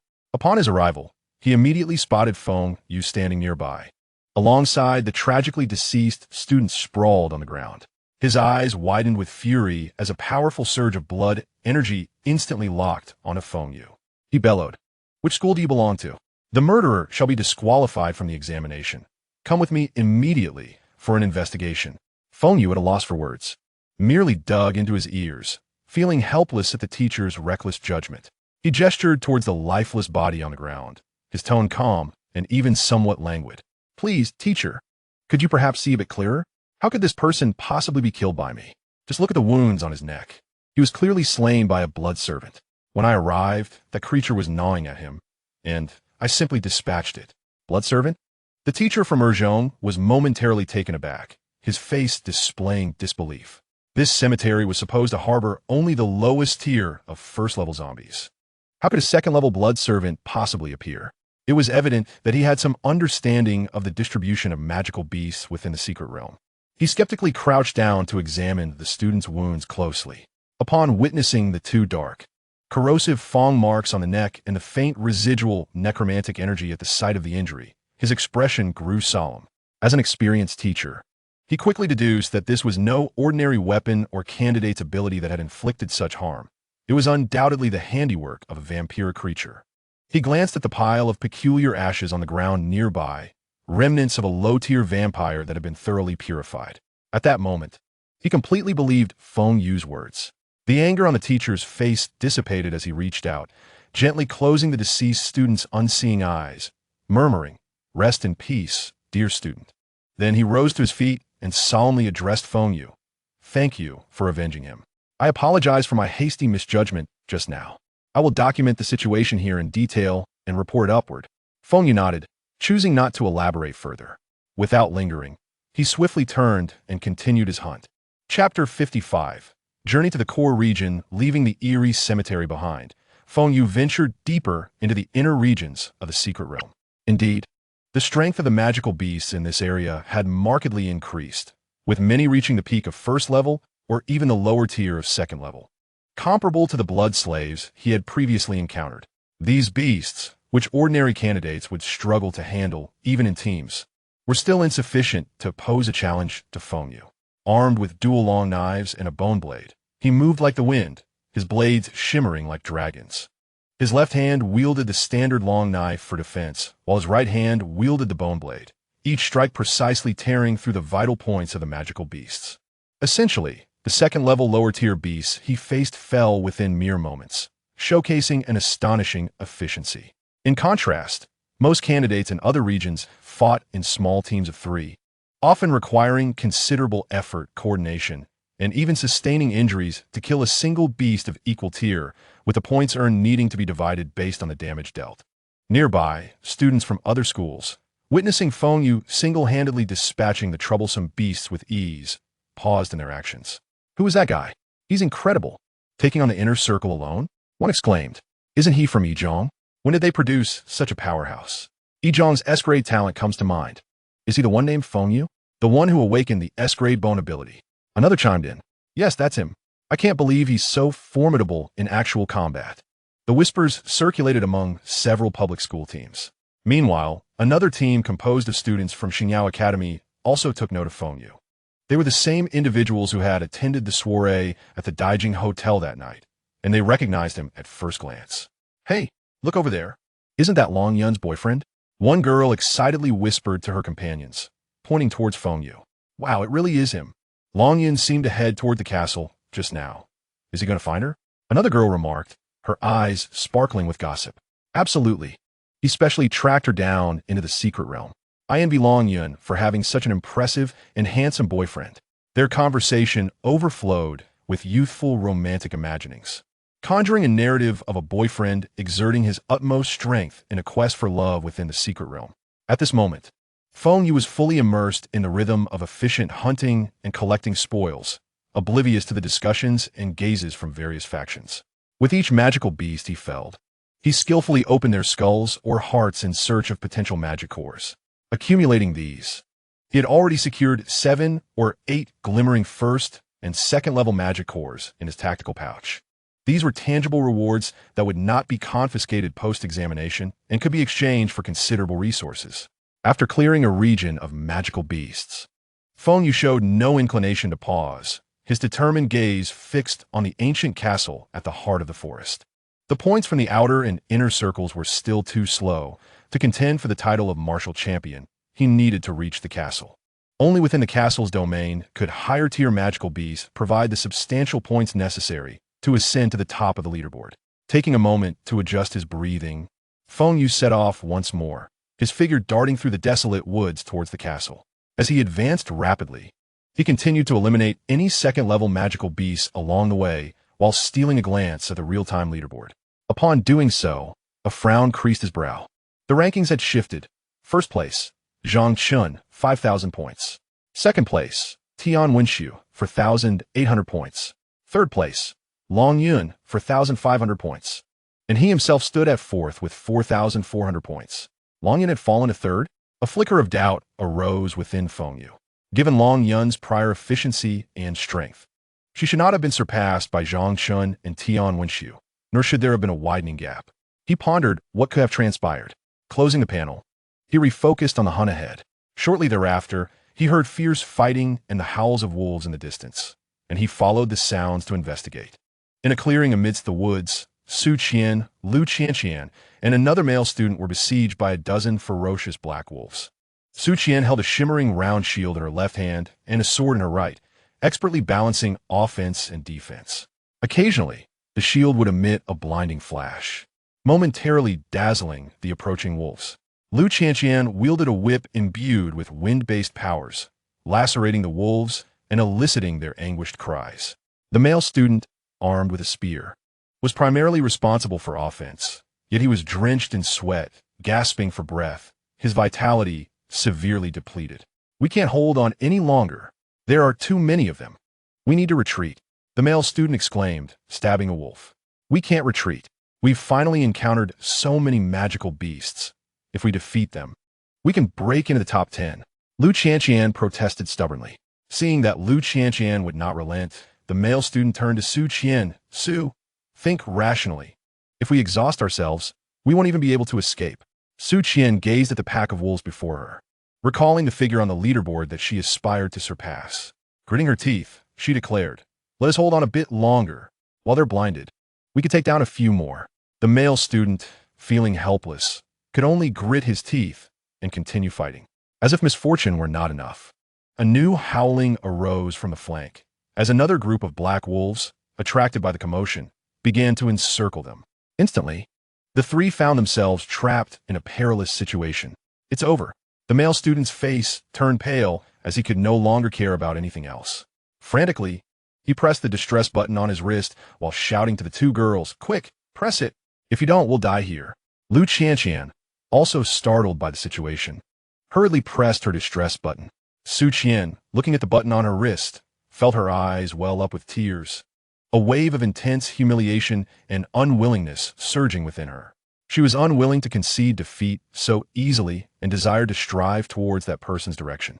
However, as she gazed at the increasingly numerous verdant wolf eyes surrounding her, her trembling fingers reached despairingly for the button. At that critical moment, a series of piercing sounds like the prelude to death abruptly erupted. The wolf pack encircling them fell in droves. Each black wolf that succumbed bore one or several grotesque blood holes, whether in its head or body. More white bullets emerged, causing the wolf pack to collapse in waves. The few surviving black wolves, terrified by this horrific assault, yelped in fear and fled with their tails between their legs. In the blink of an eye, the crisis was averted, leaving only the ground strewn with wolf carcasses and 3 students still in shock. Feng Yu's figure slowly emerged from the shadows of the woods, his gaze sweeping over the 3 of them as he calmly inquired, "Are you all right?" The male student, still in shock upon realizing it was Feng Yu, felt a surge of anger and pointed accusingly at him, exclaiming, "Feng Yu, were you just standing by watching the show? You only came out to play the hero after I pressed the emergency button? You're utterly despicable." Feng Yu's eyes turned cold, and he could hardly be bothered to respond. With a swift motion, he closed the distance and struck the male student's nose with his fist, which was enveloped in a membrane of bone like a hammer. The dull thud resonated, accompanied by the unmistakable sound of bone cracking. The male student did not even have time to scream before he was sent flying by the immense force, crashing heavily to the ground several meters away, unconscious. Su Qian and Lu Qianqian were taken aback by this sudden display of brutality, covering their mouths in shock. Feng Yu did not even glance at the unconscious boy. Instead, he turned to the 2 girls, his tone remaining flat. "Did both of you press the emergency button?" Lu Qianqian, still trembling with fear, timidly raised her hand. I did." Su Qian, on the other hand, shook her head and expressed her gratitude. "I didn't Feng Yu. Thank you for saving us once again." Feng Yu nodded and fixed his gaze on Lu Qianqian. "Lu Qianqian, when the teacher arrives, just say that he accidentally fell and knocked himself out. Understood?" Lu Qianqian, captivated by Feng Yu's indifferent yet handsome face, recalled how he had rescued her in the secret realm before, and now it was the second time. Her cheeks flushed as she nodded. "All right, Feng Yu. I will tell the teacher." After a brief pause, she summoned her courage to add, "You should strive for first place and bring glory to our school." Feng Yu ceased further conversation and began extracting the magic cores from wolves. Lu Qianqian and Su Qian also came over to help. Chapter 56, Man Kobe Elbow Strike. The supervising teacher soon arrived at the scene and briefly inquired about the situation. Lu Qianqian followed Feng Yu's instructions, stating that the male student had accidentally knocked himself out. The teacher examined the boy's injuries but did not delve deeper, leading the unconscious student and Lu Qianqian, who had pressed the emergency button, away first. Before departing, Lu Qianqian encouraged Su Qian, "Su Qian, hang in there." Only Feng Yu and Su Qian remained, along with the scattered wolf carcasses. Feng Yu skillfully extracted all the black wolf's magic cores, placing them into his possession, never casting a glance at Su Qian as he turned and continued towards the castle. Su Qian stood rooted to the spot, watching Feng Yu's unwavering silhouette retreat. Biting her lip, she was uncertain where she ought to go. After a moment of hesitation, she finally took a step forward, silently trailing behind Feng Yu at a careful distance. Feng Yu was naturally aware of the presence following him. However, he neither voiced a command to deter her nor slowed his pace, maintaining his rhythm and route while completely disregarding Su Qian's existence. Su Qian could only strive to keep up, too timid to draw too close or lag too far behind. Meanwhile, Long Yun had already reached the base of the towering ancient castle. Gripping a pair of gleaming Bajan knives, her preferred dual blades, she noticed that the heavy oak door of the castle had been forcibly breached, ajar and askew. Scattered at the entrance were the corpses of bats severed by sharp blades, with charred scorch marks and faint electric arcs remaining on the door and surrounding stone walls. Zhang Chen's flames, Tian Wenshu's lightning abilities. Long Yun's expression hardened as she quickly deduced who had arrived here before her. Glancing at the scoreboard on her wrist, she saw her ranking had slipped to 4th place, while Feng Yu's name prominently occupied 3rd. She felt a surge of urgency.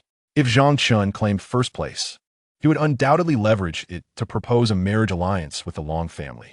Long Yun, being a woman and subject to certain internal family dynamics, had been relegated to Jiang City. She was resolute in not becoming a pawn in any familial alliance or anyone's subordinate. She intended to reclaim her rightful status through her own strength. Taking a deep breath, Long Yun suppressed her distracting thoughts and gazed towards the castle's shadowy entrance. She had some understanding of the structure of such European-style castles, which typically encompass courtyards, main buildings, barracks, stables, kitchens, armories, storage rooms, and grand halls, with each room potentially harboring different monsters. If she could thoroughly cleanse this ancient castle, the points gained would undoubtedly be enough to propel her back to the top. Without further hesitation, she slipped through the broken door. The interior of the castle was dimly lit, the air cold and damp, thick with dust and mildew. The stone floor beneath her feet was covered in a layer of dust. She carefully observed that two clear sets of footprints extended towards the right corridor. She resolved not to follow their path, quickly deciding to take the left corridor instead. Navigating cautiously along the dim left passage, she rounded several corners and halted before a heavy wooden door. Within, she could faintly hear sounds that resembled something being chopped. Clutching her dual knives tightly, Long Yun steadied her breath. She took half a step back and forcefully kicked the door's lock. With a resounding crash, the wooden door swung open, revealing the scene behind it. It was a vast kitchen, thick with the acrid scent of blood, decay, and an indescribable sourness. Various rusty kitchen utensils lay scattered about, and the walls and floor were stained with deep brown muck. A grotesquely corpulent figure, weighing at least 300 pounds, stood with its back to the door, busy at a wooden chopping board.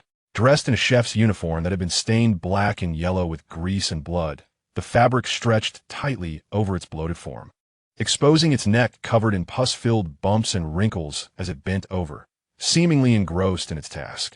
Suddenly alerted by the noise of the door crashing open, the portly figure abruptly halted, spinning around.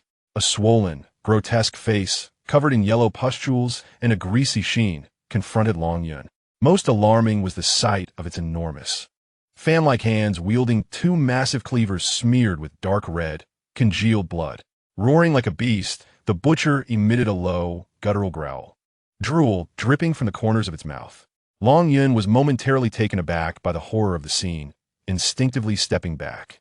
However, the burning desire for points and her determination to seize first place quickly overshadowed her momentary fear. Gritting her teeth, she crossed her knives before her and shouted, "Frenzied dragon slash." The Bajan knives glimmered with a dragon shadow as she charged into the kitchen. Feng Yu arrived at the castle entrance, surveying the damaged door and remnants of the battle, fully aware that someone had already gotten there ahead of him. Without a moment's hesitation, he drew his blade and stepped into the eerie castle hall. The hall was vast and dim, with only a few rays of light filtering through high stained glass windows, illuminating the dust motes floating in the air.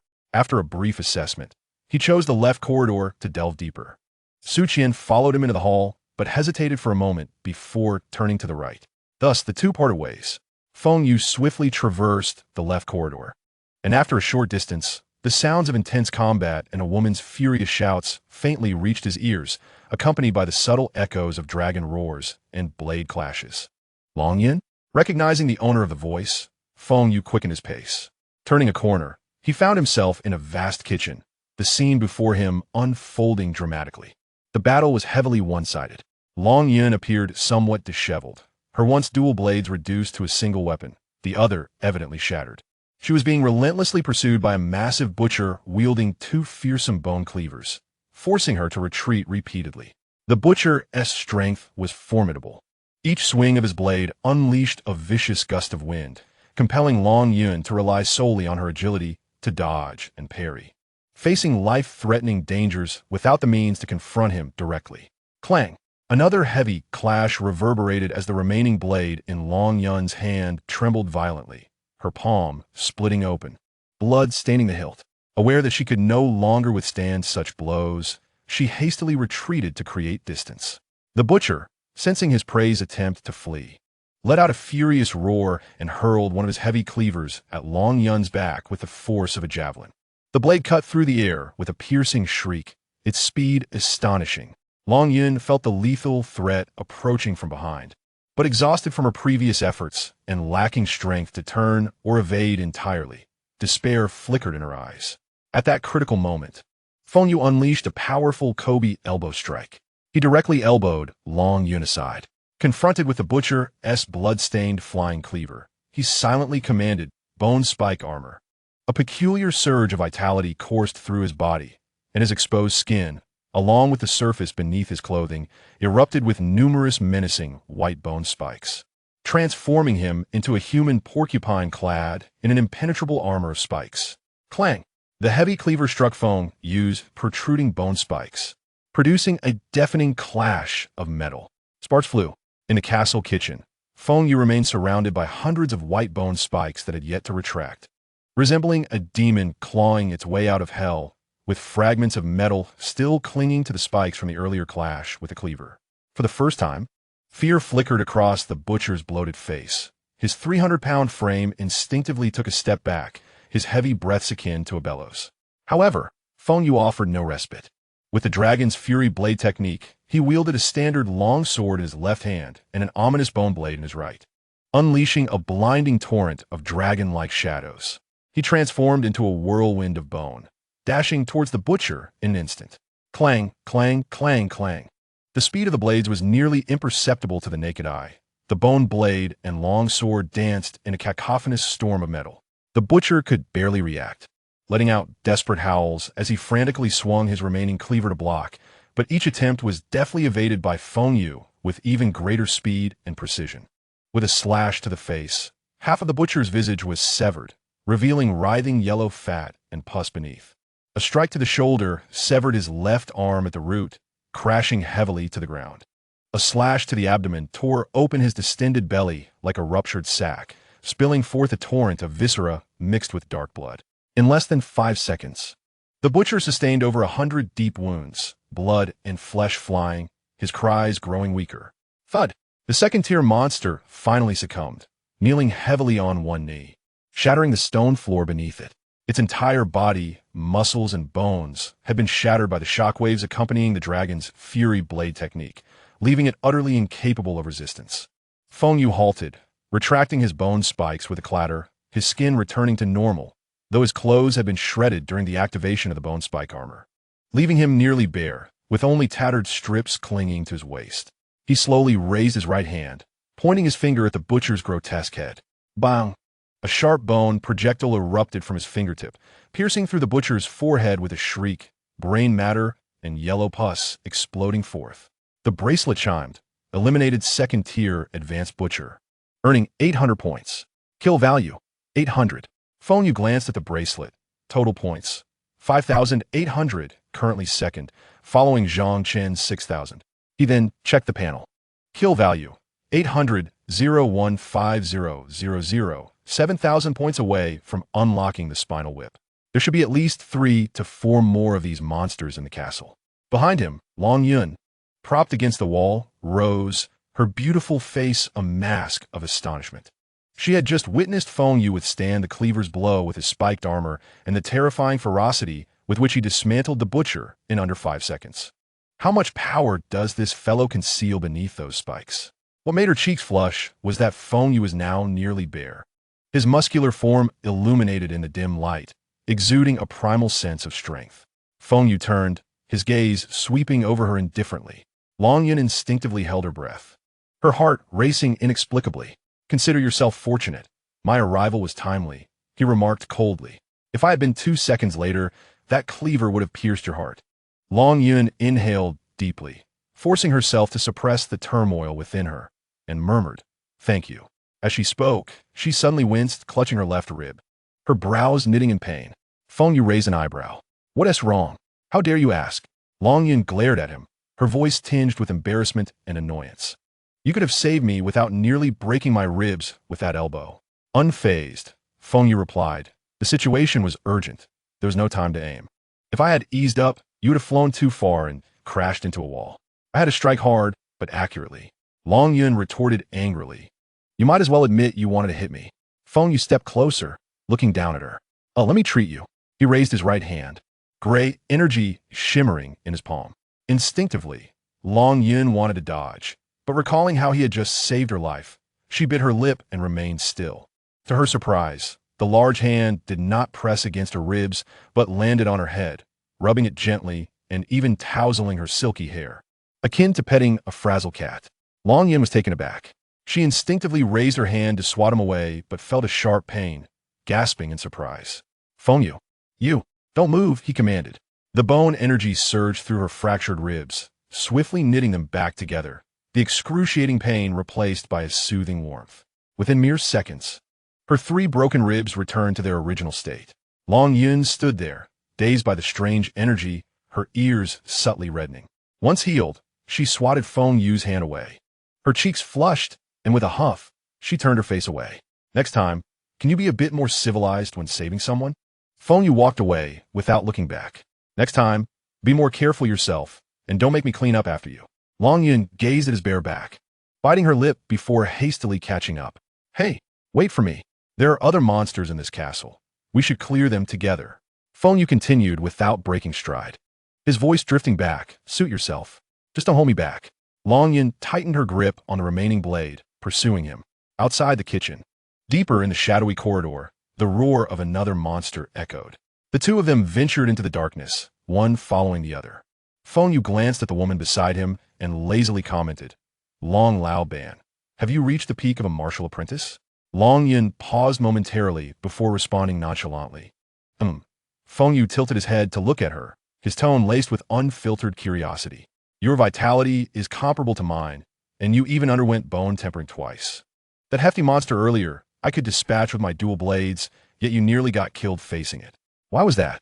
Long Yun fell silent for 2 seconds, her voice slightly awkward. I was too drained before coming to the castle. I felt a bit weak.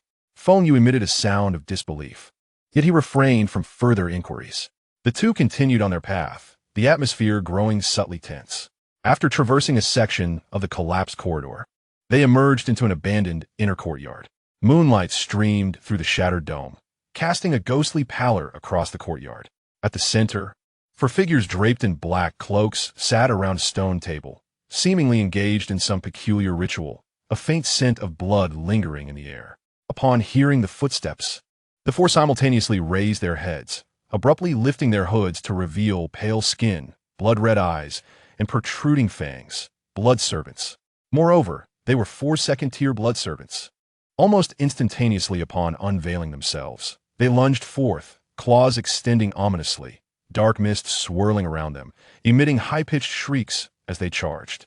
Feng Yu grinned, raising his bone blade in his right hand and a long knife in his left, one for each adversary. Before he could finish his thought, he surged forward. Chapter 58. The vampire count 2 blood servants lunged at him in unison. Feng Yu sidestepped, slicing with his bone blade. With a swift motion, he severed 4 hands in an instant, the dark mist billowing yet failing to touch the hem of his garment. Stripped of their lethal claws, the blood servant's combat prowess was drastically diminished. Seizing the opportunity, Feng Yu swung his left-hand knife horizontally. With a swift motion, 2 heads soared into the air, disintegrating into ash upon hitting the ground. The entire sequence transpired in under 4 seconds. Meanwhile, Long Yun, armed only with an 8-slice knife, remained incredibly formidable. Her movements were as fluid as a dragon. With a flash of her blade, she cleaved one blood servant in half, its innards spilling onto the ground. Another one lunged towards her, but with a deft counter, she plunged her blade into its skull, silencing it before it could emit a sound. The courtyard fell silent once more, save for the rustling of the wind through the withered grass. Feng Yu rested the bone blade upon his shoulder, his gaze fixed intently on Long Yun. He had observed keenly, from their entry into the secret realm until now. All of Long Yun's combat had relied solely on her swordplay, agility, and vitality techniques. She had never once utilized any innate abilities. In this world, talents had awakened for 20 years. Nowadays, the distinction in the martial artist community between those who possessed talents and those who did not was stark. Those without awakened talents were deemed ancient martial artists, forced to painstakingly hone traditional combat skills. A sword was merely a sword, and a fist merely a fist. In contrast, those who awakened talents could imbue their blades with thunder, encase them in ice, ignite them with fire, or even employ spatial jump strikes and instantaneous movements. Each innate ability equated to an extra life and an entirely new combat approach. It was akin to possessing an AK-47 with infinite ammunition. Would one choose to engage in hand-to-hand combat wielding only a bayonet? Yet Long Yun had chosen precisely that. Feng Yu squinted, his tone taking on a genuinely scrutinizing quality. Boss Long, is it possible that you have not awakened any talents at all? The air grew tense. Long Yun tightened her grip on the knife, her silhouette frozen in the moonlight as she remained silent for an extended moment. Feng Yu continued, his voice steady. You haven't exhibited even the slightest fluctuation of abilities. If you truly possessed a talent, it would be impossible for you not to utilize it. Unless, of course, you have none. Long Yun slowly turned to face him, her exquisite visage pale in the moonlight, her lips pressed tightly together.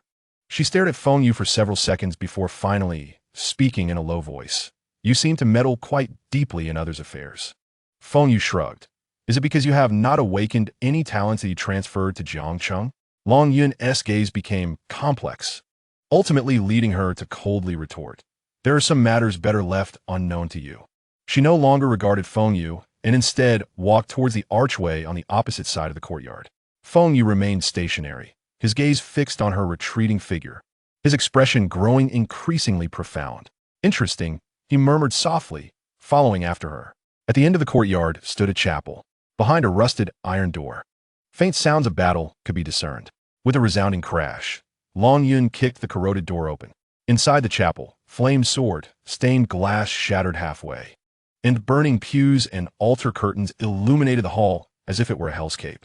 Tian Wenshu knelt amidst the wreckage of collapsed chairs, 3 deep claw marks visible on his chest, still oozing blood, as he gritted his teeth while injecting himself with a healing serum.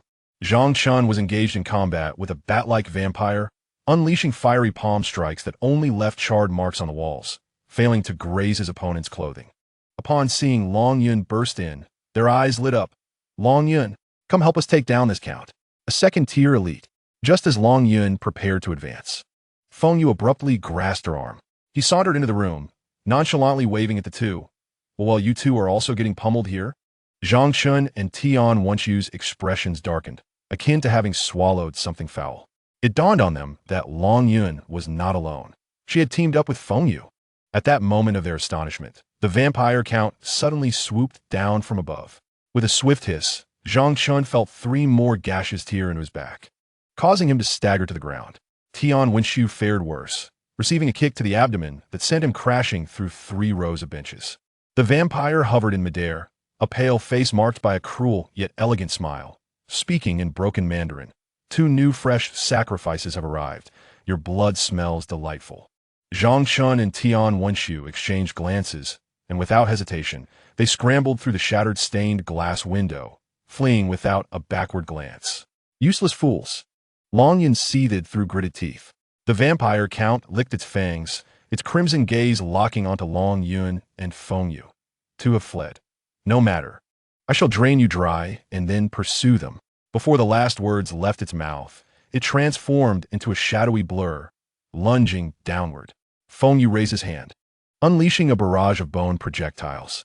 With a flurry of sound, 10 sharp bone projectiles rained down like a torrential storm, piercing through the vampire count's bat-like wings.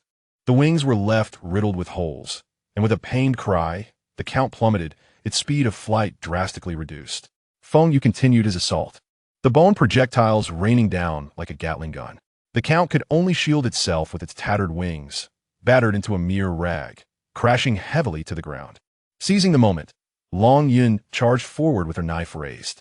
With a clang, the count intercepted the blade, twisting it with force, resulting in a resounding crack as Long Yun's 8-slice knife was twisted into a spiral.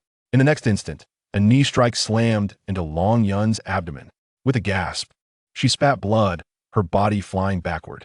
Feng Yu rushed forward, catching her to soften the impact.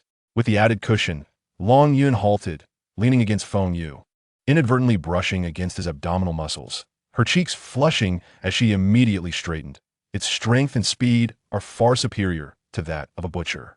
I've realized we need to coordinate our efforts. Can you use Long Yun? Feng Yu handed his long knife to Long Yun. Long Yun accepted the weapon, wiping blood from her lips. I can maintain it for at most 1 second. 1 second is sufficient. Feng Yu grinned, revealing a smile laced with murderous intent.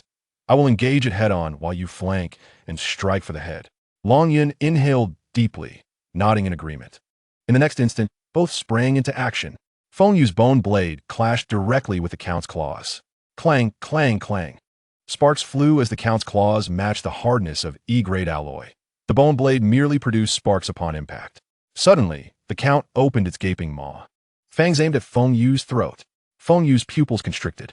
Bone spike armor. With a roar, hundreds of ivory spikes erupted from his body. The count was impaled, flesh and blood scattering as it let out a cry and staggered back. Long Yun. Long Yun seized the opportunity to strike. Boom! The terrifying roar of Long Yun exploded within the chapel, visible sound waves rippling outward. The vampire count's pupils contracted, its body stiffening, momentarily suspended for a second. Long Yun transformed into a fleeting shadow, dashing to the side, her blade wrapped in the ferocity of the dragon, slicing fiercely towards the count's neck. With a swift thrust, the blade sank halfway into flesh. Yet the count's neck bone was remarkably resilient, trapping the blade. As the second elapsed, the count was about to recover. Feng Yu's right hand also called forth the Long Yin. Long Yin. The second wave of Long Yin erupted. The count was once again rendered immobile. Feng Yu wielded his blade, striking from the right side, landing a lethal blow upon the count's neck. Death! The edges of two weapons crossed and severed the count's head. With a resounding crack, the count's head was propelled into the air. Chapter 59. The Assassin. The severed head flew towards a shadowy corner of the church, not landing on the ground, as if something had caught it. Slowly, a figure emerged from the darkness. It was a young man. At that moment, the count's head turned to ashes, cascading through the man's fingers. A faint vibration emanated from the hand ring. Feng Yu glanced at the notification. Eliminated a level 2 elite vampire count. Earned 1,500 points. His total score surged to 7,300, a staggering lead, firmly securing the top position. Yet, at that moment, the score bore no significance. All attention was drawn to the unexpected intruder before them. Clad in no school uniform, devoid of a hand ring, in his 20s, with a pallor that spoke of prolonged absence from sunlight, his long hair cascaded to his shoulders, exuding a chilling aura, akin to a serpent lying in wait within the shadows. "Well, you two certainly make quite the duo," the man remarked, brushing off the ash from his hands. To think a mere martial apprentice could collaborate to slay a level 2 elite. What a remarkable feat. "I envy you both." Long Yun gripped the standard long knife Feng Yu had given her, positioning the blade defensively before her, demanding, "Who are you?" The man's pitch-black eyes, nearly devoid of reflection, slowly turned to Long Yun. "Are you in the Long family?" "I am," Long Yun replied, lifting her chin slightly, revealing no hint of trepidation. "Do you seek me for something?" "Indeed, I do," the man chuckled, revealing overly sharp canines. "I wish to borrow your head for a moment." No sooner had he spoken, the air around him surged violently. A viscous, ink-like black energy erupted from his palm, instantaneously coalescing into an energy sword whose edges twisted and pulsated. Whoosh! He moved, his speed leaving behind a faint afterimage. The black sword aimed directly at Long Yun's throat. Long Yun's pupils contracted sharply as she raised her knife to block. Clang! The clash of metal rang out, a deep, resonant sound. Long Yun's hands trembled violently, her already depleted vitality surging anew, forcing her to retreat 3 steps to dissipate the overwhelming force. She had previously battled the butcher alone and collaborated to slay the count. Her energy was nearly exhausted. And now, faced with this evidently martial opponent, every block was a monumental struggle. She could only rely on her agile footwork to evade, perilously close to disaster. "Feng Yu, come help me. Stop just watching," Long Yun shouted urgently, her voice tinged with an unrecognized dependence. However, Feng Yu had already silently retreated a few steps prior to her call, positioning himself beside a relatively intact, toppled stone pillar. Leaning against the cold stone, he felt his vitality rapidly recover. He focused on the two combatants, especially the long-haired man. The man was undoubtedly of the martial realm. He must be a first rank, as Feng Yu had previously encountered a second-rank martial assassin, and he could discern the distinction. The question remained, how had he entered?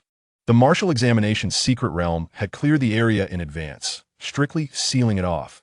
No outsiders could possibly infiltrate, unless he had an insider or possessed knowledge of some unknown loophole. His target was Long Yun, a member of the Long family. Given his current depletion of vitality, defeating this man would be exceedingly difficult. In that fleeting moment of thought, his own vitality surged suddenly. He had inadvertently broken through from the peak of a martial apprentice to a first-rank martial artist. In that moment of ascension, his vitality restoration capacity doubled. A first rank against a first rank. It seemed he could fight again. Just then, the long-haired man appeared to sense something, abruptly halting his torrential assault. Holding the black sword, he turned his gaze toward Feng Yu, his eyes devoid of emotion. "I see from your school uniform that you must be from Yizhong," he stated, his tone surprisingly calm. "I once attended Yizhong as well. I could say I am your senior." He paused, his gaze sweeping over Feng Yu's exposed torso and the bone blade. I observed your performance earlier. You are at least an A-class bone ability user. It is rare for an ordinary person to awaken such a talent. My intent is to kill Long Yun. It does not concern you. I hope you will not interfere and waste your own future. The chapel fell silent, the only sound being the occasional crackle of the burning drapes. Feng Yu slowly lifted his head, his face betraying no emotion as he met the long-haired man's seemingly benevolent gaze. With a casual flourish of his right-hand bone blade, the cold, white light reflected in his indifferent eyes. I must apologize. I detest it when others attempt to dictate my actions. Before Feng Yu finished speaking, the stone slab beneath him erupted. He propelled himself forward like a cannonball, the right-hand bone blade slicing through the air with fierce momentum, aimed directly at the long-haired man's head. Clang! The bone blade collided violently with the black energy sword, producing a deafening explosion. A shockwave, mingling white energy and black debris, radiated outward from the center of the two combatants, sweeping away the dust and rubble from the ground.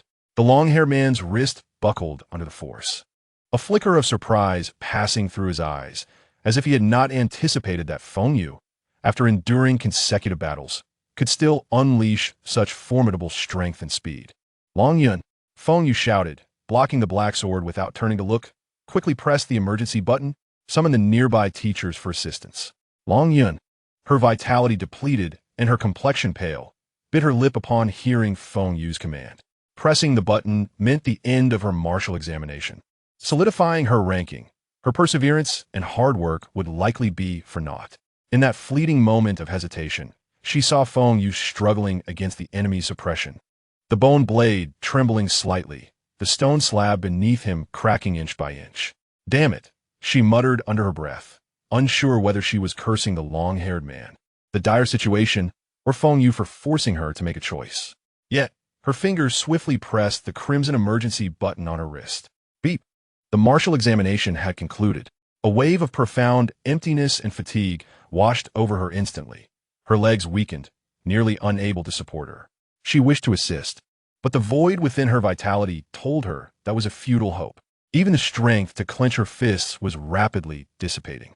Watching the fierce clash in front of her, Long Yun summoned her last ounce of strength, hurling the standard long knife Feng Yu had provided her. Feng Yu, catch it! Almost simultaneously with her throw, Feng Yu's left hand shot open, aiming at the long-haired man, who was within arm's reach. Finger bones shot. Whoosh, whoosh, whoosh. 5 bone projectiles successfully forced the long-haired man to parry with his sword.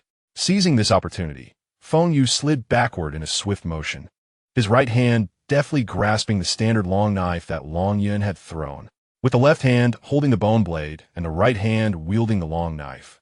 Feng Yu's gaze sharpened to an extraordinary degree. His vitality surged at an unprecedented speed, even producing a faint rushing sound. The dragon blade technique. Roar, roar. The left knife, the right knife, twin dragons entangled. The sound of dragons resounded. Chapter 60. Beast Transformation Martial Artist. Feng Yu's figure transformed into a blurred silhouette, the dual blades swirling, unleashing a suffocating tempest of metal towards the long-haired man. Clang, clang, clang, clang. The rapid-fire collisions melded into a single, elongated note. Sparks erupted wildly, resembling the most dazzling fireworks of a festival. The long-haired man, armed with only a single sword, found himself at a disadvantage against the suddenly intensified ferocity of the dual blade style. Slash!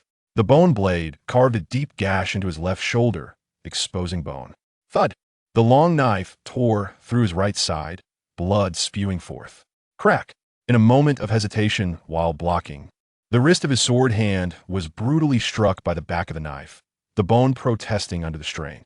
In less than 10 seconds, he had sustained numerous wounds, his black tactical attire drenched in blood, rendering him a pitiful sight. Ugh, you meddlesome little wretch! The long-haired man bellowed in a fit of rage, a glimmer of madness flashing in his eyes. Get away from me! He thrust his black energy sword into the ground with a violent force. Boom! The black energy sword erupted with a thunderous explosion. The ferocious shockwave, intertwined with corrosive dark energy, surged outward like a bomb blast. Feng Yu crossed his twin blades in front of him, yet he was still jolted by the explosive force. blood surging within him as he skidded backward for 7 or 8 meters before regaining his footing, leaving 2 deep grooves in the ground. Gasping for breath, the long-haired man bled profusely from his wounds, yet his gaze turned even more venomous. He realized that the distress signal had been sent. The proctor would arrive at any moment, and he needed to resolve this swiftly. "You forced my hand. I merely wished to complete my task quietly." His glare was fixed on Feng Yu, his voice hoarse. "Since you insist on courting death, let me show you what true power is."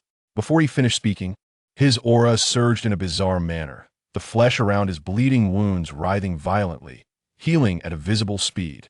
Simultaneously, a series of grotesque sounds of flesh growing emanated from his back. With a rip, his clothing was violently torn apart, revealing a pair of enormous bat-like wings. Enveloped in dark red flesh that burst forth, stretching nearly 3 meters wide, stirring a foul wind. His complexion turned ashen, devoid of blood, while his lips took on a dark purple hue. The nails on his hands elongated, turning black and sharp, resembling the claws of a vampire. Feng Yu's pupils constricted. This surreal spectacle sent chills down his spine. What in the world is this? How could a human suddenly sprout wings? Like a vampire? Long Yun recognized the threat and cautioned Feng Yu. "Be careful. This man has fused with beast genes. He is a beast transformation warrior." Beast transformation. A flash of realization struck Feng Yu. He recalled the dusty accounts mentioned in his history and martial theory classes at school. During the early days, when the human warrior power system was not yet established and faced immense pressure from mystical beasts, some radicals resorted to injecting beast genes into their bodies in pursuit of extraordinary power. This was known as beast transformation or genetic modification warriors. Though this method could rapidly grant immense strength, the side effects were horrendous, ranging from dramatic personality changes to a complete loss of reason, turning individuals into mindless killing machines, even turning against their own kind. As safer and more potent talent awakening systems were developed and refined, this perilous path of beast transformation had long been abandoned and prohibited by mainstream society, relegated to a mere footnote in history. To his astonishment, he was witnessing a living, breathing beast transformation warrior today. Now you're scared? The long-haired man, or rather the half-human, half-bat creature, flapped his massive flesh wings, hovering half a foot off the ground, his crimson tongue licking his sharp fangs. "Unfortunately, it's too late. To perish beneath the power of the night bat is your honor." With a powerful flap of his wings, he surged forward, a foul wind trailing behind him. His claws tore through the air with a piercing shriek. Enveloped in dark energy, Feng Yu's pupils narrowed, yet he showed no sign of retreat. Bone spike armor. With a hum, hundreds of ivory bone spikes erupted from his body. The long-haired man's claws struck fiercely against the bone spikes, failing to rend Feng Yu asunder. Instead, they were repelled, leaving his hands bloodied and mangled. "What the hell is this?" The long-haired man staggered back in pain, genuine terror dawning in his eyes. He had never encountered such an impenetrable defense that completely negated all weak points. In that fleeting moment of shock, Feng Yu made his move. Franzier Dragon Blade Technique. His twin blades transformed into intertwining dragon shadows, emitting a piercing sound as they swung fiercely at the long-haired man. Clang! Clang! The long-haired man reacted swiftly, crossing his arms to block. With a grunt, the standard long knife struck his beast-transformed forearm, directly shattering it and breaking into several fragments, scattering metallic debris. "How tough!" Feng Yu cursed under his breath, left with only the fearsome bone blade that extended from his own skeleton. The bone blade came crashing down. Thud! A horrifying gash, exposing bone, was carved from the long-haired man's left shoulder to his chest, dark red blood gushing forth. Strangely, the flesh around the wound writhed violently, healing at an observable speed, leaving only a faint red mark within 2 seconds. His recovery rate has increased. Feng Yu furrowed his brow. The two clashed and separated, only to collide once more. Bone blades and claws, flesh wings clashed repeatedly, sparks flying. The long-haired man grew increasingly alarmed. He could not harm Feng Yu. Each claw strike and wing slash was thwarted by that accursed bone spike armor, often rebounding back and leaving him bloodied. In a mere 30 seconds, his hands were riddled with wounds, his flesh wings marred by numerous gashes, blood pouring like rain. Feng Yu was equally strained. though the bone spike armor provided unparalleled defense. It drained his vitality intensely. The longer it was maintained, the greater the burden. Both retreated simultaneously, landing heavily and gasping for breath. The long-haired man's eyes glowed crimson, his fangs clicking ominously as he roared, "Kid, get away from me. This has nothing to do with you." Feng Yu paid him no mind. Glancing at Long Yun slumped on the ground and grinned. "Boss Long, I've got your back against this assassin. Once the martial exam concludes, you better pay me." Long Yun knew he could not allow Feng Yu to flee. If he did, his own life would be forfeit.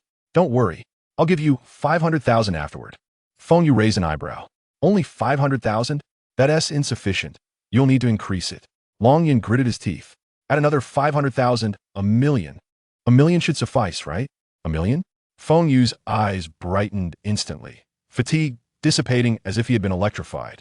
He flicked the bone blade, its cold light shining forth. "Deal. I'll take care of this assassin." The long-haired man's face turned ashen, just as he prepared to lunge. He saw Feng Yu suddenly raise his hand, fingers splayed. Bone projectiles. Whoosh, whoosh, whoosh. 5 sharp bone projectiles shot forth. These 5 projectiles, forged from mysterious dragon bone he had previously fused, bore faint golden patterns, emanating the pressure of a superior being. The long-haired man smirked, intending to endure the mere bone projectiles. How could he be affected by them in his beast-transformed state? But in the instant the projectiles flew towards him, a wave of pressure was unleashed. It was the absolute pressure of the dragon of all beasts. After his transformation, the night bat bloodline fused within him was merely that of a low-tier beast. Before the true dragon bloodline, he was naturally a servant. "I can't move."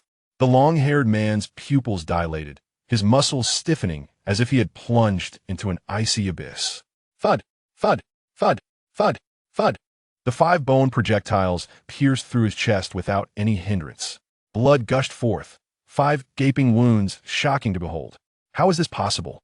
The long-haired man staggered backward, his wings drooping weakly. Disbelief etched across his face as he gazed at his blood-soaked chest. Feng Yu found himself equally astonished. He had merely intended to use the projectiles to exhaust his opponent, seeking an opening to close in. Yet, he had not anticipated that the man would stand there as if under a binding spell, allowing him to strike freely. This bloodline suppression, Feng Yu quickly deduced, narrowing his eyes as he focused on the spot on his right hand where the mysterious dragon bone had fused. So that is how it is. The dragon might naturally suppress his low-tier beasts. This beast transformation warrior, having fused with the genes of a low-tier beast, was thus susceptible to this suppression. He licked his lips, revealing an exhilaratingly ecstatic smile. The long-haired man sank to his knees, blood still pouring from the gaping wounds in his chest. His recovery rate finally unable to keep pace with the damage. He raised his head, terror and resentment filling his eyes. "What kind of monster are you?" Feng Yu approached slowly, raising his bone blade, yet his voice was languid. "Monster? No, no, no, you're the true monster." Chapter 61, Leading from the Cliff. The bone blade, accompanied by the sound of air being sliced, descended mercilessly. "Spare him!" A robust shout erupted suddenly from the direction of the chapel doors. Feng Yu's hand trembled, halting his strike. With a swift motion, the blade grazed the neck of the long-haired man. Its unparalleled sharp edge severing the left side of his hair at the root, black locks cascading like a waterfall to the ground. The blade finally halted less than a millimeter from the skin, emanating a bone-chilling coldness. The long-haired man collapsed to the ground, gasping for breath, his pupils dilated, cold sweat pouring down him. The beastly transformation had long since been forcibly undone due to his severe injuries, his flesh wings retracting back into his body, fangs receding into his gums, his complexion as pale as a corpse that had just crawled out of coffin. He laughed maniacally, as if a drowning man had finally grasped a breath of air, gasping frantically, yet unable to utter a complete sentence. Feng Yu looked up. A tall, middle-aged man clad in the combat uniform of the Xinjiang army strode in. It was Captain Yang Hui, the overall commander responsible for the security of this martial examination's secret realm, and an old acquaintance of Feng Yu. "Feng Yu, leave this man to us." Yang Hui cast a glance at the half-dead, long-haired man on the ground, then at Feng Yu's bone spike armor, raising an eyebrow, but asking no further questions. Feng Yu retracted his bone spikes with a crack, the blade sinking back in his palm, his skin returning to normal, though his upper body remained bare. muscles glistening with sweat in the firelight. Alrig, get done young. He exhaled deeply, feeling as if a heavy burden had been lifted. The earlier explosion of energy, coupled with the continuous use of the bone armor and fingerbone projectiles, had left him utterly drained, sustained only by sheer willpower. Now that a familiar face had arrived, he felt completely at ease. Yang Hui waved his hand, and two soldiers from the Xinjiang army quickly stepped forward, producing a pair of specially designed handcuffs glowing with a ghostly blue light. With a snap, the handcuffs were secured on the long-haired man's wrists, instantly halting the flow of energy within him, rendering even a first-grade martial artist weaker than an ordinary person. Feng Yu recognized these cuffs, standard military pulse-sealing handcuffs, once donned. They rendered the wearer nearly incapacitated. Shortly thereafter, 3 or 4 examiners hurried over, their faces changing upon seeing the disarray and the severely injured assassin. Yang Hui stepped forward, planting a foot on the long-haired man's chest, his voice as cold as ice. Speak. Who sent you? How did you infiltrate the martial examination's secret realm? What was your purpose? The long-haired man struggled to lift his head, his lips twisting into a grotesque smile as he hoarsely shouted, "Long live the Yao Yao court." Upon realizing he could not extract any information, Yang Hui precisely pressed a finger onto an acupoint at the man's neck. The long-haired man rolled his eyes back and fainted. Yang Hui stood up, dusting off his hands, and turned to Feng Yu and Long Yun, his tone considerably softer. "Are you two all right?" Feng Yu waved his hand dismissively. "I'm fine, just a minor injury." Long Yun took a deep breath, standing tall, her voice somewhat weak, yet imbued with the stubbornness of the Long family's eldest daughter, Captain Yang. "He was specifically targeting me to kill. As for how he managed to hide here, we are also unclear." Yang Hui nodded, his expression grave. "Rest assured, the military will investigate this matter thoroughly." The infiltration of a first-grade beast transformation martial artist into the martial examination's secret realm is undoubtedly a significant security incident. He glanced at Feng Yu, revealing a rare hint of approval. "Feng Yu, you have made a great contribution this time. Once the investigation is complete, the military will reward you." Feng Yu's eyes lit up. "Really? I will be waiting." Long Yun then spoke. "The Long family will also send people to investigate. Captain Yang, I hope you can cooperate then." Of course, Yang Hui readily agreed. It was evident that the Long family and the Xinjiang army would not let this matter be concealed. At that moment, an examiner approached Long Yun. "Long Yun, you pressed the distress button. Your martial examination score has been finalized. Please come with me to complete your exit procedures." Long Yun bit her lip, glancing at Feng Yu, her tone softer than ever. "I will head back first. Once I am out, I will call you immediately. Thank you so much this time." Feng Yu scratched the back of his head, grinning widely. "Long classmate, you are so gentle. You wouldn't have developed feelings for me, would you?"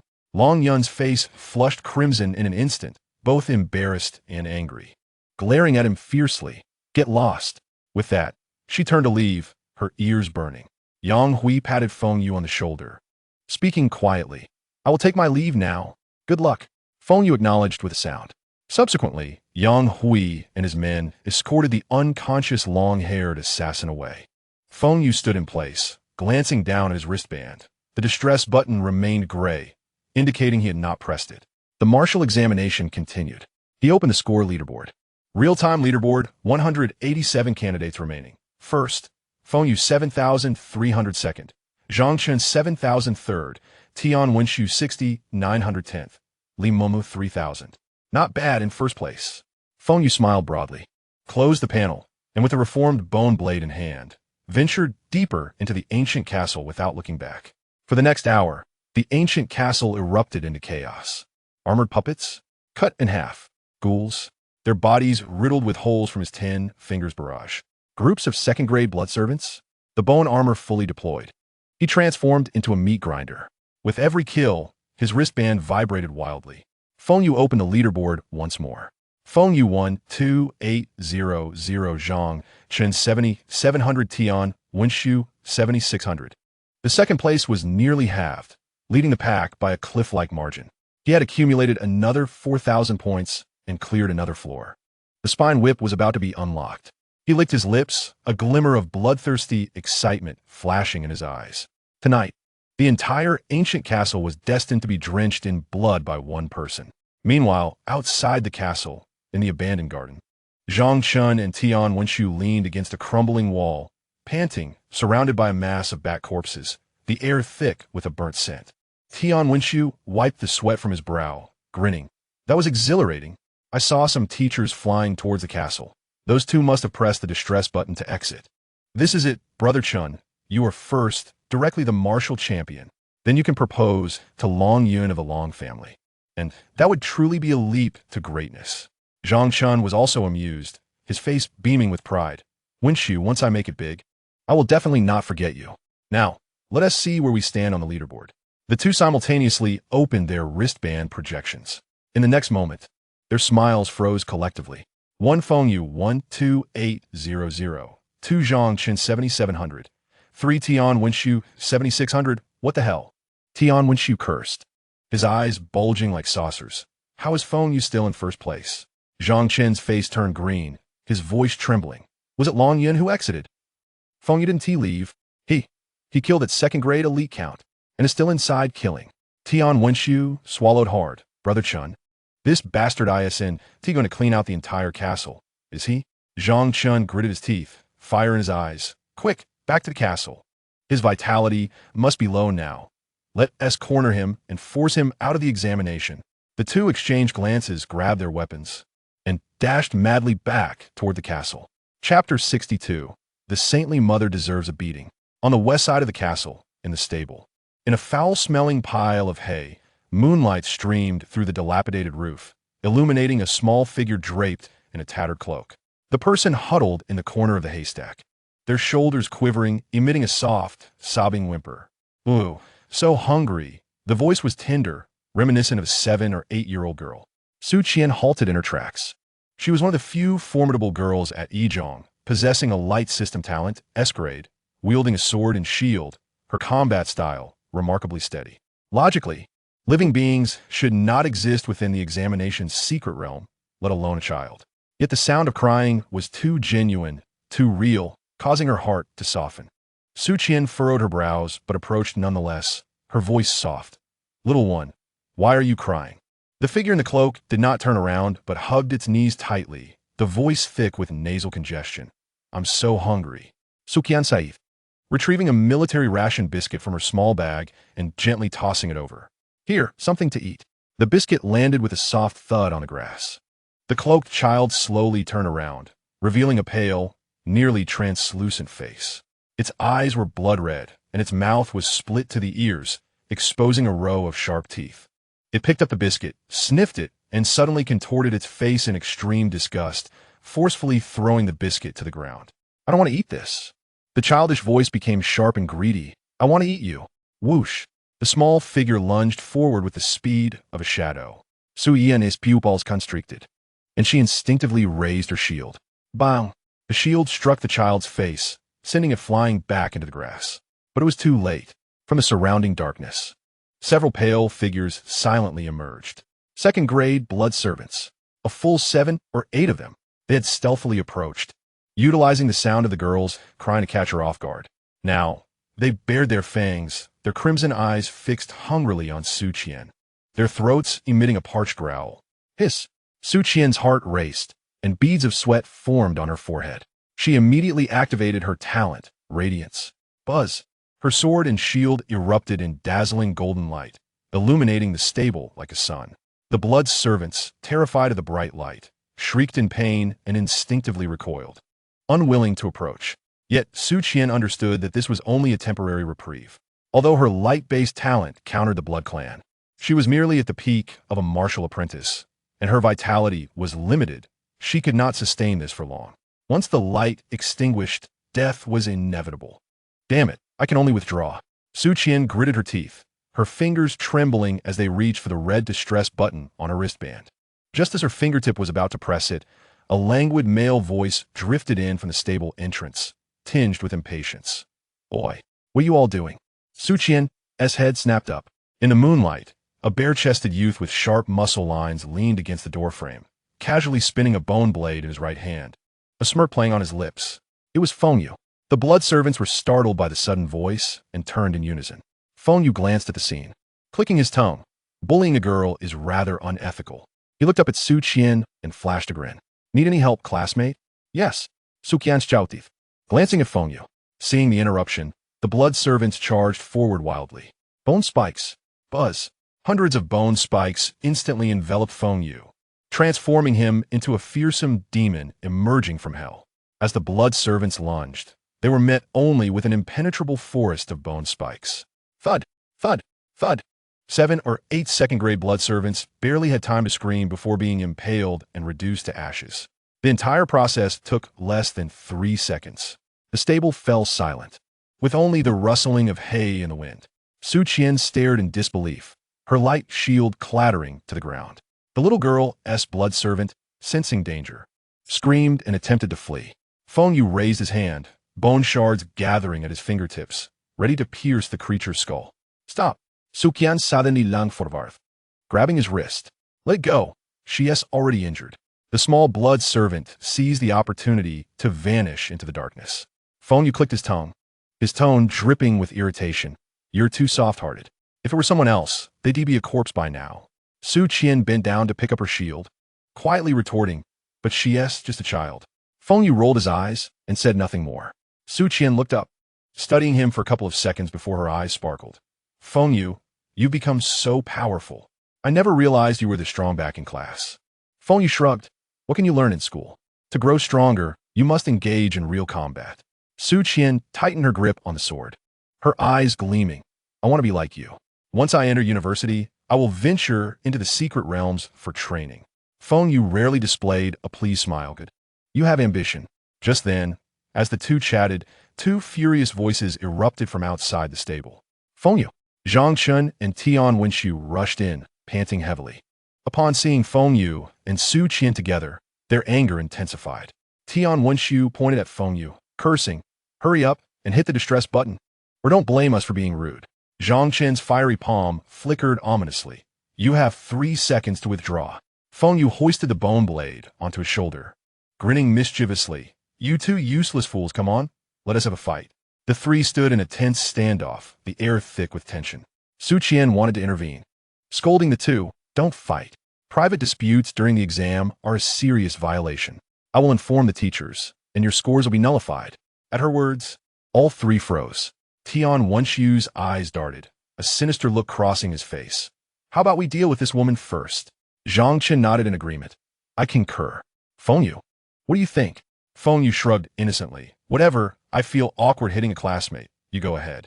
Zhang Chen and Tian Wenxiu exchanged glances, grinning wickedly as they closed in on Su Qian. Press the distress button, or we'll do it for you. Su Qian's face paled, tears streaming down her cheeks as she cried out, Feng Yu, save me. Feng Yu leaned against the doorframe, casually cleaning his ears, watching the scene unfold without moving. Cornered, Su Qian, in a moment of despair, shakily pressed the distress button. Beep. Once we deal with this woman. Zhang Chun clapped his hands and turned to Feng Yu, smirking provocatively, now that there is no one in the way. Tian Wenxiu cracked his knuckles, the sound echoing ominously. Let us begin. Feng Yu. Today we will make sure you fail the exam. Feng Yu slowly raised the bone blade to his eyes, brushing off non-existent dust. A bloodthirsty smile curling at the corners of his mouth. Just you 2? Come at me together. It'll save time. Chapter 63. Slap in the face. The night wind howled. A proctor suddenly exclaimed, another distress signal? The location is still the ancient castle stable? He jumped to his feet, shouting to another teacher nearby. Lao Wang. Hurry, there's trouble again. It's in the same area as the previous incident with the demon court assassin. Lao Wang's expression changed. News of the demon court infiltrating had already spread among the proctors, and no one dared let their guard down. Let us go. The 2 took a step, their vitality surging, and they transformed into 2 fleeting shadows, darting out the window and swiftly entering the ancient castle area. Following the signal, they landed in front of the stable moments later. The sight before them left both teachers stunned. The stable was in ruins, beams shattered, hay ablaze, and the ground cracked with deep gashes as though bombarded by heavy artillery. In a corner, a girl was huddled, sobbing, her face streaked with tears. In the center stood a bare-chested youth, his muscular form glinting in the firelight, wearing an innocuous smile. On the ground lay 2 bodies, Zhang Chun and Tian Wenxiu, one with a face swollen like a pig's head, the other bleeding from the mouth, completely unconscious. What happened? La Wan Bak Go. Feng Yu scratched his head. Looking innocent. Report, teacher, it's nothing serious. A few blood servants were too aggressive. While I was fighting them, I accidentally knocked these two out. And then the blood servants fled. Both teachers twitched at the corners of their mouths. This excuse is utterly ridiculous, right? Lao Wang looked down, recognizing the two noble school prodigies lying on the ground. The two teachers, both from Jiangcheng Yizhong, had long harbored disdain for the so-called geniuses from elite schools who relied solely on wealth. Old Wang stifled a laugh and gave Feng Yu a thumbs up, saying, I must say, Feng Yu, you are remarkable. This year, the martial arts champion will most likely be you. The other teacher chimed in cheerfully, well done. Feng Yu immediately cupped his hands in gratitude, his expression humble, replying, you flatter me, teachers. It was merely a stroke of luck. In a corner, Su Qian wiped her tears and weakly interjected, actually, the teachers were just fighting. The two teachers' expressions hardened, their tone turning icy. Enough, it's over now. No more talking. Su Qian, we'll take you outside. They didn't even mention the words penalty for private fights. Feng Yu cheerfully approached, crouching beside Zhang Chun and Tian Wenxiu, sighing, these two are seriously injured. I'm afraid they might be taken away by the monsters. I shall be kind and help them find relief. With that, he raised his hand and decisively pressed their wristbands once each. Beep, beep, two red lights flashed, and Zhang Chun and Tian Wenxiu were eliminated. The two teachers each carried one away without glancing back. Su Qian followed behind, taking a few steps before turning back, biting her lip and glaring at Feng Yu with a complex expression, ultimately storming off in anger. The stable fell silent once more. Feng Yu stretched lazily, pulled out a pack of compressed biscuits, and quickly devoured them. 4 out of the top 5 had been eliminated. Delightful. He grinned widely, brandishing his bone blade as he once again disappeared into the darkness. For the next 40 minutes, the ancient castle transformed into Feng Yu's personal slaughterhouse. Wherever he roamed, monsters fell in droves. His score skyrocketed like a rocket. Outside the secret realm, in the main examination square, a massive holographic projection screen hung in the air, resembling a luminous wall, continuously updating the Gaokao score rankings. In the parents' area, spectators, teachers, and students from over 10 schools overcrowded the square.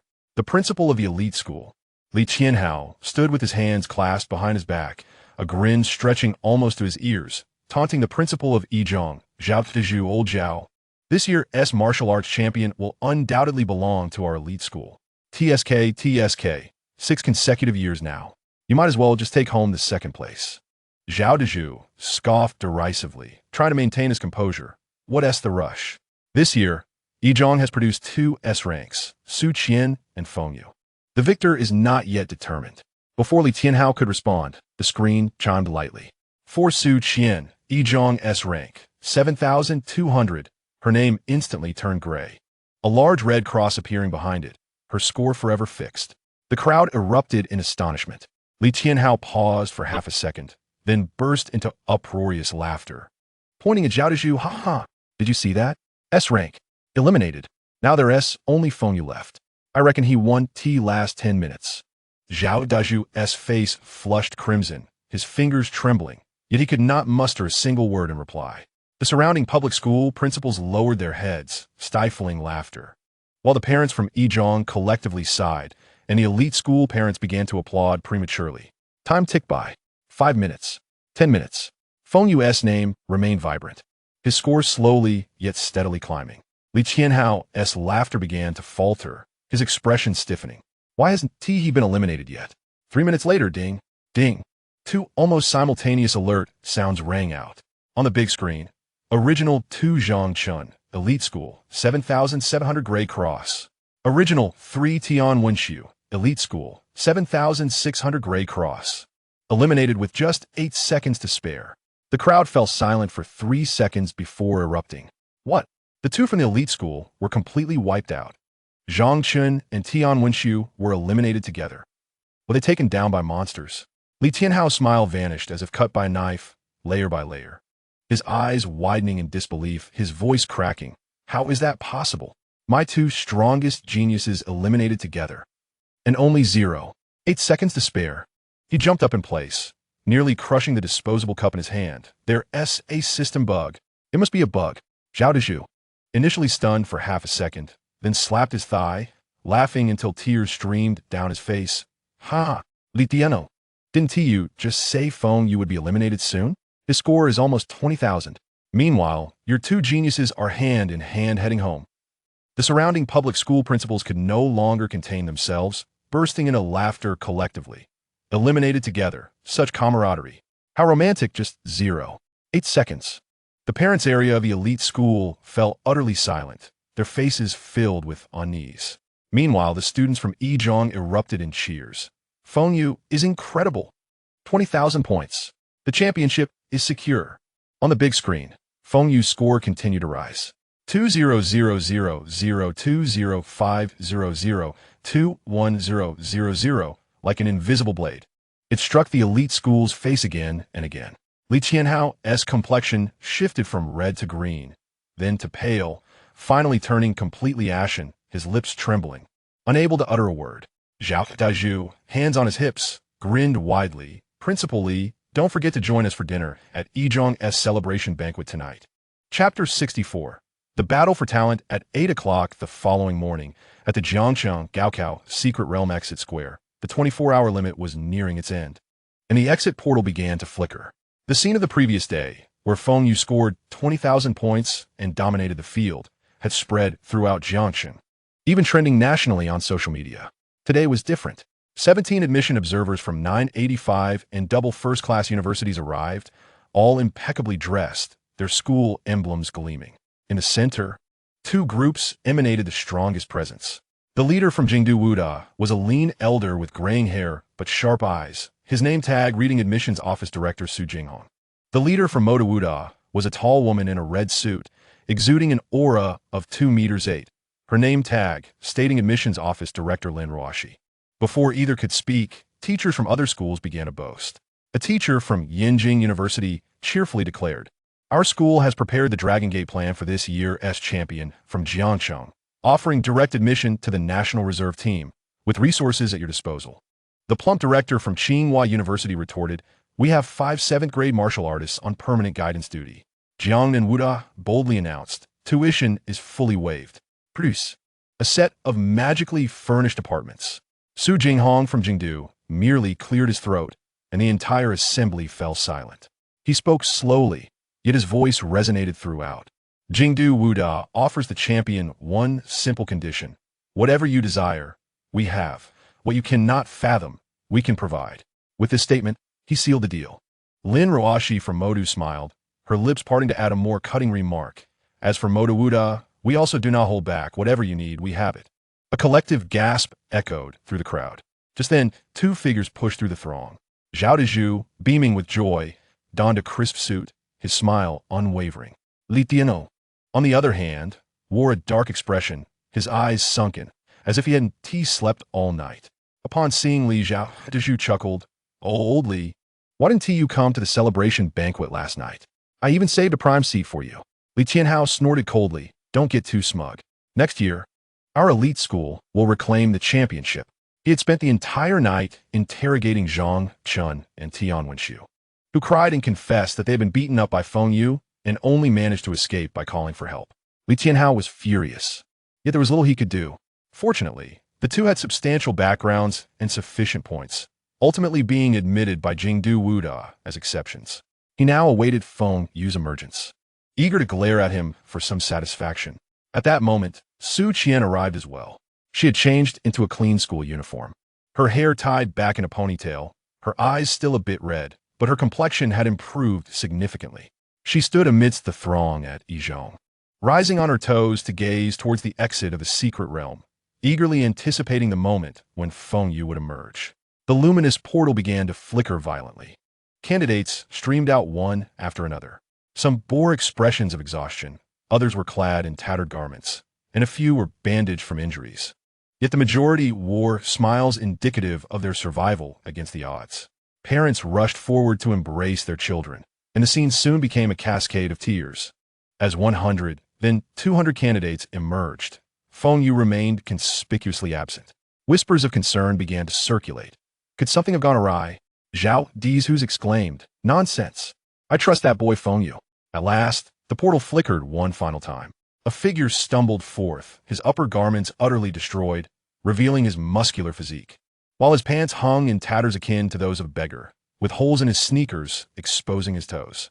In that moment, the crowd erupted in a thunderous cheer. Feng Yu, the top scholar. Zhao Dizhu's raced over, grasping Feng Yu's hand, nearly brought to tears. You've brought great honor to Yizhong. Media reporters surged forward, their flashbulbs erupting, microphones thrust into his face. Feng Yu, which university do you favor? Surrounded and overwhelmed, Feng Yu scratched his disheveled hair and grinned. Can I have a meal first? Those compressed biscuits didn't fill me up. I've been starving all night. Laughter rippled through the crowd. Meanwhile, from a distance, two dignitaries from Jingdu Wuda and Modu Wuda exchanged glances before stepping forward. The competition for him had officially commenced. As Feng Yu's words settled, the air seemed to ignite. Su Jinghong from Jingdu Wuda was the first to act. Despite his seemingly slow movements, he swiftly appeared before Feng Yu, his bony hand gripping Feng Yu's wrist, his presence imposing enough to send nearby reporters staggering backward. Young lad, 30,640 points. First in the nation, 7,000 points more than last year's top scorer. Su Jinghong's voice, though soft, resonated like a bell in everyone's ears. Jingdu Wuda offers you 3 choices. He extended 3 fingers, speaking as casually as if discussing the weather. First, a direct pathway to the national team, enrolling you in the seed training program for marshal generals, guaranteeing your ascension to the marshal general realm within 3 years. Second, spend a year in seclusion with me, where I will personally impart a unique technique, the school's ultimate secret. Third, he paused, his gaze sweeping over Feng Yu's bare torso with a smile. Anything you desire, including people, Jingdu Wuda will procure for you. Silence enveloped the crowd. The reporters momentarily forgot to click their shutters. Lin Ruoshi stepped forward, the sound of her high heels striking the ground crisp and clear, her lips curving into a smile. Yet her gaze was sharp as a drawn sword. She raised her hand, gently pinning a deep red Modu Wuda emblem onto Feng Yu's chest. Her voice low but commanding enough to silence the crowd. Feng Yu, Modu Wuda's condition is simple. One-on-one mentorship from top-tier instructors, access to A-level and above secret realms, and priority in the crafting of strategic-grade equipment. You will not be deprived of resources. A collective gasp echoed through the audience. Other universities grew anxious. A professor from Yinjing University rushed forward, brandishing a black gold card. Dragon Gate program, full tuition waiver, 2 million upon enrollment. One-on-one training. The rotund director from Qing University shouted, "We offer 5 million. Immediate transfer."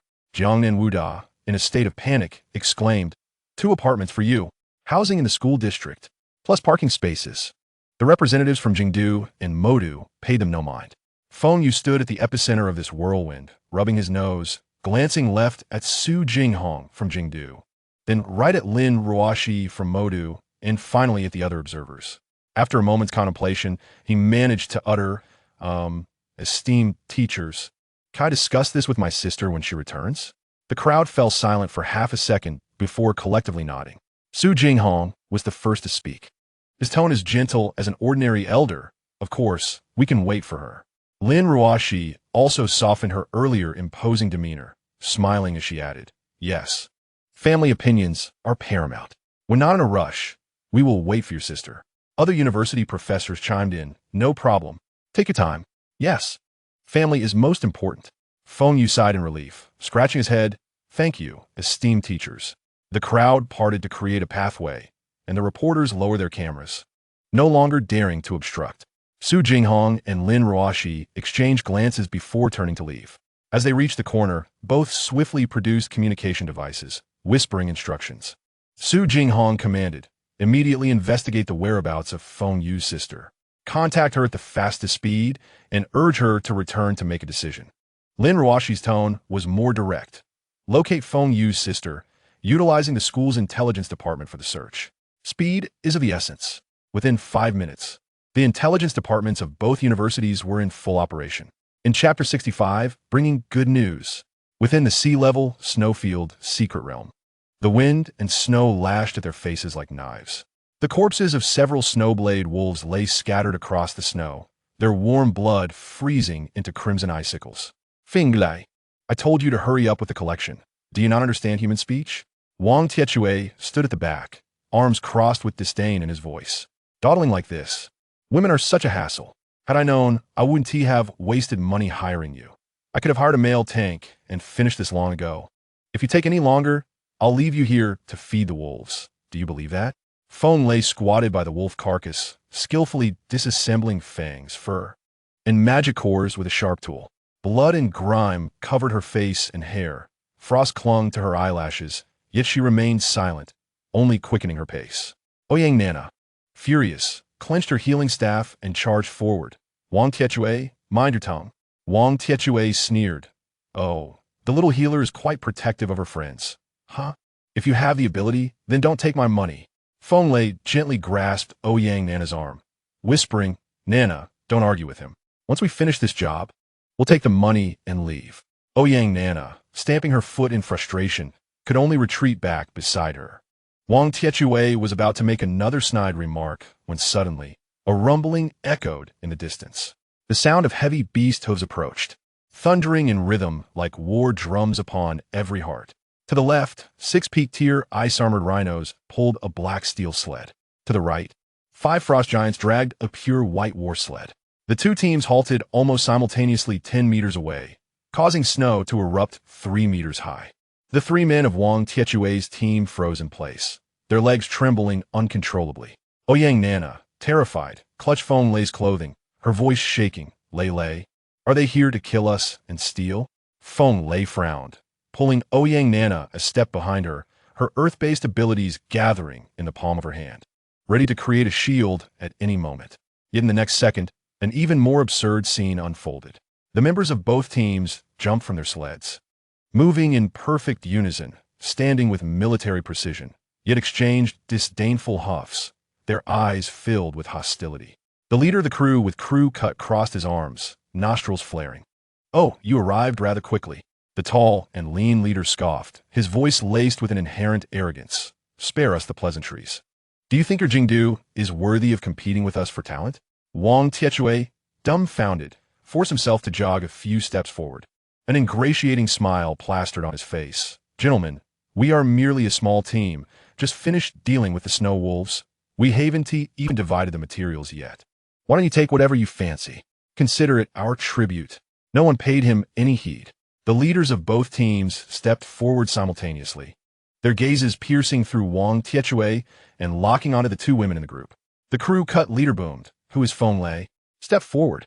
The tall and lean leader's voice chilled the air further, commanding, Feng Lei, stand up within 3 seconds.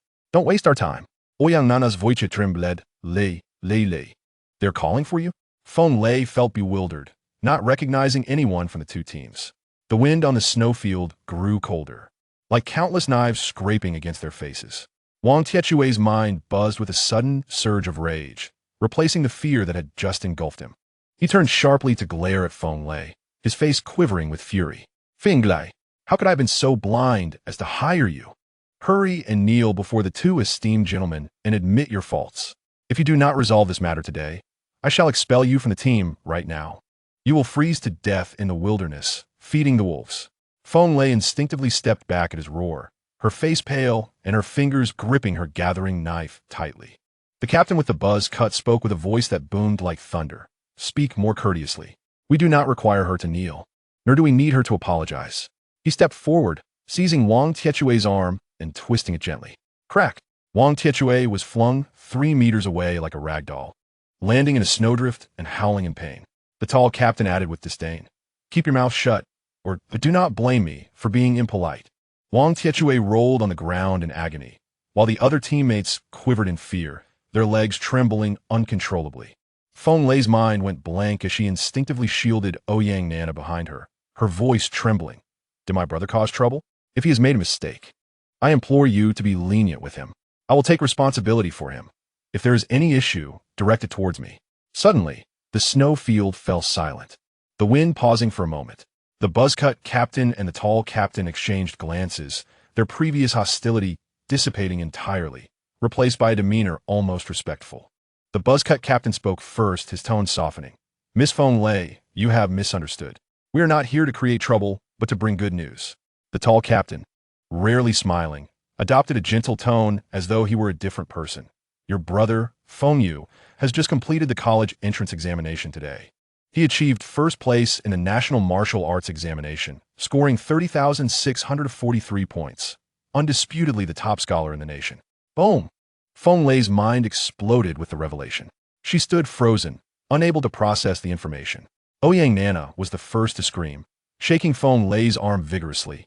Tears streaming down her face. Lei, your brother has soared to new heights. The martial arts top scholar. He will be living the good life from now on. I'm so envious. Feng Lei finally snapped back to reality, tears streaming down her cheeks, her knees buckling as she nearly collapsed. Is it truly real? My brother has ranked first? The buzzcut captain stepped forward, bowing respectfully and gesturing for her to enter the sled. Miss Feng Lei, please board the sled. Our director of the admissions office at Jingdu University, Su Jinghong, personally instructed us. Your brother stated that any decisions should wait for his sister to return before being made. Therefore, we are here to escort you back. The tall captain, unwilling to be outdone, brandished the red emblem flapping in the wind. The same goes for Modu University. Director Lin Ruoshi stated that as long as your sister agrees, all resources from Modu University will be directed towards you two siblings. Feng Lei was a sobbing mess, yet she held on to Ouyang Nana's hand tightly. Nana, my brother. He really. Ouyang Nana, tears and snot flowing freely, nodded vigorously. Yes, yes. Lei, you've struck it rich. Your brother is incredible. Feng Lei wiped her face, glancing back at Wang Tiechue, who was groaning in pain in the snow. I refuse to do this job any longer. She discarded all the items she had gathered from her spatial ring, grasped Ouyang Nana's hand, and headed straight for the nearest black armored snow sled. The buzzcut captain nearly reached out to assist her into the vehicle. The sled roared to life, charging into the distance and kicking up a flurry of snow. On the snowfield, only Wang Tiechue and his teammates remained, abandoned at the sight. Wang Tiechue clutched his arm, grimacing in pain, staring blankly at the two sleds receding into the distance. The howling wind and snow seemed to mock him. He opened his mouth, his voice hoarse like a broken wind instrument. What the hell? Her brother is the martial arts top scholar. No one answered him. Only the wind and snow, swirling with ice shards, struck his face repeatedly. Chapter 66, Seizing the National Top Scholar. At the exit of the secret realm, two dedicated vehicles awaited, gleaming black with understated yet recognizable symbols of Jing Wu and Mo Wu. As the door opened, Lei, I'm coming with you. Ouyang Nana attempted to rush forward, only to be politely yet firmly stopped by security personnel in a black suit. Apologies, Miss Ouyang. The director's instruction is that only Miss Feng Lei may board the vehicle. Ouyang Nana stomped her feet in frustration. Then, you must call me tomorrow. Feng Lei leaned against the car window, waving fervently. Nana, I will call you. The door closed silently. Inside the vehicle, the floor was covered with cashmere carpeting, the seats equipped with automatic massage features, and a faint scent of cedar wafted through the air. Feng Lei felt awkward, unsure of where to place her hands and feet, curling up in the corner like a child caught misbehaving. The driver, a man in his 30s clad in a crisp uniform, smiled warmly through the rearview mirror. Miss Feng, please do not be nervous. As he expertly maneuvered the vehicle, he casually remarked, I witnessed the scene at the exit this afternoon on a live broadcast. I have never seen two top martial arts universities nearly come to blows over a new student. Feng Lei felt her eyes redden again, gripping her clothing tightly. Is my brother truly the top scholar in the nation? Yes, 30,643 points. The second place scored only 9,800, a difference of over 21,000. He is trending first on the national hot searches, with headlines proclaiming Jiangcheng Feng Yu, single-handedly bringing elite schools to tears. In less than 20 minutes, the vehicle glided into Jiangcheng's oldest urban village area. Once, the streetlights here were half broken, but tonight it shone as brightly as a concert venue. Drones illuminated the scene, live broadcast lights flickered, and camera flashes lit up the entire neighborhood. Dozens of media outlets shouted that Feng Yu's sister had emerged. Reporters with their cameras pressed forward, while police established 3 layers of security to maintain order. As the door opened, for men in black suits immediately formed a semicircle, shielding Feng Lei as they escorted her into the building, akin to protecting a national leader. Miss Feng, which university will your brother choose? Miss Feng, may we have a 2-minute interview? Miss Feng, look this way. Feng Lei was blinded by the flashing lights, her steps faltering as she was almost hurried into the 30-year-old, dilapidated residential building. The elevator creaked and groaned as it ascended to the 7th floor. Upon the door opening, 3 individuals awaited her. Feng Yu, clad in a clean uniform with slightly damp hair, evidently just out of the shower. A sprightly elderly man with graying hair, Su Jinghong. And a tall beauty in a red suit, Lin Ruoshi. As soon as she entered, both Su Jinghong and Lin Ruoshi rushed toward her. Su Jinghong smiled warmly. Miss Feng Lei, you have worked hard to get here. I am Su Jinghong, the director of the admissions office at Jingdu Wu University. Lin Ruoshi, with a charming smile, extended her right hand. I am Lin Ruoshi, the director of the admissions office at Modu Wu University. It's a pleasure to meet you. Feng Lei stood frozen, unsure of how to respond. Feng Yu, unable to bear the scene, quickly stepped forward and grasped his sister's hand. Director Su, Director Lin, please take a seat in the living room for a moment. I would like to speak with my sister privately. Without waiting for their reaction, he pulled his sister into his small bedroom of less than 20 square meters and slammed the door shut. Once the door closed, Feng Lei could no longer hold back. Embracing her brother, Xiao Yu, you have truly made something of yourself. My efforts in raising you were not in vain. Feng Yu gently patted her back. Sister, I promised I would ensure you have a good life. This is just the beginning. For a full 5 minutes, the siblings gradually calmed down. They sat side by side on the narrow single bed. Feng Lei, filled with excitement, inquired, Xiao Yu, which university do you want to attend?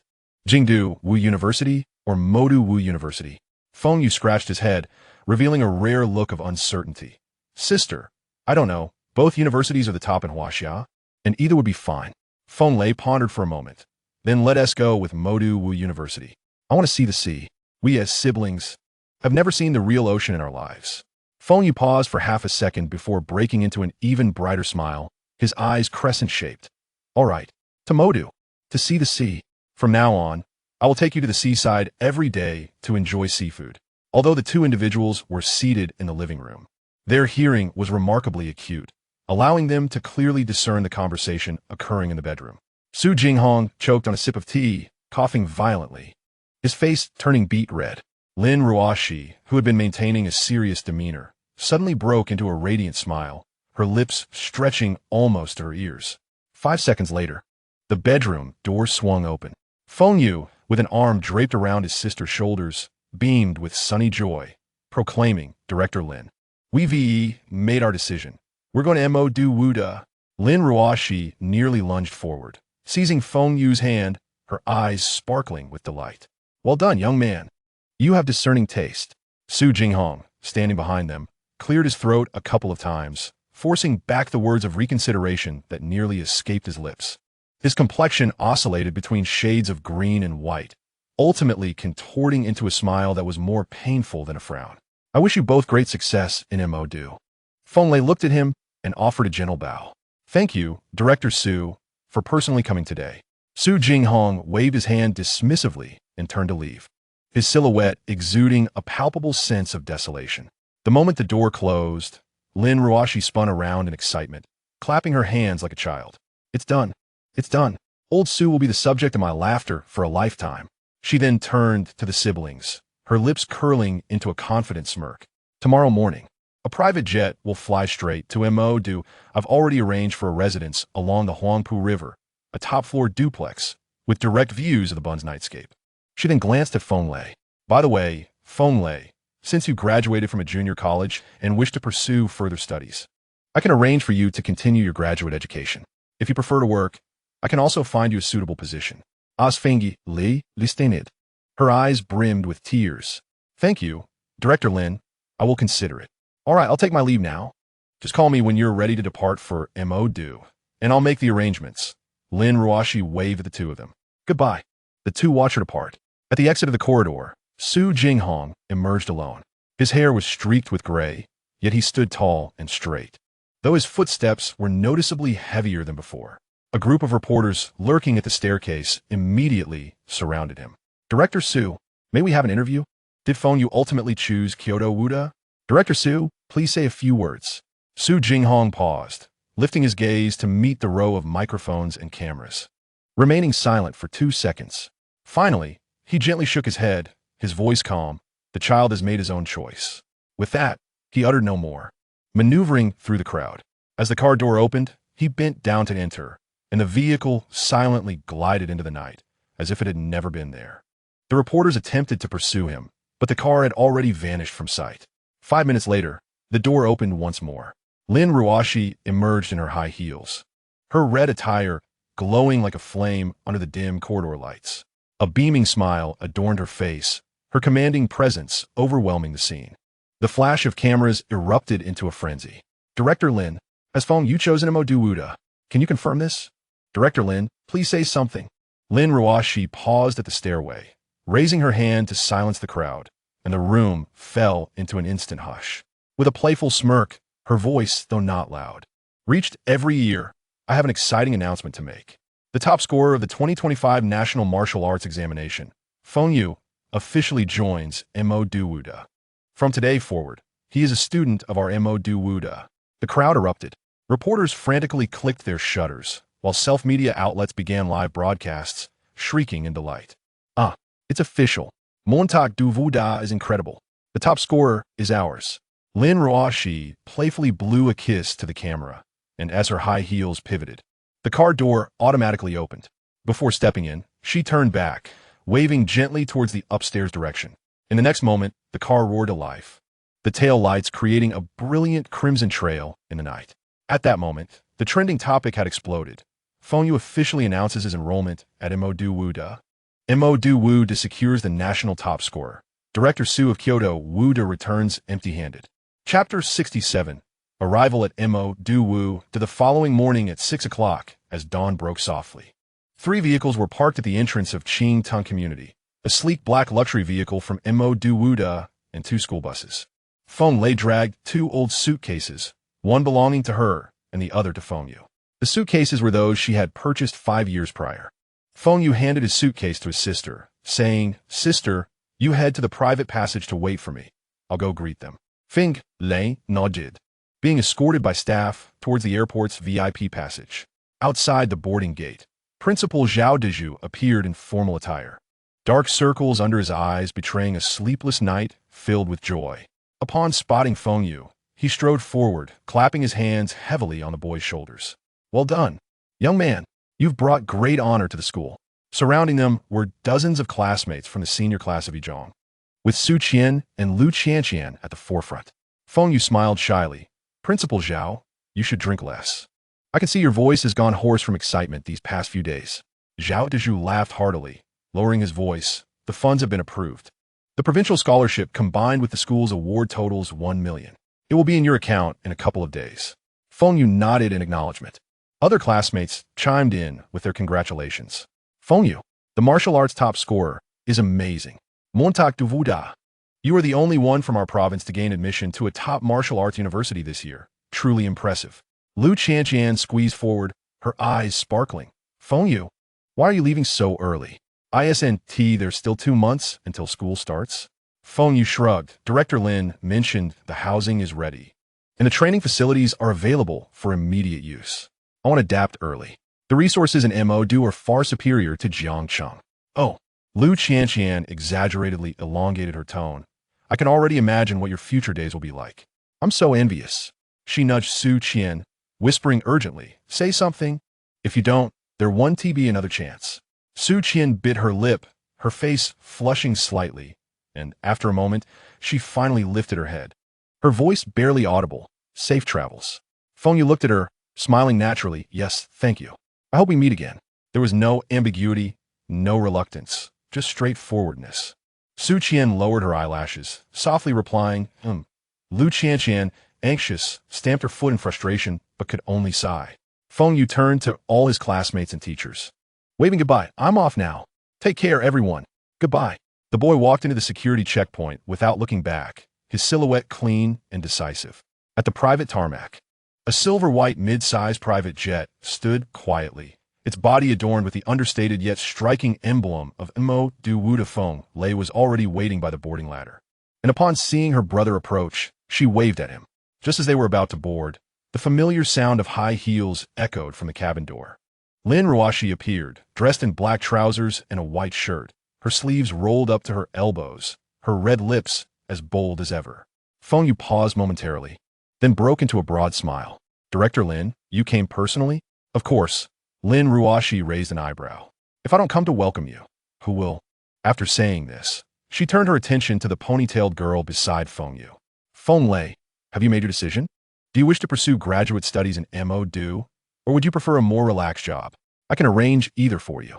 Feng Lei, hearing this, hesitated for half a second, unconsciously fiddling with the threads of her old jacket.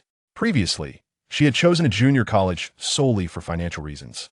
But now that she had the opportunity to attend a prestigious university for graduate studies, she was reluctant to let it slip away. Moreover, with her brother being the top scorer this year, the school's resources for cultivation would be assured. She soon made her decision. "I wish to pursue graduate studies." Lin Ruoshi raised her eyebrows, a glimmer of admiration flashing in her eyes. "Very well." Feng Yu and Feng Lei exchanged smiles, the youth taking his sister's hand as they ascended the boarding ladder. The cabin door slowly closed. 10 minutes later, the silver private jet sliced through the clouds, heading eastward. Jiangcheng shrank behind them, while the skyline of Mo Du began to shimmer in the morning light. At the Mo Du University Airport, on the private tarmac, as the silver-white private aircraft came to a halt, its rotors still whirring, Lin Ruoshi elegantly descended the boarding steps in her high heels. "Welcome to Mo Du," she announced with a flourish. With a wave of her hand, a sleek black car approached, its doors rising automatically to reveal understated dark red leather seats within. Feng Yu, dragging 2 tattered suitcases, peeked out, squinting against the wind. Feng Lei instinctively tightened her grip on her brother's sleeve. "Isn't this a bit much for Xiaoyu?" she remarked. "A bit much?" Lin Ruoshi chuckled lightly. "You haven't seen anything yet." 10 minutes later, the vehicle entered the main gate of Modo Martial Arts University. To call it merely a gate would be an understatement. It was a grand archway adorned with 6 gilded characters proclaiming Modo Martial Arts University. Said to be handwritten by the current president, a 9th-grade martial artist, with a hint of sword intent woven within strokes. Passing through the archway, a straight central avenue stretched before them, flanked by ancient ginkgo trees, each over a century old. At the end of the avenue lay a series of gently rolling low mountains, at the foot of which sprawled modern architectural complexes, teaching buildings in shades of gray and white, a combat training facility topped with a glass dome, and an expansive outdoor training ground. Further in the distance, several luminous portals hinted at the entrances to secret realms. Seated in the passenger seat, Lin Ruoshi spoke with pride. The campus spans 60,000 acres, equivalent to 40 square kilometers, ranking among the top 3 nationwide. There's 1 fixed C-level secret realm, 2D levels, and an abundance of E and F levels, all accessible with a campus card for reservations.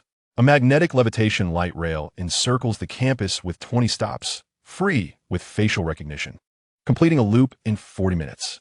There are 3 cafeterias, and the main cafeteria building was constructed during my undergraduate years. The top floor boasts 3 Michelin 2-star chefs, serving ample ingredients from magical beasts, and meals are complimentary. Feng Yu, gazing out the window, couldn't help but murmur, "It's truly vast. Is this really Moda University?" Feng Lei, equally awestruck, added in a hushed tone, "When I was in my diploma program, the entire school was shorter than your main thoroughfare." Lin Ruoshi glanced at them through the rearview mirror, grinning like a cunning fox. "You'll get used to it. Exaggeration is the norm here at Moda Martial Arts University." After another 20 minutes, the vehicle finally stopped in a villa district nestled between mountains and water. Upon exiting the car, Feng Lei was left speechless, her voice trembling. "Is this really where we will stay? Why not?" Lin Ruoshi raised an eyebrow. Should a top scholar reside in a villa or an 8-person dormitory? Before them stood a 2-story standalone villa, nearly 2,000 square meters in size, complete with front and backyards, a private swimming pool, and a garage housing 2 sports cars.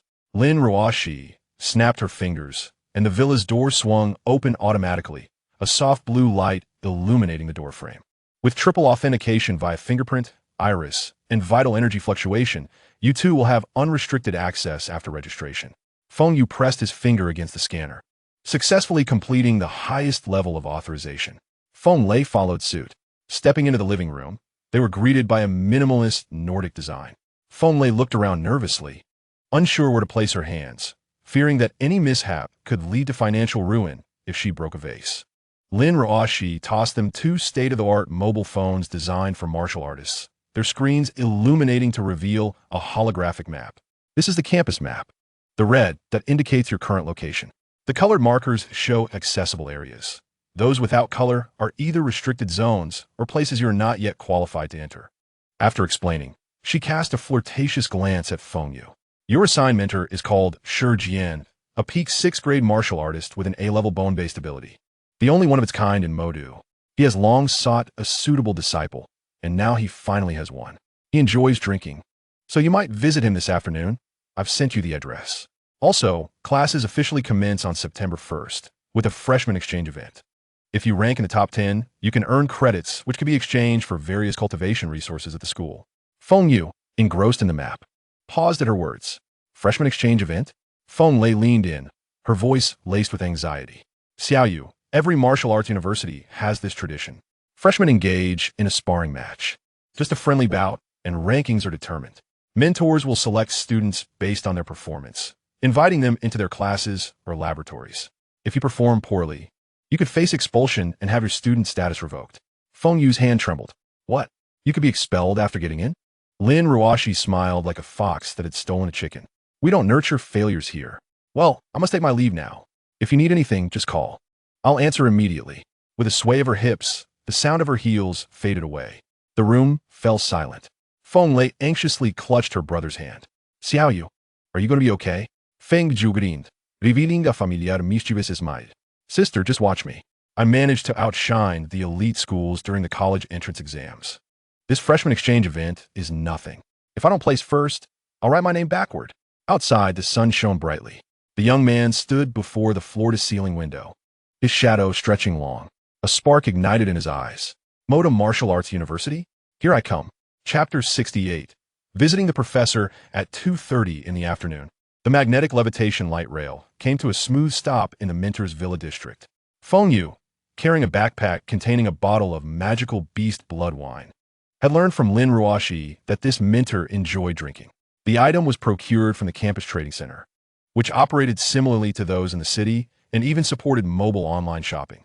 Before him stood a 3-story building of dark gray, its rough granite exterior marked only by a wooden sign reading Shi Jian. Beneath it, a smaller inscription warned, "No entry for the idol. Please make an appointment for fights." As Feng Yu approached the door, ready to knock, a 2-meter-tall man with muscles like boulders emerged, carrying 2 cases of beer. Upon seeing Feng Yu, the man paused, clearly taken aback. As Feng Yu reached the entrance, his hands still hovering before the door, a gravelly voice stopped him. A new face, the towering figure, muscles straining against his shirt, looked down at him. Feng Yu smiled politely. "Hello, senior. I'm Feng Yu, just here to report for my freshman year." Feng Yu. The man nearly dropped the beer, his eyes widening in shock. "You're the one who scored 30,000 points this year? The one trending nationally?" "That's me," Feng Yu replied, a little amused by the man's enthusiasm. "Impressive, brother." The man jumped, causing the ground to tremble. He quickly pulled out his phone, grinning like a 200-pound child. "Come on, let us take a picture. I can boast about this later." Feng Yu chuckled, complying as they posed with a peace sign.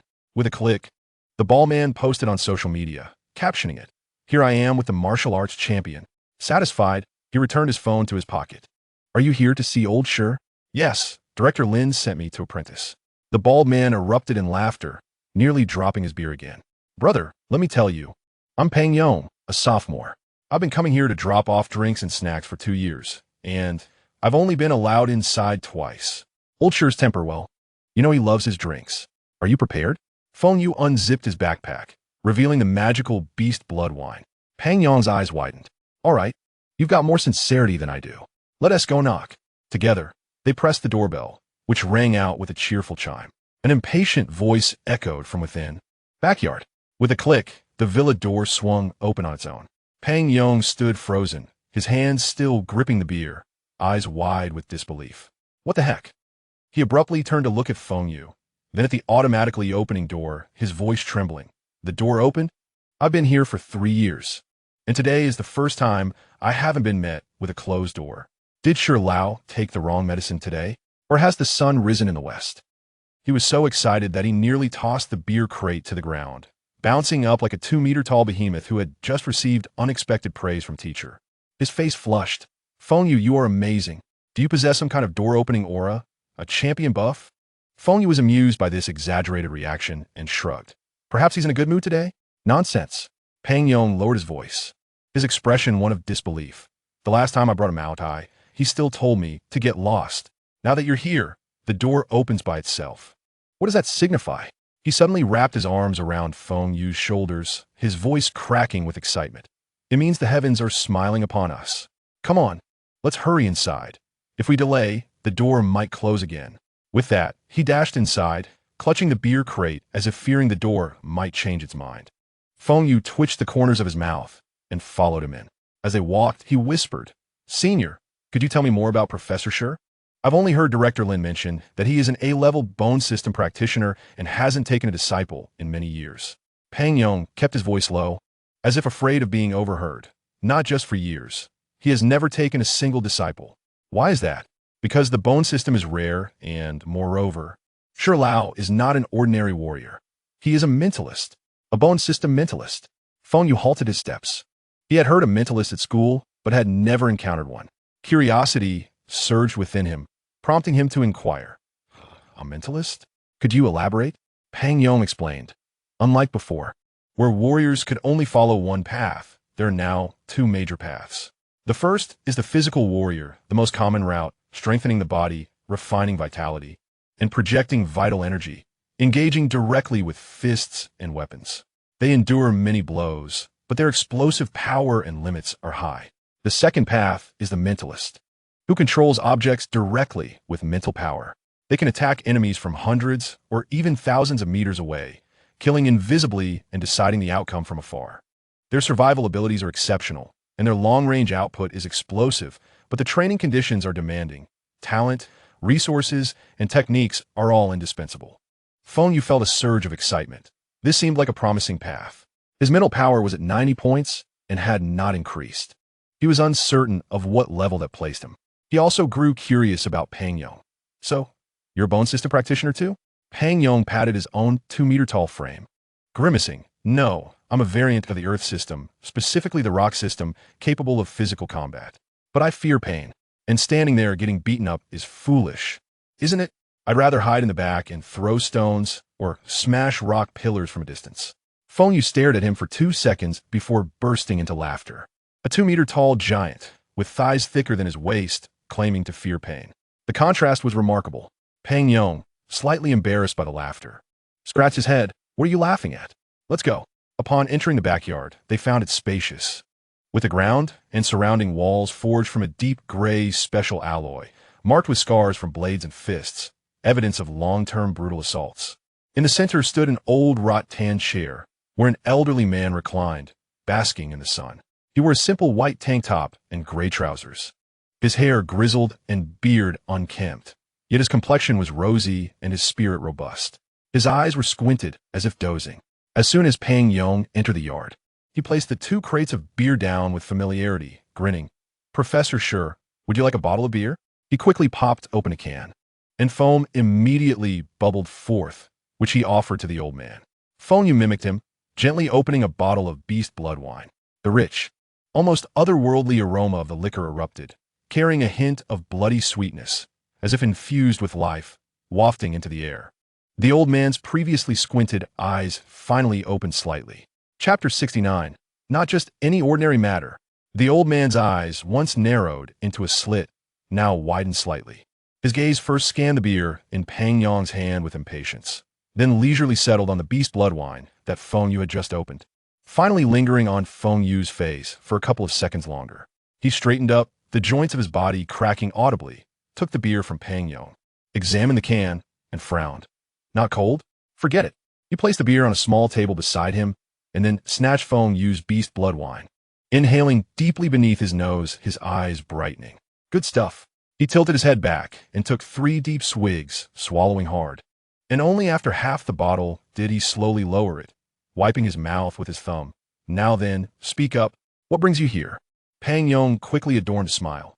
Professor Sure, I came again. Silence. The old man did not even lift his eyelids, directly interrupting, addressing someone other than Fang Yu. Fang Yu, embarrassed, took a half step back, clutching the beer can in silence. Only then did the old man redirect his attention to Feng Yu, scrutinizing him as if assessing a piece of uncut jade, or perhaps a newborn beast with sharp fangs. Young man, what is your name? Feng Yu. Your ability? Bone system.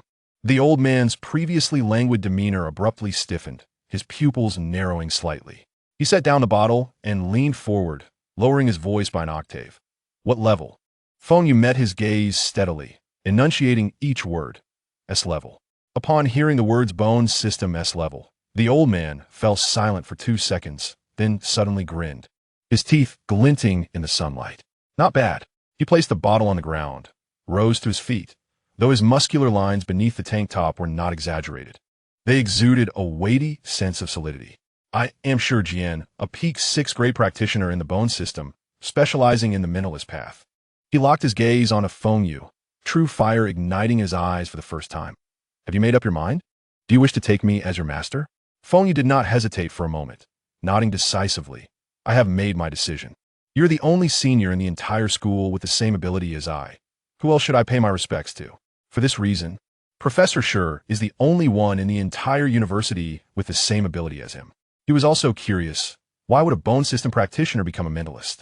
If he became his master, perhaps they could develop an entirely new attack system. Furthermore, on the current system, the only thing left to unlock was Bone Tooth Hell. Previously, he had unlocked Bone Spike, Finger Bone Flick, Bone Blade, Bone Spike Armor, and Spine Whip. He believed that the system would not be so simple and that there should be further developments to explore, hence his desire to delve deeper into the development of his abilities. Sure, Jian laughed heartily, then sighed, a tone of long-awaited nostalgia creeping into his voice. The bone system is inherently rare. Most awakeners are below B level, and those who reach A level are few and far between.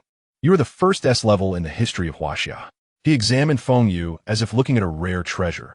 I have waited a lifetime, and at last, I have encountered someone worthy of inheriting the bone system. With that, he glanced at Fang Yu beside him, waving his hand dismissively. Enough, you get out. Return whence you came. Fang Yu exclaimed, nearly in tears, the towering man crying like a child. Teacher, please give me another chance. I've been working hard from freshman to sophomore year, and now I'm about to start my junior year. Sure Jian, without looking back, spoke with disdain. You, a rock system practitioner, built like a tank, insisting on squeezing into the narrow path of the mentalist. Is that suitable? Fang Yu, determined to become a mentalist, pleaded for a chance. Feng Yu thought highly of this senior, appreciating his perseverance. He decided to lend a hand, suggesting, Teacher, Senior Fang is quite a decent person and has great determination. How about giving him a nominal spot? Let him attend your lectures as an observer. It would be beneficial. Sure Jian furrowed his brow, glancing at Feng Yu, then at Fang Yu's woeful expression, ultimately exhaling in annoyance. Fine, fine, he can have a nominal spot. Yay! Fang Yu erupted with exuberance, embracing Feng Yu as if he had just acquired a precious treasure. Brother, a great benefactor, my life henceforth belongs to you. The sound of cracking ribs echoed dangerously as Feng Yu felt the pressure, nearly succumbing to the urge to retaliate. Let go of me. You're going to strangle me. Realizing his mistake, Fang Yu hastily released his grip, scratching his head while repeatedly apologizing. I'm so sorry. I got carried away. Silence. Sure Jian's authoritative voice cut through their commotion. Instantly, Feng Yu and Fang Yu fell silent, straightening their backs. Silence. Sure Jian's low command resonated like a heavy hammer, striking the air. The two complied immediately, not daring to breathe. Sure Jian languidly swirled the remaining half bottle of demon beast blood wine in his hand, taking a leisurely gulp before speaking at a measured pace. Do you know what mental power is? And how to cultivate it? Feng Yu remained silent, recalling only fragments of information he had encountered at school, leaving him with a vague understanding. In contrast, Fang Yu responded eagerly, as if in a classroom, his voice booming, Teacher, mental power originates from the soul. The stronger the soul, the greater the mental power, leading to rapid cultivation. Shi Jian shot him a sideways glance, scoffing lightly. You're only partially correct. He employed his mental power to levitate the wine bottle before them. Look, if I compare a warrior to this bottle, the quality, thickness, and size of the bottle represent your physical body. The wine inside symbolizes your mental power. Some are born as flimsy beer cans, others as large water jars, while some, like this glass bottle in my hand, have different starting points. He then shook the bottle, producing a clinking sound. To cultivate mental power, it essentially boils down to 2 steps. First, make the bottle larger and sturdier. Second, fill it with more wine. Releasing his mental grip, the empty bottle crashed to the ground, shattering into several pieces. Without glancing at the wreckage, he turned his gaze to the 2. Therefore, the first step is to measure just how large your bottles are. Shi Jian raised his hand, summoning 2 silver-gray metallic rings, which landed precisely before Feng Yu and Fang Yu. Put these on. The rings, icy to the touch, tightened automatically upon contact with their skin, and a circle of ethereal blue runes illuminated the inner side. Shi Jian crossed his arms, explaining, these are called soul measurement rings, specifically designed to gauge mental power. See that red dot on the side? Press it, and it will deliver an electric shock, starting at 10 volts and doubling every 10 seconds. The duration you can endure represents the thickness of your mental power foundation. Begin. Feng Yu hesitated not at all, gently tapping his fingertip. Z. The electric current surged like countless needles piercing his nerves, yet he remained unfazed, closing his eyes and maintaining steady breaths. Meanwhile, Fang Yu, aware of the ring's potency, exclaimed, Teacher, I've measured before. My mental power is 60 points. Can I skip this? Less chatter, Shi Jian snapped, popping open a can of beer without lifting his gaze. If you say another word, I'll kick you out. Fang Yu, feeling despondent, stole a glance at the unflinching Feng Yu and, with a determined grimace, reluctantly pressed the switch. Z. A loud shriek escaped him as the 2-meter-tall man jumped half a meter into the air, his face flushed and tears streaming down. Yet he dared not release his grip, mustering all his strength to endure. Shi Jian lounged in a recliner, leisurely sipping his beer while intently watching the numbers on the ring fluctuate. 10 seconds passed, and the voltage doubled. Feng Yu stood still, not even a twitch of his eyelashes. Fang Yu, now questioning his existence, emitted a sound akin to a pig being slaughtered. After 20 seconds, the voltage doubled again. He could not hold on much longer. With a loud crash, Fang Yu collapsed, the ring automatically disengaging, leaving him convulsing on the ground like a fish struck by lightning.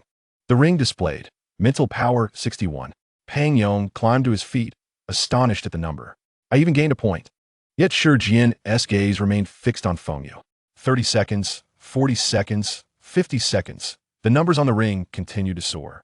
This voltage was not harmful to the body, but rather stimulated the soul, and the duration had long exceeded what an ordinary person could withstand. Nevertheless, Feng Yu stood resolutely, his breathing unchanged. A minute elapsed. The surface of the ring began to emit tiny sparks, producing a hissing sound of danger. Shi Jian finally set down his beer can, a flicker of astonishment flashing in his eyes, quickly morphing into palpable excitement. Enough. With a wave of his hand, the ring around Feng Yu's wrist snapped open. Feng Yu opened his eyes, glancing at the number displayed on the inner side of the ring. 85. This figure seemed erroneous. How could it be 85? With a thought, he opened the panel. Host, Feng Yu, Realm, First Class Warrior, Vitality 151, Mental Power 90, Kill Value 5,000, Bloodline, Shigubi My Abilities, Bone Spike, Fingerbone Shot, Sharp Bone Blade, Bone Spike Armor, Spine Whip, Unlocked. Bone Tooth held the system clearly indicated 90. Shi Jian stared at the number in silence for 3 seconds, then abruptly stood, pointing at Feng Yu. Good, good, good. When I first measured, I only achieved 75. You're not just exceptional, you're extraordinary. Em utterly envious. Fang Yu, equally astonished, could hardly close his mouth. Feng Yu, you're a natural mentalist. Chapter 70. Doubt? Spy? Feng Yu looked down at the 85 displayed on the ring, then raised his head to ask, Teacher, is this considered high? Fang Yu's tone dripped with envy. High? It's beyond high, it's absurd. The average warrior without any mental training typically hovers around 50. I only measured 55 the first time, and after redeeming a basic mental training method, I painstakingly improved to 61, which is already impressive. You achieved 85, and I suspect this ring may be faulty. The gap between people is larger than that between humans and dogs. Feng Yu merely responded with an "oh" outwardly, yet internally, he understood perfectly. 90. The true value is 90. This is due to having two souls. The original host, a transmigrator, with two complete souls overlapping, the ring could only provide a vague estimate, thus displaying 85. If they were to discover the actual value, they would likely be left speechless. It was imperative to remain discreet. The time to reveal all cards had not yet arrived. Shi Jian, however, was so exhilarated that his beard trembled, completely oblivious to Feng Yu's contemplations, firmly believing that this young man was born to follow the path of a mentalist. All right, the testing is complete.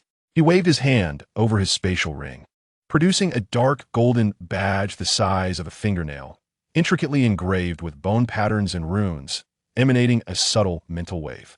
With a swoosh, the badge landed perfectly in Pang Yong's hand. Pang Yong caught it, and upon seeing it, his eyes widened in shock, rendering him speechless. Guinyanfa, an A-grade mental training method. This costs 100,000 credits in the credit mall. I've saved for a year and a half to accumulate 30,000. Shi Jian waved him off impatiently. Take it. No more chatter. A registered disciple counts as half a student of mine. Don't embarrass yourself. Clutching the badge, Pang Yong's tears flowed freely. Teacher, I love you. Shi Jian again brushed his spatial ring, this time producing a completely white bone token. He tossed it casually, and the token hovered steadily before Feng Yu. Tiangu Guan Xiang Fa, S-grade. A treasure I've kept hidden for 30 years. Only those with pure bone attributes and exceptionally gifted mental power can practice it. Shi Jian grinned at Feng Yu. Today, consider yourself fortunate. As Feng Yu took the bone token, he felt a chilling sensation upon contact. This is a Wu Yun condensate, an artifact into which formidable martial artists have inscribed their insights and techniques. This method facilitates the learning of these skills for future generations. By merely grasping the item and meditating, one can absorb the contained techniques. He was momentarily taken aback. Within less than half an hour of their meeting, Shi Jian had directly thrust the Feng Yu into his hands. Did this old man truly consider himself a mentor? Feng Yu was somewhat moved. Taking a deep breath and clasping his fists, Master, I am Feng Yu. Today, I pay my respects to you as my teacher. And I vow to never let you down. Shi Jian observed him, his beard twitching as a rare, satisfied smile graced his face. He raised his hand in a dismissive gesture. Enough, rise. I do not take you as my disciple for flattery. He turned to Pang Yong, lifting his chin slightly. Pang Yong, you shall practice your Chui Nian Fa in the living room. I have matters to discuss with Feng Yu alone. Pang Yong dared not utter another word, clutching his badge as though it were his own father, scampering off into the room while shouting, All right, you two take your time. I absolutely won't eavesdrop. With a loud bang, the living room door slammed shut behind him. The backyard fell into silence. Yet, Shi Jian's expression suddenly darkened. He raised his hand and gently sliced through the air. A nearly invisible, transparent membrane swiftly expanded around the two of them, enveloping the entire backyard. The gentle breeze ceased. The air became stagnant, and even the distant birdsong was completely cut off. Feng Yu's pupils contracted sharply. This was not a blood-chi barrier, but a barrier woven purely from mental energy. It severed sound, airflow, and even the slightest probing of spiritual insight. For the first time, he truly realized that the methods of a mentalist were far more extraordinary than he had imagined. Shi Jian turned around, hands clasped behind his back. His previous casual demeanor vanished, replaced by a chilling aura of pressure. He locked his gaze on Feng Yu, each word heavy with gravity. Kid, I will ask you a question, and you must answer truthfully. Are you, or are you not, a spy sent by the Yao Ting? Chapter 71. The Lei Yulong's horn. Feng Yu was utterly stunned. He had heard whispers of the Yao Ting organization, having encountered an assassin during his previous examinations. It was said that many within this organization were beastly warriors, engaging in nefarious deeds behind the scenes, opposing governmental forces as part of an evil faction. Yao Ting, Master, what do you mean? Shi Jian let out a cold laugh, stepping forward with a sudden intensity. His iron grip seized Feng Yu's right wrist, lifting it slightly. Your right hand bears a distinct aura of dragon bone. Those beasts from Yao Ting delight in forcibly implanting the bones and flesh of high-tier magical beasts into humans, creating beastly warriors. Do you think I, a sixth-grade mentalist, cannot sense this? Feng Yu looked down at his right hand, finally understanding. So that was it. He couldn't help but chuckle as he hurriedly explained, Master, you misunderstand. My bone system is not as you think. Shi Jian narrowed his eyes, his voice sharp as a blade. What do you mean it is different? Feng Yu took a deep breath, speaking calmly. I can directly merge foreign magical beast bones into my own body, strengthening my skeletal structure. Merging? Shi Jian's beard bristled with disbelief. I have encountered other bone system warriors, including B, C, D, and even a grades, yet none can accomplish what you claim. Moreover, I have tried it myself. Forcibly implanting foreign bones leads to rejection. Do you think I'm a fool? Feng Yu scratched his head, appearing innocent. I truly can. My right hand has already integrated a fragment of dragon bone. Shi Jian stared at him for 3 seconds before suddenly yanking at his own beard in frustration. I don't believe it, unless you demonstrate it right here. Feng Yu's mouth twitched. I would love to demonstrate, but I currently have no dragon bone fragment. Shi Jian produced a palm-sized, gray-white tooth from his spatial ring. Originating from a small dragon-like magical beast, its surface adorned with fine serrations. Tossing it to Feng Yu, he maintained a skeptical gaze. If you cannot merge this, you will know the consequences. Feng Yu caught the tooth and smiled at him, offering no further explanation. In the next moment, he opened his mouth and unhesitatingly inserted the tooth directly inside. After holding it for a moment, in less than 3 seconds, the tooth completely vanished. It transformed into a liquid calcium, merging into all his teeth. Feng Yu flexed his jaw with a snap, revealing a set of gleaming white teeth that subtly exuded the essence of dragon bone. It's done, Master. Shi Jian stood frozen, speechless for a long while. After several seconds, he suddenly tugged at his beard, his voice trembling. In over 50 years of life, this is the first time I've seen a bone system capable of integrating magical beast bones. You truly are a monster. Feng Yu closed his mouth, lowering his tone. Master, you label me a spy for the Yao Ting with a single word, and I can't help but feel uneasy. Shi Jian was taken aback, his face flushing with embarrassment. He cleared his throat, waving his hand dismissively. Very well, I was rash. Doubting my own disciple is indeed unwarranted. Speak. What compensation do you desire? Feng Yu's eyes lit up, unreservedly stating, That's simple. Provide me with a few more formidable dragon bones. I plan to merge them over the next 2 months during this break. When the new student exchange event in September arrives, I aspire to be the top among the new students, bringing honor to you. Shi Jian felt his heartstrings tugged. Previously mocked by other professors for not finding a suitable disciple, now he had an S-grade bone system to pass down, potentially surpassing all predecessors. He must secure his reputation at the exchange event. Coincidentally, he indeed had a prized item. With a flick of his hand, a hand-length, deep violet dragon horn floated into view. Its straight body and sharp tip seemed capable of rending space, adorned with spiral dark golden patterns, emanating a fierce dragon-esque might that caused the mental barrier in the backyard to tremble slightly. This is the 6th grade pinnacle Lei Yulong's horn. I spent a fortune to acquire it years ago, intending to merge with it myself, but the rejection was too strong, so it has remained as a concealed weapon. Today, it's yours. Feng Yu's eyes widened in astonishment.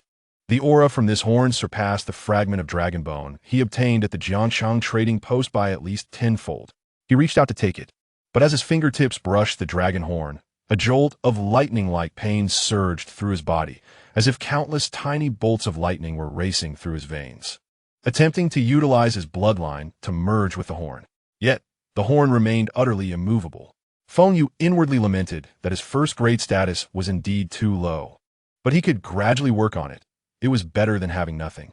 Seeing him empty-handed, Shi Jian flipped his hand again, tossing a silver-white ring, a storage ring. 10 cubic meters, to spare you the trouble of carrying items without a place to put them. Feng Yu caught the ring, warmth flooding his heart. He had initially planned to purchase one himself, but unexpectedly, Master provided him with a complete service. Thank you, Master. He immediately donned the ring, storing the Lei Yulong's horn within. Shi Jian resumed his serious facade. All right, I have given you the good stuff. Do not dawdle. Sit cross-legged and comprehend the first layer of the Tian Gu Guan Xiang Fa. Yes. Feng Yu responded promptly, settling down into a cross-legged position, clasping the token. With slight circulation of his qi and blood, he enveloped the bone token. In the next moment, a torrent of frigid, overwhelming intent erupted from the bone token, transforming into millions of silver needles that pierced directly into his consciousness. Feng Yu felt as though the world was spinning. A severe wave of dizziness struck, churning his stomach violently, while a sharp buzzing filled his ears. This was not a mere inheritance bestowal. It was a secret technique imprinted by Shi Jian's mental energy, profoundly impacting the soul. Those with insufficient mental strength would be unable to endure, potentially leading to bleeding from the orifices and fainting. Yet, Feng Yu merely furrowed his brow, easily withstanding the onslaught. Shi Jian had been prepared to protect Feng Yu's heart at any moment. But upon witnessing this scene, his pupils constricted in astonishment. This boy was actually enduring it. Less than 10 breaths passed. Feng Yu felt a surge of vitality coursing through his body, dispelling the dizziness that threatened to overwhelm him. Deep within his consciousness, the complete technique of the Tian Gu Guan Xiang Fa was fully etched into his mind. The trajectory of his mental energy meticulously mapped out. A line of text materialized in his thoughts. The Tian Gu Guan Xiang Fa, a creation of Shi Jian from Mo Du Wu Da, is the sole S-rank core secret art exclusive to bone-based spiritual thought masters. The technique consists of 3 levels, corresponding to the complete promotion path of spiritual thought masters from rank 1 to 6. The first level, the bone lamp ignition, involves visualizing one's 206 bones as wicks and using mental energy as fuel to ignite 206 bone lamps. The second and third levels remained unclear and indistinct. Feng Yu attempted to cultivate the first level, focusing his mind. Suddenly, his vision darkened, and when it brightened again, he found himself enveloped in an endless expanse of dark void. Chapter 72, Cultivation and Tempering. There was no ground beneath his feet, no stars above. Only the oppressive silence of darkness and distant flickers of ghostly blue light. Is this my spiritual sea? He glanced down at his hands, still flesh and blood. Yet he could distinctly feel that all of this was a manifestation of mental energy. In the next moment, he appeared in the center of the void, facing another version of himself. Feng Yu, seated cross-legged, eyes closed and brow furrowed. Is this myself in the spiritual realm? Feng Yu cautiously approached and reached out to touch the other's face. As his fingertips brushed against the skin, the flesh, clothing, and hair of the other began to disintegrate like dust, transforming into countless motes of light that scattered away. In the blink of an eye, only a stark white skeleton remained, maintaining its meditative posture and gazing silently at him. Feng Yu's throat tightened. Is this the first level of the Tian Gu Guan Xiang Fa? Shedding flesh to confront the skeleton. There, at the positions of the 206 primary bones, floated 206 unlit bone lamps, their wicks dark, their walls transparent, resembling 206 seeds of stars awaiting ignition. What he needed to do now was to observe the skeleton while using his mental energy to illuminate the bone lamps. Feng Yu sat cross-legged before the stark white skeleton, his gaze meticulously sweeping over each bone. Suddenly, he sensed a peculiar energy, like countless fine streams, flowing slowly between the bones. That was the natural conduit of mental energy within the skeleton. With a focused thought, he decided to begin with the most familiar area, his right hand. Let's start there. Feng Yu concentrated, directing his mental energy like a tidal wave toward the skeletal right hand. The once gray and lifeless palm bone resembled a piece of withered bone dried for a millennium. However, at the moment the mental energy surged in, a faint blue spark ignited deep within. Instantly, the spark expanded rapidly, transforming into a fist-sized bone lamp, its wick dark yet radiating a pure, milky white light. The first bone lamp was lit. Simultaneously, Feng Yu's real right hand trembled violently, the bones cracking lightly, and a delicate white light flickered between his fingers. A ghostly white ripple emanated from the palm bone, spreading throughout the skeleton. The other 205 gray and lifeless bones remained dull, while this particular palm bone appeared infused with life, exuding a shimmering glow. The entire spiritual sea was illuminated by this first ray of white light, tearing a fissure in the darkness. Boom! In the real world, in the backyard, Feng Yu sat cross-legged on the ground, and at the position of his right index finger bone, a slender thread-like milky light suddenly flared up, then promptly disappeared into the flesh. Shi Jian dropped the beer can he was holding with a clatter, foam splattering everywhere. His gaze fixated on Feng Yu's finger, his pupils trembling. For minutes and 27 seconds. And he has already lit the first bone lamp. Shi Jian's voice trembled, his beard shaking as though it might take flight. When I lit my first lamp, it took me a full 3 hours. This kid took 4 minutes. He bent down to pick up the beer can, his mouth stretching into a grin, ready to offer words of encouragement. However, in the next moment, the second bone lamp flared to life at Feng Yu's middle finger bone. The white light flashed and disappeared. Shi Jian's smile froze instantly, his breath catching in his throat. And then the third lamp. It ignited with a thunderous roar. Shi Jian stood frozen, the beer can crashing to the ground once more. 3 lamps? All at once. His heart raced, excitement surging to the point where he could no longer even tremble his beard. Only one thought remained. I have finally awaited a successor in my lifetime. If this kid can perfect the Tiangu Guanxiang FA and then derive the 4th level, I could die with my eyes closed. Feng Yu's eyelids fluttered slightly as he slowly opened his eyes, a hint of embarrassment gracing his features. Master, I have exhausted my mental energy and feel a bit dizzy. I only managed to light 3 lamps. Is that too poor? The ecstatic expression on Shi Jian's face was abruptly stifled. He couldn't allow Feng Yu to become too proud. He was well aware that pride leads to downfall, as many prodigies have faltered due to their arrogance. Coughing lightly, he straightened his face and feigned indifference. Useless. Simply useless. I ignited 3.5 lamps in one go. Feng Yu's eyes widened in disbelief. Master, your mental energy is clearly not higher than mine. How could you light 3.5? Shi Jian's face flushed, nearly choking on his own bravado. In truth, he had only managed to light 2.5 lamps, the last half barely ignited through sheer willpower, nearly rendering him a vegetable. But could he admit that? Certainly not. He turned away, hands clasped behind his back, forcing himself to fabricate. Cultivating mental energy is not merely about quantity, but also about willpower. If your mental energy is exhausted and you stop, it indicates that your willpower is still lacking. Back in my day, I relied solely on willpower to ignite that last half lamp. Thus, he abruptly turned, his expression grave. From today onward, we will focus on honing your willpower. Feng Yu's eyes gleamed with excitement, nearly bouncing up. Master, how do I train my willpower? I am ready at any time. Shi Jian looked at his eager face, his lips twitching. You little rascal, you will soon learn what it means to wish you were dead. Shi Jian lazily called out towards the living room. Pang Yong, come out. Inside the living room, Pang Yong was seated in meditation. At the call, he jolted awake, nearly dropping his badge, and dashed to the backyard. Teacher, what is the matter? Bring out 2 large stone spheres. Although Pang Yong was puzzled, he dare not question why, placing his right hand on the ground. Boom! The earth trembled as his earth-based ability activated, and in less than 2 seconds, 2 giant stone spheres, each half a person tall and gleaming a gray-black sheen, appeared in the backyard. Shi Jian pointed at the stone spheres. Each of you will hold 2 for 2 hours without letting them touch the ground. Feng Yu and Pang Yong exchanged glances, both swallowing nervously. Pang Yong felt like crying. Had I known, I wouldn't have made them so dense. He muttered softly. Teacher, aren't we supposed to be training mental energy? What is the purpose of hugging stones? Feng Yu was also curious. Yes, master. What does this have to do with willpower?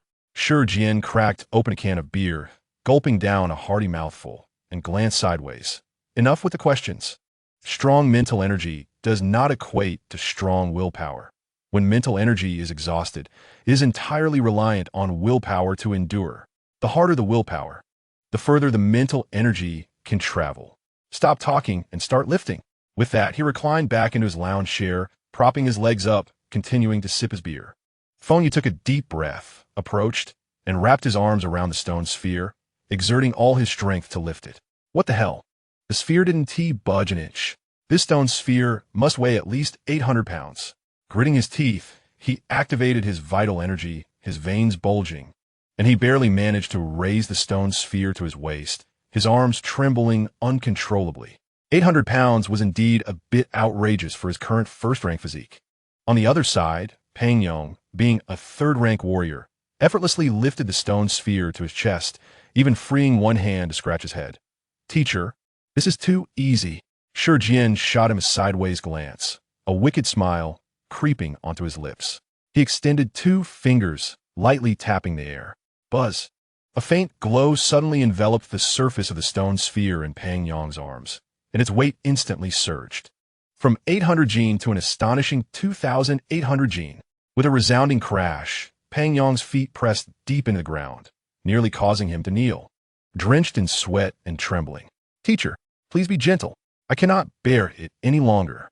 Shi Jian leisurely sipped his beer, replying, "Your innate talent is not as high as Feng Yu's. Without some extra effort, how can you hope to catch up? If the ball lands, you should carry 2 next time. Hold on tight." After saying this, he reclined back, gazing at the sky as if nothing were amiss. Tears nearly streamed down Fang Yong's face as he gritted his teeth, gripping the stone ball with all his might, his legs bulging with veins, as if he were nailed to the ground. Feng Yu cast a glance at him, then looked down at his own trembling arms, silently persevering. In the backyard, only the sound of heavy breathing remained, accompanied by the sound of Shi Jian drinking beer. The 2-hour willpower training officially commenced. Chapter 73. Dual cultivation of vital energy and mental power. In the evening, the orange-red sunset bathed the villa area. Feng Yu, dragging his trembling legs, staggered through the door, looking as though he had just crawled back from the battlefield, his face covered in dirt, his clothes soaked in sweat.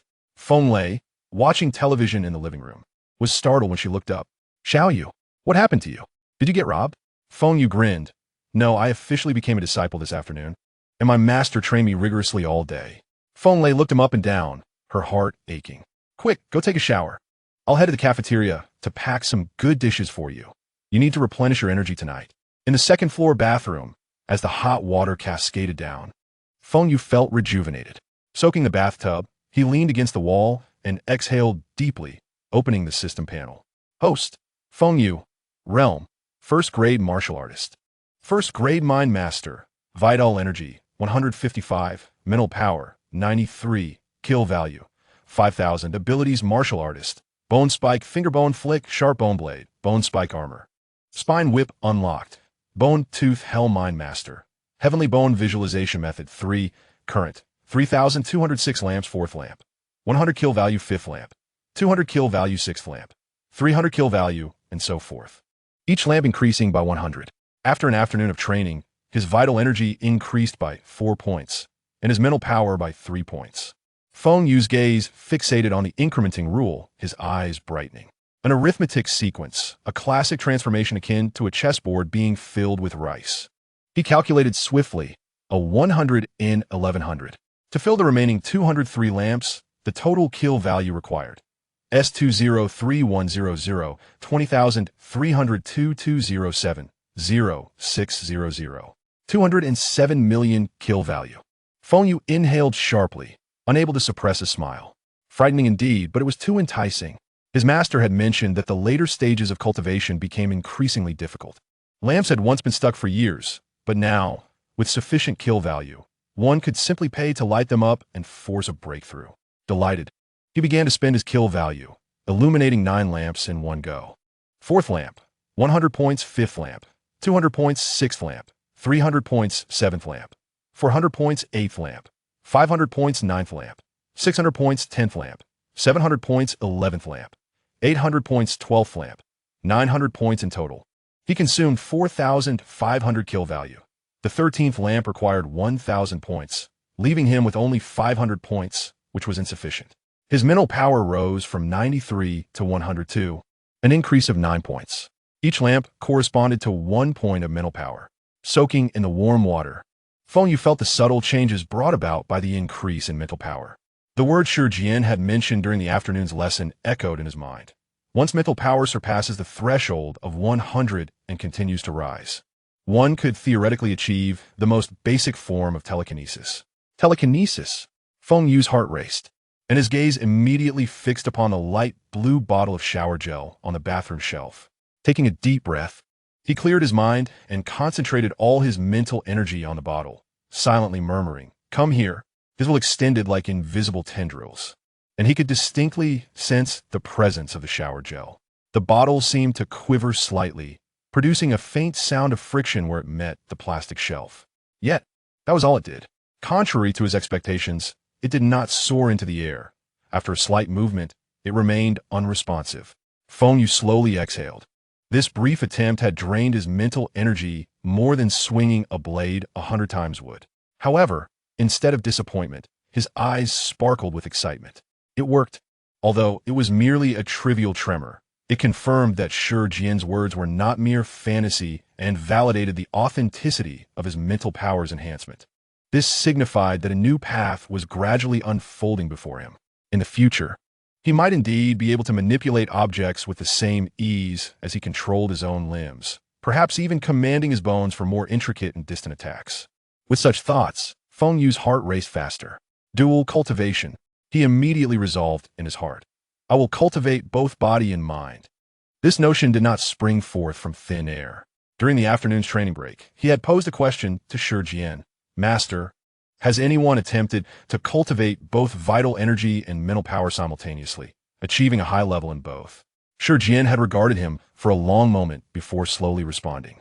In theory, it is certainly possible. The human body is a whole. Vital energy nourishes the flesh, while the mind commands intent. The two are not entirely severed. However, it is exceedingly difficult. A person's energy, time, and talent are all limited. Focusing on one path still requires exhausting one's life force to reach the peak. Dividing attention between two could likely lead to mediocrity in both.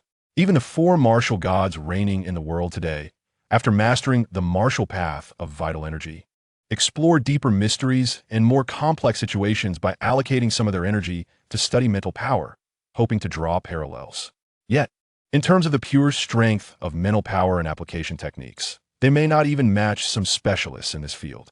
As for synchronously cultivating both vital energy and mental power to the pinnacle of the same tier, Shi Jian shook his head, at least on the surface. It has yet to be seen. It requires not just talent, but also extraordinary willpower, opportunity, and perhaps a touch of madness. His master's words echoed in his ears. Just because others cannot achieve it does not mean I cannot. He murmured to himself, his gaze sharp. I possess a system that allows for rapid enhancement of mental power through kill value, which means I save countless hours of tedious effort and time. This signifies that I hold the greatest capital for dual cultivation. The martial path of vital energy is fundamental and must not be neglected. Meanwhile, mental power is my secret weapon, my trump card. He envisioned the combat scenarios of the future, unleashing a furious barrage of bone blade techniques to crush his foes, while secretly manipulating bone spikes from unimaginable angles for fatal strikes. Or, at critical moments, using telekinesis to deflect an enemy's weapon, or even directly assaulting their mental consciousness. How utterly unpredictable that would be. It is settled. Feng Yu lightly struck the water's surface with his fist, sending splashes flying. Martial arts and mental power shall advance in tandem. He understood that this path would undoubtedly be 100 times more arduous than singular cultivation, but he, Feng Yu, has never shied away from challenges. After showering and changing into clean clothes, Feng Yu felt incredibly refreshed. Although his muscles still ached, his spirit was exceptionally vibrant. As he descended the stairs, he found Feng Lei had laid out a sumptuous spread of dishes from the cafeteria on the dining table, the aroma enticing. Hurry and eat. These are all high-energy dishes. You need to replenish yourself. Feng Lei tenderly served him food. Feng Yu smiled as he devoured his meal, his mind racing as he meticulously planned his upcoming training regimen. Chapter 74. Encountering acquaintances at the martial arts school, Feng Yu smiled as he ate heartily, his mind rapidly organizing his next training strategy. The prestigious Wuda in Mo-Du boasted the nation's top training facilities, a tremendous allure for him. He planned to head to the training hall after finishing dinner, eager to experience the differences compared to his high school training facility. The food on the table was simply irresistible. The dishes meticulously prepared by the cafeteria featured ingredients primarily sourced from magical beasts, rich in energy and vitality. The culinary techniques employed not only preserved the energy, but also brought out the exquisite flavors to their fullest potential. Additionally, there were seafood delicacies from unique waters that he seldom had the pleasure of enjoying before. They were fresh, sweet, and had a gentle, nourishing energy. Feng Yu was famished and, disregarding any semblance of decorum, devoured the meal with great enthusiasm. Feng Lei, also a food enthusiast, couldn't help but feel her appetite whet upon witnessing her brother's hearty feast. The sibling duo worked in perfect harmony, the only sounds at the table being the clinking of chopsticks and the satisfied sounds of chewing. Before long, the table was completely cleared of the sumptuous spread. Feng Lei, reclining against her chair, patted her slightly rounded belly with a look of contentment, exclaiming how delicious everything was. Feng Yu nodded in agreement, feeling revitalized as he savored the delightful and restorative meal for the first time. "Sister, I plan to check out the training hall. Would you like to join me?" he inquired as he rose to leave. Feng Lei waved her hand and brandished her phone. "Not going. I have a video chat scheduled with Nana tonight." "You go ahead." Feng Yu nodded, but just as he was about to depart, Feng Lei called him back. "Wait a moment. Here's your student ID. The director delivered it this afternoon." She retrieved a card from the living room drawer and handed it to him. It was a metallic card of substantial quality, adorned with smooth cloud patterns on the edges, featuring Feng Yu's photo, name, and student number on the front, while the back was inscribed with intricate designs. Feng Lei explained, "This student ID functions like a universal card. It will store your credits. At school, you can use these credits to access advanced training facilities, exchange for cultivation resources, consult ancient texts in the library, or purchase weapons and elixirs from the logistics department." Feng Yu took the card, feeling its slight weight and sensing a faint energy fluctuation. He examined his photo carefully before stowing it safely in his pocket. "Understood. I'll take my leave now."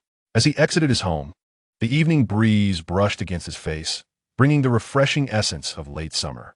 Nearby the villa complex was a light rail station, and relying on his memory, Feng Yu boarded the train heading towards the teaching and training zones. The carriage was sparsely populated, mostly filled with senior students who remained at school to continue their cultivation or undertake missions, each exuding a calm demeanor and sharp gaze.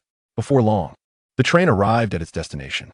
As Feng Yu disembarked, a vast complex of magnificent buildings illuminated against the night sky came into view. The main training hall, colloquially known among students as the Martial Hall. Even during the summer vacation, the entrance was bustling with activity, with many students entering and exiting, most exhibiting signs of sweat and effort from their training. Feng Yu took a deep breath, immersing himself in the robust martial atmosphere, feeling his own fervor simmering beneath the surface. He stepped inside the martial hall, where an expansive lobby greeted him. At first glance, it bore similarities to an ordinary gym, filled with an array of training equipment. However, upon closer inspection, staggering differences emerged. The weights, including dumbbells and barbell plates, were labeled with a minimum starting weight of 300 Jin, merely considered warm-up level on this floor. Not far away, some formidable seniors effortlessly lifted over 1,000 Jin in dumbbell curls, their weights appearing larger than their heads, creating a striking visual impact. Additionally, some exceptionally muscular seniors exhibited pronounced veins, with noticeable protrusions on their heads. Feng Yu recalled hearing rumors that some martial artists, in pursuit of extreme physical strength, resorted to Jiulong technology, one of its side effects being the alteration of head shape.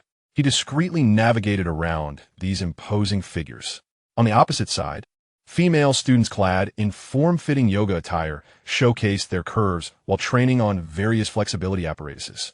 Feng Yu hastily averted his gaze, fearing that a lingering look might result in him being featured in campus forums with sensational headlines, such as freshmen caught peeping on senior S training.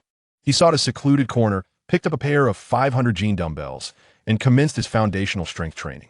The heavy weights instigated a natural flow of energy within him, causing his muscle fibers to tremble under the load. After half an hour, his energy surged, signifying the completion of his warm-up. Just as he was about to seek a more suitable training area, a familiar voice called out, "Feng Yu, you are here too." Turning around, he spotted Pang Yong's robust figure approaching with a smile. He hadn't anticipated encountering him here. "Good evening, Pang Xiuzhang," Feng Yu greeted, setting the dumbbells down. "Good evening." Pang Yong enthusiastically clapped Feng Yu on the shoulder. "Training on the first floor is rather mundane. Come, let us head to the second floor. There are specialized training rooms and simulation combat pods up there, far more exhilarating." Intrigued, Feng Yu nodded. "All right, let us take a look." The two ascended to the second floor. In contrast to the first floor, the environment on the second was more intricate, divided into multiple functional areas. Upon arrival, they were greeted by a cacophony of voices from a certain section. It's broken. A record has been shattered. The strength record for a first-tier martial artist has been reset. Hurry and see. Feng Yu, with his love for excitement, immediately pulled Feng Yu towards the commotion. Come on, let us find out who this impressive individual is. As they squeezed into the crowd, Feng Yu's gaze fell upon the latest model of the punching power testing machine at the center. The tall and graceful figure standing before it momentarily stunned him. Longyun? He watched as Longyun inhaled deeply, her energy coalescing around her right fist, delivering a clean and precise strike to the testing target. The resounding thud reverberated, and the numbers on the machine fluctuated wildly before finally settling at first-tier martial artist. Longyun, strength, 1350 gene. Gasps and discussions erupted around them. 1350 gene. Wow. She just surpassed the previous record of 1200 gene by 150 gene. No wonder she is from the Long family. Her foundation is incredibly solid. And she is a girl too. What explosive power. Feng Yu felt a twinge of surprise. After the college entrance examination, they had lost touch, and he had assumed that with Longyun's background and prowess, she would choose a top institution in the capital with deeper familial ties. He never expected her to enroll in Madu Wuda as well, and to arrive early. It seemed that life at Wuda would be anything but dull. Feng Yu clapped Feng Yu on the back, pulling him from his reverie. Feng Yu, hurry, give it a try. See if you can break the record. There is a reward of 100 credits for doing so. Chapter 75. The martial champion challenges the young lady of the Long family. Feng Yu is already inclined to test his own limits and encouraged by Feng Yu. He nodded in agreement. All right, make way. Everyone step aside. Feng Yu immediately capitalized on his robust voice, muscling through the crowd to clear a path for Feng Yu. Clearly well acquainted with many in the hall, he exchanged greetings as they made their way through. Feng Yu, I heard you become a disciple of Professor Shi. Impressive, a senior remarked with a smile. Of course. Feng Yu puffed up his chest with pride, then threw an arm around Feng Yu's shoulders. Not just me, but also this year's martial champion. We both enter Professor Shi's tutelage together. He'll be my senior from now on. This proclamation drew a chorus of good-natured laughter. Feng Yu, you're already a junior. How can you call a freshman your senior? You got some nerve. Ha ha ha. Is it really so casual to rank by seniority under Professor Shi? Feng Yu, unfazed, simply chuckled. Meanwhile, the attention of the crowd began to shift towards Feng Yu. Before long, someone recognized him. Hey, wait a moment. This year's martial arts champion, known as Feng Yu, is indeed the one. I've seen the photos in the news notifications. That's right, it's him. He scored first in the college entrance examinations secret realm. This revelation stirred a considerable commotion. Just moments ago, the focus was on Longyun's record-breaking achievements, but it was instantly diverted by the mention of the martial arts champion. Many individuals took out their phones, curiously capturing images of Feng Yu. The title of martial arts champion carries significant weight within the student circles of Wu University. Feng Yu felt a sense of helplessness. It seemed that any attempt at maintaining a low profile had become futile. Out of the corner of his eye, he noticed Longyun had quietly retreated to the edge of the crowd, arms crossed, her cold gaze fixed upon him with a subtle scrutiny. Yet she showed no intention of approaching him. Feng Yu continued to boast, indeed, this is my senior, this year's martial arts champion, Feng Yu. Now he will test his punching strength, so everyone, watch closely. This statement reignited discussions among the onlookers. What does it matter if he is the martial arts champion? Professor Shi is a mentalist. His disciples do not primarily focus on physical strength, do they? Yes. A mentalist should be testing their capabilities in the mental strength assessment room instead. I doubt this martial arts champion can surpass Longyun's recent record of 1350 genes in sheer physical power. It seems like just a formality. After all, he just arrived and is merely familiarizing himself with the equipment. Almost everyone held a skeptical view regarding Feng Yu's ability to surpass Longyun, who had just set a record. After all, the Long family possesses a unique internal cultivation method known as Long Gene, renowned for its fierce and domineering nature. Only Longyun, standing in the corner, displayed a barely perceptible twitch at the corner of her mouth. She had witnessed Feng Yu's extraordinary bone-based abilities and his unfathomable recovery speed firsthand. This guy excels at concealing his true strength and then unleashing it. She could not believe that his raw power would be lacking.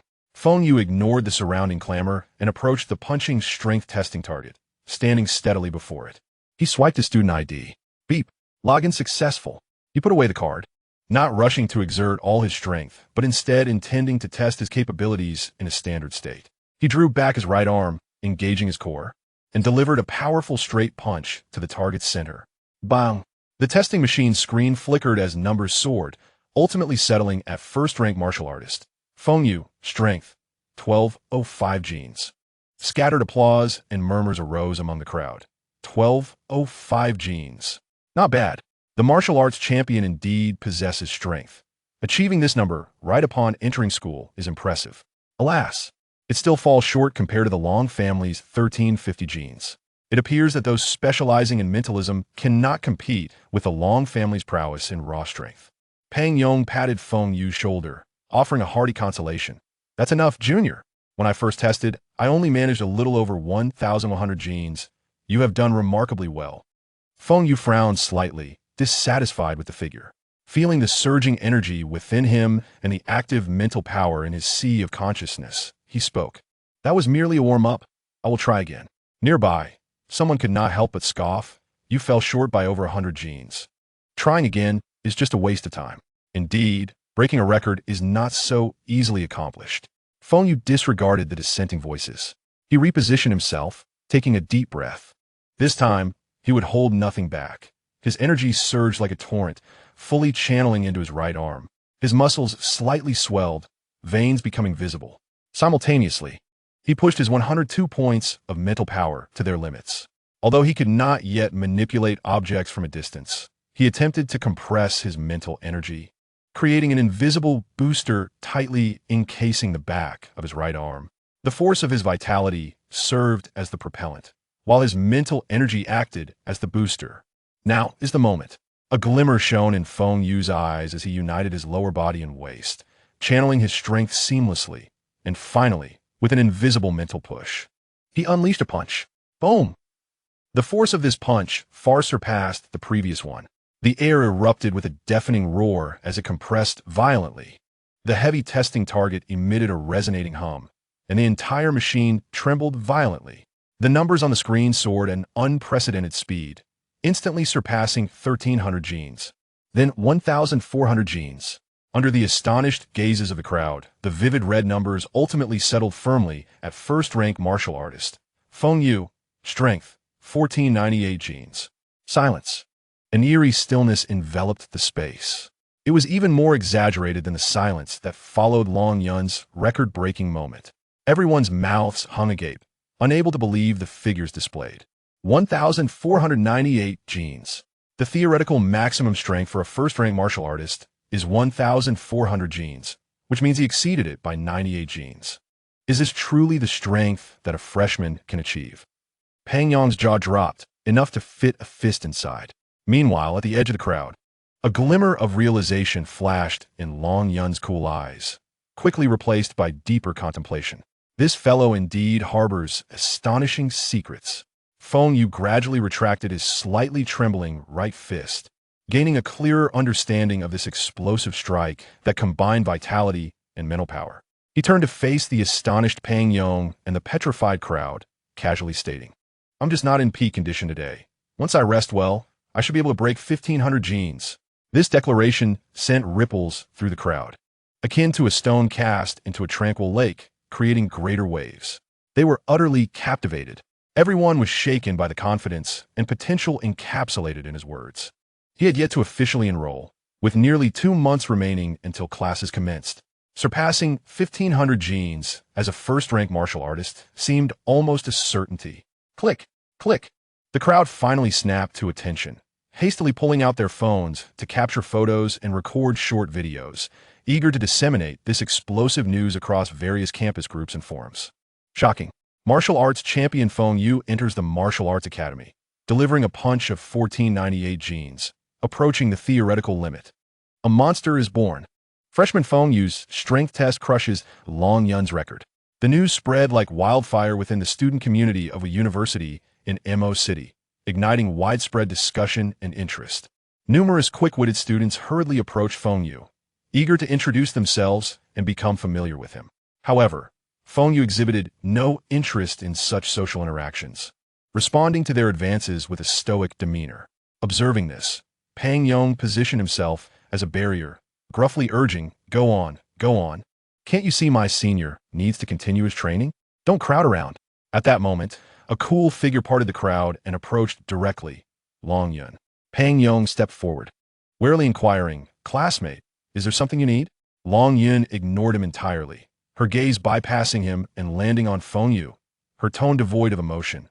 "Feng Yu, come with me." Feng Yu raised an eyebrow. "For what purpose?" "A duel," Long Yun replied succinctly, her cold eyes glinting slightly, challenging him. "Do you dare?" Feng Yu was well aware that this was not merely about a duel. She had a matter to discuss, using the challenge as a pretext. He smirked slightly. What is there to fear? Without further ado, Long Yun turned and headed towards the secluded training room. Feng Yu exchanged a glance with Fang Yu, following her lead. All eyes remained fixed on their retreating figures until the heavy alloy door clicked shut and the outside erupted in chatter. What? The martial arts champion is going to duel the Long family's eldest daughter? No way. Are they really going to fight? Who would prevail? What a shame. We can't watch. Otherwise, it would be quite the spectacle. Fang Yu, scratching his buzz cut in disbelief, muttered, "My senior is truly something else. He just enrolled and is already challenging the Long family's eldest daughter. That's impressive." Feng Yu had just turned around, yet before he could survey his surroundings, a fierce gust of wind rushed toward him. Long Yun had unexpectedly launched an attack without warning. A direct punch aimed straight at Feng Yu's face. The force of the punch howling through the air, clearly intent on causing harm. Feng Yu's gaze sharpened. Though surprised, his reaction was swift. He leaned back rapidly, while his left hand rose to block, accurately intercepting Long Yun's wrist. "What does this mean, Boss Long? Let's see what you're made of," Long Yun coldly declared, her arm deflected, immediately thrusting downwards. Her elbow struck like a spear towards Feng Yu's chest, while her other hand, fingers poised like a blade, slashed towards his neck. The relentless assault bore the hallmark ferocity of the Long family. Feng Yu danced on his feet, evading vital strikes with the grace of willow fluff. He refrained from using his bone-related abilities, responding solely with pure martial skills. In this confined space, the two exchanged blows rapidly, the dull thuds of their strikes echoing, while the surge of qi and blood stirred a gentle breeze within the room. Long Yun's attacks intensified, evidently aiming to force Feng Yu to unleash his full potential. A high whip kick sliced through the air toward Feng Yu's head. He ducked, reaching out to grasp her ankle to counter this move. However, Long Yun's change of tactics was swift. She retracted her leg and spun, delivering a kick from an unexpected angle. Feng Yu's blocking arm was jolted aside, causing him to lose his balance slightly. Seizing this fleeting opportunity, Long Yun closed in, delivering a short but powerful punch directly to Feng Yu's heart. With little time to react, he could only turn sideways to block with his arm, the immense force propelling him back a half step. To steady himself, he instinctively reached forward, seeking leverage, but what met his hand was astonishingly soft and elastic. Time seemed to freeze at that moment. Feng Yu's hand landed squarely on the left side of Long Yun's chest. The fullness and firmness of the sensation distinctly penetrated through her thin training attire. Long Yun's movements abruptly halted, her coldly beautiful face flushing visibly with embarrassment, the color spreading rapidly to her ears. Her stunning eyes widened in disbelief, quickly igniting with a blaze of fury. "You shameless!" she exclaimed, a mix of shame and anger overwhelming her, as her other hand instinctively rose high, bringing with it a sharp gust of wind aimed directly at Feng Yu's cheek. Feng Yu, realizing he had misgrasped the situation, felt a rush of awkwardness. As he saw the palm approaching, he reacted swiftly, jerking his head back, the fragrant hand barely grazing the tip of his nose. It was a misunderstanding. Boss Long. Purely accidental. The sensation was fine, but the angle was just too tricky. Feng Yu hastily released his grip, taking 2 steps back, raising his hands in a gesture of innocence, his face marked with a trace of helplessness and reminiscence. He quickly added, "Calm down. We must discuss important matters. You summoned me here. Surely it was not merely for sparring?" Long Yun's chest heaved with rapid breaths as she glared at Feng Yu for several seconds, her gaze filled with a desire to consume him whole. Yet ultimately, she suppressed her anger and embarrassment, taking several deep breaths to regain her icy demeanor, although the blush on her cheeks stubbornly lingered. "Oof," she snorted coldly, turning away as if not wanting Feng Yu to witness her disarray. Her voice still tinged with residual ire. "Thank you for your help during the last college entrance examination." Observing her broach the main topic, Feng Yu also reined in his expression, accepting it with composure. No need for thanks. It was a mere act of goodwill. He paused, voicing his lingering curiosity. What was up with that assassin? He was clearly targeting you. Long Yun fell silent for a moment, seemingly organizing her thoughts, before finally speaking. Her voice lower. "That individual requires a token of allegiance to join the inner circle of the Yao Ting." Token of allegiance? Yao Ting? Feng Yu furrowed his brow. He had certainly heard of this organization, although his understanding was limited. A clandestine and extreme group, they believed in the survival of the fittest, asserting that humanity should merge with beasts to achieve so-called evolution. They had amassed many radical followers. Long Yun elucidated that to transition from a mere peripheral member to the core of Yao Ting, one needed a sufficiently substantial token of allegiance. This token typically targeted direct descendants of the four war gods or involved assassinating high-ranking officials. A glimmer of understanding flashed in Feng Yu's eyes. So it was, as Long Yun was one of the descendants of the Long family, she naturally became the perfect stepping stone in the eyes of those fanatics. The chaos of the college entrance examination provided them with the perfect opportunity to act. Feng Yu absorbed this information regarding Yao Ting. Yet another question arose in his mind. He turned to Long Yun, his gaze sharp. There is another question.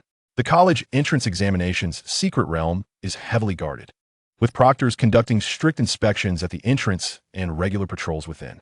How did that assassin evade detection and infiltrate? Long Yun seemed to have anticipated his inquiry, not answering directly, but instead posing a question of her own.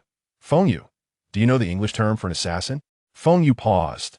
Though his academic performance, particularly in English, was not outstanding, he still recalled the fundamental term. Tentatively, he replied, "Assassin?" "Correct, assassin." "Now dissect that word," Long Yun reiterated, her expression taking on a slightly peculiar quality. "Do you know what ass means? Isn't it translated as buttocks?" Feng Yu recalled the meaning of the word. Indeed, the toilets in ancient castles were typically quite deep, and ancient assassins would seize the opportunity to stab nobles while they were using the restroom. Long Yun revealed only half of her explanation, leaving the rest for Feng Yu to comprehend. In an instant, Feng Yu experienced a sudden realization, a ludicrous yet plausible conjecture escaping his lips. "Are you saying that the assassin hid in the castle's toilet? That's how he evaded inspection?" Long Yun nodded, a hint of distaste flickering across her face. Goodness, this person truly is a talent. Feng Yu couldn't help but click his tongue, shaking his head in astonishment. In ancient times, Han Xin crawled beneath others' legs. Now, we have assassins hiding in latrines. They truly go to such lengths for a token of allegiance. Enough of that. Long Yun's expression soured further, her stomach churning, hastily raising her hand to halt him. That's disgusting. She had no desire to delve deeper into this unpleasant topic, turning to exit the confined space.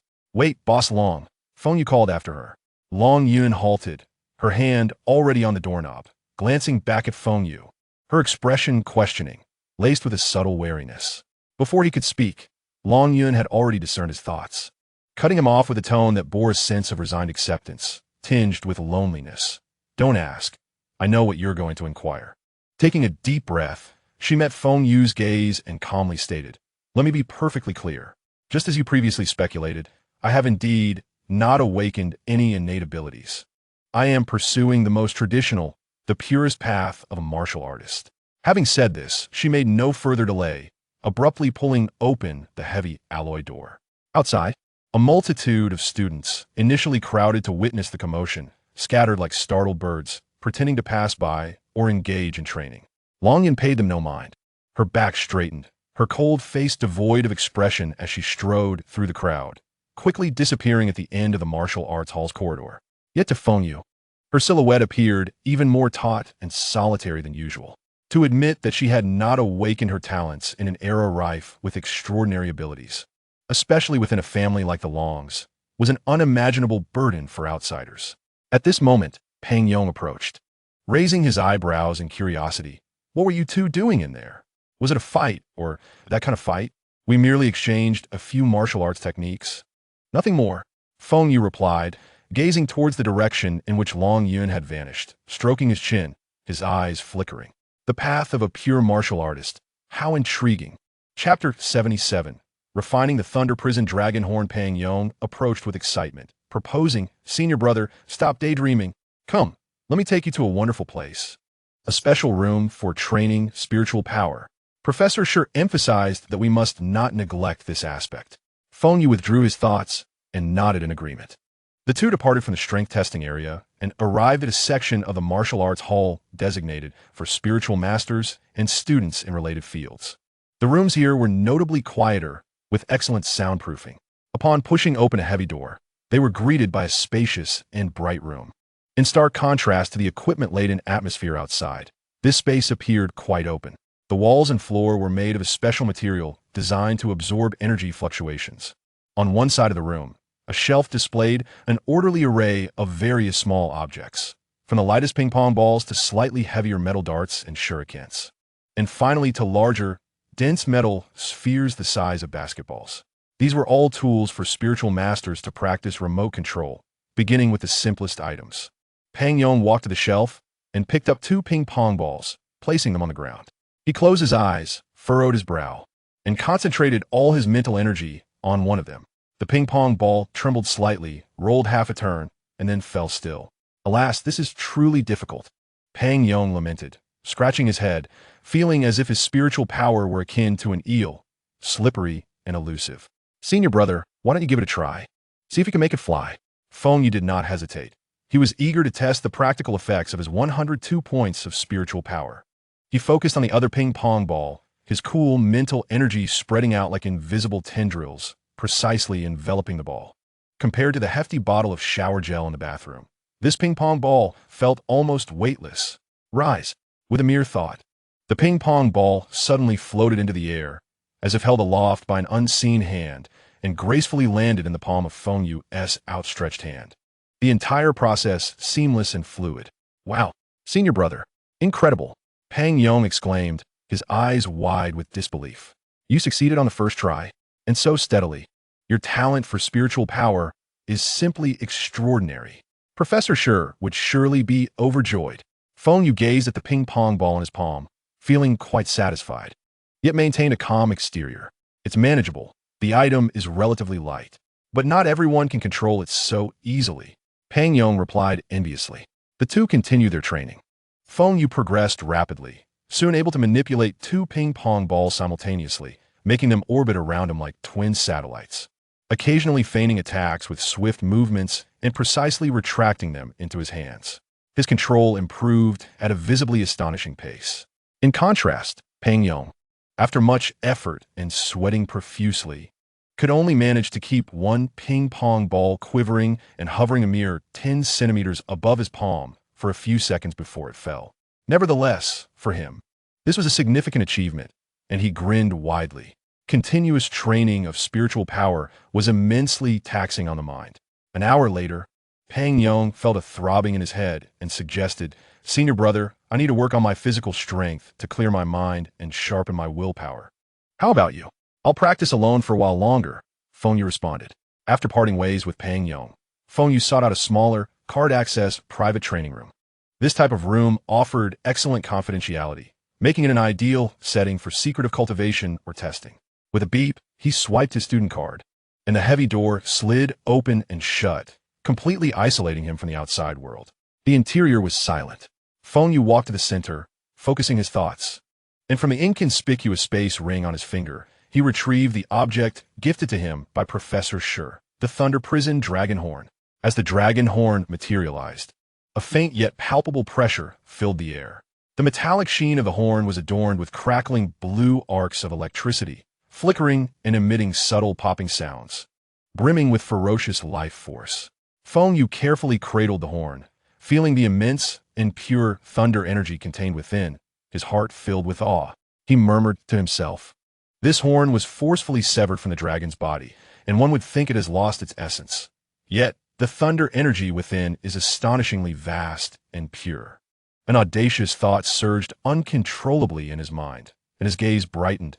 "My bone-based anomaly centers around controlling my own skeleton. If I could absorb and merge this dragon horn into my bones. He fixed his gaze on the dancing arcs of electricity at his fingertips, his breath quickening. Then perhaps I could also wield the power of thunder. This idea spread through his mind like wildfire. If successful, his bone-based anomaly would transcend mere physical attack and defense, gaining the ferocious attribute of thunder. This would be a monumental leap. In the training room, Feng Yu's eyes sharpened with focus. He sat cross-legged, placing the flickering dragon horn before his knees. The moment he touched the horn, an unexpected phenomenon occurred. Feng Yu felt his consciousness being violently pulled by an irresistible force, instantly severing him from his body and plunging him into an all-consuming darkness. Suddenly, the scenery shifted. As the darkness receded, he found himself suspended above a desolate, charred landscape. The sky was a suffocating leaden gray, thick clouds pressing down like a heavy blanket. The air was laden with the acrid scents of sulfur and ozone, and an overwhelming pressure made it difficult for him to breathe. A deafening roar reverberated from above. Feng Yu shot his gaze upward, his pupils instantly constricting. There, amidst the gray clouds, a colossal creature unfurled its massive wings, blocking out the sun. Its body resembled a mountain, cloaked in deep blue scales that glimmered with a metallic sheen. Its powerful limbs exuded a sense of annihilating force, with a single horn pulsating with arcs of lightning. Thunder Prison Dragon. Thunder Prison Dragon.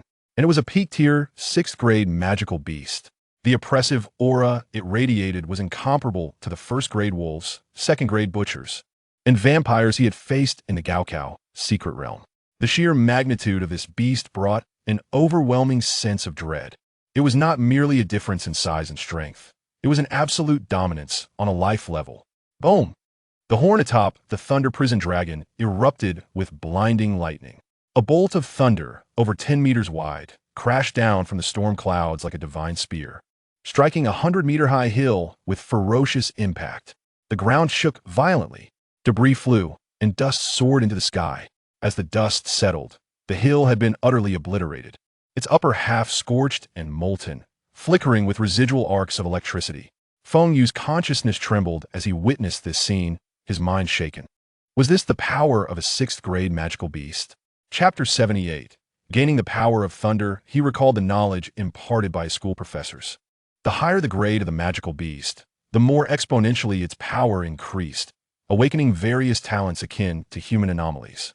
The innate ability of this Thunder Prison Dragon was evidently to manipulate the cataclysmic force of thunder. He also understood why materials from Thunder-type magical beasts were priceless treasures for Thunder-type warriors. Whether for crafting weapons, armor, or direct absorption, they could significantly enhance one's strength.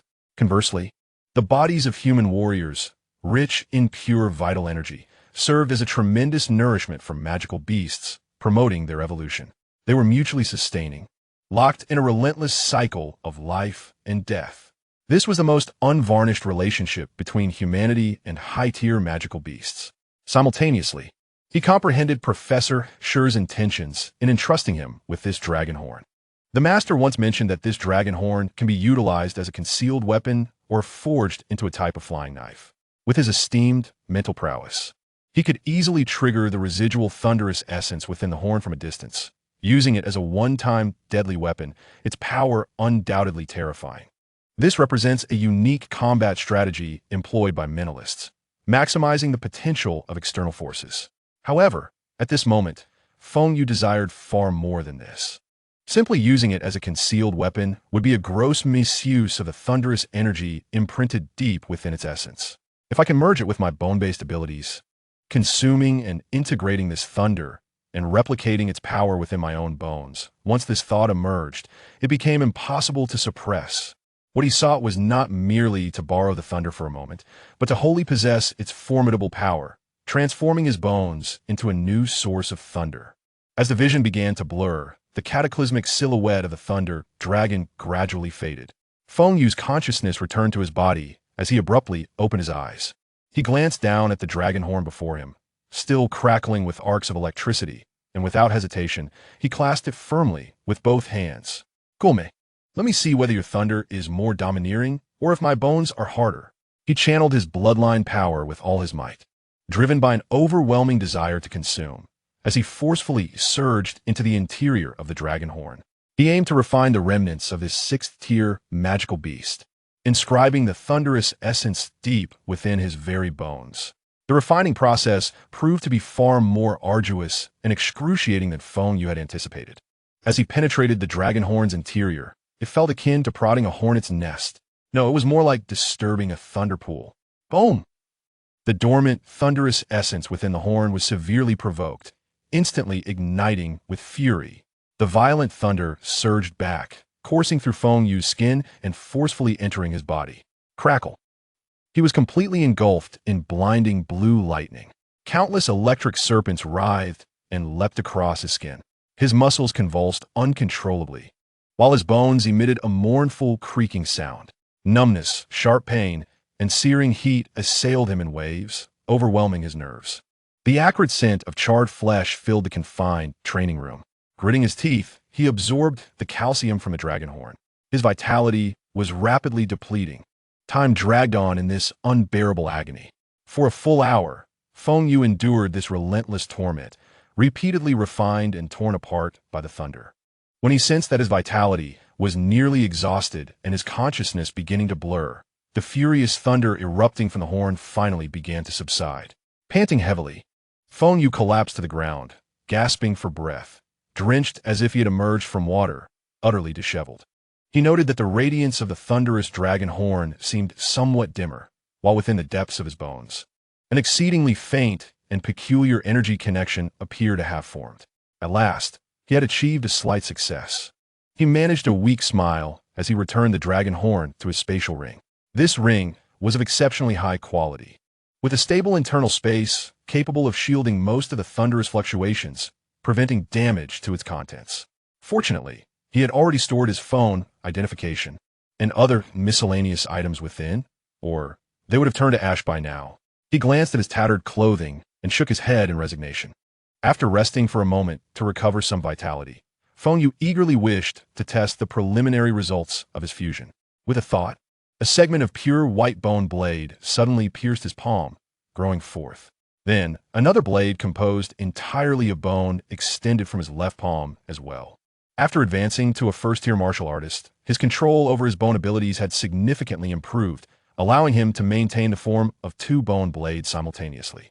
This indicated a substantial enhancement in his close combat prowess.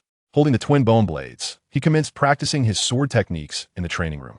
The dual blades sliced through the air, creating sharp sounds of displacement, each move seamlessly connecting. What thrilled him the most was that when he fully channeled his vitality into the bone blades, flickers of blue arcs of electricity occasionally leapt across their surfaces. Although faint, they undeniably existed. Amidst the flashing thunder, the once pure white bone blades now bore an aura of looming destruction. Upon completing a set of techniques, Feng Yu sheathed the bone blades, keenly sensing that thread of thunderous power. It was too weak, he frowned slightly. This trace of thunderous essence, compared to the cataclysmic might of the thunder dragon in his vision, was akin to a firefly next to the full moon. If assessed according to the universal standards of ability levels, he felt that the accompanying electrical effect was at most of F-grade potency, sufficient only to stun a mouse or serve as an electrician's tool. There was still a long road ahead. Feng Yu sighed, yet his gaze grew ever more fervent. After all, this was merely the beginning. He had successfully planted the seed of thunder within his bones. As he continuously refined the dragon horn, nurturing it with his vitality and mental energy, this seed would eventually take root and sprout into a towering tree. When that day comes, his bone blades would no longer be mere white glimmers, but would channel the might of thunder. This prospect ignited a fervor within Feng Yu. It was akin to granting him an additional attribute ability beyond that of others. He even contemplated the distant future, if his bone abilities could merge with thunder. Did that imply the potential to absorb powers of other attributes as well? Gold, wood, water, fire, earth, light, darkness, wind, ice. Yet all of these were still far too distant.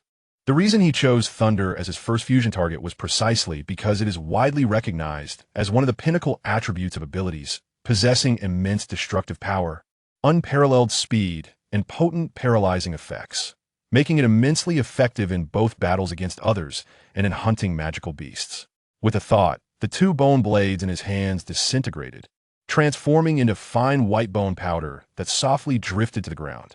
Observing his tattered clothing once more, Feng Yu shook his head in resignation. He certainly could not venture out in this state. He retrieved his phone from the spatial ring and logged into the internal shopping platform of the Wuda in Modu. In this era, technological advancements were impressive, and the platform was equipped with an intelligent system, featuring a clean and efficient interface. He first filtered for medicinal pills, locating the second-tier vitality pill. The price was indeed steep, at 500,000, 5 times that of first-tier vitality pill, but its effects were clearly indicated, containing vitality energy far exceeding that of the first tier, boasting over 5 times the effectiveness. Without hesitation, he placed an order for one. Next, he swiftly selected a complete set of new clothing and training shoes, proceeding to check out. His account balance immediately dwindled, reminding him once again that training as a martial artist was an endless money pit. After placing the order while awaiting delivery, Feng Yu familiarized himself with the faint yet intriguing thunderous power, allowing the arcs of electricity to dance across his fingertips.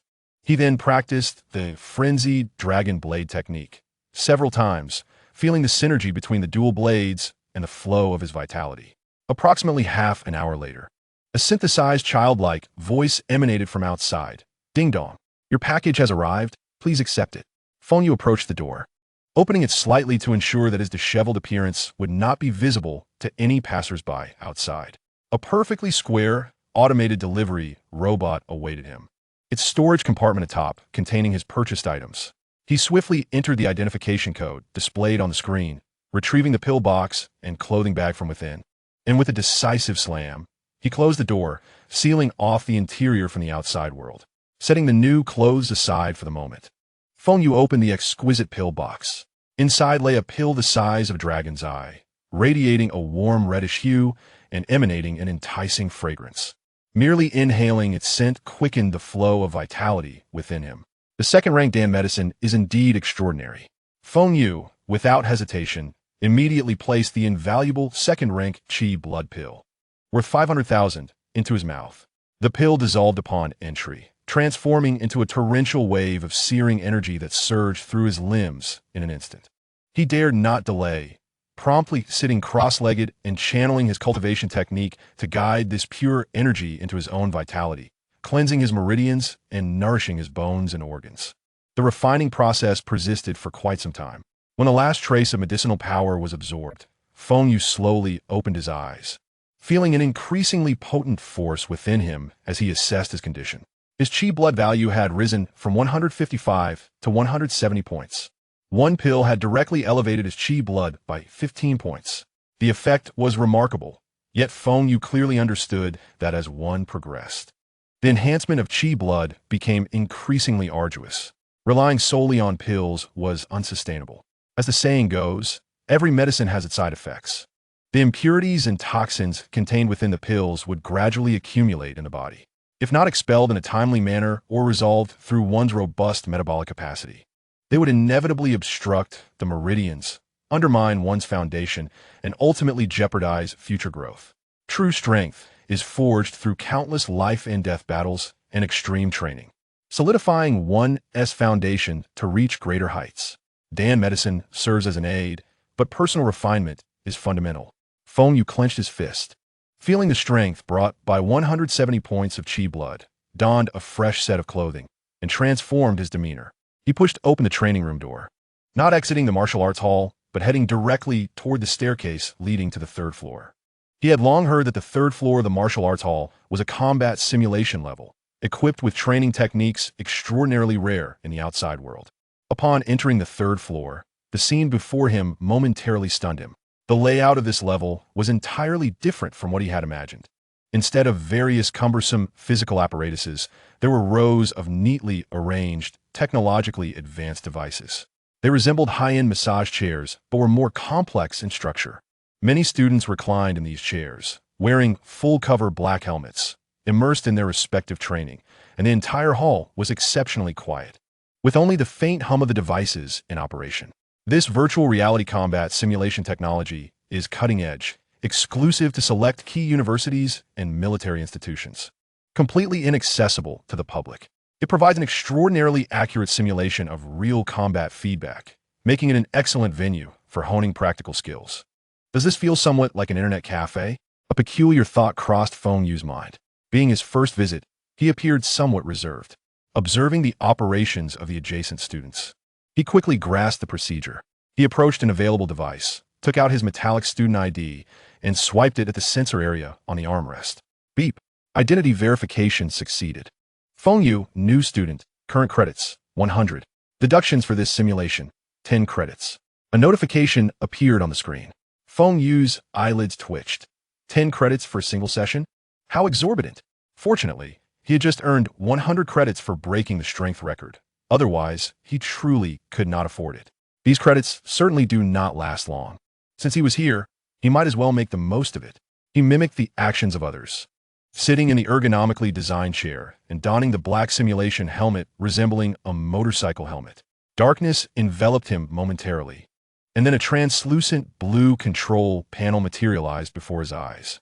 Welcome to the Moda Wuda Combat Simulation System V50. The panel shifted. Please select Training Mode, Free Training or Level Challenge. Feng Yu opted for Free Training.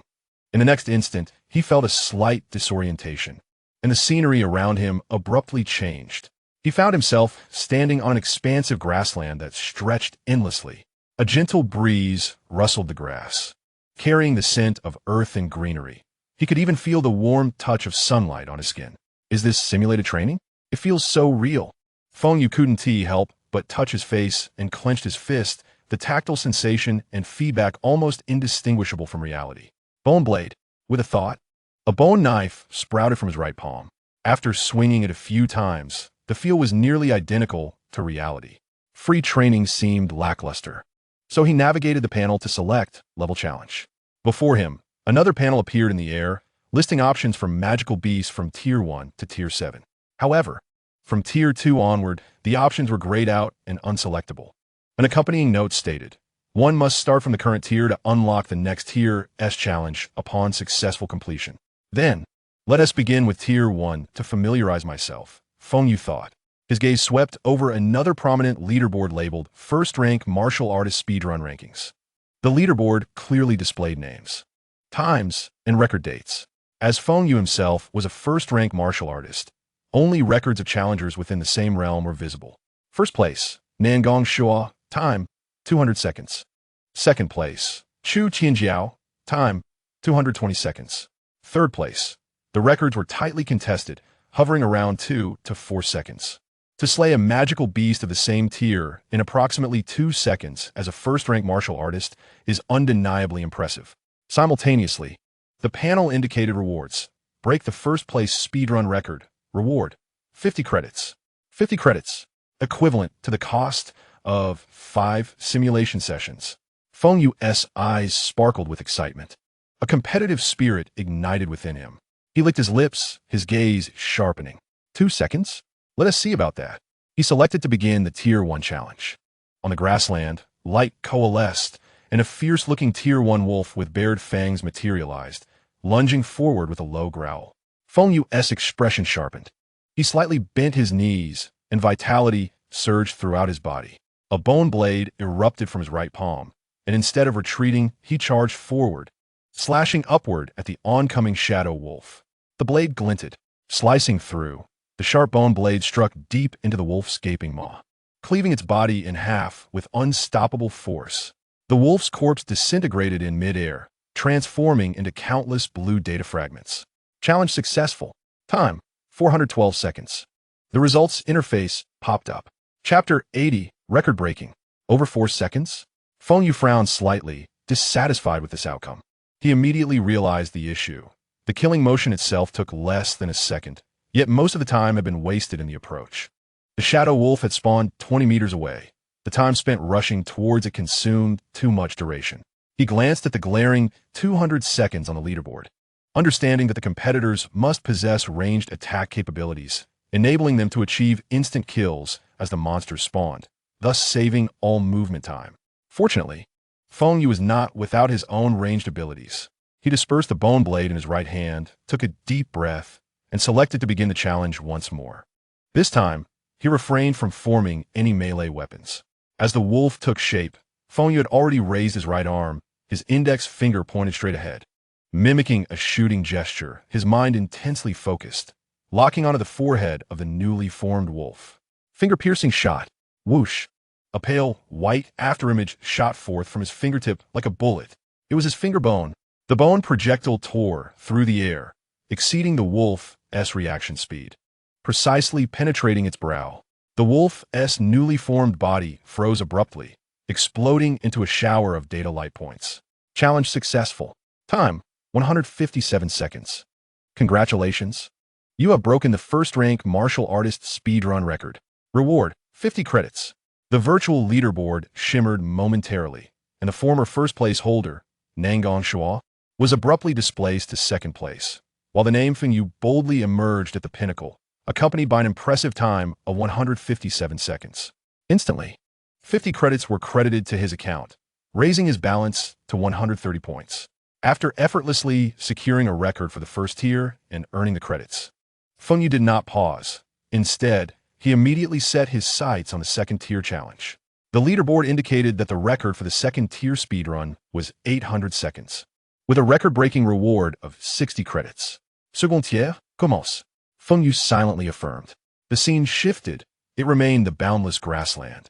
Yet a figure coalescing ahead bore an intensified aura of pressure. It was a ferocious wild bull, massive in stature with sinewy muscles, its hooves striking the ground with a dull thud, while its sharp, curved horns glinted ominously. Its crimson eyes were fixed on Feng Yu, nostrils flaring with hot breath, clearly in a state of extreme rage. This type of beast, known as the Quangbao Yinyu, was notorious in the second tier for its tough hide and fearless ferocity. Once it charged, its impact was terrifying. Facing such a beast for the first time, Feng Yu dared not to underestimate it. Nor did he expect to break the record on his initial attempt. With a thought, 2 bone blades emerged from his palms. Simultaneously, he summoned all his vitality and the faint power of thunder. To his astonishment, the surface of the bone blades, which had previously displayed only occasional flickers of electricity, now crackled with clarity and vibrancy under the infusion of his energy, enveloped in blue lightning that emitted a soft, crackling sound. Moreover, the dragon-shaped phantom, which had merely been a manifestation of his energy, seemed to absorb the power of thunder, revealing faint blue scales, transforming into an ethereal blue-scaled thunder dragon entwined around the blades. The original Quanglong Daofa appeared to be evolving towards the Leilong Daofa due to this attribute mutation. Come fort, Feng Yu called out, boldly meeting the charge of the enraged wild bull. He deftly evaded the direct assault of its horns, his dual blades infused with lightning and dragon imagery, continuously striking at the bull's vulnerable flanks and joints. The clash of bone blades against the resilient hide of the bull resonated like the sound of metal colliding. Yet the attached thunderous energy seemed to have a paralyzing and defensive breaching effect, leaving scorched marks. The wild bull, in pain, became even more enraged, swinging its horns and attacking wildly. After a moment of grappling, Feng Yu finally seized an opportunity, slicing through its hind leg tendons with one blade, while thrusting the other, charged with lightning, deep into its neck. Challenge successful. Time, 1,523 seconds. The bull disintegrated into data fragments. 15 seconds is too slow. Feng Yu regarded the result without discouragement, immediately replaying the battle in his mind. His unfamiliarity with the beast's attack patterns and defensive weaknesses had squandered excessive time on probing and evading. Without hesitation, he initiated a second challenge. This time, equipped with experience, he dodged with precision and targeted his attacks at joints and eyes, the beast's weaknesses. Challenge successful. Time, 1,011 seconds. A significant improvement. As the third round commenced, Feng Yu's responses became increasingly adept, nearly achieving muscle memory. Challenge successful. Time, 902 seconds. He was now exceedingly close to the record, yet no matter how meticulously he maneuvered, he seemed to consistently fall short by a mere fraction, unable to breach the 800-second barrier. In close combat, this might be my limit. Feng Yu stood still, calmly analyzing. The bull's hide was too thick, and inflicting a fatal blow in such a brief time required an exceptionally high burst of melee power. What if he attempted a ranged approach? He recalled the method that had effortlessly shattered the first-tier record. The finger bone projectile. The fourth challenge commenced. The ferocious wild bull reformed, bellowing with rage, pawing the ground before charging. This time, Feng Yu refrained from summoning the bone blades. Instead, he calmly raised his arms, fingers splayed open like two guns poised to fire, firmly locking onto the bull's head as it hurtled towards him. He chose not to attack from maximum distance, but patiently waited until the massive figure was within 5 meters. Nearly upon him. At that moment, he unleashed his fingers, firing all 10 projectiles simultaneously. With a fierce shout, Feng Yu's arms trembled violently. Whoosh, whoosh, whoosh, whoosh, whoosh. 10 bright, white beams shot forth like a tempest from the tips of his fingers. The speed was so extreme that they nearly formed a continuous white line. Thud, thud, thud, thud. A series of piercing sounds erupted. The 10 reinforced finger bones, like armor-piercing rounds, instantaneously embedded themselves in the wild bull's head. The forehead, eyes, and nasal cavity were punctured by 10 bloodied holes, with some bones even piercing through the back of its skull. The wild bull emitted a brief yet anguished wail. Its colossal momentum abruptly halted, disintegrating into data fragments. Challenge successful. Time, 618 seconds. Congratulations, you have broken the second-tier speedrun record. Reward, 60 credits. 6 seconds. Feng Yu gazed at the pop-up notification, a glimmer of delight flashing in his eyes. The record had been shattered once more. His name now gracing the top of the second-tier leaderboard. Another 60 credits were credited to his account. Is my finger bone projectile truly this powerful? He was somewhat astonished by the lethality of this technique. Yet, upon reflection, it made sense. His bones had undergone multiple refinements, especially after initially merging with a fragment of the Lei Yulong's essence, achieving a density, hardness, and sharpness far exceeding that of ordinary bones. The simultaneous release of all 10 fingers likely equated to the firepower of a small-caliber machine gun. This fingerbone projectile is currently one of my most formidable range techniques. A true trump card. Having consecutively shattered 2 records and amassed 110 credits, Feng Yu felt elated, eagerly anticipating the challenges ahead. Chapter 81. Challenge the third-tier beasts. He first examined the third-tier speedrun leaderboard. Upon viewing it, his pupils constricted. First place, Long Xiaotian time, 14 minutes, 47 seconds. Second place, Zhao Wuhan. Time, 15 minutes, 40 seconds. Third place, Luo Tianji time, 17 minutes, 33 seconds. Fourth place, Xiao Miyun. Time, 19 minutes, 5 seconds. Eighth place, Qinlia. Time, 28 minutes, 11 seconds. The leaderboard contained only 8 names. Moreover, in stark contrast to the tightly contested records of the first and second tiers measured in seconds, the third-tier challenge times had escalated to minutes. The gap between first and second place was nearly 1 minute, with an even more staggering disparity to the 8th place. Furthermore, with the total number of students in the school numbering at least several hundred thousand, it was astonishing that only 8 individuals had successfully completed the challenge. This indicated that, for a first-tier warrior to challenge a third-tier beast, the difficulty was akin to a hellish ordeal. For one to succeed was already remarkable. His gaze swept over the surnames of the top 4. Long Zhao Xiao. These 4 surnames were renowned throughout the Huaxia Federation, representing the 4 great martial god families at the pinnacle of martial arts today. Their descendants had access to the finest resources from a young age, with unparalleled inheritance, talent, temperament, and combat skills that distinguished them among their peers. For them, enduring against a third-tier beast as a first-tier warrior seemed entirely plausible. The foundation of the martial god families, Feng Yu murmured, feeling not fear, but rather an ignited sense of determination, an exhilarating thrill coursing through his veins. I shall challenge them. Let us see if this ordinary person from Jiangxing can etch his name upon this leaderboard. If I could even surpass them and claim the top spot, the mere thought of his name, potentially overshadowing the prodigies of the 4 great martial god families. The possibility of earning universal admiration and leaving a mark in history caused Feng Yu's breath to quicken slightly. I shall do it. He no longer hesitated, his gaze unwavering. He directly chose to commence the third-tier challenge. The scene before him abruptly transformed. No longer the familiar grassland. It has transformed into a marshy terrain. Beneath his feet lie several patches of moist ground that protrude above the water's surface, providing a foothold, yet all around is a dark, unfathomable expanse of water. Its surface shimmering with glints of light, while the air is thick with humidity and a faint fishy odor. Has the terrain changed? A chill ran through Feng Yu's heart as he instantly became vigilant. Suddenly, with a loud splash, the water ahead erupted violently, and a colossal, menacing figure surged forth. It was a giant python, as thick as a barrel and stretching over 10 meters in length.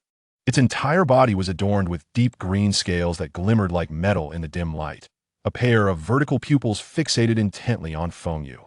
Its crimson forked tongue flicking in and out. Is this the Yuan Mong? Feng Yu recognized the beast at once, cursing inwardly. No wonder only 8 individuals could make the leaderboard. This was precisely the third-tier beast he had encountered in the F-Grade's secret realm. This creature had tough skin and formidable strength, capable of moving effortlessly through water. In their previous encounter, the primary combatants had been Captain Yang Hui and that blue-haired female medic. The medic had frozen the water, forcing the Yuan Mong onto land, after which the fourth-tier warrior Yang Hui had struck it skyward, allowing Feng Yu to land a blow on its vital point to finally slay it. An ordinary first-tier warrior facing such a creature would be fortunate to survive, let alone kill it. No wonder there were so few on the leaderboard. In an instant, Feng Yu comprehended the brutality of the challenge. Yet the fighting spirit in his eyes blazed even brighter. Come on, let us see how long it takes me to slay you, serpent. He extended his arms, and 2 bone blades, entwined with flashes of lightning and the ethereal blue silhouette of a dragon, took shape in an instant. The nascent form of Thunder Dragon Blade technique, poised for action. Simultaneously, he meticulously selected his foothold, locking his gaze on the menacing figure gliding through the water. The true challenge of surpassing levels had begun. Hiss! The Yuan Mong's cold vertical pupils locked onto Feng Yu, its massive jaws suddenly unhinged, not for biting, but as the muscles in its throat contracted violently. Not good. Feng Yu, having witnessed this move before, felt a chill run down his spine, exerting his strength as he leaped to the side onto a protruding rock. Boom! A high-pressure water jet shot forth from the Yuan Mong's mouth like a cannonball, crashing violently into the spot where Feng Yu had initially stood. The hard rocky ground was cleaved open by the water jet, creating a deep ravine, stones and water splashing everywhere. The power of this water pressure rivaled that of a high-speed water cutter. From mid-air, Feng Yu's eyes sharpened, his arms raised, and his fingers aimed at the colossal body of the Yuan Mong. 10-fingered piercing shots. Whoosh, whoosh, whoosh. Several finger bones shot forth rapidly, accurately striking the body of the Yuan Mong. Thud, thud. The scales shattered, revealing several bloodied holes, but relative to the massive size of the Yuan Mong, this damage was akin to mere mosquito bites, provoking the ferocious beast even further. Roar! The Yuan Mong let out a hoarse roar, its enormous body suddenly leaping from the water, its gaping maw wide open, exuding a foul wind and icy murderous intent, lunging towards Feng Yu. The speed was astonishing, with no room to evade. Now, a fierce glint flashed in Feng Yu's eyes, and instead of retreating, he used the momentum of his fall to push off the python's jaw, his body flipping like a monkey, landing precisely atop its hard-scaled head. Hold on. Thud, thud. In an instant, the bone blades expanded, radiating a faint light of thunder, plunging deep into the sides of the Yuan Mong's skull, embedding to the hilt. This served not only to secure himself, but also to inflict excruciating pain. Hiss! The Yuan Mong writhed in agony, violently shaking its head, its massive body plunging into the water, then erupting once more, thrashing and rolling amidst the water and rocks, attempting to shake off or crush the pest upon its head. Feng Yu gripped the bone blades tightly, his body jolting violently with the Yuan Mong's thrashing, his internal organs threatening to burst, a powerful wave of dizziness assaulting his mind. The cold, foul-smelling lake water continuously flooded his nostrils. No, at this rate, I cannot outlast it. I must unleash my killing move. Feng Yu understood that conventional methods would not suffice to swiftly deal with this tough-skinned beast. His right hand reached back to his cervical spine. Spinal whip. He roared internally, yanking a whip made of segmented, ivory vertebrae from within himself. The wound healed instantaneously. Go. The bone whip, animated like a white venomous snake, shot forth in a flash, coiling tightly around the Yuan Mong's thick neck. The sharp serrations on the vertebrae dug deeply into the gaps between the scales. Tighten. The bone whip constricted violently, causing the scales on the Yuan Mong's neck to splinter, blood oozing forth, making it difficult for the beast to breathe, its struggles growing more frantic. Yet Feng Yu knew this was still insufficient to deliver a fatal blow. Serpents possess tenacious vitality. He must strike at the heart located at its vital point. However, the Yuan Mong thrashed too violently, its vital point swaying beneath the water, making it nearly impossible to target accurately. If I cannot attack from the outside, then I shall from within. A reckless yet daring thought flashed through Feng Yu's mind like a bolt of lightning.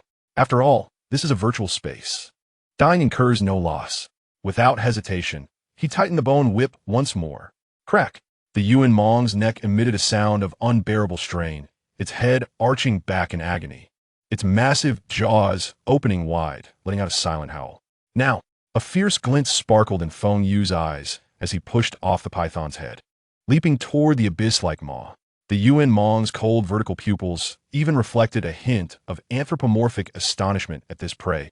How could it leap into its mouth? Gulp! The creature's instinctive swallowing reflex enveloped Feng Yu entirely. Darkness, slickness, an intense feeling of compression, and a pungent odor instantly engulfed him. He slid rapidly down the slippery esophagus, diving deep into the Yuan Mong's innards. If I cannot pierce your vital point from the outside, I shall shred it from within. In the dim, slick, and foul-smelling cavity of the python, Feng Yu was surrounded by intense pressure and a lack of oxygen. His eyes glinted with ferocity. Without hesitation, he unleashed his ability. Bone Spike Armor. Sharp Bone Blade. Chapter 82. Another record broken. Buzz. Countless menacing, sharp, ivory bone spikes erupted from his body, transforming him into a deadly thorn ball blooming within the Yuan Mong. These bone spikes penetrated deeply into the surrounding soft internal organs, simultaneously anchoring his body to prevent being pushed deeper or expelled, while also causing continuous internal injuries. At the same time, the bone blades in his hands coalesced once more. This time, in the confined space amidst life and death pressure, the faint power of thunder seemed to awaken more vigorously, blue-white electric sparks dancing along the blades, illuminating the gruesome scene around him. Found it, leveraging his understanding of serpentine anatomy and sensing the fluctuations in blood and qi, Feng Yu quickly pinpointed an area protected by thick muscular fascia ahead. Its heart. Breakthrough, he roared, disregarding the frenzied pressure of the surrounding flesh walls and the burning sensation of digestive juices crossing the bone blades before him. Using the bone spikes to brace against the fleshy walls for propulsion, charging forward like a drill. Thud, thud, crack. The bone blades, entwined with lightning, slashed and thrust. The resilient muscular fascia tore apart, protective bones shattered. Scalding serpent blood gushed forth like a high-pressure water jet, instantly drenching Feng Yu in crimson. The Yuan Mong's body outside suddenly stiffened, followed by unprecedented, death-like spasms and convulsions. It felt an unbearable, lethal pain emanating from within. Feng Yu pressed on relentlessly, finally glimpsing the wildly pulsating, dark red heart through layers of obstruction. He channeled all his vital energy and the remnants of thunderous power to their utmost limits, bringing his dual blades together to form a spiraling lance of lightning that forcefully pierced through the heart. The sound of an explosive detonation echoed as if a bomb had been ignited within him. A violent tremor and chaotic energy surged forth from the heart. Outside, the massive body of the Yuan Mong arched violently, emitting a piercing wail that shook the heavens, before crashing heavily onto the water surface, convulsing a few times before disintegrating into a myriad of shimmering data streams. Challenge successful. Time taken, 10 minutes 19 seconds. Congratulations! You have shattered the rapid completion record for a third-grade warrior.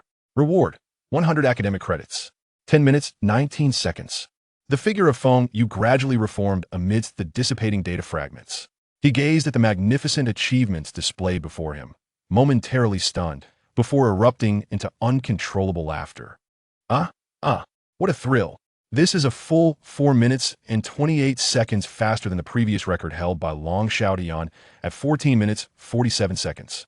As a first-rank warrior, not only had he successfully slain the third-grade Yuan Mong, while 2 levels above him, but he had also trampled upon the records set by the 4 esteemed martial clans. just as Feng Yu was reveling in his record-breaking excitement, still within the virtual space. The third floor of the Martial Arts Academy erupted into chaos. At the entrance of the third floor, a gigantic screen, which continuously displayed the rapid completion rankings, was now flashing a dazzling golden light, indicating that a significant record had been refreshed. On the screen, the top position of the third-grade rapid completion list had been claimed. First place, Feng Yu, time, 10 minutes 19 seconds. New. The names of Long Xiaotian and everyone else who previously occupied the ranks shifted down a notch.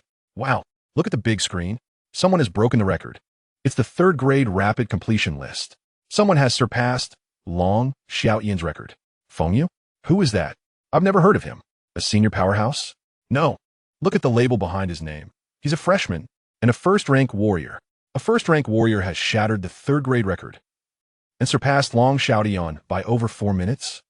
What a joke. Is this a system glitch? The once quiet third floor, filled only with the sounds of equipment running, was suddenly drowned in discussions and commotion. Many students who were training hastily exited the simulation, removing their helmets in astonishment to gaze at the big screen or look around in bewilderment. An increasing number of students flooded to the third floor, eager to witness this miraculous event. What's going on? Why is it so noisy? A newly disembarked student queried, confused. Brother, something big has happened. A freshman named Feng Yu has shattered the third-grade rapid completion record, surpassing the prodigies from the Long family and others. What? Feng Yu? A first-rank warrior breaking the third-grade record and surpassed Long Xiaotian. Are you sure this isn't an April Fool's joke? Just look at the screen. The golden letters are right there. Feng Yu, that name sounds familiar. I remember. Isn't he the one who scored 1,498 pounds in the strength test on the first floor and then went into a room with Long Yin? Yes, that SM. The martial champion Feng Yu. Wow, so it's this powerhouse. That explains a lot. Explain what? Strength is one thing. Real combat is another. Breaking records? This is monstrous. The entire third floor buzzed with excitement, with everyone's conversations revolving around Feng Yu, who had suddenly emerged to dominate the descendants of martial deities with a stunning display of prowess. Surprises, curiosity, skepticism, admiration, and jealousy all mingled in the crowd. At that moment, having just exited the simulation and removed his helmet, still basking in the exhilaration of breaking the record, Feng Yu rubbed his slightly throbbing temples and lifted his gaze, only to be astonished to find himself encircled by a dense crowd. Countless fervent, inquisitive, and complex gazes were fixed upon him, rendering the entire hall silent enough to hear a pin drop. Feng Yu thought to himself, this seems to have escalated significantly. Deep within the school, in an upscale restaurant exclusive to higher-tier students and faculty, for young individuals sat around a table, the atmosphere relaxed. The table was adorned with sizzling, aromatic skewers of high-tier magical beast meat, accompanied by several chilled beers.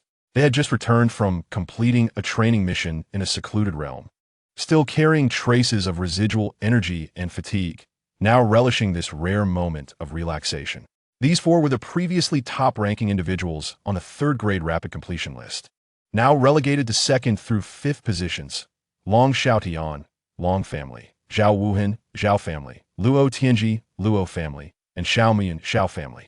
Long Xiaotian was tall, with sharp brows and bright eyes, exuding an undeniable presence of authority among the four. Zhao Wuhan appeared somewhat leaner, yet his eyes sparkled with intelligence. Often wearing a playful smirk, he was the most informed among them.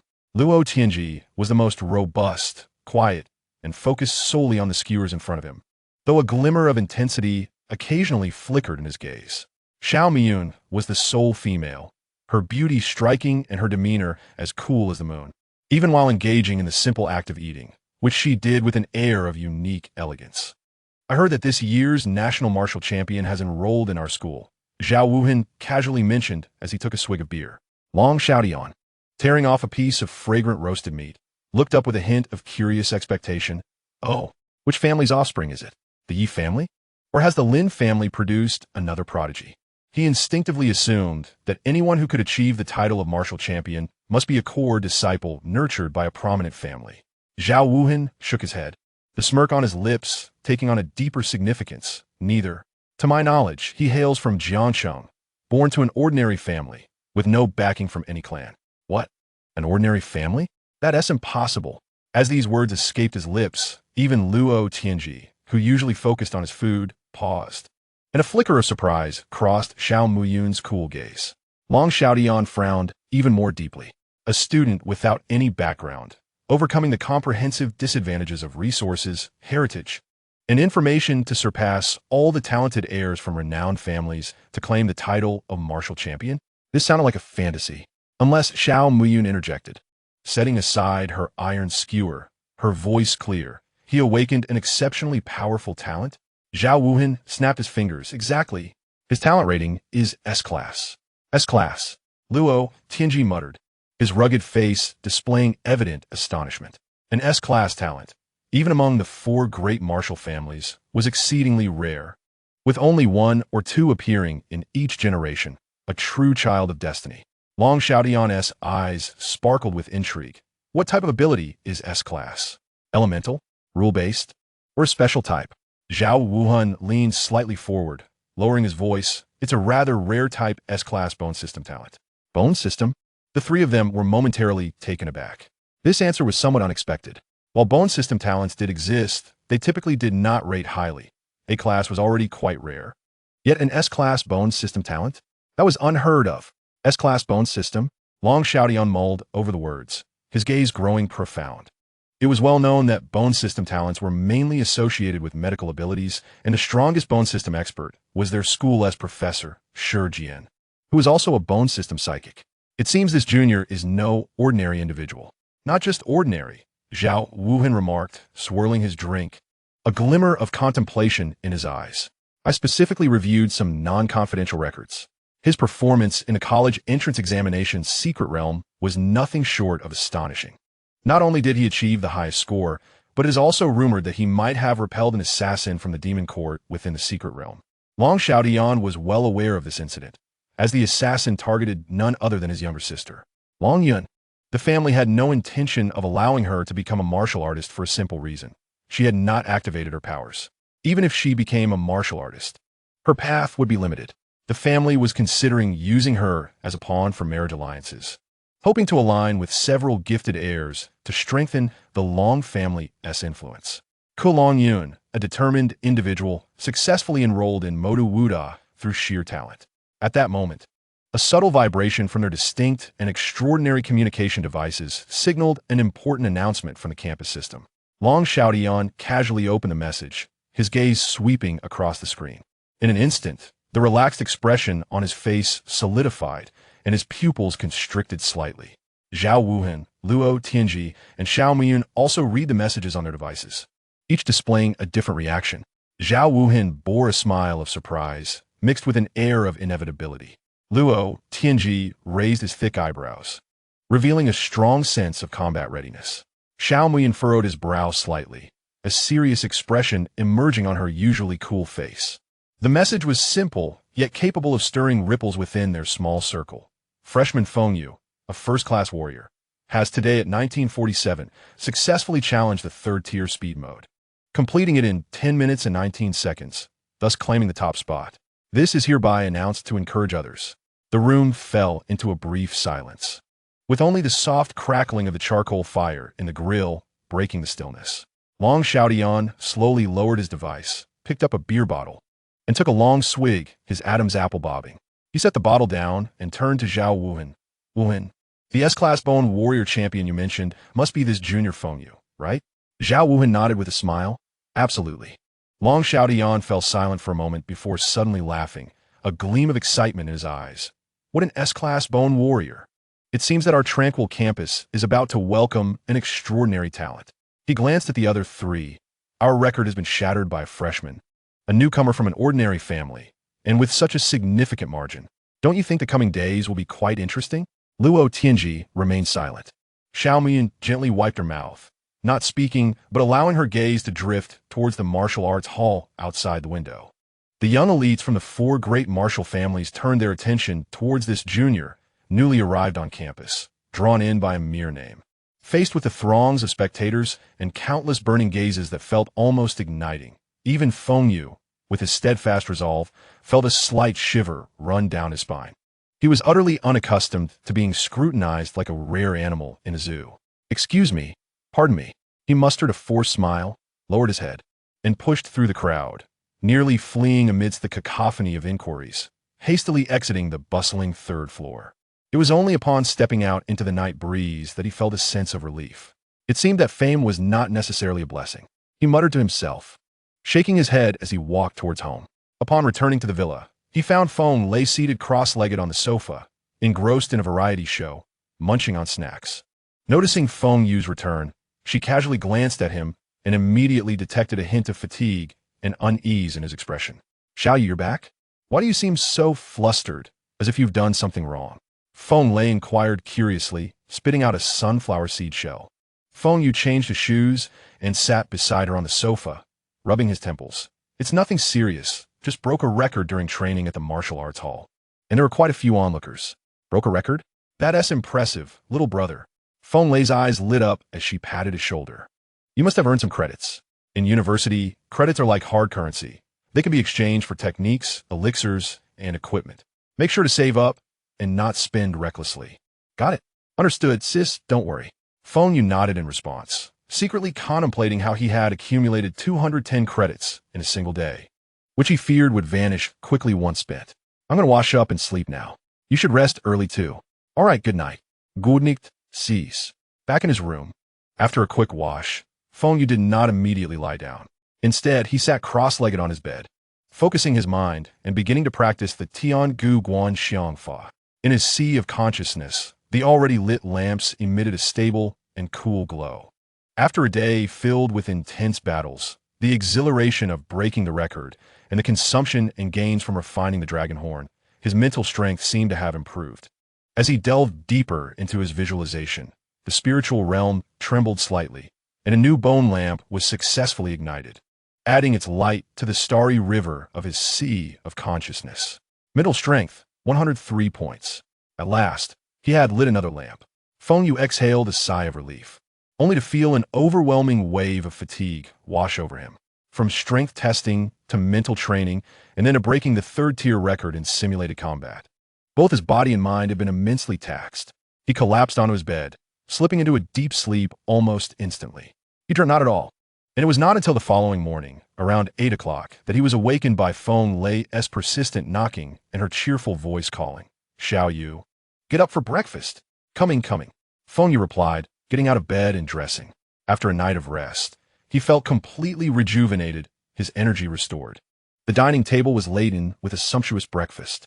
As the siblings ate, Feng Yu spoke up, "Sis, I'm going to train with my master today." Feng Lei advised, "All right, make sure to learn well from Professor Shi." After finishing breakfast, Feng Yu set out once more, taking the light rail towards Professor Shi's residence. As he approached the small courtyard where the professor lived, the revving of an impressive engine caught his attention, growing louder as it approached. A sleek black Harley motorcycle executed a perfect drift, coming to a stop right in front of the professor's home. The rider removed his helmet, revealing the cheerful and enthusiastic face of Pang Yong. "Senior brother, good morning," Pang Yong exclaimed loudly, jumping off the bike and bounding over to Feng Yu, clapping him on the shoulder. "You were amazing last night. The whole school is buzzing about it." "Huh? Buzzing about what?" Feng Yu asked, momentarily perplexed. "Don't play coy. You broke the record.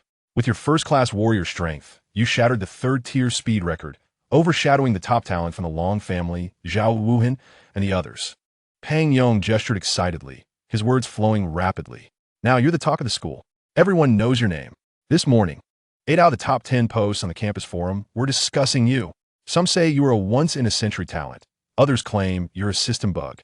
And some are digging into your background." Feng Yu was taken aback by how swiftly the news had spread, becoming common knowledge overnight. He chuckled helplessly and waved his hand. "Just luck, really. It was mainly about finding a shortcut. A shortcut is still a part of strength." Pang Yong dismissed his modesty, brimming with excitement. "By the way, do you know whose record you broke?" Feng Yu thought for a moment.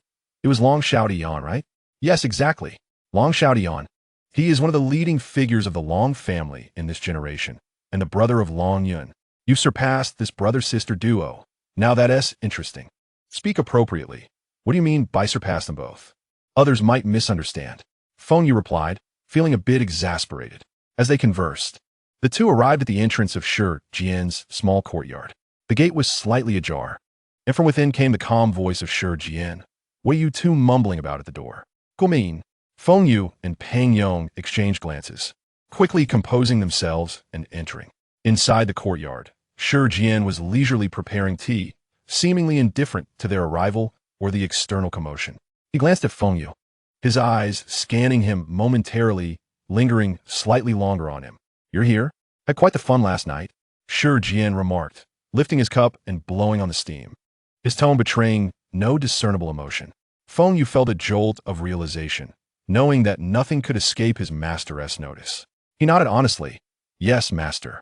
Last night, I challenged the simulation system at the martial arts hall. Indeed, 10 minutes and 19 seconds, destroying the third-tier abyss python from within. Quite an innovative approach.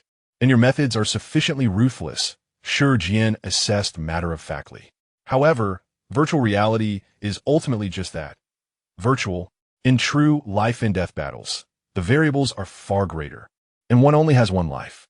Feng Yu's expression turned solemn as he acknowledged the lesson. Shi Jian nodded slightly and shifted the topic. Since you understand, today we shall focus on practical training. Offense cannot rely solely on brute force or cunning, especially for us as spiritual thought masters.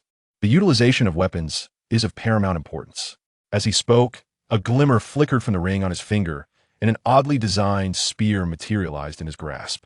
This spear radiated a warm, jade-like hue and was not metallic. It resembled a polished bone from an extraordinary creature.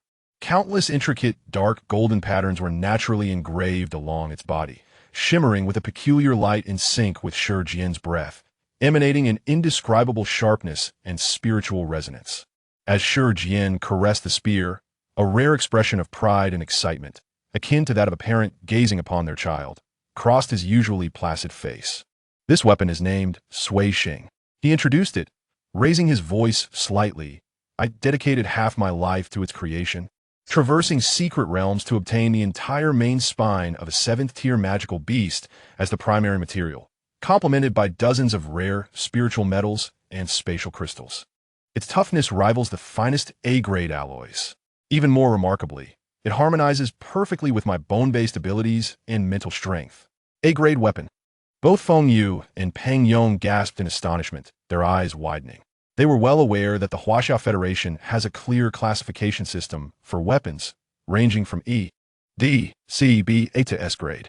S-grade weapons are almost mythical, existing primarily in legends and national strategic arsenals, inaccessible to ordinary individuals. A-grade is already the pinnacle pursued and possessed by the majority of formidable warriors.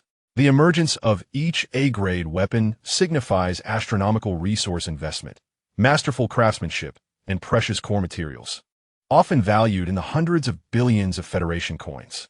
Such a concept is beyond the imagination of ordinary families and even most wealthy individuals. With Sui Xing in hand, Shi Jian merely concentrated his thoughts. Go! The jade-like bone spear seemed to possess life, transforming into a blur of white as it shot forth. Its speed so astonishing that Feng Yu and Pang Yong could scarcely discern its trajectory. With a soft sound, it did not crash heavily but sliced through the solid alloy wall with the ease of a hot knife through butter. The seemingly impenetrable wall was effortlessly punctured as if it were mere paper, leaving a smooth-edged hole the size of a bowl through which sunlight streamed. Feng Yu and Pang Yong's mouths hung agape, wide enough to fit a duck egg, their shock immeasurable. Is this the power of an A-grade weapon? Controlled by a spiritual thought master, it is terrifyingly formidable. Yet, this was merely the beginning.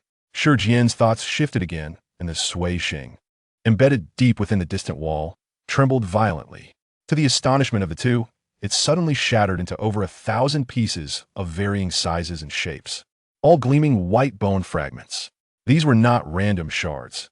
Each piece was sharply defined, suspended in the air like a galaxy encircling Shi Jian. The true form of Sui Xing is not fixed. With a voice brimming with confidence, he declared, it consists of 1,080 bone fragments and can be rearranged at will based on the user's intent and mental strength. As he spoke, the floating fragments began to move as if manipulated by invisible hands, quickly flowing and reassembling. In the blink of an eye, they transformed into a radiant bone blade. Spreading slightly, they reformed into a fearsome, white-boned spear.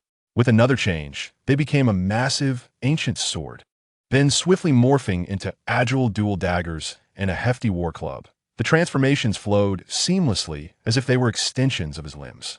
Of course, the most powerful attack form of Sui Xing is not any fixed weapon. A gleam flickered in Shi Jian's eyes, but rather a storm of fragments. Before his words faded, the thousands of razor-sharp bone pieces erupted, resembling an enraged swarm of bees, coalescing into a devastating white tempest that exploded outward from Shi Jian's center, indiscriminately shooting forth in all directions. The piercing sounds of air being sliced filled the air. In an instant, the surrounding alloy walls of the courtyard were riddled with countless holes, sunlight pouring through, casting a mottled pattern on the ground. In merely a moment of explosive fury, the entire wall was left in tatters. With a flick of his thought, all the launched bone fragments froze mid-air. Then, like rivers returning to the sea, they swirled back toward him, coalescing above his palm into a slowly spinning white bone sphere, its radiance subdued as if that destructive spectacle had never occurred. The courtyard fell into silence, save for the faint whimpering of the wind through the wall's openings. Feng Yu and Pang Yong were left utterly dumbfounded, their spirits shaken. What weapon is this? It is clearly a versatile instrument of destruction, capable of instantaneous area clearance. Shi Jian, cradling the bone sphere, turned his gaze to Feng Yu, his tone returning to calm, yet heavy with significance. Do you understand? The path of a spiritual thought master lies in how swiftly, skillfully, and resolutely you can direct your weapon to where it needs to be, inflicting the damage it was meant to cause. Chapter 85. Tailored education. Feng Yu and Pang Yong were profoundly impressed by the ever-changing forms of Sui Xing, their desire for power burning even more fervently. They nodded vigorously like chicks pecking at grain. Understood, Master, Professor. Pang Yong, rubbing his hands together, wore a broad smile on his honest face as he eagerly gazed at the reformed bone sphere in Shi Jian's hand. Professor, could you possibly make me a weapon like that? It doesn't have to be A grade. B or C grade would suffice. Feng Yu, though silent, also sparkled with yearning in his eyes. Such a powerful weapon, perfectly attuned to one's unique abilities, is a dream cherished by any warrior. Shi Jian cast a glance at them, retracting Sui Xing into a spatial ring, and remarked nonchalantly, such weapons cannot be casually obtained. Sui Xing is the culmination of my life's work, requiring materials, fortuitous circumstances, and skill. Seeing their expressions dim, he shifted his tone. However, the school's forging department collaborates with the military and various material suppliers. As long as you have sufficient credits and can independently provide or exchange for the requisite core materials, you can apply for a custom-made weapon. Of course, the higher the grade, the more stringent the requirements. He briefly outlined the main avenues for acquiring high-grade materials, completing challenging tasks for the school or military, exploring perilous secret realms, exchanging vast sums of money or rare resources at special auctions or black markets, and directly trading extensive credits within the school's treasury. The two etched his words into their minds, providing them with a clear path for future growth, emphasizing the need to enhance themselves while diligently accumulating equipment. Now, let us set aside the matter of weapons for the moment. I wish to see your current offensive techniques. Shi Jian stepped into the center of the courtyard, pointing at the wall, now marred yet slowly regenerating due to memory alloy properties, and declared at their target. Attack using your most adept methods. So I may teach you accordingly. I'll go first. Pang Yong stepped forward boldly. He took a deep breath, the earthy glow of his chi swirling around him. His feet firmly planted on the ground. With both hands outstretched, he mimicked a grabbing motion. An extraordinary scene unfolded as the soil and stones on the courtyard floor were drawn upward by an invisible force, coalescing before his palms. Under immense pressure, they rapidly compressed, forming a dozen or so baseball-sized, smooth, and dark brown rock spheres in an instant. "Huh!" Pang Yong bellowed, his right arm bulging with muscle as he hurled the rock spheres at the wall like cannonballs. Thud! Thud! Thud! Thud! The deep, resonating sounds of impact echoed in succession. Each spherical rock harbors a terrifying power, striking against the walls of a special alloy, leaving behind distinct and pronounced indentations. Though not as fearsome as the piercing force of Sui Xing, The devastation wrought by such sheer brute force is enough to instill dread. Feng Yu, observing from the side, felt a twitch at the corner of his mouth, musing inwardly. My goodness, this strength and throwing speed. Could he be a spirit master with the mentality of a hammer? This is clearly a humanoid catapult combined with a heavily armored tank. Shi Jian gazed at the numerous craters with an impassive expression and inquired, "Are there more?" Indeed, Pang Yong appeared to have been prepared for this demonstration.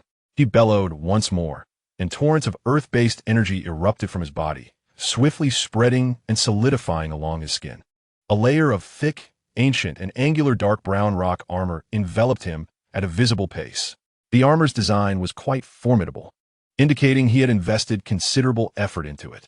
Shi Jian casually retrieved a training dummy made from high-strength alloy from the corner, placing it before Pang Yong. Donning the presumably several hundred pounds of rock armor, Pang Yong did not appear overly clumsy. He stepped forward, twisting his waist and delivering a straightforward punch to the head of the dummy. Boom! The sturdy alloy head of the dummy was shattered by the force of the blow, fragments scattering everywhere.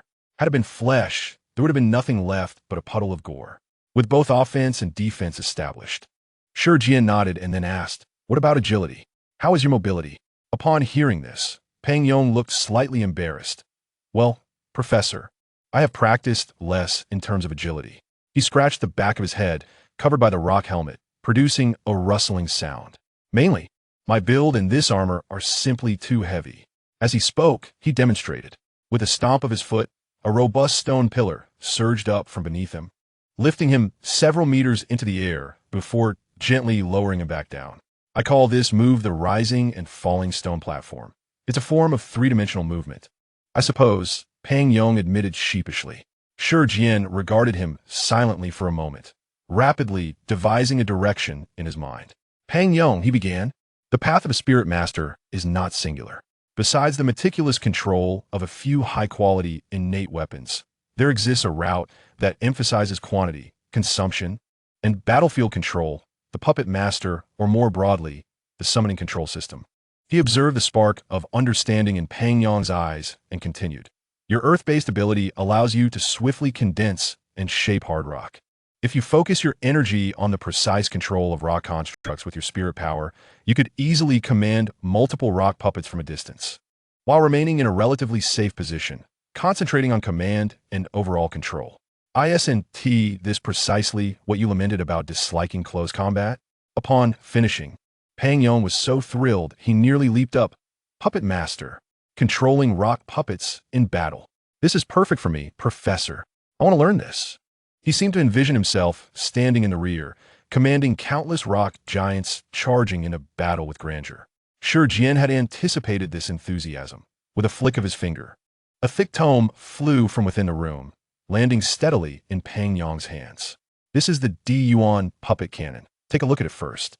It contains methods for the condensation of earth and stone puppets, structural optimization, and preliminary spirit control techniques. If you have questions, come back to me." Pang Yong clutched the tome as if it were a treasure, repeatedly bowing. "Thank you, Professor." "Thank you. Very well, now go aside and study." Shi Jian dismissed the excited Pang Yong, shifting his gaze to the quietly waiting Feng Yu. "Feng Yu, it is now your turn. Let me see how you utilize your bones." As a fellow bone-type ability user, Shi Jian understood all too well that even within the same attribute, the paths and manifestations could differ vastly due to variations in innate talent and personal comprehension. He was an A-grade bone-type spirit master, specializing in the manipulation of bone objects and skeletal healing. In contrast, Feng Yu was an unprecedented S-grade, likely leaning more towards absolute control and transformation of his own skeleton. Feng Yu stepped forward with a nod. He did not retrieve any external objects, but merely focused his mind. With a swift sound, two elegantly simplistic yet fluidly designed bone blades, glistening with a chilling white light, erupted from his palms, piercing through his skin. The blades were straight, each over 3 feet long, their edges as thin as a cicada's wing, exuding a chilling sharpness. This spectacle momentarily diverted Pang Yong's attention from the tome, his eyes wide with astonishment. A flicker of intrigue passed through Shi Jian's gaze. This method of weapon growth from within the body starkly contrasted with his external manipulation of bone fragments, leaning more towards an extension of biological instinct. "May I see the blade?" Shi Jian inquired. Feng Yu presented the bone blade to him. Shi Jian grasped the blade. It felt slightly heavy, with a texture that was warm, yet carried a metallic chill. His fingertips grazed the edge, and with a subtle flick, a clear sound akin to the clash of gold and jade resonated. Quite impressive in terms of hardness, Shi Jian assessed. In terms of the bone material alone, it is approximately equivalent to D-grade alloy hardness. D-grade, Pang Yong exclaimed, his face a mask of disbelief. "My goodness, I am now a third-tier warrior. I barely managed to compress and condense rock to reach the edge of D-grade. He is only a first tier. This is simply extraordinary." Shi Jian maintained a calm demeanor, though he understood the situation well. This enhancement in hardness was not merely a result of S-grade talent. It likely stemmed from the initially refined Lei Yulong's horn. The bones of dragon-type magical beasts are known for their hardness, and integrating that essence in a Feng Yu's own skeleton naturally resulted in a qualitative leap. However, this matter involved genetic modification and should not be publicized, especially as it could adversely affect Feng Yu's reputation. Thus, he cast a nonchalant glance at Pang Yong and remarked, "He possesses S-grade talent, while you are merely B-grade mutated Earth-type, a difference of 2 significant tiers. It is only natural that his bones are harder than your condensed rock." Upon hearing this, Pang Yong scratched his head. That seems to make sense. The crushing weight of talent tier differences is a common understanding in martial arts, and he quickly accepted this explanation, though his gaze towards Feng Yu was now filled with envy. "Brother, your talent is truly enviable." Shi Jian returned the bone blade to Feng Yu, gesturing towards the alloy dummy that Pang Yong had just obliterated the head of, yet its torso remained relatively intact. "Try using your attack method on that." "Understood." Feng Yu reformed the bone blade in his palm and approached the target. He took a deep breath, his form suddenly springing into action. He did not employ the Kuang Long Dao Fa, for that was a family secret not meant for casual display, nor did he summon the faint thunderous power. He relied solely on basic sword techniques, combined with his own understanding of dual-wielding skills. Whoosh, whoosh, whoosh. The blades danced like snow, and his silhouette moved like the wind. The 2 bone blades transformed into intertwining arcs of death in his hands, striking the alloy torso from various angles with cunning trajectories. Slicing, clashing. The sharp sounds of cutting and collision rang out in succession. The hard alloy surface was instantly marred with dozens of deep gashes, some even resulting in visible cracks. Though less violent and direct than Pang Yong's explosive strike to the head, the precision and efficiency of this cutting damage, combined with the inherent sharpness and hardness of the bone blades, rendered it equally formidable. Shi Jian nodded discreetly. Feng Yu's foundational swordsmanship was solid, and his dual wielding was executed with great finesse. More remarkably, the sharpness and hardness of the bone blades, combined with his power and speed, rendered his attack capable of threatening most second-tier warriors and even inflicting effective damage on third-tier warriors. "Quite impressive in terms of offense," Shi Jian remarked. Then inquired, "What about defense? Do you possess any?" "Yes," Feng Yu replied succinctly. Then, under the bewildered gazes of Shi Jian and Pang Yong, he began to undress. Senior brother, why are you taking off your clothes?" Pang Yong asked in confusion. Soon, Feng Yu removed his upper garment, revealing a robust torso. He then concentrated slightly and shouted, "Bone spike armor." A peculiar wave of energy instantly surged throughout his body. In the next moment, amidst Shi Jian's rapidly narrowing pupils and Pang Yong's astonished exclamations, numerous bone spikes of varying lengths erupted from the skin of Feng Yu's exposed torso, arms, and back. These bone spikes were menacingly sharp, resembling the quills of a hedgehog, as if he had donned a full suit of thorny, white bone armor. "What the hell?" Pang Yong staggered back a step, utterly shocked by the sudden and visually striking scene, stammering, "Senior brother, what kind of defense is this? It's so overwhelming. Does it hurt to have spikes all over your body?" Feng Yu moved his shoulders, causing the spikes to sway slightly, producing a faint clicking sound. "I'm used to it. It's not bad." After saying this, he willed the spikes to retract rapidly into his body like a receding tide, the tiny holes on his skin healing instantly, leaving only faint red marks that quickly faded. He hurriedly picked up his clothes and put them back on. Shi Jian stood rooted in place, his shock far deeper than what he revealed. He stared intently at the area where Feng Yu's spikes had just emerged. exhaling slowly after a long pause. The S-rank bone-based ability was indeed astonishing. His heart was tumultuous. This capability to unleash such a multitude of densely packed bone spikes for comprehensive defense, and even counterattack, was something he could not achieve. His own bone defense was primarily focused on momentarily thickening, densifying, and reinforcing the bones at the impact site through mental guidance when under attack, enhancing the bone's resistance and shock absorption. The transformation into a bone spike armor like Feng Yu's was entirely beyond his comprehension. This was not merely a difference in level, but a fundamental divergence in the direction of ability development.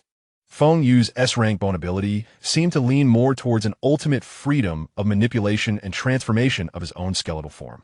Shi Jian composed himself and gazed at Feng Yu with a more complex and expectant expression.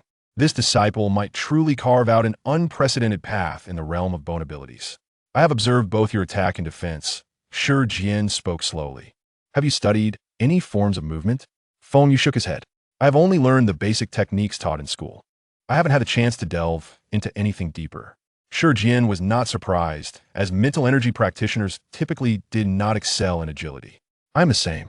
Our strengths lie in utilizing mental energy for prediction, interference, and mid to long-range attacks and control. I suggest you first go to the school's martial arts library and exchange your credits for a C-rank movement technique to solidify your foundation. Later, if more suitable techniques for mental energy practitioners are available, we can reconsider. Yes, Master, Feng Yu noted. As for defense, Shi Jian shifted the topic. Aside from your bone spike armor, mental energy practitioners also possess unique defensive or interference techniques. I can teach you some basics now. As he spoke, a faint light flickered from the spatial ring on his finger, and a gray-white skeletal frame appeared in the courtyard. This skeleton maintained a standing posture, its bones robust. Under the dual influence of Shi Jian's mental energy and bone ability, the joints of the skeleton emitted soft clicks as it began to move on its own. It first walked a few stiff steps, then, under Shi Jian's control, even performed a brief dance reminiscent of Jackson's moves, its movements surprisingly coordinated. Chapter 87. The Blue-Haired Girl. Wow! Pang Yong exclaimed, lifting his head from the Di Yuan puppet manual, his eyes wide with amazement. Feng Yu's eyes sparkled with wonder as well. This ability to intricately control skeletal movement was something he could not yet achieve.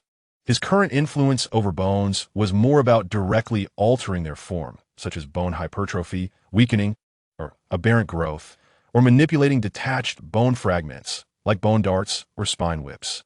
However, controlling an entire external skeleton to perform complex actions with such precision was still far beyond his reach.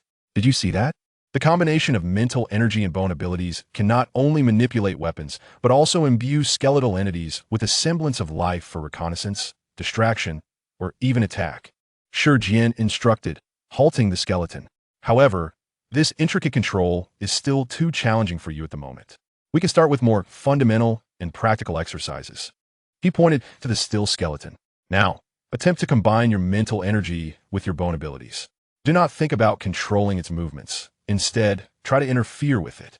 For instance, when it walks, use your ability to influence the skeletal connections at its leg joints, causing its movements to stall, stutter, or even lose balance.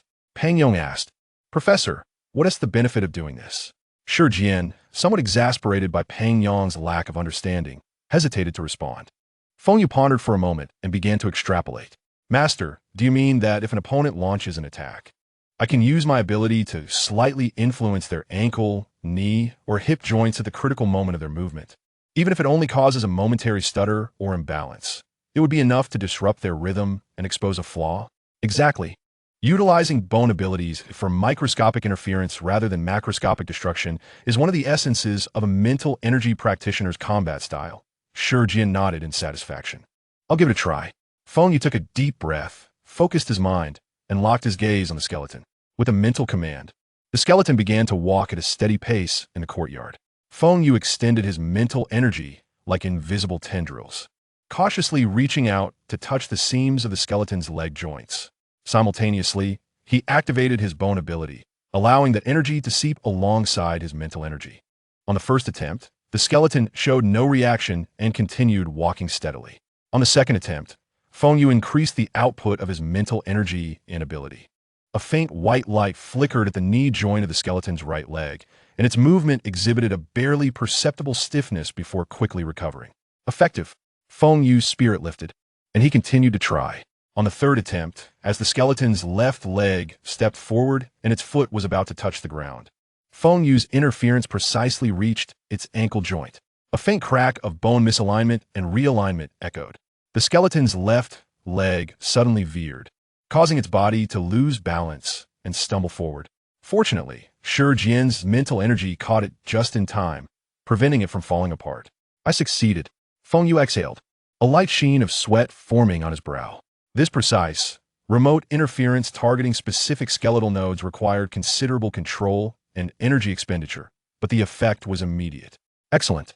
Achieving such a noticeable interference on your first attempt shows your remarkable control talent, Shi Jian acknowledged with rare appreciation. This is merely the most basic skeletal interference. With advanced training, you could even dislocate an opponent's joints, soften their bones, or, at a critical moment, cause a key bone to grow in reverse. Shi Jian's words sent a chill down both Feng Yu's and Pang Yong's spines, causing an opponent's bones to grow in reverse within their body. The mere thought was unfathomable. Undoubtedly a sinister and lethal technique. Let's conclude for today. I have some matters to attend to, Shi Jian said, dismissing the skeleton.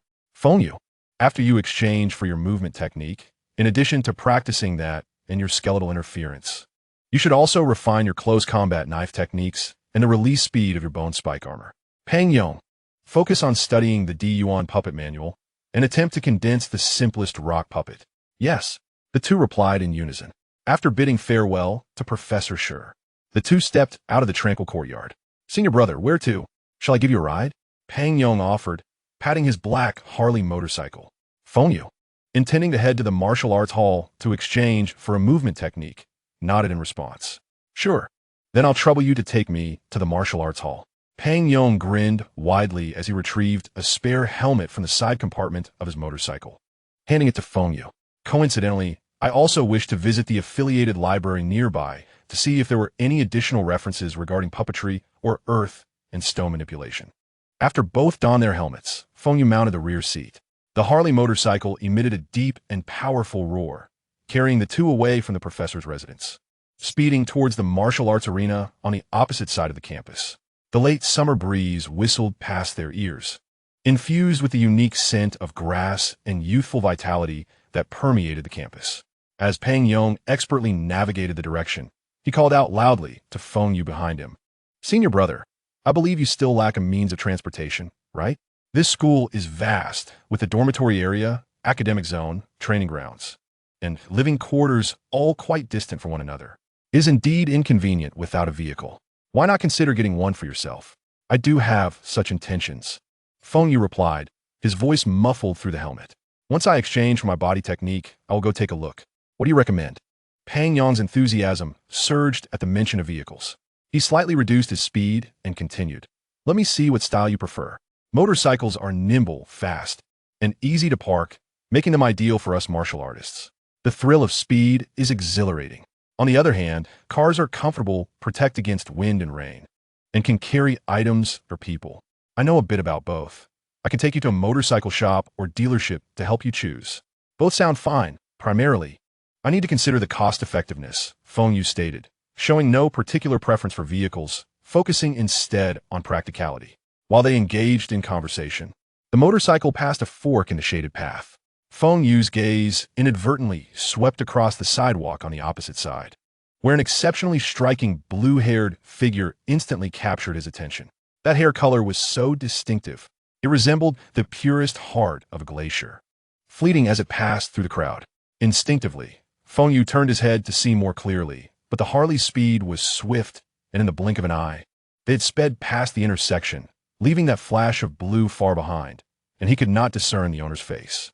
Could it be her? The military doctor under Captain Yang? A flicker of recognition stirred within him. That military doctor, possessing the rare ice-type ability, had left a profound impression on him. As ice-type abilities are categorized as powerful mutation elements, they typically awaken at a baseline of B rank or higher. Pang Yang's Earth-type ability also belongs to this category of mutations and is quite formidable. Pang Shuazhong. Feng Yu could not resist giving Pang Yong a playful pat on the shoulder, raising his voice through the helmet. Does our school have, any girls with blue hair? Blue hair girls? Pang Yong pondered for a moment. Indeed, I've seen several. Some seem dyed, while others may have undergone a change in hair color due to their awakening of special abilities. Why? Are you interested? Not quite. I merely caught a glimpse of a familiar silhouette and was just asking, Feng Yu quickly clarified. Yet he secretly noted that if that ice-type military doctor was also at Modawuda, there might be an opportunity to encounter her again in the future. Before long, the two arrived at the martial arts arena, a vast edifice bustling with students coming and going, primarily to exchange or study martial techniques. After parking the motorcycle and agreeing on a time to reconvene later, they parted ways. Pang Yong headed directly towards the adjacent affiliated library, while Feng Yu took a deep breath, gripped his student ID in his pocket, and stepped through the grand entrance of the martial arts arena. His immediate objective was to select a suitable C-rank body technique. Upon entering the arena, Feng Yu found the interior vastly different from his expectations of an ancient scripture repository, showcasing a unique blend of technology and martial arts. The hall was exceptionally spacious and bright, with a lofty ceiling and a floor that shone like a mirror. Rows of silver-gray alloy bookshelves stood neatly arranged, laden with numerous paper books. More striking were the dozens of independent query terminals set up on both sides of the hall and in various areas. Many students stood before the screens, tapping their fingers, browsing and filtering through a vast array of martial arts information. Feng Yu imitated them, approaching an unoccupied terminal, swiping his student ID on the adjacent sensor, which illuminated the screen, displaying his basic information. He directly entered the keyword, body technique. The screen refreshed instantly, presenting a deluge of information and offering clear classification options. Feng Yu noticed that the body techniques were distinctly divided into two categories. First, universal body techniques, ancient martial body techniques. These foundational techniques, passed down from an era when abilities were not yet widespread, rely on vital energy and traditional skills for combat, accessible to all martial artists without dependence on specific abilities. Familiar names abound within this category: Lingbo Weibu, Tiyun Zong, Taizhong Shueishang Piao, Babi Ganshin, Yinzi Sanchao Shui. Second, ability body techniques. In recent decades, as the ability system matured, martial artists have created or modified exclusive body techniques tailored to their unique abilities. This category flourished with a dazzling array of options. Fire-type body techniques may incorporate brief flames or afterimages for deception. Water-type body techniques excel in humid environments, moving with agility. Wind-type body techniques exhibit astounding speed and silence. Thunder-type body techniques possess tremendous explosive power and induce paralysis. Earth-type body techniques specialize in leveraging complex terrains or brief burrowing. Metal-type body techniques are heavy and sharp, leaving traces upon contact with the ground. Each ability body technique requires the corresponding ability attribute for training, prohibiting cross-type learning. Feng Yu clicked on several descriptions of A-rank ability body techniques, feeling overwhelmed, but his heart sank when he noted the credits required for exchange, starting at a staggering 10,000 credits. Some even required special contributions or permissions. No wonder my master advised me to first secure a C-rank technique as a stopgap. Feng Yu's mouth twitched. The 190 credits he had just earned were but a pittance in comparison to the A-rank techniques. He steadied his mind, filtering for universal body techniques and setting the rank to C. A list of dozens of options emerged, with required credits ranging from 50 to 300. He browsed briefly, noting several promising alternatives. Then, he attempted to add a more specific condition. In the search bar, he entered body technique, bone type. The screen refreshed again, yielding scant results. The highest ranked was a B-rank technique titled Lingu Huanzhongbu, the only B-rank or higher technique in the entire martial arts arena, specifically designed for bone-type abilities. Feng Yu clicked to view the details. The summary was lengthy, focusing on utilizing bone-type abilities to make subtle adjustments to local skeletal structures, combined with vital energy for greater agility and footwork, even allowing one to briefly walk on vertical surfaces. The animated demonstration depicted movements that were indeed elusive. The cost-benefit ratio seemed low, requiring 800 credits. He then glanced at other C-rank and D-rank bone-related techniques, most following a similar concept, or simply emphasizing a head-on charge or earth-shaking movements. which did not resonate with him. Just as he began to feel disappointed and contemplated selecting a C-rank technique as a compromise, his gaze landed on the very bottom of the list, where a technique labeled D rank caught his attention. The name was unassuming, even somewhat rustic, Tai Jiaoban. Feng Yu was drawn to the name and instinctively clicked on it. The summary was exceptionally brief, perhaps even rudimentary. Refine the lower limb bones, particularly the metatarsals and calcaneus. Use vital energy as a hammer and willpower as fire, subjecting them to rigorous tempering to enhance density and strengthen structure. The sturdier the bones, the heavier the power, the steadier the steps, and the swifter the speed. A master of this technique can leave imprints on stone, part water, and sever waves, relying solely on the strength of their feet to unleash astonishing speed. There were no extravagant descriptions of techniques, no complex pathways for cultivation. The essence lay in bone refinement. Feng Yu contemplated these few words carefully, and his eyes gradually brightened. This technique should certainly not be merely classified as D rank. He swiftly grasped the critical insight. For an ordinary martial artist, there exists a natural physiological limit to bone density. No matter how extensively one utilizes qi and blood for refinement, it cannot be elevated without bounds. Consequently, the potential of the Tai Jiao Ban, iron foot technique, becomes capped. Upon reaching a certain proficiency, no further progress can be made, and its contribution to overall speed enhancement is rather modest, thus being reasonably rated as D-class. However, Feng Yu is different. He possesses an S-class bone-based ability that allows him to strengthen his own skeletal structure. More importantly, he has recently succeeded in merging with a fragment of the Lei Yu Long Jiao's essence, signifying that the strength and density potential of his bones far surpasses the physiological limitations of ordinary humans, and may even evolve towards the bone composition of magical beasts. The rather rudimentary approach of Tai Jiaoban, which emphasizes hardware fundamentals, is almost tailor-made for him, who possesses nearly limitless skeletal potential. While others practice Tai Jiaoban akin to inflating ordinary tires, for him, it is akin to forging the solid tires of a specialized armored vehicle with superalloys. Feng Yu felt a surge of clarity in his heart, and all it required was 100 credits. The cost-performance ratio was exceptionally high. It perfectly aligned with his current needs, enhancing fundamental mobility and explosive speed, thereby laying a solid foundation for close combat techniques and mid-range disruptions. As for more intricate body maneuvering, once he accumulates more credits or deepens his understanding of bone techniques, he can certainly attempt to